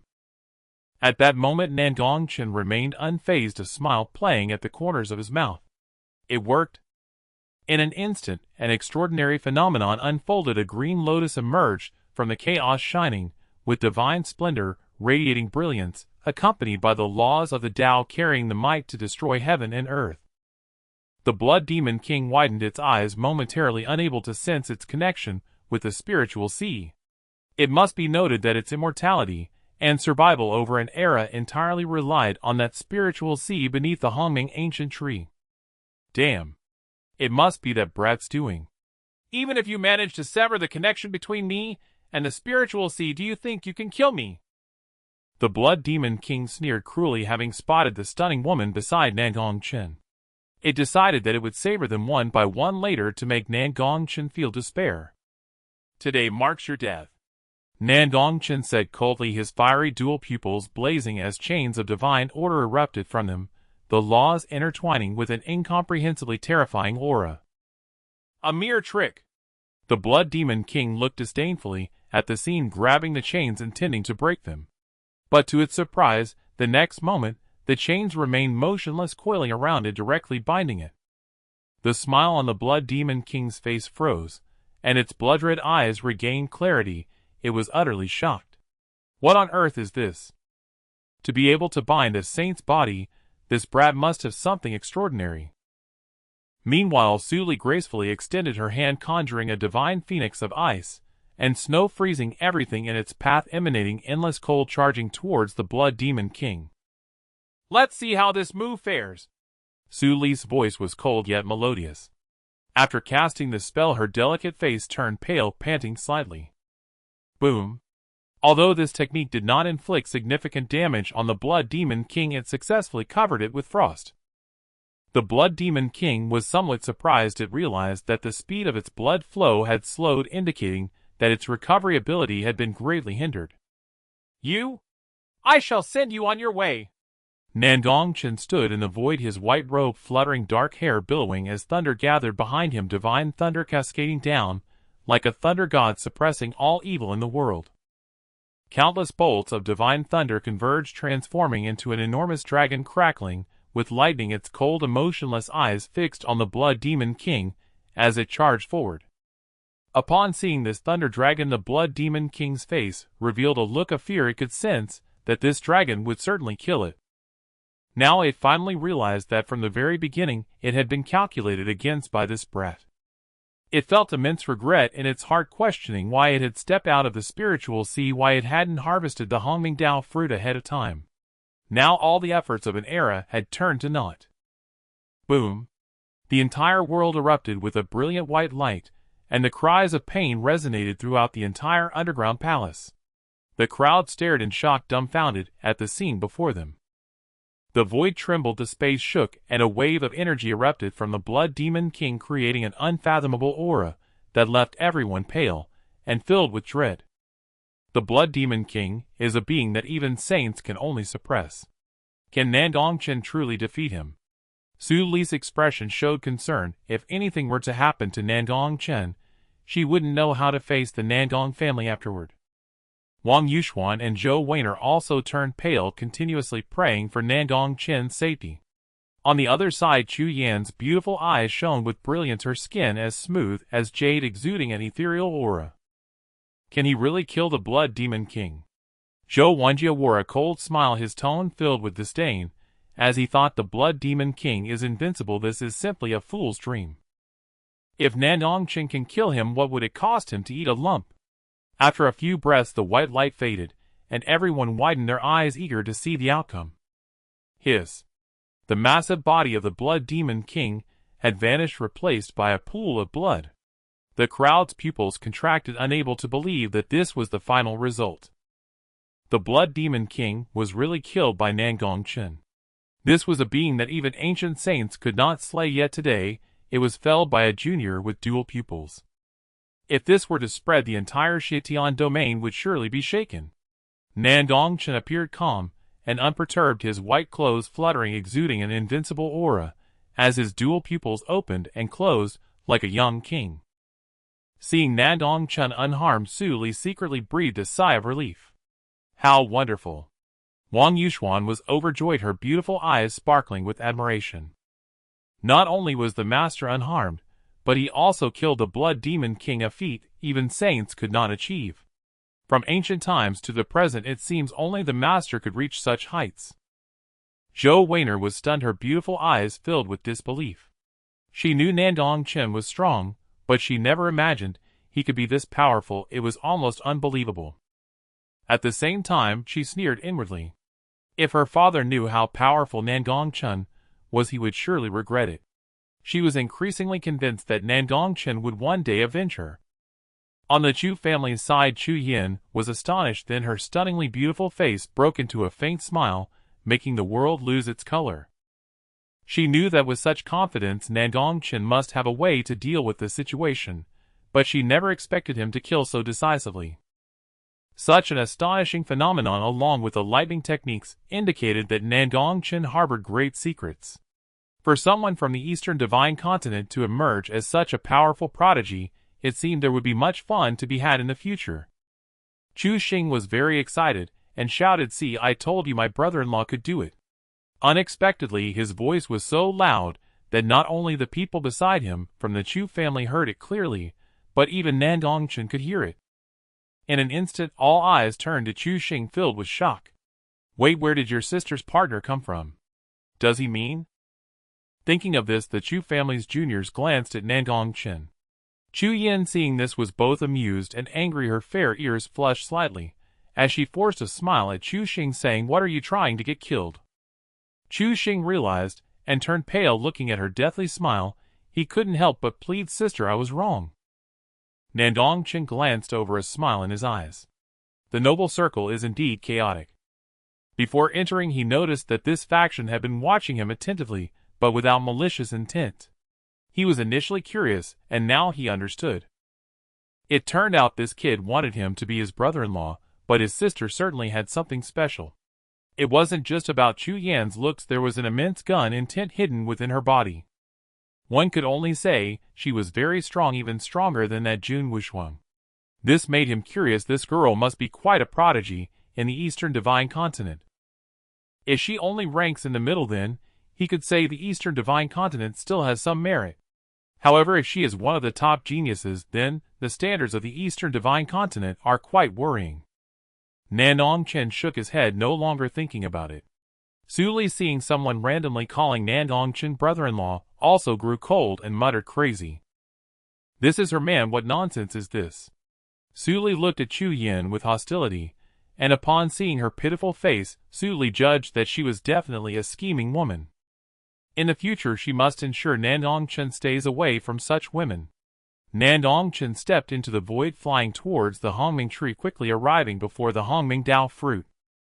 The crowd watched this scene in silence, none daring to speak out against it. Who would dare to interrupt someone capable of slaying the Blood Demon King? Were they not afraid of losing their heads? At this moment, Yu Rushan watched this scene with mixed feelings, unsure how to describe it. It turned out that Nandong Chen truly looked down on sparring with him. This was not just a release of the sea, it was a release of an entire ocean. At this moment, he felt incredibly relieved that Nan Gong Chen was somewhat greedy, and had principles, only asking for immortal crystals, otherwise his life would be in danger. Among the crowd, Zhou Wenjie was filled with jealousy, his face twisted. He couldn't believe that Nandong Chen could actually kill the Blood Demon King. How could the Blood Demon King be so weak that he couldn't even handle a Purple Mansion Realm cultivator? At this moment, he couldn't help but envy Nandong Chen for obtaining the Hongming Dao fruit, cursing the Blood Demon King for being so feeble. He even suspected if the Blood Demon King had let him win. No, I must come up with a plan to prevent Nandong Chen from getting this so easily. With that thought, he called Zhou Yanlong over and whispered a few words. Is it really necessary? Zhou Yanlong exclaimed in shock, staring at Nandong Chen's back with fear. Don't you hate Nandong Chen? Don't worry, just trust me, Zhou Wenjie replied. It turned out that, after Nandong Chen left the Tianyuan Academy, the two of them were expelled along with those arrogant royals, which was why they harbored such hatred towards Nandong Chen. Zhou Wenjie scanned the crowd, and quickly spotted Qian Hao, who had just awakened from his coma. His eyes lit up as he walked over. At this moment, Nandong Chen pondered, looking at the Hongming tree before him. This spiritual sea and this Hongming tree are truly priceless. How can he take them out? Nandong Chen's ambitions were grand. He aimed not only to take the Hongming Dao fruit, but also the Hongming tree and the spiritual sea below, wanting to capture everything. If others were to know of Nandong Chen's thoughts, they would surely be shocked into speechlessness. Nan Gong Chen could distinctly feel that in this space the spiritual energy was extraordinarily rich, most of which came from this sea of spirits. What kind of heavenly existence could provide such nourishment for the growth of the Hongming ancient tree? The strange glow emanated from Nan Gong Chen's dual pupils, as he carefully observed the sea of spirits, where the stars of the Zhou Tian were evolving, and the Tai Su fish were swimming, resembling a starry ocean, extraordinarily marvelous. I wonder how much immortal spirit liquid this sea of spirits can be exchanged for. Nan Gong Chen pondered, feeling a sense of curiosity. Although the sea of spirits appeared to be filled with dense spiritual energy, most had already been absorbed by the Hongming ancient tree, leaving behind merely some residual dregs. The Hongming ancient tree had transformed the absorbed liquid into nourishment for the Hongming Dao fruit. Nan Gong Chen severed the root of the Hongming Dao fruit and took out an extravagant box, carefully preserving it inside. Then he bent down and scooped a handful of the liquid from the sea of spirits, feeling it in his hand. Hiss. This sensation feels somewhat like immortal spirit liquid. Nan Gong Chen's eyes widened in shock. Could the liquid in this sea of spirits all be immortal spirit liquid?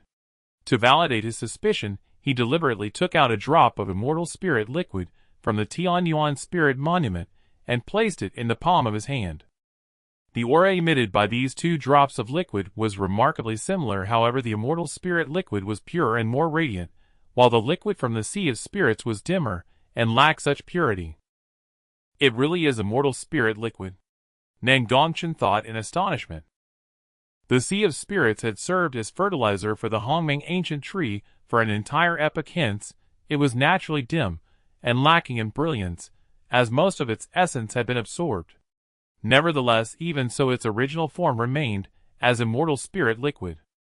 This Nine Heavens secret realm is indeed extravagant, using so much immortal spirit liquid to cultivate the Hongming Dao fruit. He estimated that there should be tens of millions of drops of immortal spirit liquid in this sea of spirits. If we exclude those areas of the sea of spirits that were polluted by the Blood Demon King, and those that had already run dry, approximately these residues could be converted into around 10,000 drops of immortal spirit liquid. This is a huge fortune. Nan Gong Chen's eyes burst with brilliance. It is known that he only had 100 drops of immortal spirit liquid in his Tianyuan spirit monument. If he adds these 10,000 drops, it would likely reach an unfathomably terrifying level. It could significantly accelerate the cultivation speed within the Tianyuan spirit monument. To what extent exactly remains to be seen once he gets out. The priority now is to collect the sea of spirits into the Tianyuan spirit monument. However, there are many people here, he cannot expose the Tianyuan spirit monument in such a place. In the next moment a voice interrupted his thoughts. Nan Gong Chen, we contributed to the slaying of the Blood Demon King as well, and among those who died there were also our people. Why should you monopolize the Hongming Dao fruit? With our contributions we can certainly share the Hongming Dao fruit evenly. Zhou Wenjie questioned. Standing beside him were other prominent figures. Exactly. By what right do you claim all our credit? Qian Hao echoed, his expression full of righteousness. Upon hearing the two speak, some clever-eyed loose cultivators also chimed in. That's right, that's right. Zhou Wenjie displayed satisfaction upon witnessing this scene, his eyes filled with confidence. Surely Nan Gong Chen wouldn't kill them all right.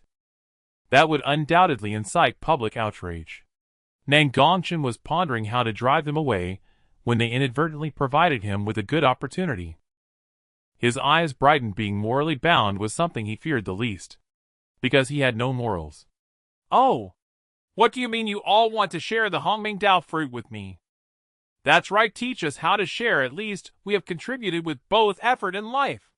We must get 90%, and the remaining 10% is yours. Zhou Wenjie proclaimed loudly, his eyes filled with greed. My husband single-handedly killed the Blood Demon King. By what right do you have to share?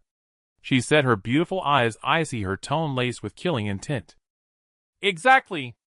If it weren't for our master being here, you would have been swallowed by the Blood Demon King long ago. How dare you come to ask for a share? It's simply a dream. Wang Yuxuan also said angrily. Zhou Weiner furrowed her brow slightly. She didn't expect Zhou Wenjie to be so vile in the court, and now he was acting so beastly outside. All right, who else wants to share the Hongming Dao fruit? You have 3 breaths to come forward. Surprisingly, Nan Gong Chen was not angry. Instead, he seemed to be convinced by them sneering. As soon as these words were spoken, some loose cultivators revealed eager expressions, and joined in, their eyes filled with greed. Zhou Wenjie, upon hearing this, was also delighted, not expecting Nan Gong Chen to agree so quickly. What a coward! I wonder what the goddess sees in him. Zhou Wenjie shook his head disdainfully, thinking. Su Li and the others remained silent, though confused. They knew that Nan Gong Chen must have his own intentions for doing this. Soon the core of the entire underground palace was divided into 3 groups. One group was Zhou Wenjie and his followers, another was the Chu family, and some disciples of the Haoran Pavilion who remained unmoved. The last group comprised some young prodigies from minor sects who were deep in thought and did not choose to step forward. At this moment Chu Yan's beautiful eyes were filled with curiosity. She was certain that Nan Gong Chen's character would never be one to easily yield. So what was he planning to do? Sister, do you think brother-in-law will kill them all? Chu Xing also secretly asked. Though he loved to play, he wasn't foolish. A ruthless person like Nan Gong Chen, who could even slay the Blood Demon King, how could he share? Chu Yan did not respond, quietly observing. Is everyone here? 3 breaths are about to pass. Nan Gong Chen said quietly, his tone low like the death knell ringing. Quick, take out the Hongming Dao fruit. Qian Hao said impatiently, his eyes filled with greed. He was the most excited because he had done nothing, and after being frightened unconscious by Nan Gong Chen, he had woken up to find that he could still obtain the greatest opportunity in the 9 Heavens secret realm. It truly felt like a dream. Never did he expect that a pie would fall from the sky and land on them one day. It seemed that he really did have great fortune. Qian Hao thought to himself, his eyes full of pride. Nan Gong Chen's expression was calm. Seeing that they had gathered, he nodded in satisfaction and said, The 3 breaths are up, let us set off everyone. What? Zhou Wenjie felt something was off and shouted. In the next moment Nan Gong Chen's dual pupils burned brightly, and beams of light burst forth, exuding immense power, as if they could tear the sky apart, directly shooting towards Zhou Wenjie and the others. Your only contribution was letting the Blood Demon King become foolish after eating you. It's a pity that if he had swallowed you all, I probably wouldn't even need to make a move. The Blood Demon King would have overloaded and committed suicide. Nan Gong Chen sneered. In an instant screams erupted, and the sounds of wailing filled the air. But soon the noise came to an abrupt halt.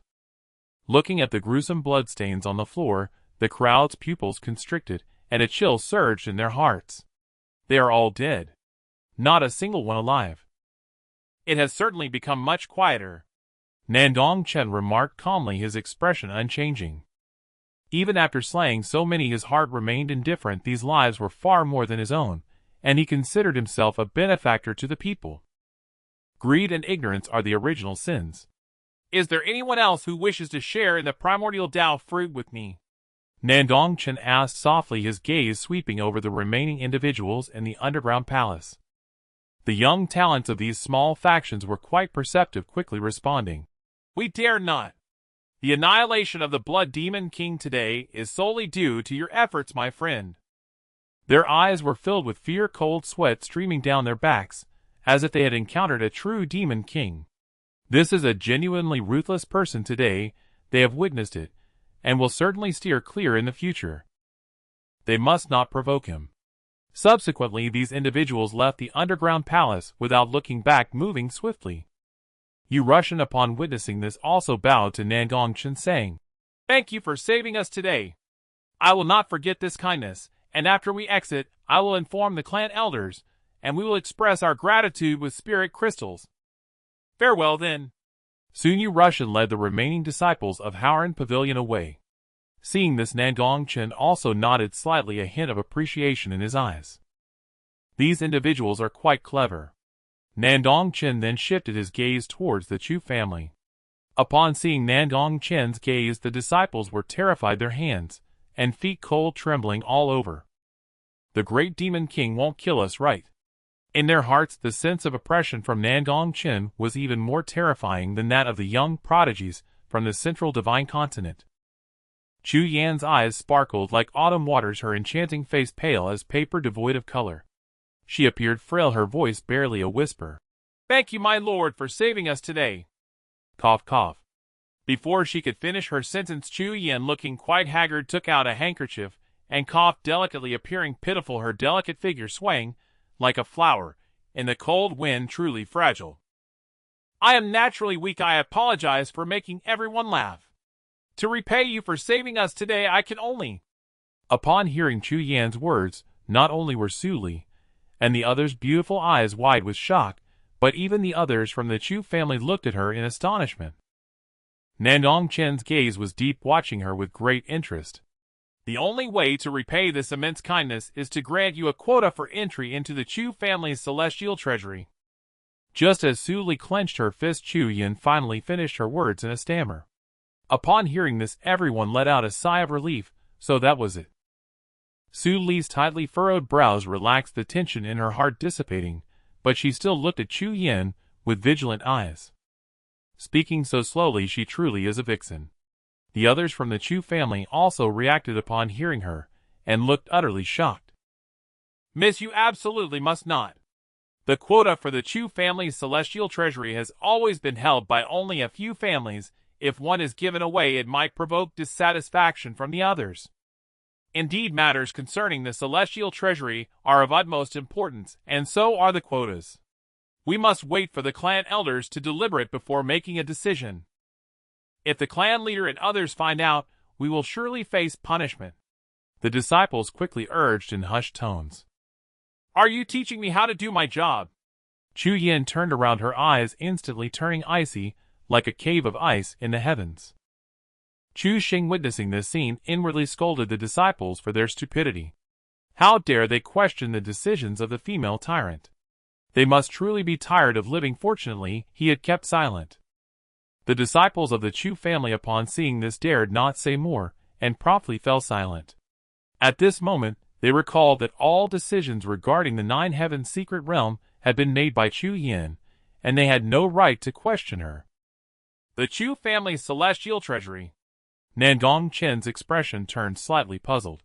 What is this? Chu Yan turned around, her face breaking into a smile, as if she had transformed into another person, her smile sweet, as she slowly explained. The Chu family's celestial treasury is the entrance to a small world that our family has controlled since ancient times. I have heard from the elders that it is filled with countless opportunities of forbidden land among the 9 heavens and 10 earths, which holds a gathering every 10 years. During this gathering, not only will the prodigies of our Xintian domain participate, but prodigies from the other 9 domains will also enter the celestial treasury to compete for opportunities, making it a chance to gain fame across the 10 domains. After speaking, Chu Yan's beautiful eyes sparkled as she looked at Nan Gong Chen. She had a premonition that if Nan Gong Chen participated, he would undoubtedly bring a great surprise to many. In that case, I will accept this quota. Nan Gong Chen responded indifferently, though his thoughts were elsewhere. What he truly desired was to absorb the spiritual sea into the Tianyuan spirit tablet, for he saw that the Hongming Dao fruits, Hongming tree, which had lost its essence, was now absorbing the remaining residue, which amounted to 1,000 drops of celestial spirit liquid. All right, Nandong friend, and all the fairies, we shall meet again at the Chu family's celestial treasury. Chu Yan's eyes curved delightfully, as she bowed her hands in farewell. She then led the Chu family disciples away from the scene. Su Li frowned slightly. She felt that this girl was trying to get close to Nan Gong Chen. No, if Nan Gong Chen goes, she must keep him away from her. Wang Yuxuan and Zhou Weiner felt a hint of joy upon hearing Chu Yan call them fairies, and their gazes towards her became much more favorable. Nandong Chen's dual pupils emitted a ghostly glow as he watched their retreating figures gradually moving away, and then he directly tossed the Tianyuan spirit tablet into the spiritual sea. The 3 girls looked on in confusion, wondering what he was doing. They saw the Tianyuan spirit tablet enter the spiritual sea, functioning like a massive pump, frantically absorbing the liquid. Su Li and the others were equally astonished at this sight. What kind of miraculous treasure is this? It can actually absorb the liquid from the spiritual sea. Soon the entire pool of spiritual sea was drained, and after Nandong Chen absorbed the last drop, he also retrieved it. He nodded, feeling quite satisfied. Although a bit was absorbed, the majority remained. Approximately 9,000 drops of celestial spirit liquid were transformed. That's quite a significant amount, enough for the Tianyuan spirit tablet to undergo a metamorphosis. Afterward, Nan Gong Chen turned his gaze to the Hongming tree, uncertain of how to transport it. At that moment, a rumbling sound erupted. The entire secret realm shook, and upon sensing this, Nan Gong Chen's expression changed. Not good. The secret realm lacks sufficient spiritual energy to sustain itself. It is about to collapse. Zhou Weiner spoke up, her expression somewhat anxious. Nandong Chen reluctantly gazed at the Hongming tree before turning away, leading the 3 of them to leave. In the northern region, as the secret realm was about to conclude, the elders and protectors from various factions began to reveal themselves. I wonder what kind of opportunity our disciples from the Sun God Palace will gain this time. An elder in white robes spoke. It was Lin Yinho, an elder of the Sun God Palace. His face was proud, looking down somewhat arrogantly at the other factions. With Ling Tian leading the team, are you still worried? Ha ha! In this place among the proud, only the saintess of the Chu family could surpass Ling Tian. The others were merely lowly fish and shrimps trying to make up the numbers. Another elder of the Sun God Palace responded, his aura deep, his gaze heated. Upon hearing these words, the faces of many elders from various factions changed. On the side of the Haoran Pavilion, a burly elder, upon hearing this, immediately retorted mockingly. If you keep boasting like that, be careful not to trip over your own tongue, otherwise you'll end up with no one left. Oh, Yang Zheng, you should worry more about your disciples from the Haoran Pavilion. Don't let your few heaven-ranking disciples suffer losses.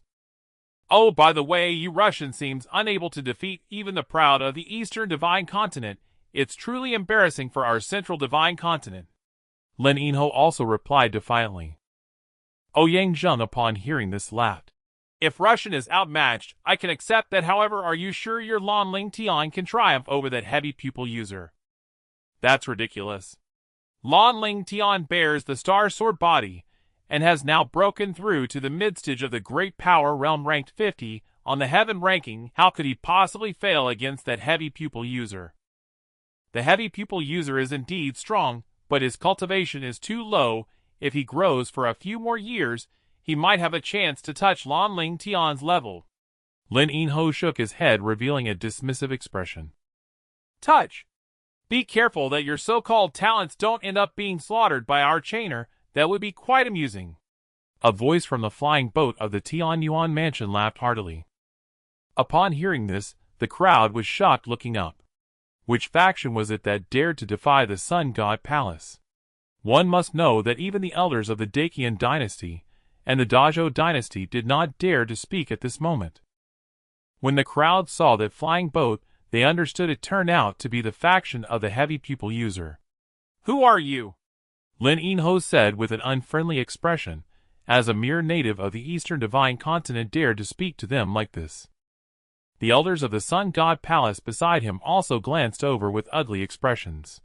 Even without their identity, as members of the Sun God Palace, they were considered seasoned powerhouses of the God King realm, who in the entire Xietian domain would not give them some face. "If you speak another bad word about Chainer, I will be the one to take you down." On the flying boat, Nan Gong Chen narrowed his eyes, and said, his aura bursting forth, without concealment, a tide of murderous intent enveloping the sky. In an instant Lin Yinho and the others turned pale, their pupils constricting. He was actually a peak God King powerhouse. And not just any. With this aura, he was on the verge of breaking through to the quasi-saint level. Moreover, this person was still so young. The crowd felt this aura and was equally shocked. Yet another unparalleled powerhouse. And from the faction of the heavy pupil user. What kind of background did the heavy pupil user have that even the top faction of the Sun God Palace did not fear them? Seeing that the two elders of the Sun God Palace did not dare to speak, the crowd felt a wave of relief. How many years had it been since someone had put the arrogant Sun God Palace in their place? In the Dazhou dynasty, an elder in a red robe remained quite calm upon seeing Nan Gong Chen. Although the Tianyuan mansion was a force within the Dazhou dynasty, the two were not on the same level. As long as the Tianyuan mansion wanted to overthrow the Dazhou dynasty, it would only take a thought. In reality, the Tianyuan mansion was the true top force in the Xietian domain, comparable to those hidden clans. The Dazhou dynasty was merely a shield. The red-robed elder sighed. He too was puzzled as to why the Tianyuan mansion had such strength yet chose to remain so restrained. However, ever since Nan Gong Chen appeared, it seemed everything had changed. On the other side, the elder leading the Chu family frowned upon seeing this. "Sun God Palace, the secret realm has not yet concluded. You are underestimating us a bit too much. The talents of the Eastern Divine Continent are not inferior to your Sun God Palace." He wore a yellow robe, and as his eyes opened and closed, cold light flickered. His aura was quite powerful, being the only quasi-saint powerhouse present. Upon hearing another strong figure speak for the Eastern Divine Continent, the crowd was filled with astonishment. What on earth was happening today that so many strong figures were speaking for the Eastern Divine Continent? Instantly, the hearts of these cultivators from the Eastern Divine Continent were filled with excitement. The Sun God Palace remained silent, for they knew that if they continued speaking, they might provoke the wrath of the crowd. Soon this space fell into silence until the breaths from within the secret realm began to emerge. This signaled that the Nine Heavens secret realm was coming to an end, and soon their talents would emerge. At this moment, Lin Yinho glared at Nan Gong Chen with a venomous look. After returning, he must report to the palace master to eliminate this heavy pupil user's faction. At the same time, he wore an expectant expression, hoping that Lan Ling Tian would emerge and slap these people in the face, or perhaps even kill the heavy pupil user inside the secret realm, cutting off their hopes. Lin Yinho thought fiercely. Indeed, moments later, streams of light appeared. These were the talents from this round, having only stopped at the outer edge of the underground palace, and not entering the core. Upon seeing this, the crowd did not react much, for the truly monstrous ones were still behind. "The talents of the Aotian Pavilion have emerged," someone exclaimed. Just outside the entrance of the secret realm, a burly figure was flying. His clothes were tattered, and blood dripped from his arms, clearly having sustained serious injuries. Those disciples from the Aotian Pavilion behind him were also all severely injured, looking miserable. Ouyang Zheng, upon seeing this, also widened his eyes, and rushed over to assist. "What happened? How could you sustain such serious injuries?" Yu Russian swallowed a pill, his complexion easing somewhat, and then spoke. "At the deepest part of the secret realm, we encountered the Blood Demon King." His voice was low, only Ouyang Zheng could hear. On the side of the Sun God Palace, Lin Yinho, upon seeing the severely injured Yu Russian, and others also displayed disdain, his eyes filled with mockery. I told you this group of body refiners has no brains. They either die or get severely injured. If it were us from the Sun God Palace, we would never have such a situation. What? You encountered the Blood Demon King? Ouyangzhen said loudly, his eyes filled with shock. Upon hearing this, the expressions of the crowd changed, and they all widened their eyes. The Blood Demon King. You can't be mistaken, right? Other elders from several factions were also greatly shocked. Lin Yinho's smile froze, his eyes filled with deep unease. The disciples of the Sun God Palace had yet to appear. Could it be that something had happened? The elder from the Chu family also displayed concern, staring fixedly at the entrance of the secret realm. Soon a stunning figure appeared, followed by a group of talents. The elder from the Chu family, upon seeing this, felt relieved, his tightly furrowed brows instantly relaxing. Fortunately, nothing happened. If anything were to happen to Chu Yin or Chu Xing, he wouldn't know how to go back and explain. As he saw that the secret realm was about to close, fewer and fewer people came out. At this moment, the expressions of the crowd in the northern region were incredibly complex. On the flying boat, Nandong Chen stared intently at the entrance, secretly praying that Nan Gong Chen would not encounter any trouble. At the same time, he had some doubts. Since the Blood Demon King had appeared in this secret realm, how could anyone have escaped? Could it be that someone had slain the Blood Demon King? He thought in shock, but immediately denied it. How could that be possible? Just as the entrance was about to close, a figure in white, peerlessly beautiful, finally appeared. Nan Gong Chen's expression was calm, clad in white robes untainted by dust, surrounded by celestial light, radiating an otherworldly charm, like a celestial being descending into the mortal realm, exuding an extraordinarily noble aura. The women beside him were also unparalleled beauties, with bright eyes and white teeth, their gazes resembling starry rivers, their features exquisitely defined, each of the three having a distinct style evoking immense envy from onlookers. As Nan Gong Chen and his companions emerged, they drew countless gazes, the girls' screams crashing in like a tidal wave. Most of them were celebrated beauties from the Xiantian domain, some hailing from top-tier sects, while others came from prestigious families, or the royal lineages of minor kingdoms. Now they all blushed and trembled, their beautiful eyes filled with fervor, captivated by Nan Gong Chen's celestial visage. They harbored jealousy, wishing they were the ones closest to him. Of course, some male cultivators displayed envy, admiring how Nan Gong Chen was surrounded by such stunning women, a scene they considered the pinnacle of their dreams. Seeing this scene, Nan Gong Chen remained unfazed, calm, and composed, as if accustomed to such attention. Su Li was no different, her stunning face radiating an icy aloofness, her silvery hair cascading over her shoulders, embodying the pride of a snow-white beauty. No matter how they called out, it didn't matter. Nan Gong Chen's partner, from start to finish, could only be her alone, and she had the confidence to match him. Wang Yuxuan felt a pang of jealousy, gnashing her teeth, her fair face puffed up adorably.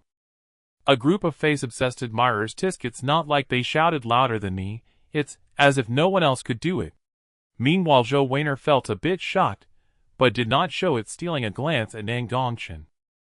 It was her first time directly experiencing such terrifying popularity surrounding Nan Gong Chen. "Second uncle," Nan Gong Chen said, as he returned to the flying boat. "Not bad seeing you like this. You must have gained quite a bit from the Nine Heavens secret realm," Nan Gong Chen complimented with a smile. Nan Gong Chen smiled slightly, but did not answer directly. Upon seeing this, Nan Gong Chen understood much. "By the way, I heard you encountered the Blood Demon King." "Aha, you kid is really lucky to have escaped," he exclaimed. "As expected of a member of the Nan Gong family, truly blessed by the heavens." Nan Gong Chen, as if recalling something, patted Nan Gong Chen on the shoulder and praised him. Upon hearing this, Nan Gong Chen did not deny it, revealing a meaningful smile. "Yes, just good luck." Behind them, the three women exchanged knowing smiles upon hearing this. While the two were reminiscing, other factions were in an uproar. The Nine Heavens secret realm is closed. Why does it feel like so many people are missing?" One of the prodigies in the crowd voiced his confusion. "Yeah, the Sun God Palace is gone, and even the people from the Qian and Zhou have emerged, very few could it be that they all perished there. Someone else chimed in. At this moment, among the sea of people, a fresh and ethereal figure stood there, and upon hearing this a complex expression appeared in her beautiful eyes behind the veil. This person was Lu Rian. Originally she intended to follow Nan Gong Chen and the others, but found herself separated unexpectedly, and stopped at the outskirts, not entering the core of the underground palace. The disciples of the Sun God Palace had all been killed by Nan Gong Chen. He should be fine, right? After all, if Nan Gong Chen hadn't appeared there, she didn't know if she would have made it out alive. Lu Rian thought to herself, a hint of worry surfacing in her eyes. Just as she was pondering, an immensely furious voice resonated throughout the heavens and earth. Where are our Sun God Palace disciples? How come not a single one has come out? You must give us an explanation. Lin Yinhui from the Sun God Palace roared, his hair standing on end, his eyes bloodshot. The full force of his divine king realm erupted, bringing a terrifying killing intent that paled many faces. Upon learning that all the disciples of the Sun God Palace had perished inside, he felt a chill in his heart, like a bolt from the blue, unsure how to report back. On the other side, a red-haired elder from Aotian was also boiling with anger, glaring at the Zhou side and questioning. Was it you, Zhou, who orchestrated this? Why haven't our princes and Jun Wuxuan come out? On the Zhou side, Zhou Yuan appeared helpless. Elder brother, what tricks could Zhou be playing? Did you not see that our princes have not come out either? It's equally tragic. Why must you direct your anger at us? He had originally come to go through the motions, and if it weren't for the ancient rules, he wouldn't have bothered, as the current Zhou had completely changed. What happened to the several sons of the Zhou king had nothing to do with him entering the secret realm, was their own affair. Could he still go in to help them? The red-haired elder from Aotian paused for a moment, realizing that indeed very few had emerged from their side as well. Then who do you think did this? The red-haired elder asked in a deep voice, looking at Zhou Yuan. How would I know? Zhou Yuan shrugged, wearing an expression of indifference. You? The red-haired elder grew even angrier upon hearing this. This old fellow surely knew something but just wouldn't say. At the same time, he felt even more disdain for Zhou, who didn't care about their own dynasty's prodigies. They would surely be destroyed sooner or later. After their conversation ended, Zhou Yuan had some suspicions, glancing toward the Tianyuan mansion's flying boat with a glint in his eyes. With so many deaths, it was highly likely that the young master was responsible for it, but even if he knew, he wouldn't say anything who would want to provoke them. Let these foolish birds guess for themselves. Thinking of this, he relaxed, as he would soon be able to leave this desolate place. At this moment, Lin Yinhui was seething with rage, scanning the area, then looking toward Haoran Pavilion, he spoke. You Russian, what on earth happened after you entered? He chose the most easily provoked faction to inquire. You Russian recalled the strange occurrences within the secret realm. Something was off. It seemed he hadn't seen the Sun God Palace afterward, hissing. Could it be that they were all killed by him? Thinking of this, a figure in white appeared in his mind. Forget it, this person is ruthless, I can't provoke him. Humph. Why should we be questioned when your Sun God Palace disciples did not come out? Ouyang Zheng's expression darkened, and he snorted coldly. You can't bear the wrath of the Sun God Palace, don't overestimate yourselves. Lin Yinhui's expression turned grim, his tone icy, as he threatened. Are you threatening us from Haoran Pavilion? Ouyang Zheng's eyes narrowed slightly, a powerful aura emanating from him. In an instant the atmosphere became exceedingly tense, both parties poised, as if ready to battle at any moment. At this point Yu Russian finally spoke. Lan Lingtian and the others separated after we entered the underground palace. We are unaware of what happened to them. Moreover, when the remaining people gathered at the core of the underground palace, we did not see Lan Lingtian and the others. What he said was not false, it was indeed the case. Upon hearing this, Lin Yinhui's expression remained cold, as he stared at Yu Russian for a moment, and seeing that he was not lying, he left with a dark expression. After Lin Yinhui had departed, Ouyang Zheng turned to Yu Russian, his brows lifting slightly as he asked, You're telling the truth? I am. Yu Russian replied with a bitter smile. This indeed was the truth. Then do you know something more? Ouyang Zhang's gaze grew profound, his voice low and resonant. Yu Russian remained silent, revealing it would be nothing short of earth-shattering. Ouyang Zhang did not press further, instead speaking aloud to himself. Ha ha. Seeing the Solar God Palace suffer brings me genuine comfort.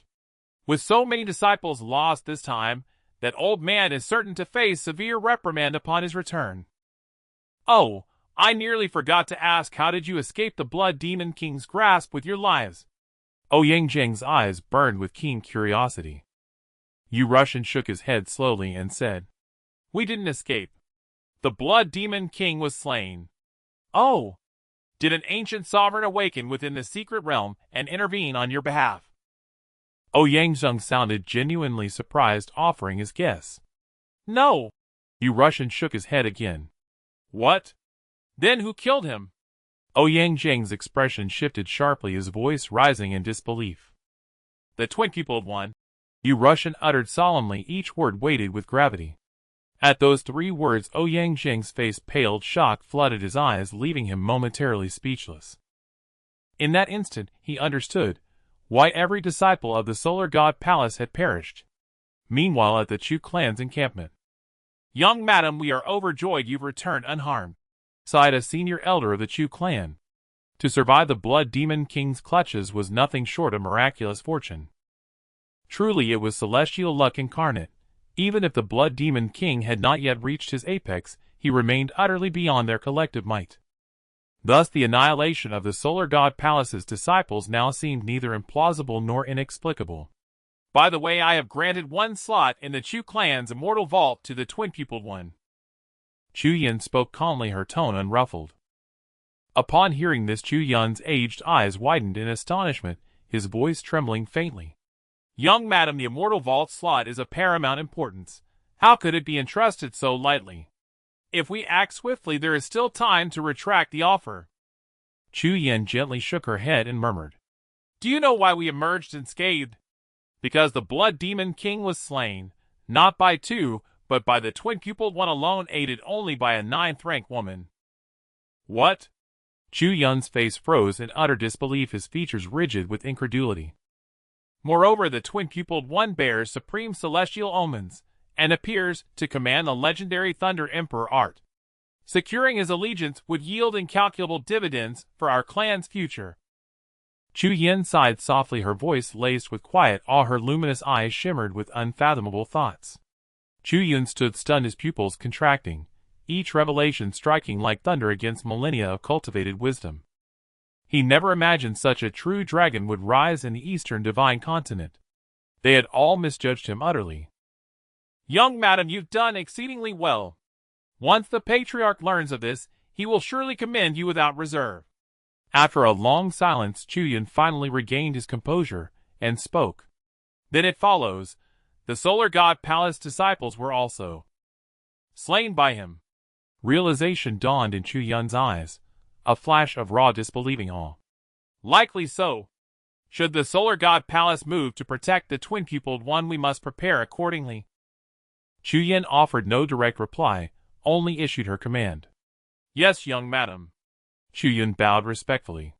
Indeed, within this 9 heavens secret realm, Chu Yan stood as its de facto leader. At the Solar God Palace encampment, Lin Yinhua and another elder were likewise active, dispatched along separate paths to gather intelligence. It appears Lan Lingtian has a younger brother, slain by the twin-pupiled one. I've just learned this. Upon reuniting, Lin Yinhua spoke, his voice heavy with gravity. No wonder Lan Lingtian had reacted so fiercely upon first hearing the twin-pupiled one's name. Song Zhong, upon hearing this, looked startled, then shared his own findings. I questioned several prodigies who entered the core of the underground palace. They confirmed the twin-pupiled one slew the legendary Blood Demon King and claimed the final legacy. Lin Yinhua's expression contorted in shock, as though he'd heard a tale of cosmic horror. Impossible. If true, we've grievously underestimated the twin-pupiled one. Indeed, it is highly probable our disciples fell by the twin-pupiled one's hand. Song Zhong's gaze turned glacial, his voice dripping with icy fury. In the next instant both elders unleashed their cultivation, streaking toward the Tianyuan prefecture's flying vessel. As they moved, onlookers erupted into fervent speculation. They're heading straight for the twin-pupiled one. Does this mean he annihilated the Solar God Palace disciples? Someone gasped, unable to believe his own words. Others exchanged stunned glances, their eyes wide with disbelief. You slaughtered our disciples. Twin-pupiled one, was it you?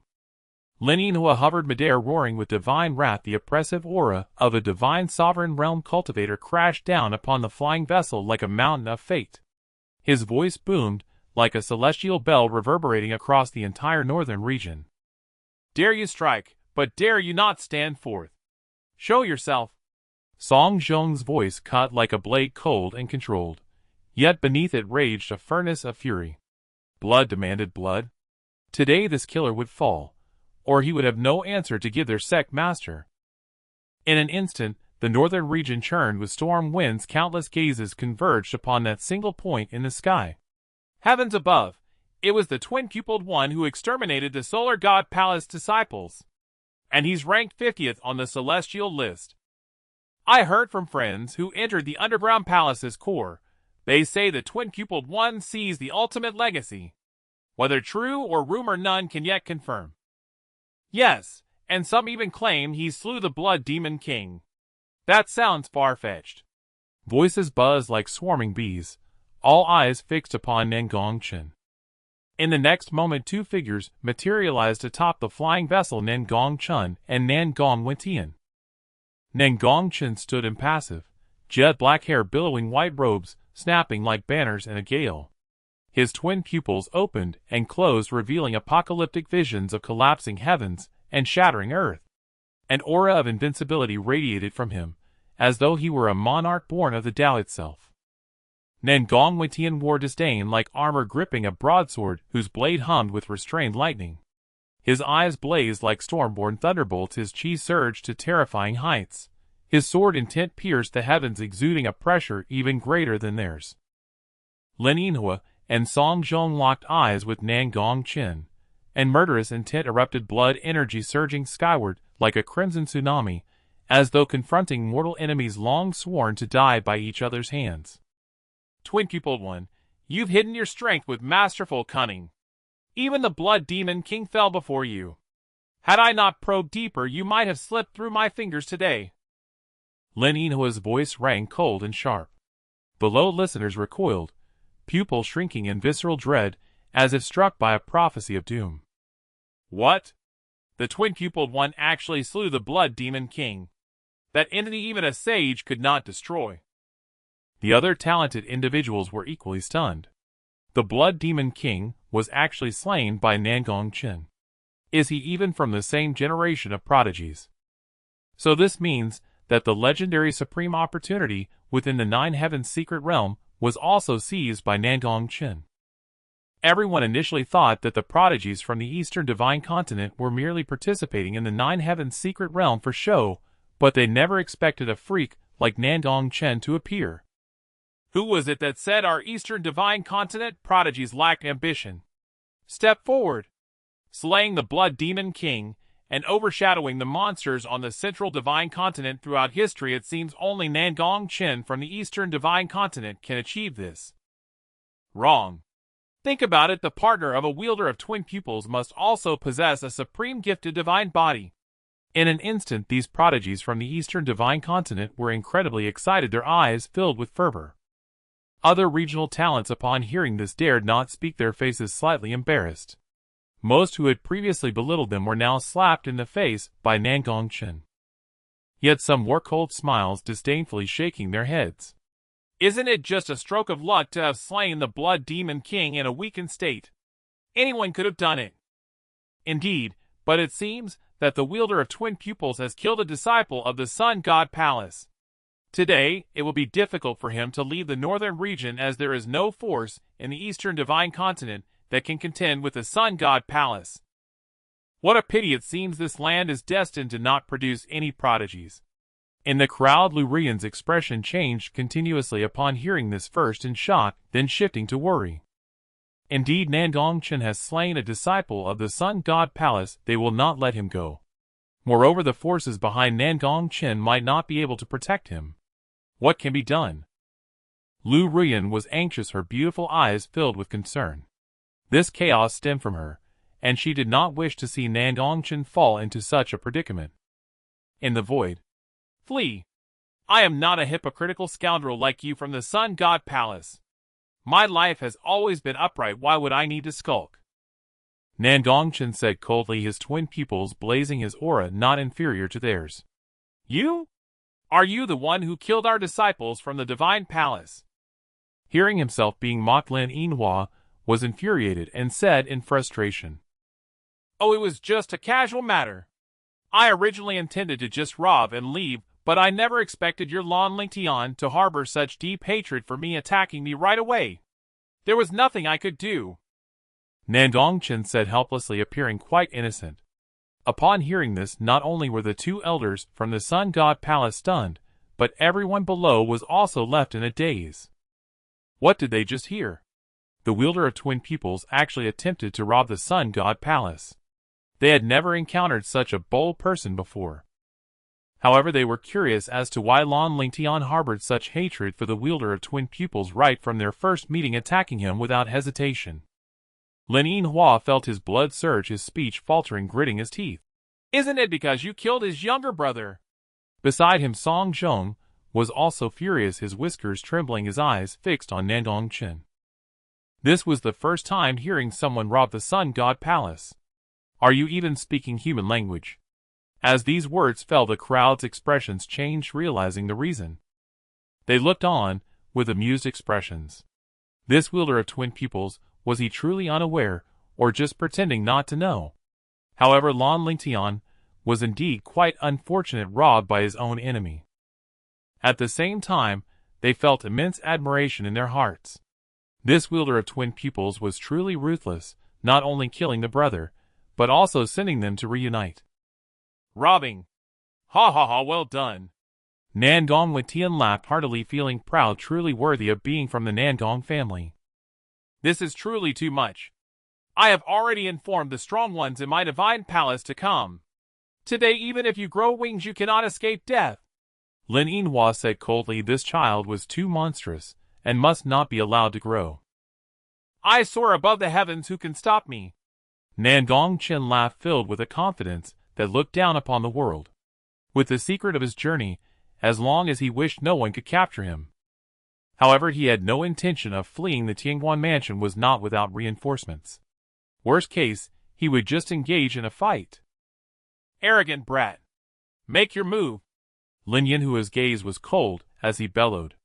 With that, the two erupted with their cultivation, their presence immensely powerful, resembling a burning sun in the spiritual sea. This was the unique skill of the Sun God Palace, incredibly domineering and formidable. I was waiting for you to make your move. Nandong Chen laughed, a hint of bloodthirst flashing in his eyes. The broad blade in his hand suddenly exuded endless crimson light, the murderous intent soaring to the heavens, its might earth-shattering. The void trembled, the fluctuations unleashed by a God-King level expert were enough to leave all present pale and shocked. Miss, should we go help? Chu Yun asked upon seeing this scene. Not yet. The powerful figure beside the wielder of twin pupils should be able to hold on for a long time. When they are at their most desperate, we will step in to assist. That way we can win their hearts. Chu Yan's beautiful eyes sparkled as she spoke softly. After hearing this, Chu Yun was filled with admiration. The depth of character displayed by the Miss was beyond their reach. At the same time, he looked at Nandong Chen with eyes full of sorrow. What a fine young man, yet he was about to be schemed against by the Miss. However, being utilized by the Chu family was not a bad outcome. Of course, if Nandong Chen knew their thoughts, he would likely just laugh. As a battle between the strong erupted, everyone was also transfixed, fearing to miss anything. After all, they could learn something from it. The sun is high in the sky. Lin Yinhua shouted, standing in the void, forming seals with his hands, as a terrifying aura erupted, its power surging, condensing into a fireball resembling the sun, crashing down towards the two. Song Zhong did the same, raising his hand. A sea of flames erupted, wielding a terrifying force capable of incinerating everything in the world. It directly enveloped Nandong Chen. Though both were only at the late stage of God King, their moves were remarkably similar, even capable of overlapping, unleashing even more terrifying fluctuations. The might approached the peak of the God King realm. Is that all? Nandong Chen sneered, shielding Nan Gong Chen behind him, then wielded the blood-red broad blade, stepping into the void to face them alone. In an instant, an enormous blood-colored blade light appeared, its intent incredibly shocking, soaring towards the heavens, even directly splitting the sky in half as it descended towards the endless sea of flames. Boom! A wave of immense power spread out, leaving the crowd pale and shocked. Is this the battle between God Kings? Seeing the blade light approaching, Lin Yinhua and the others changed their expressions. Both of their moves were actually cleaved apart and rushed towards them. Song Zhong erupted with his cultivation, swiftly dodging this strike. However, Lin Yinhua was directly split in half by this blade. An instant flood of blood gushed forth, leaving him horrified. Nandong Chen was also somewhat shocked. Could his second uncle be this strong? This is not over yet. Two blades resembling crosses surged forth with astonishing might, as if they were to tear the very heavens apart. Suddenly, Lin Yinhua's split body shimmered with white light and quickly rejoined. He urged his spiritual energy and dodged to the side. I truly underestimated you. You are remarkably powerful. Lin Yinhua gasped, his face pale. Clearly, the recent restoration of his body had drained a significant amount of his spiritual energy. Song Zhong was equally shocked. If it had been an ordinary peak God King, he would have likely perished just now. Unexpectedly, this fellow's sword intent was formidable enough to even tear through the sea of flames. Once a practitioner steps into the realm of God King, their physical body becomes exceedingly difficult to kill. It's almost immortal. To truly kill one must sever the body and extinguish the soul. That is the only real way to achieve death. Nandong Chen spoke softly, clearly addressing Nandong Chen. Nandong Chen nodded. Such battles between God Kings were immensely beneficial, not to mention having someone to guide him. Seeing this scene, Lin Yinhua and his companions' faces turned incredibly grim, as if they had just eaten something foul. They never expected that this person would teach while fighting, completely disregarding their presence. The onlookers were equally astonished. Who exactly is that dual-eyed one? How can the Guardian be so powerful? Isn't that his second uncle? I just heard him call out. If that's the case, the forces behind the dual-eyed one must be formidable as well. At this moment, everyone was deeply shocked by Nandong Chen's combat prowess, speculating about Nandong Chen's origins. Enough. In case you can't comprehend, I'll slay an old man for you to see. Nandong Chen chuckled, his laughter hearty. Then, with overwhelming bloodlust, he stepped into the void, unleashing a tremendous sonic boom as he charged towards Lin Yinhua. Nandong Chen's forehead instantly appeared with several black lines. What do you mean I can't comprehend? Clearly you want to kill. Forget it, let your second uncle put on a show. Upon seeing Nandong Chen charge at him, Lin Yinhua's face turned frantic as he shouted, Song Zhong, save me! Alone, he could not withstand Nandong Chen's killing onslaught. At the same time, Lin Yinhua flew towards Song Zhong with all his might, pushing his speed to the limit. Song Zhong was momentarily taken aback before flying towards Lin Yinhua. Neither of them had anticipated that Nandong Chen was truly willing to kill them. Just as the two were about to meet, Lin Yinhua looked up to see a dazzling white light appear, the flickering cold gleam sending chills down his spine. Swish! In the next moment, Lin Yinhua was once again bisected, blood splattering into the void. His body fell, and a divine soul was extracted from it, its small face pale, desperately fleeing. Nandong Chen did not relent. With a swift motion, the blood-red blade intent surged toward the fleeing divine soul that resembled a small person. You dare! Seeing this scene, Song Zhong was also taken aback. Boom! Nandong Chen did not pause. Instead, he intensified his force, and in an instant, overwhelming power descended, obliterating Lin Yinhua's soul entirely. A God King of the Sun God Palace has fallen. Good nephew, did you learn? Nandong Chen laughed, his demeanor refined even as blood splattered. His azure robe remained pristine. I learned. At this moment, Nandong Chen nodded earnestly. He had truly grasped how to kill a god king. Given a chance, he would also slay one for practice. Onlookers found this scene utterly unbelievable, their jaws nearly dropping in shock. Their minds were filled with questions. Were these two uncles and nephews not both insane? One dares to teach, and the other dares to learn. At this moment, the entire place fell silent, the crowd's pupils constricting. It was hard to imagine that the reason for the fall of a generation's god king was that this knife-wielding man wanted to teach his nephew how to kill a god king. Nan Gong Chen smiled with satisfaction and said, "In that case, I will capture a god king alive for you to slay to see how it feels to slay a god king." "Good." Nandong Chen nodded vigorously, feeling incredibly excited. The world was stunned by this pair of mad uncle and nephew, unsure how to describe them with words. Madness, pure madness. However, this was not something ordinary people could achieve. Without strength, they would merely be the butt of everyone's jokes. This also reflected Nandong Chen's confidence in his own strength. Song Zhong's legs trembled, his heart racing under Nandong Chen's gaze. Gritting his teeth, a powerful aura erupted his face, showing defiance. Just when everyone thought he would resist, he suddenly pulled his legs back and fled in disarray. Nandong Chen had anticipated this. The moment Song Zhong moved, a swifter and fiercer figure emerged, a broad blade descending, its light flashing, the blade intent soaring. Such a powerful offensive force frightened Song Zhong into abandoning his physical form, his soul escaping at an incredible speed.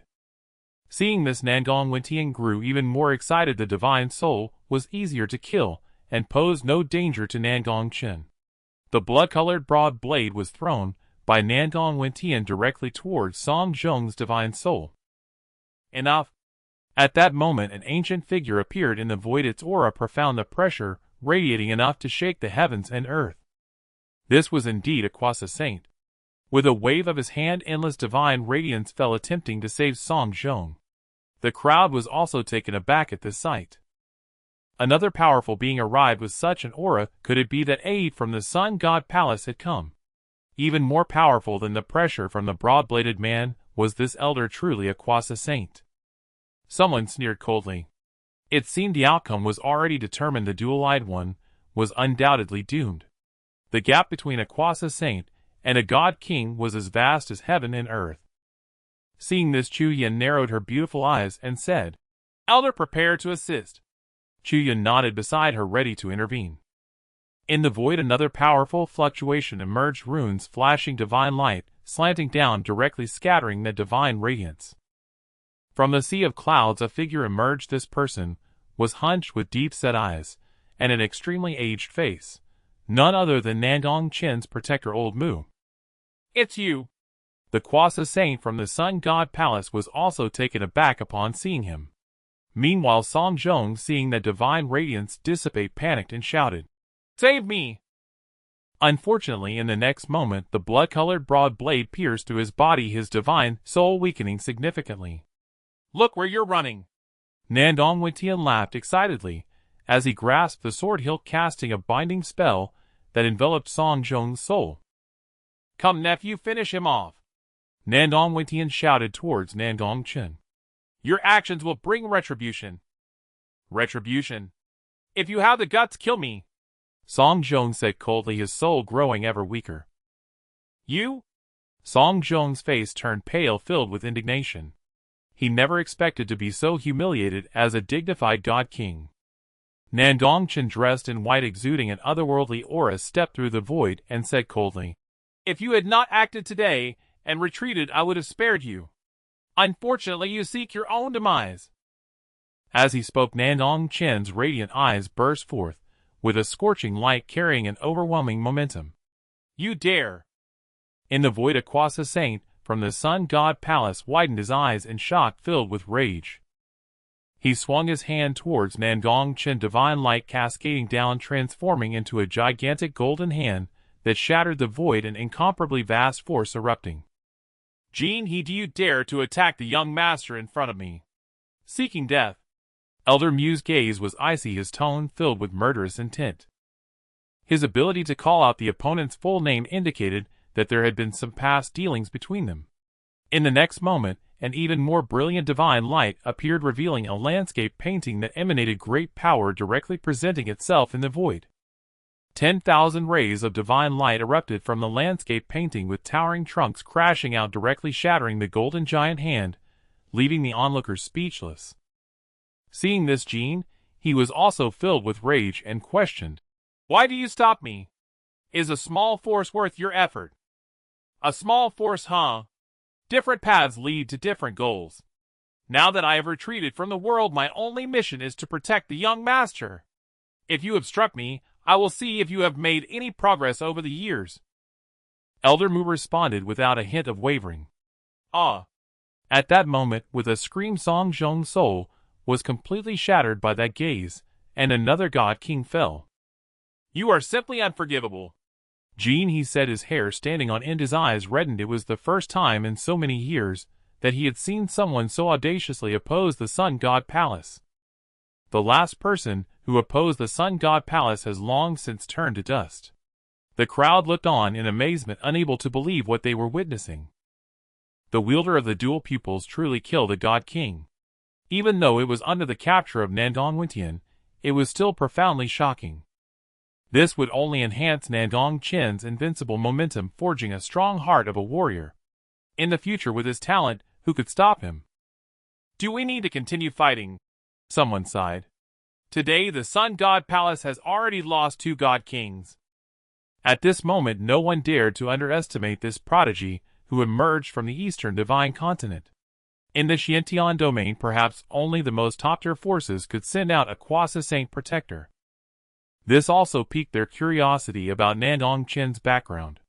Among the crowd, Lu Ruyan, seeing so many powerful figures beside Nandong Chen, completely set aside her worries. Fortunately, Nandong Chen did not have to die. At this moment, on the Chu family's side, "Miss, it seems I won't have to intervene today," Chuyin said awkwardly. "No kidding, did you need to say that?" Chuyin rolled her eyes displeased. Nandong Chen actually had a quasi-saint protector, which truly surprised her. She never expected this man's background to be so mysterious. "Well done, you have successfully captured my attention." Chu Yin licked her crimson lips, a playful glint in her beautiful eyes. "It seems we will meet again soon." "Set off, return home." Chu Yin turned around and said lightly. "Yes." Chu Yin responded respectfully. In the void. Although Jean, he was extremely furious, his mind remained remarkably calm. He knew that facing Mu Chuan alone in this situation, he was unlikely to prevail. His eyes flickered, and he refrained from making a move, pondering something. Suddenly Jean, he spotted the spirited youth not far away, and his eyes erupted with brilliance. He realized that this talented youth was the core among this group. If he could capture him, wouldn't it solve everything? As an old quasi-saint, he quickly spotted the opportunity. Mu Chuan cautiously assessed him. Jean, his moves were quite strange, diverse in spells, and he had to be on guard. Suddenly Jean, he moved his aura like an abyss, his hands transforming into claws, exuding overwhelming power, turning into a pair of golden dragon claws, attacking Mu Chuan. Countless golden energies surged, a terrifying dragon might pressing down. "This is the legendary heavenly level martial skill, transforming dragon claw." Below, a powerful figure recognized it and muttered. At that moment, the crowd finally seemed to understand. This quasi-saint was actually Jean Juanxing from the Sun God Palace, whose unparalleled killing technique, the transforming dragon claw, had earned him great renown in the central divine continent. He was among the top tier of quasi-saints with formidable strength. It was uncertain if the protector of the dual pupils could handle it. Mu Chuan also understood the terrifying nature of this move, and had to once again summon the mountain opening diagram to counter it. Mountain and sea shock. The next moment, in the picturesque scroll, the runes flowed, the power surged, and magnificent ancient mountains along with an endless ocean appeared directly facing the transforming dragon claw. The explosive momentum was equally powerful, not inferior to Jean He, and perhaps even superior. Despite this, upon seeing it, Jean, he revealed a cold smile, then suddenly turned around, swiftly charging towards Nandong Chen. "Today I will kill the talented disciple of your lineage, and I hope you will never provoke the Sun God Palace again." Jean, he said coldly, as if declaring to the world. Not good. Mu Chuan's eyes widened, unable to believe that Jean, he resorted to such despicable means. In an instant, he burned his life force, making the fastest reaction, bursting forth, with unprecedented speed towards the ground. The young master must not come to harm. On the flying boat, Su Li and others also changed their expressions, their faces turning pale, devoid of any color. Husband! Master! The crowd below, witnessing this scene, wore expressions filled with tension. Yet some were sneering. The wielder of the dual pupils, now you have no means to escape, and the protector is also not by your side. Relying solely on Nan Gong Chen, he cannot withstand a quasi-saint. Lu Ruyan's complexion also turned pale, unwilling to watch the ensuing scene. At this moment, the most anxious were still Nan Gong Chen and Nan Gong Chen. Faced with such terrifying power, Nan Gong Chen could not help but feel fear, his face pale. Alone, he could not withstand such might. However, he resolved to fight. He could not bear to see his nephew die before his eyes. Run! Nandong Chen shouted, pushing Nandong Chen away several miles. Nandong Chen felt somewhat helpless, and secretly flew back. He had mastered the secret of the ultimate speed in the world, and he could have escaped completely. Never mind, when his second uncle was on the verge of collapse, he would bring him away. Nandong Chen silently decided that he would activate the secret of speed and drag Nandong Chen away. Coming back to his senses, Nandong Chen gripped his broadsword tightly. A surge of red blood energy erupted from him, soaring into the sky. The sword intent condensed into reality, manifesting a blood-red sword in the void. This was his strongest strike, a celestial rank martial skill, Heaven Slaughter. The aura emitted by this massive blood-red sword was fearsome, even vaguely approaching the early stages of a quasi-saint. This surprised everyone. Upon seeing this, Jean, he was momentarily stunned, but soon coldly laughed. Good, today you two will die together. Killing you will be a step towards eliminating a great enemy for our Sun God Palace. Immediately after, golden dragon claws reappeared, shaking the void. The pressure they emitted was not something an ordinary quasi-saint could contend with. The condensed blood-red broadsword clashed with the golden dragon claws, shattering instantly, and rushing towards Nandong Chen. There was no choice, the gap between the two was just too vast. For Nandong Chen to reach this level, he could be considered an extraordinary genius. Jean, he was immensely satisfied. The thought of two promising individuals perishing at his hands brought him immense pleasure. He relished torturing these undeveloped prodigies. You dare! At that moment, a clear and melodious voice rang out, filled with intense killing intent. Everyone looked up to see an exquisite figure appearing in the void. She wore a ghost mask, her expression a blend of laughter and tears, her eyes like a galaxy. Runes interwove around her, divine light wrapped around her, and an extraordinary phenomenon manifested behind her, evolving the starry universe. The ghost-faced woman struck, and as her voice fell, the golden dragon claws instantly vanished. Bang! In the blink of an eye, the immensely powerful Jean, he turned pale, his eyes filled with fear, as if his body had been immobilized. Uncontrollably he stopped, and in the next moment, he transformed into blood mist. At this moment, everyone was stunned, shocked into silence. Upon witnessing this, Nandong Chen's eyes revealed a trace of astonishment. This woman was incredibly strong, stronger than anyone he had ever seen, including his saintly grandfather. With a single thought, she could cause a respected saint to disappear. Which saint could achieve that? However, Nandong Chen was puzzled as to why this woman would save him. Su Li and the others, seeing this, finally relaxed their tense hearts. Fortunately, Nandong Chen was unharmed, but who was this woman? At this moment, Su Li glanced at Nandong Chen and noticed his bewildered expression, which piqued her curiosity even more. Who could this powerful woman be? In the void, the ghost-faced woman looked at Nandong Chen, a hint of affection in her eyes, and softly said, "You must continue to grow stronger. In the future you will know everything." After saying this, the ghost-faced woman vanished into the void. Nandong Chen's pupils constricted, and a hint of excitement appeared on his face. He sensed a closeness between his bloodline and this ghost-faced woman. In other words, the ghost-faced woman was his relative. She was from his mother's lineage. Thinking of this, Nan Gong Chen was filled with curiosity, eagerly wanting to chase after her and ask where his mother was now. Since his birth, his father had always avoided talking about his mother. When he had traveled over, he had been heartbroken, thinking he had lost his mother since childhood. Unexpectedly now, this woman appeared, indirectly telling him that his mother was still alive. Nandong Chen clenched his fists tightly. According to what this woman said, if he became stronger in the future, he would naturally know everything. At this moment, his desire to become strong reached its peak. "Let's return to Tianyuan Mansion's second uncle," Nandong Chen said with a radiant smile. Seeing him like this, Nandong Chen wanted to ask what had happened, but the words stuck in his throat, and he couldn't say anything for a long time. "Let's go! You must be tired from this trip to the Nine Heavens secret realm." Nandong Chen did not press further, smiling calmly as he spoke. "Young master, it was my negligence. Please punish me, young master." Mu Chuan also arrived, looking guilt-ridden. Nandong Chen looked at his few remaining black hairs, turned white, his expression somewhat complex, and said, "It's fine, I don't blame you this time. Look, I'm still alive and well." In the next moment, he took out 3 precious herbs from the Tianyuan spiritual tablet and handed them to Mu Chuan. Mu Chuan's face turned anxious, and he hurriedly refused, saying, "No, young master, these precious herbs are incredibly valuable. There's no need to use them on an old man like me." "I'm fine this time." Nandong Chen was not surprised. He only half-jokingly said, "You've worked hard this time, take them. After all, you can protect me better in the future." "But 3 are too much.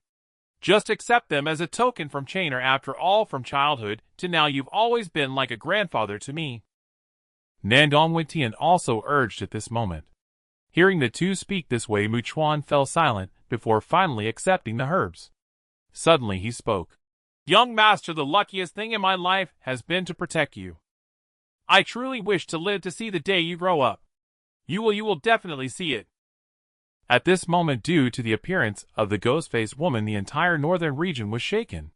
With a single thought, she could slay a quasi-saint. Perhaps no one in the world possessed such strength. Moreover, this person seemed to have a connection with this dual-eyed individual. If this news were to spread, no one in the entire Xietian domain would dare to provoke Nan Gong Chen. At this time, everyone was speculating about who this ghost-faced woman was, and what forces were behind the dual-eyed individual. It seems that the rise of the dual-eyed individual in the future is unstoppable.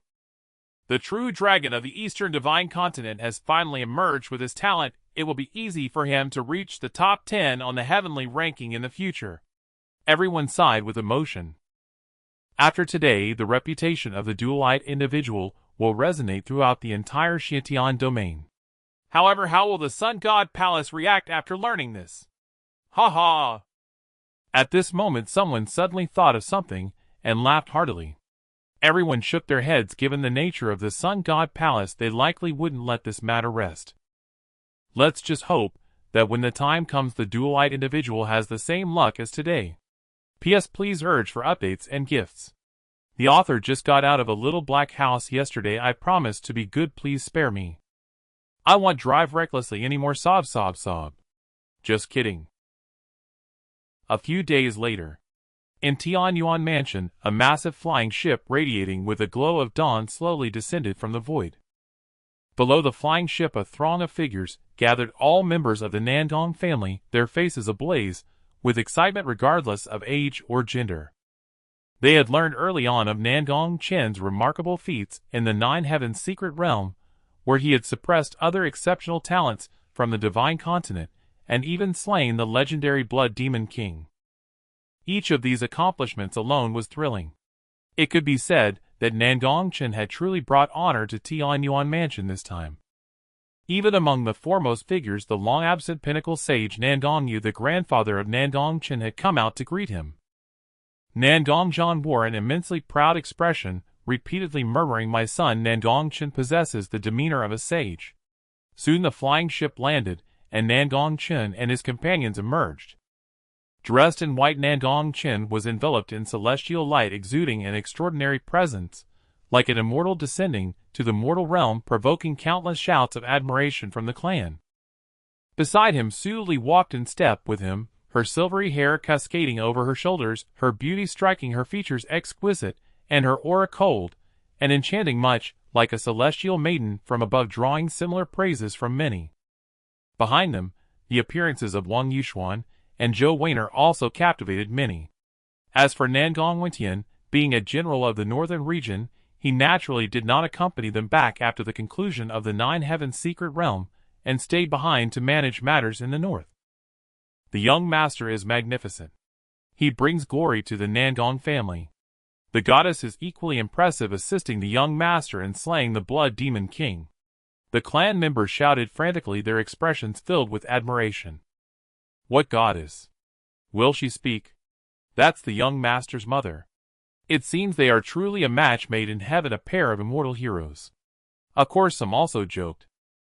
Upon hearing this, a hint of blush crept up Su Li's ears, which were covered by her silvery hair, and she retorted, "You Nandong family are truly too enthusiastic." "You'll get used to it," Nan Gong Chen replied calmly. Having endured such grand occasions, he was already immune to it.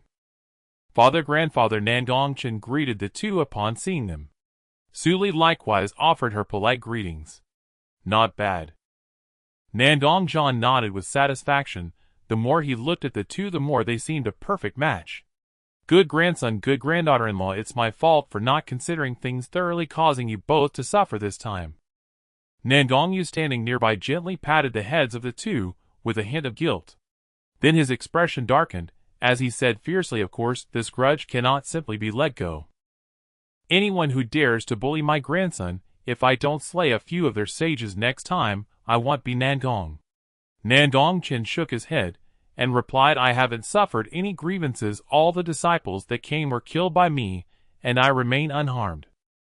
Upon hearing this, Su Li couldn't help but smile, her beautiful eyes gleaming with amusement. Nandong Yu and Nandong Zhan's expressions twitched, annoyance visible on their foreheads. Indeed, it seemed like that was the case. So does that make them the villains? Forget it, it doesn't matter, let them be the villains. That's good, we would rather harm others than suffer ourselves. Since that's the case, we've specially prepared a victory banquet for you two just in time as well. Nandong Zhan laughed. Then, with curiosity, his gaze fell upon Zhou Weiner, who was wearing a veil. "I wonder who this young lady is."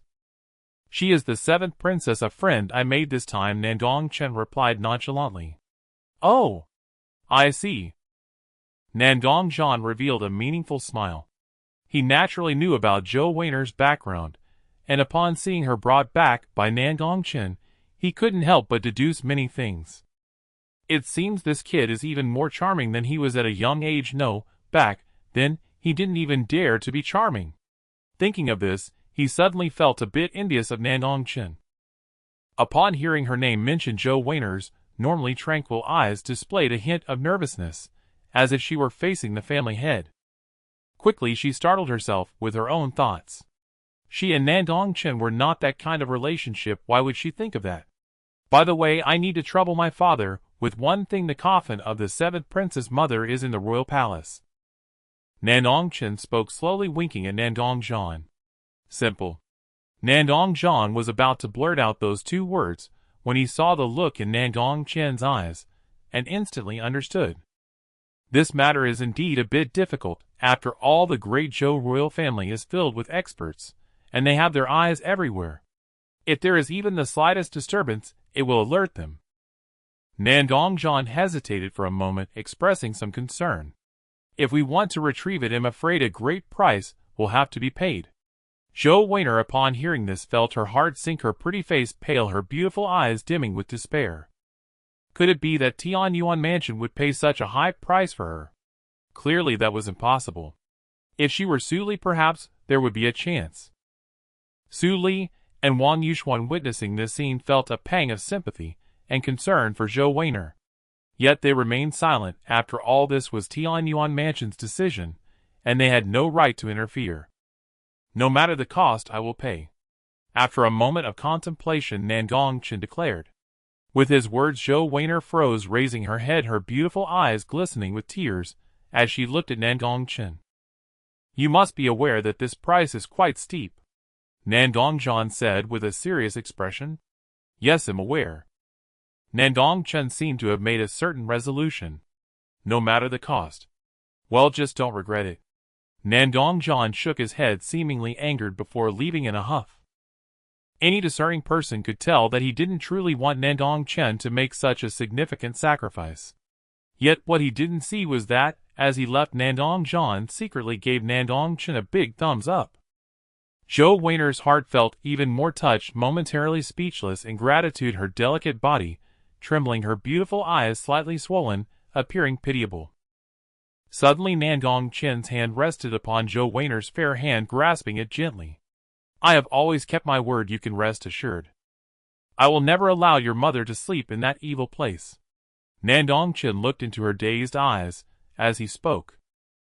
This warm touch and heartfelt words shattered Zhou Weiner's final defenses, causing her to throw herself into Nandong Chen's embrace, sobbing uncontrollably. Nandong Chen felt the soft warm body in his embrace, and inwardly cursed himself for losing control.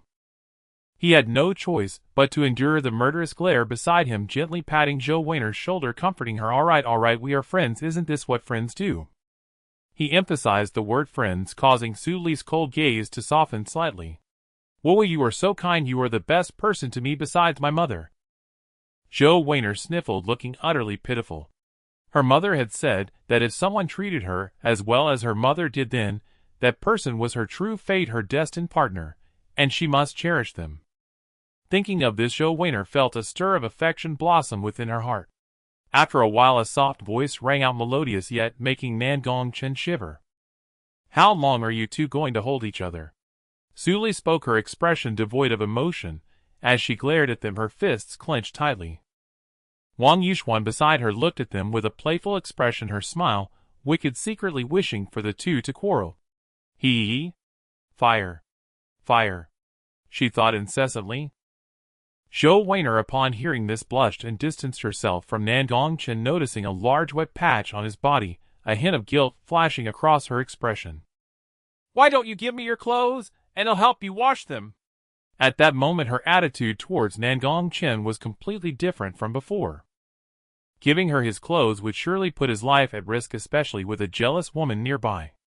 Seeing the two of them being so intimate, Su Li's beautiful face darkened instantly, her enchanting eyes dimming, as if she were about to be consumed by darkness.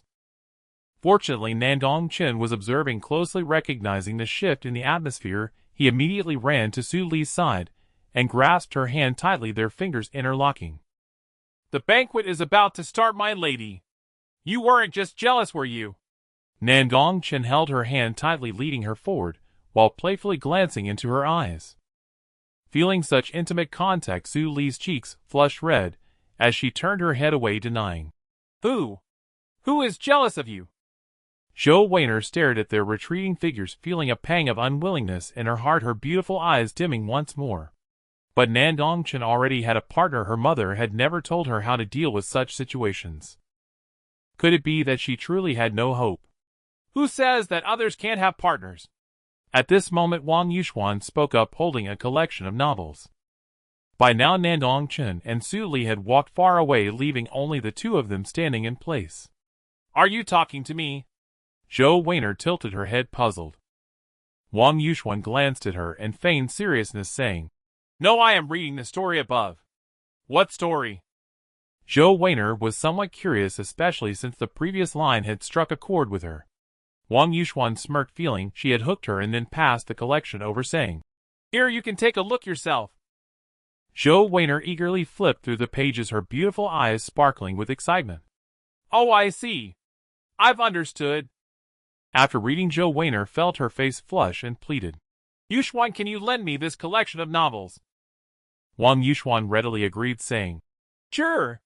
I have even more here. Come back for more once you finished. Her eyes sparkled with an inscrutable meaning. You're really too kind, thank you. Zhou Weiner was even more excited when she heard there were more, her eyes shining with joy. No need to thank me, we are sisters, it's only right to help each other. Wang Yuxuan waved her hand casually. He successfully roped someone in. Wang Yuxuan thought to herself. If someone were to see the title of that book now, they would surely be shocked. On the Cultivation of the Minotaur. By a certain unknown young master. Soon the banquet passed and night fell. Nandong Chen returned to his residence alone. For the time being he planned to enter seclusion to break through to the Great Ability Realm. Nandong Chen first took out the Chaos Dao fruit, but instead of hastily consuming it, he took stock of the gains from this Nine Heavens secret realm. First from Su Aotian, he acquired the Crimson Flame Dragon Bone and the Qilin Treasure Technique. The Crimson Flame Dragon Bone could be used to forge weapons, but he had not yet decided what to forge. If possible in the future he could cultivate a sword technique after all sword combat was very fitting for his style. Nandong Chen's eyes sparkled with anticipation.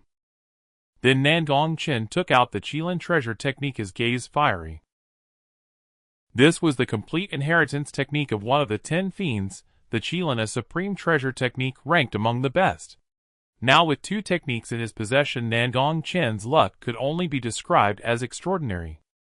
One must know that even among ancient prodigies in the upper realm, only a few could master the 10 fiend techniques. If they were to learn that someone in the lower realm possessed 2 techniques, they would surely be astonished. Qilin Steps, Qilin Seal, Qilin Fist. These are just parts of it. Nandong Chen reflected, unable to help but exclaim. If he could master them, it would greatly enhance his power. Truly, he is the son of fortune, his luck is unparalleled. However, the greatest gain this time was the Tianyuan Spirit Tablet, from which he actually obtained over 9,000 drops of celestial spirit liquid. This is an extremely terrifying amount. One must know that it took just 1,000 drops of celestial spirit liquid for Gu Nan to achieve saint status. This means that the remaining celestial spirit liquid is enough to create 9 saints. Hiss. Truly terrifying. However, this also depends on the individual. For example, Gu Nan had a 3rd grade aptitude, so the cultivation resources he used were relatively few. If it were him, or Su Li creating a saint, it would likely require around 100,000 drops. Of course, the lower the aptitude, the less is naturally required. So does that mean using it for my own cultivation is somewhat unwise? Nandong Chen mused. However, he did not forget that the second function of celestial spirit liquid is to nurture treasure herbs and accelerate their growth. Just like the spiritual seed beneath the Hongming tree, becoming the nourishment for these treasure herbs. With this thought, Nandong Chen directly entered the internal space of the Tianyuan Spirit Tablet. Nandong Chen felt a moment of disorientation, and the next moment, upon seeing the scene before him, he could not help but be astonished. This space resembled the universe, with hundreds of treasure herbs floating in the void, and below a spiritual sea formed from celestial spirit liquid sparkled like a galaxy. The Star River emitted a rich spiritual energy with glowing lines connecting each treasure herb, incredibly mysterious. These treasure herbs were metamorphosing at a speed visible to the naked eye, attempting to evolve into holy herbs. And above the holy herbs there are divine herbs. For instance, the Hongming Dao fruit takes countless drops of celestial spirit liquid and an epoch of time to mature. I wonder how many holy herbs 9,000 drops of celestial spirit liquid can produce. At this moment an ancient voice echoed. 100 drops of celestial spirit liquid can transform a treasure herb into a holy herb. Nandong Chen looked up to see a ginseng actually speaking with 2 white whiskers growing from it. Holy cow, the ginseng has become sentient. With such vigorous vitality, if this were to be given to my grandfather, he would probably be able to regain his youth. One must know ginseng that can extend lifespan is exceptionally rare, and judging by this ginseng's aura, it is at least at the holy herb level. With this thought, Nandong Chen's eyes glimmered as if he were assessing something. Kid, you might not want to set your sights on me and merely the spirit of this space, the ginseng said languidly. Upon hearing this, Nandong Chen felt a bit disappointed. So it was just a spirit, what a pity. The ginseng twitched its mouth. This kid really wanted to eat him. P.S. Writing while having a fever. The author is feeling dizzy. Family, please remember to rest, and don't stay too long in air-conditioned rooms. Can 100 drops of immortal spirit liquid transform into a holy medicine? Nandong Chen murmured, contemplating. Indeed, which means that your immortal spirit liquid can transform into 93 holy medicines. However, it will take about 50 years. The ginseng said, rolling its eyes at him. Isn't it because you have obtained too few immortal spirit liquid? The cultivation speed unlocked in the Tianyuan Spirit Tablet is divided into 5 tiers. The required amounts of immortal spirit liquid for each tier are 1,000, 10,000, 100,000, 1 million, and 10 million. Currently you have only unlocked the 1,000 tier, which is why it will take 50 years. If you unlock the 10,000 tier, it will be 25 years, and subsequently it will be 15 years, 5 years, and 1 year. After hearing this explanation, Nan Gong Chen was enlightened. So he was very close to the next tier, just 700 drops of immortal spirit liquid away. However, this was not a small number. Being able to obtain 9,000 drops in the 9 Heavens secret realm was entirely a pleasant surprise. However, you are quite impressive. You managed to awaken me from my slumber. Suddenly the ginseng seemed to recall something and spoke. Oh! You mean to say you have not awoken all this time? Nandong Chen was intrigued and asked. Indeed, I have not awakened for 50,000 years ever since I fell in your Xintian domain. The ginseng said indignantly. 50,000 years. Upon hearing this, Nandong Chen was somewhat shocked. How long had this creature actually lived asleep for 50,000 years? Then the ginseng added its somewhat featureless face, showing signs of nostalgia. So pitiful, every person I encountered couldn't awaken me. The most I ever obtained was about 1,000 drops of immortal spirit liquid. However, that kid one day seemed to encounter some difficulties, and actually used it all at once, leaving nothing for me. After that I never saw him again. Truly, he does not understand the virtue of respecting the elderly, and cherishing the young. I wonder if he has abandoned me. The ginseng's tone was melancholic, carrying a hint of sadness. Nandong Chen's pupils constricted, as a figure suddenly came to mind, the ancient dean. You said you haven't awakened. How did you sense that? Nandong Chen asked, puzzled. Alas, I am a spirit, and although I haven't awakened, I can sense a bit. He didn't abandon you, he died. After some contemplation, Nan Gong Chen spoke in a deep voice. Upon hearing this, the ginseng's expression changed to one of shock, followed by a look of resignation, its 2 upward curving whiskers drooping. I knew it. The ginseng sighed, then said, what a pity. That kid always talked about some academy, or his daughter every time he came in, never thinking about himself. I really don't understand why he lived so hard. Wouldn't it be better to live happily for himself? All right, I need to rest now, you may leave. The ginseng spoke, its gaze somewhat downcast, before disappearing from the space. Soon the area returned to silence. Nandong Chen felt a bit lost hearing the ginseng's words. Didn't he also live happily for himself? Then he shook his head, brushing off the confusion, his expression rejuvenating. He was a person born with blood ties, relatives, and loved ones. Naturally, he couldn't simply live for himself, otherwise, how was he any different from a heartless person? This ginseng was just a spirit, what would it understand? Nandong Chen shook his head, and took one last look around before leaving. 50 years, while it was indeed fast compared to the normal growth period of half an epoch, was still too slow for him. He still needed a continuous supply of immortal spirit liquid. After regaining consciousness, Nandong Chen sat cross-legged in his residence. He then took out the Hongming Dao fruit, gazing at the crystal-like small fruit, which was even smaller than half of his fist. Nandong Chen's eyes flickered, wondering how he should swallow it. Should he gulp it down in one go or savor it slowly? Forget it, he decided to swallow it whole. Then, as Nandong Chen swallowed the Hongming Dao fruit in one gulp, an incredibly powerful energy erupted within his body. Boom! In the next moment, the massive shockwave shattered the residence, and Nandong Chen's aura surged, like an abyss, sending the falling stones flying away. Soon only Nandong Chen remained seated, unconsciously circulating the Taoist scriptures in his heart, with runes shimmering around him, divine light cascading over him, like an immortal descending from the heavens. The Tianyuan residents was also startled by such a tremendous tremor, thinking it was an enemy attack. In an instant, numerous powerful beings surged into the void, their gazes fiery, and faces vigilant, scanning their surroundings. Hiss! Look over there at the young master! A divine king exclaimed, his face displaying shock. The crowd turned to see the scene, and their pupils contracted, unable to believe their eyes. This was actually the sign of a breakthrough to a powerful being. Soon two powerful figures moved. It was Nan Gong Chen and Nan Gong Yu. Nan Gong Yu stepped into the void, his aura profound, and immediately decided to activate the protective clan formation and conceal the phenomenon. Nan Gong Chen nodded, then formed an incantation with his hands and closed his eyes.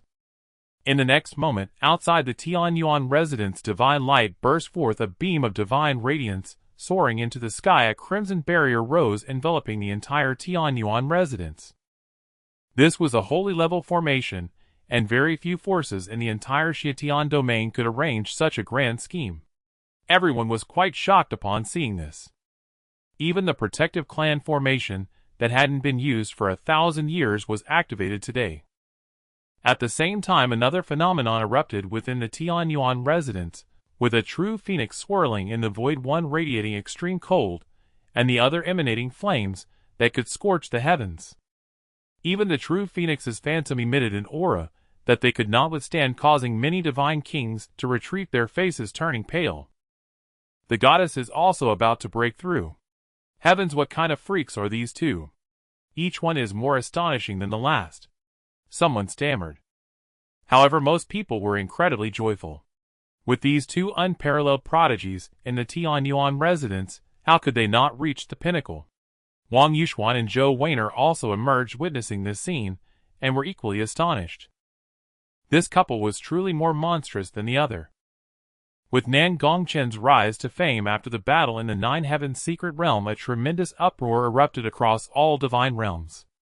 At this moment, in front of the Tianji Pavilion in Central Divine Continent, the streets were packed with people, a sea of humanity filled with crowds, including many talented youths, and even several renowned prodigies from the divine rankings. The sole purpose of their gathering today was to witness how far the Dual-Eyed One would rise in the rankings.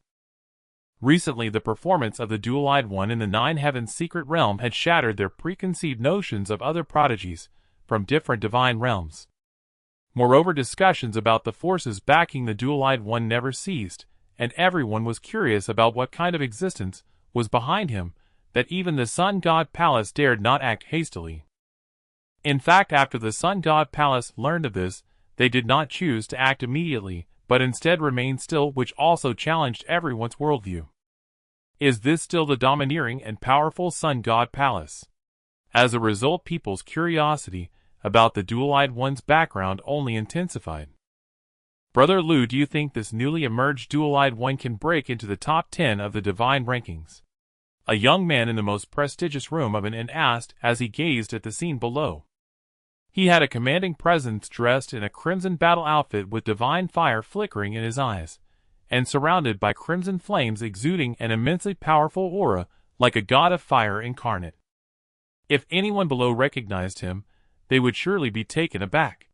For this was Jiang Che, the prodigy ranked 10th in the divine rankings, with astonishing talent, said to possess the legendary 9-grade divine body, the burning heaven battle body. Opposite him sat another extraordinary young man, shimmering with celestial light, his eyes sparkling with divine brilliance, clad in elegant garments, and equally remarkable in aura. Upon hearing the question, his eyes flickered as he replied, "If entering the top 10 of the divine rankings is possible, and if what those people say is true, the Dual-Eyed One could even break into the top 5. After all, slaying the Blood Demon King even in a weakened state would be a formidable feat for any of us." Jiang Che, upon hearing this, was not surprised, but coldly remarked, "It's hard to believe. A peak Zifu realm prodigy, even with legendary 9-grade talent, cannot possibly slay a Blood Demon King." "Who knows?" Lu Wuxin said lightly. After all, he ranked 9th in the divine rankings, and even if the Dual-Eyed One surged ahead, he would still remain within the top 10. In any case, I don't believe he can slay the Blood Demon King. It's likely just those prodigies boasting and speaking nonsense. Jiang Che's eyes remained icy as he expressed his skepticism. Being pushed out of the top 10 would be a tremendous humiliation for him. Lu Wuxin remained silent, his gaze fixed below. Discussing this now was meaningless. They would have to wait for the new divine rankings. Soon the new divine rankings would be revealed. Everyone's eyes widened, their faces filled with anticipation. However, some showed disdain, believing the Dual-Eyed One was merely exaggerating.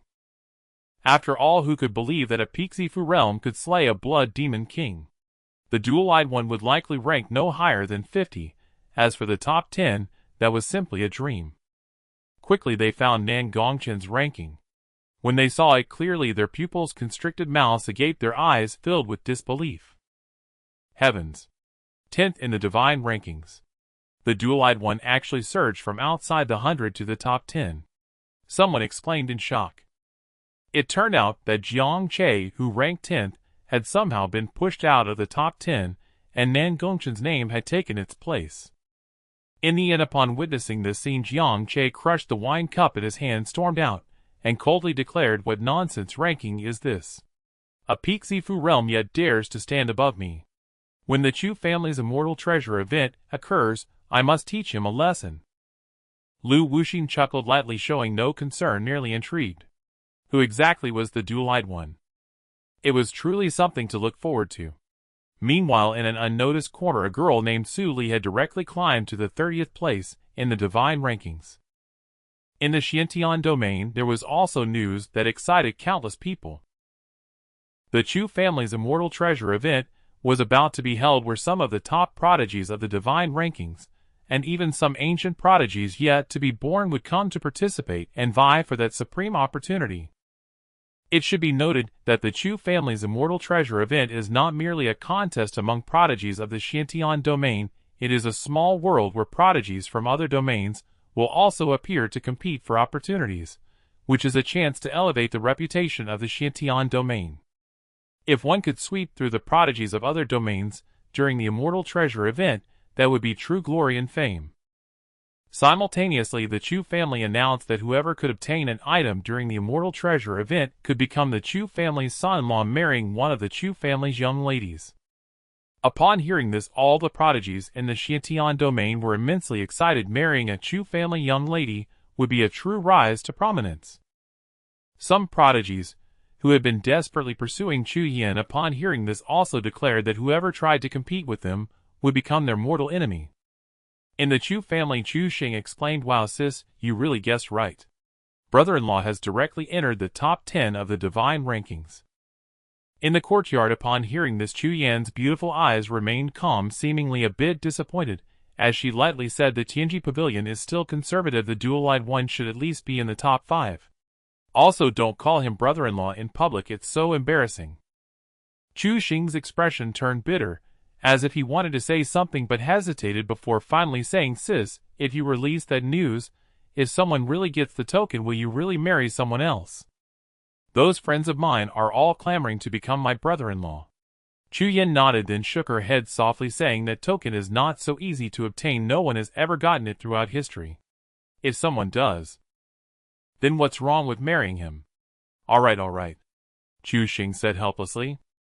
Deep down, he still thought it would be better for Nan Gong Chen to be his brother-in-law. He was truly fears someone he had never seen before. In the Sun God Palace, an elder spoke. "I didn't expect that in the Eastern Divine Continent there would be a force hidden so deeply." The elder was dressed in a royal robe, his aura profound, with 2 suns shining in his gaze, terrifyingly powerful, a true saint. "Palace Master, should we still seek revenge?" An elder knelt on the ground below, respectfully asking. Indeed, the elder before them was the current master of the Sun God Palace, Feng Dao. "No rush, the information we have now is too limited. If we act rashly, the consequences could be unimaginable. Moreover, we do not know if that Super Saints level powerhouse is from their side. If so, that would be troublesome," Feng Dao said slowly. "But?" The elder below seemed unwilling and wanted to say something more. "Revenge is something we must do. After all, our palace has suffered such heavy losses this time throughout history. We have never endured such humiliation. The Chu family's immortal treasure event, the dual-eyed one, will certainly be present. When the Holy Sun appears, we shall use the dual-eyed one as our first stepping stone. One must understand, the higher one is lifted, the harder one falls." Feng Dao's eyes shimmered with intensity as he coldly stated. Tianyuan Manor. A few days later. "It worked," someone said, as they watched the strange phenomena in the sky gradually fade. Su Li opened her beautiful eyes, her gaze sparkling, as she felt an endless power within her body. A divine phoenix mark appeared between her brows, looking stunning and enchanting, her aura increasingly noble, akin to a true phoenix from the heavens. Is this the realm of the mighty? It's simply worlds apart from the Purple Mansion realm. Oh, finally broke through. I've been so bored these past few days. At that moment, a charming, lazy female voice echoed in her mind. Su Li was momentarily stunned by the exquisite voice, but upon realizing, her eyes brimmed with joy. You have awakened. Indeed, it was the long-sleeping Empress Qi Yao who had come to. I awoke as soon as you chose to absorb the Phoenix Stone, and I owe it all to this Phoenix Stone. Inside it lies a divine soul vital for the cultivation of my spirit. Qi Yao spoke slowly, her tone tinged with satisfaction. That's good. Su Li sighed in relief, feeling guilty for Qi Yao's long slumber. However, your man still hasn't broken through yet. It's truly abnormal, Qi Yao remarked, seemingly recalling something with shock. Su Li also looked up. In the void, numerous saints appeared, their presence overwhelming all, bowing towards Nan Gong Chen, leaving onlookers in disbelief. This is the legendary worship of the myriad saints, possible only for those with the ancient great fortune or heaven-defying talent. It seems your husband is quite extraordinary, Qi Yao explained, carrying an inexplicable tone. Of course, in the Nine Heavens secret realm, he harvested the Hongming Tao fruit. Su Li's tone was cool, yet there was an underlying sense of pride. Qi Yao was momentarily stunned, her mature and alluring face showing surprise. What did you say? He actually obtained the Hongming Tao fruit. Yes, Su Li replied nonchalantly. Qi Yao's expression changed dramatically now. She understood why Nandong Chen was so extraordinary. He had consumed the Hongming Tao fruit. It must be noted that even in her past life, such a heaven-defying divine medicine was unattainable. Even appearing in the 9 heavens and 10 earths would attract countless mighty beings vying for it. Yet this young man used it to build his foundation. What a waste. Qi Yao bit her silver teeth, feeling an indescribable sourness. Truly, comparing people can be infuriating. But soon the phantoms of the saints dissipated, and a divine radiance descended from the heavens, a vast purple energy flowing and illuminating the sky, clearly a blessing from the heavenly Tao. Upon witnessing this scene, everyone gasped, their pupils narrowing. It was the first time in their lives they had seen such a grand spectacle. Nandong Chen sat cross-legged between heaven and earth, opening his eyes. As his dual pupils opened and closed, phenomena unfolded. Stars fell, the sun was destroyed, and the heavens trembled. His gaze shot into the void, instilling fear in all who beheld it. At this moment, the aura he exuded was astonishing, embodying the essence of a born king. Even the God-King realm experts present turned pale at the sight of his eyes, feeling an involuntary urge to kneel. Is this the realm of the mighty? Nandong Chen murmured. Now, if he faced the Blood Demon King, he could probably eliminate him in an instant. Soon many people rushed over, with the first two to arrive being Nandong Zhan and Nandong Yu. After sensing this aura, Nandong Yu, being well-informed, was momentarily stunned. Wait, he actually broke through directly to the late stage of the mighty realm. Nandong Zhan also showed shock, then joyfully exclaimed, as expected of my offspring truly possessing my flair. Others widened their eyes in disbelief upon hearing this. They had not seen anyone break into the late stage of the mighty realm for thousands of years, yet an 18-year-old junior accomplished it effortlessly. This left them feeling a bit nauseous. It was too demoralizing. Nandong Chen greeted the crowd politely. Soon someone on the other side exclaimed in shock. The young mistress has also broken into the late stage of the mighty realm. They saw the increasingly captivating Su Li slowly walking towards them. The phoenix mark between her brows was striking, adoring her breathtakingly beautiful face, leaving one momentarily dazed, unable to look directly at her. Nandong Chen was taken aback, pleasantly surprised to find that Su Li had also broken through. However, if he were not a transmigrator, he might have been overshadowed by her. The true destined heroine was indeed remarkable. Wonderful, truly wonderful. With my son and daughter-in-law in Tianyuan Manor, how could we not prosper? Nandong Zhan smiled, clearly pleased. The others nodded in agreement. Indeed, with such talent from the young master and young mistress, they leave no room for other prodigies. Some young clan members chimed in, their eyes sparkling with excitement. That's right, it seems our Nandong family will soon have 2 saints. Ha ha ha. We must also strive to avoid being overtaken by these 2 juniors. That would truly be a disgrace. The crowd laughed, feeling quite nostalgic. In the hall. Indeed, it seems your fortunes in the 9 Heavens secret realm exceeded expectations. Nandong you praised, looking at the extraordinary Nan Gong Chen before him. Nan Gong Chen's expression remained calm, his divine radiance growing more dazzling, his aura ethereal, like a true celestial being. Using the Hongming Tao fruit as a foundation, perhaps no one in history has been so bold as Nandong Chen. But it's just luck. Nandong Chen was quite humble. The 2 exchanged a glance, clearly satisfied. Having talent isn't always a blessing, often possessing a sincere and humble heart allows one to go far. Otherwise, being arrogant leads to limited achievements. Father, I want to know about my mother. Nandong Chen suddenly said, his expression serious. That woman with the ghostly face who saved me in the northern domain. There's a deep sense of closeness. I feel as if she were family. Who is she? Who is my mother? Is she alive or dead? I know nothing. Nandong Chen said helplessly, a look of confusion in his eyes. Upon hearing this, Nandong Chen was stunned, surprised, and momentarily hesitated. Nandong Yu sighed, knowing that this question would eventually arise. Now that you possess astonishing talent and are growing rapidly, there are some things it is time for me to tell you. Nandong Chen sighed softly, speaking with a hint of melancholy. Then Nandong Chen began to recount the story of how he met Nandong Chen's mother. I met your mother during a time of war, to be precise. Met? Upon hearing this, Nandong Chen's expression turned a bit puzzled. Nandong Chen showed a nostalgic expression, and slowly spoke. Yes, many years ago, chaos erupted in the northern region, and the Dacians sent troops to invade us. As the king of the north, I naturally had to go to battle to earn military merits.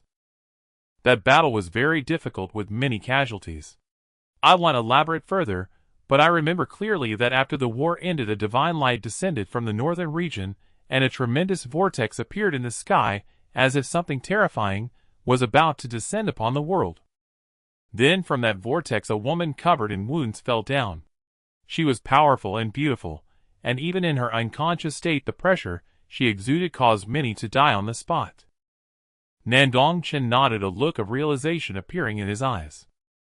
Later, as if possessed, I went to save that woman who is your mother. When she awoke, I learned that her name was Ji Rukin, a truly beautiful name just like her. Nandong Chen spoke with a hint of sudden infatuation.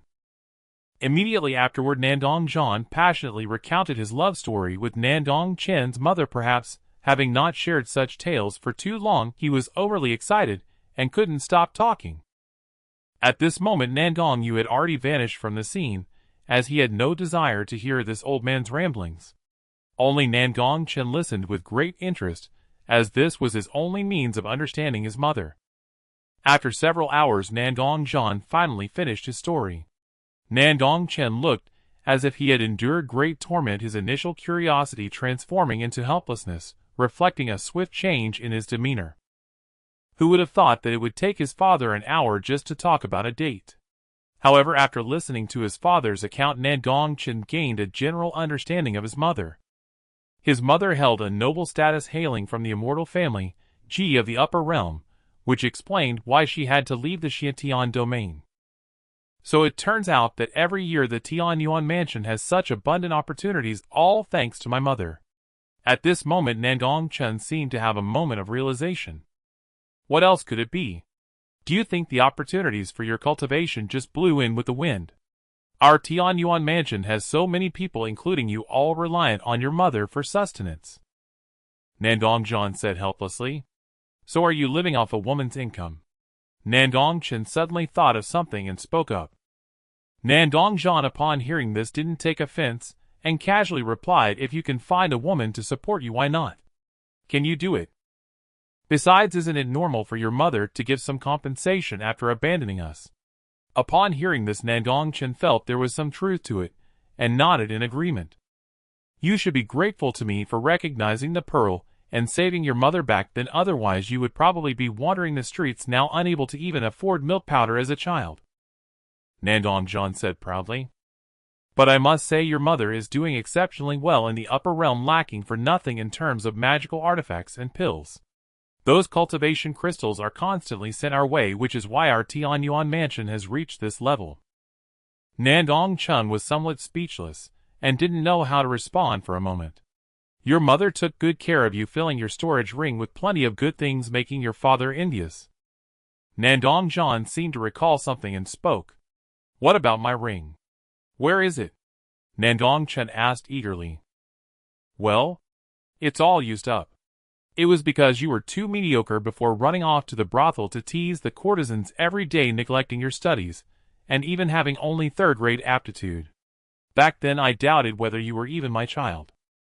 Furthermore, if I had given it to you back then, it wouldn't have helped you much, so I simply used it to enhance the strength of our Tianyuan mansion," Nandong Chen said with startling candor. After hearing this, Nandong Chen clenched his fists, thinking, damn it, old Bidung even embezzled his son's resources. "Don't be anxious. Aren't you curious about what kind of strength our Tianyuan mansion holds in the Xietian domain now?"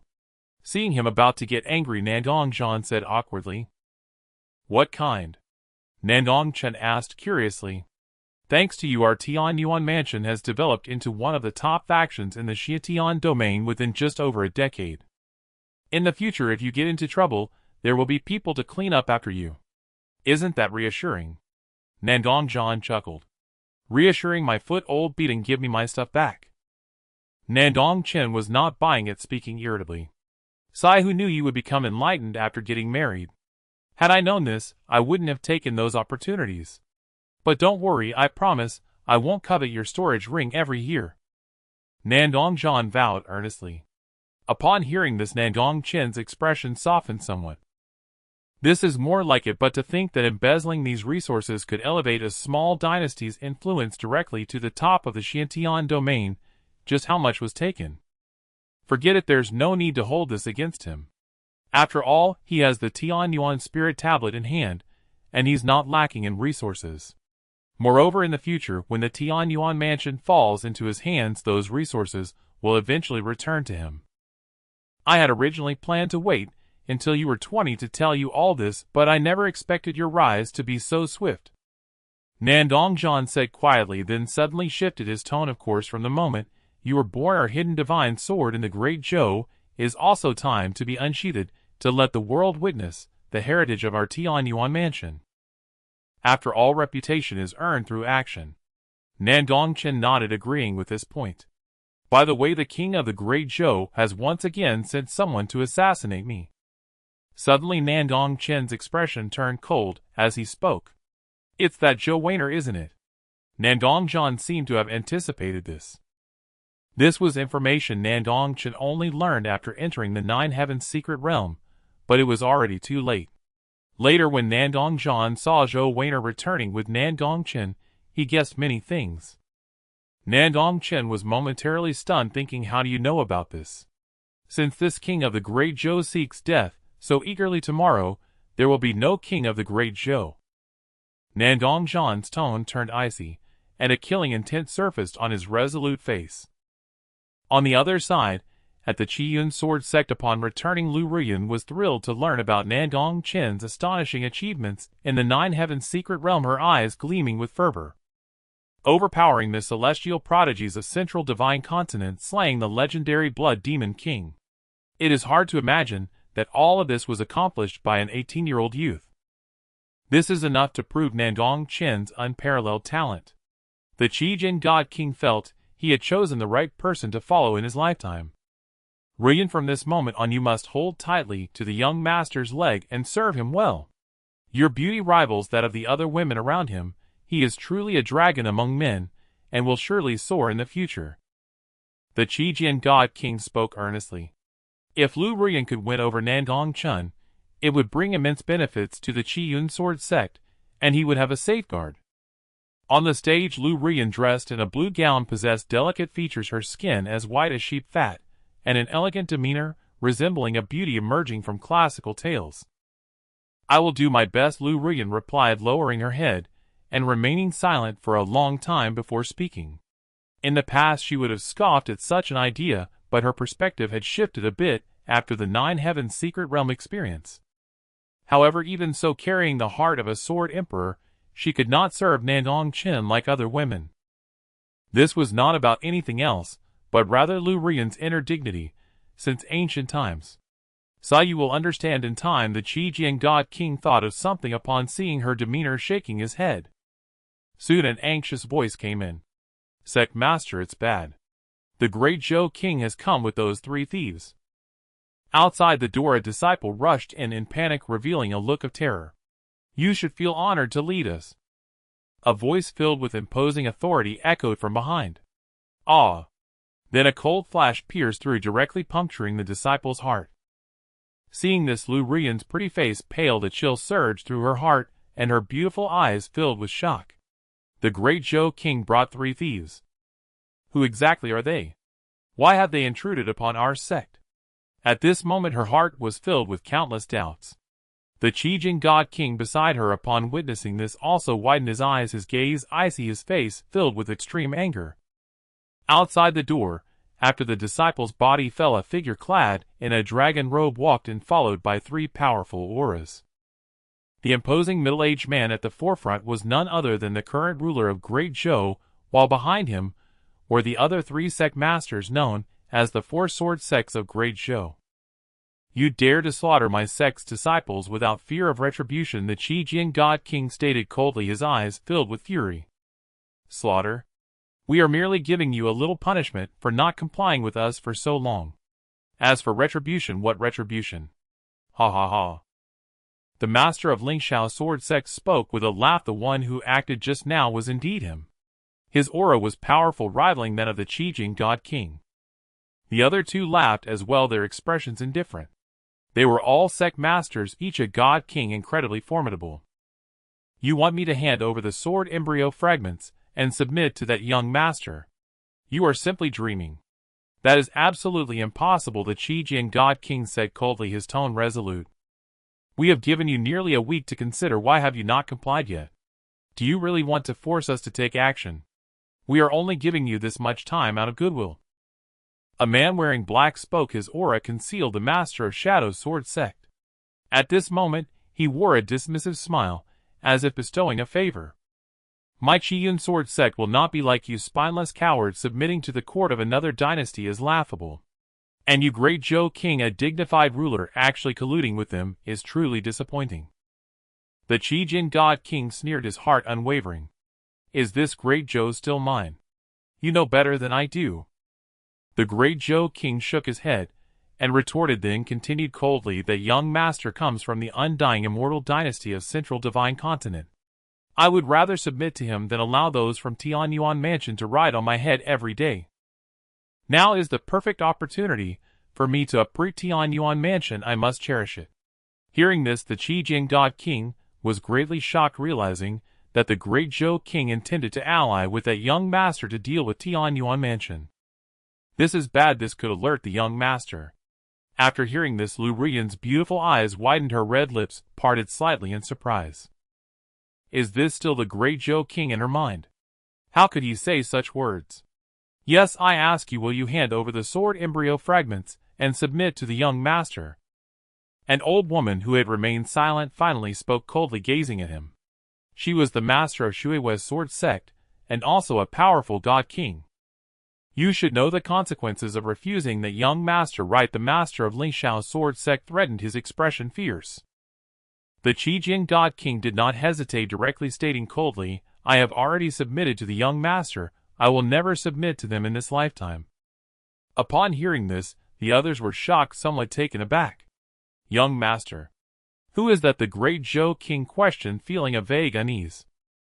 The other 3 looked at the Qi Jian God King eagerly. The young master of Tianyuan Mansion, Nan Gong Chen, the Qi Jian God King slowly revealed. Upon hearing this, the 4 were stunned for a moment before bursting into laughter. This? How can a small Tianyuan Mansion be compared to the undying immortal dynasty of Central Divine Continent? I think you must be getting old and confused.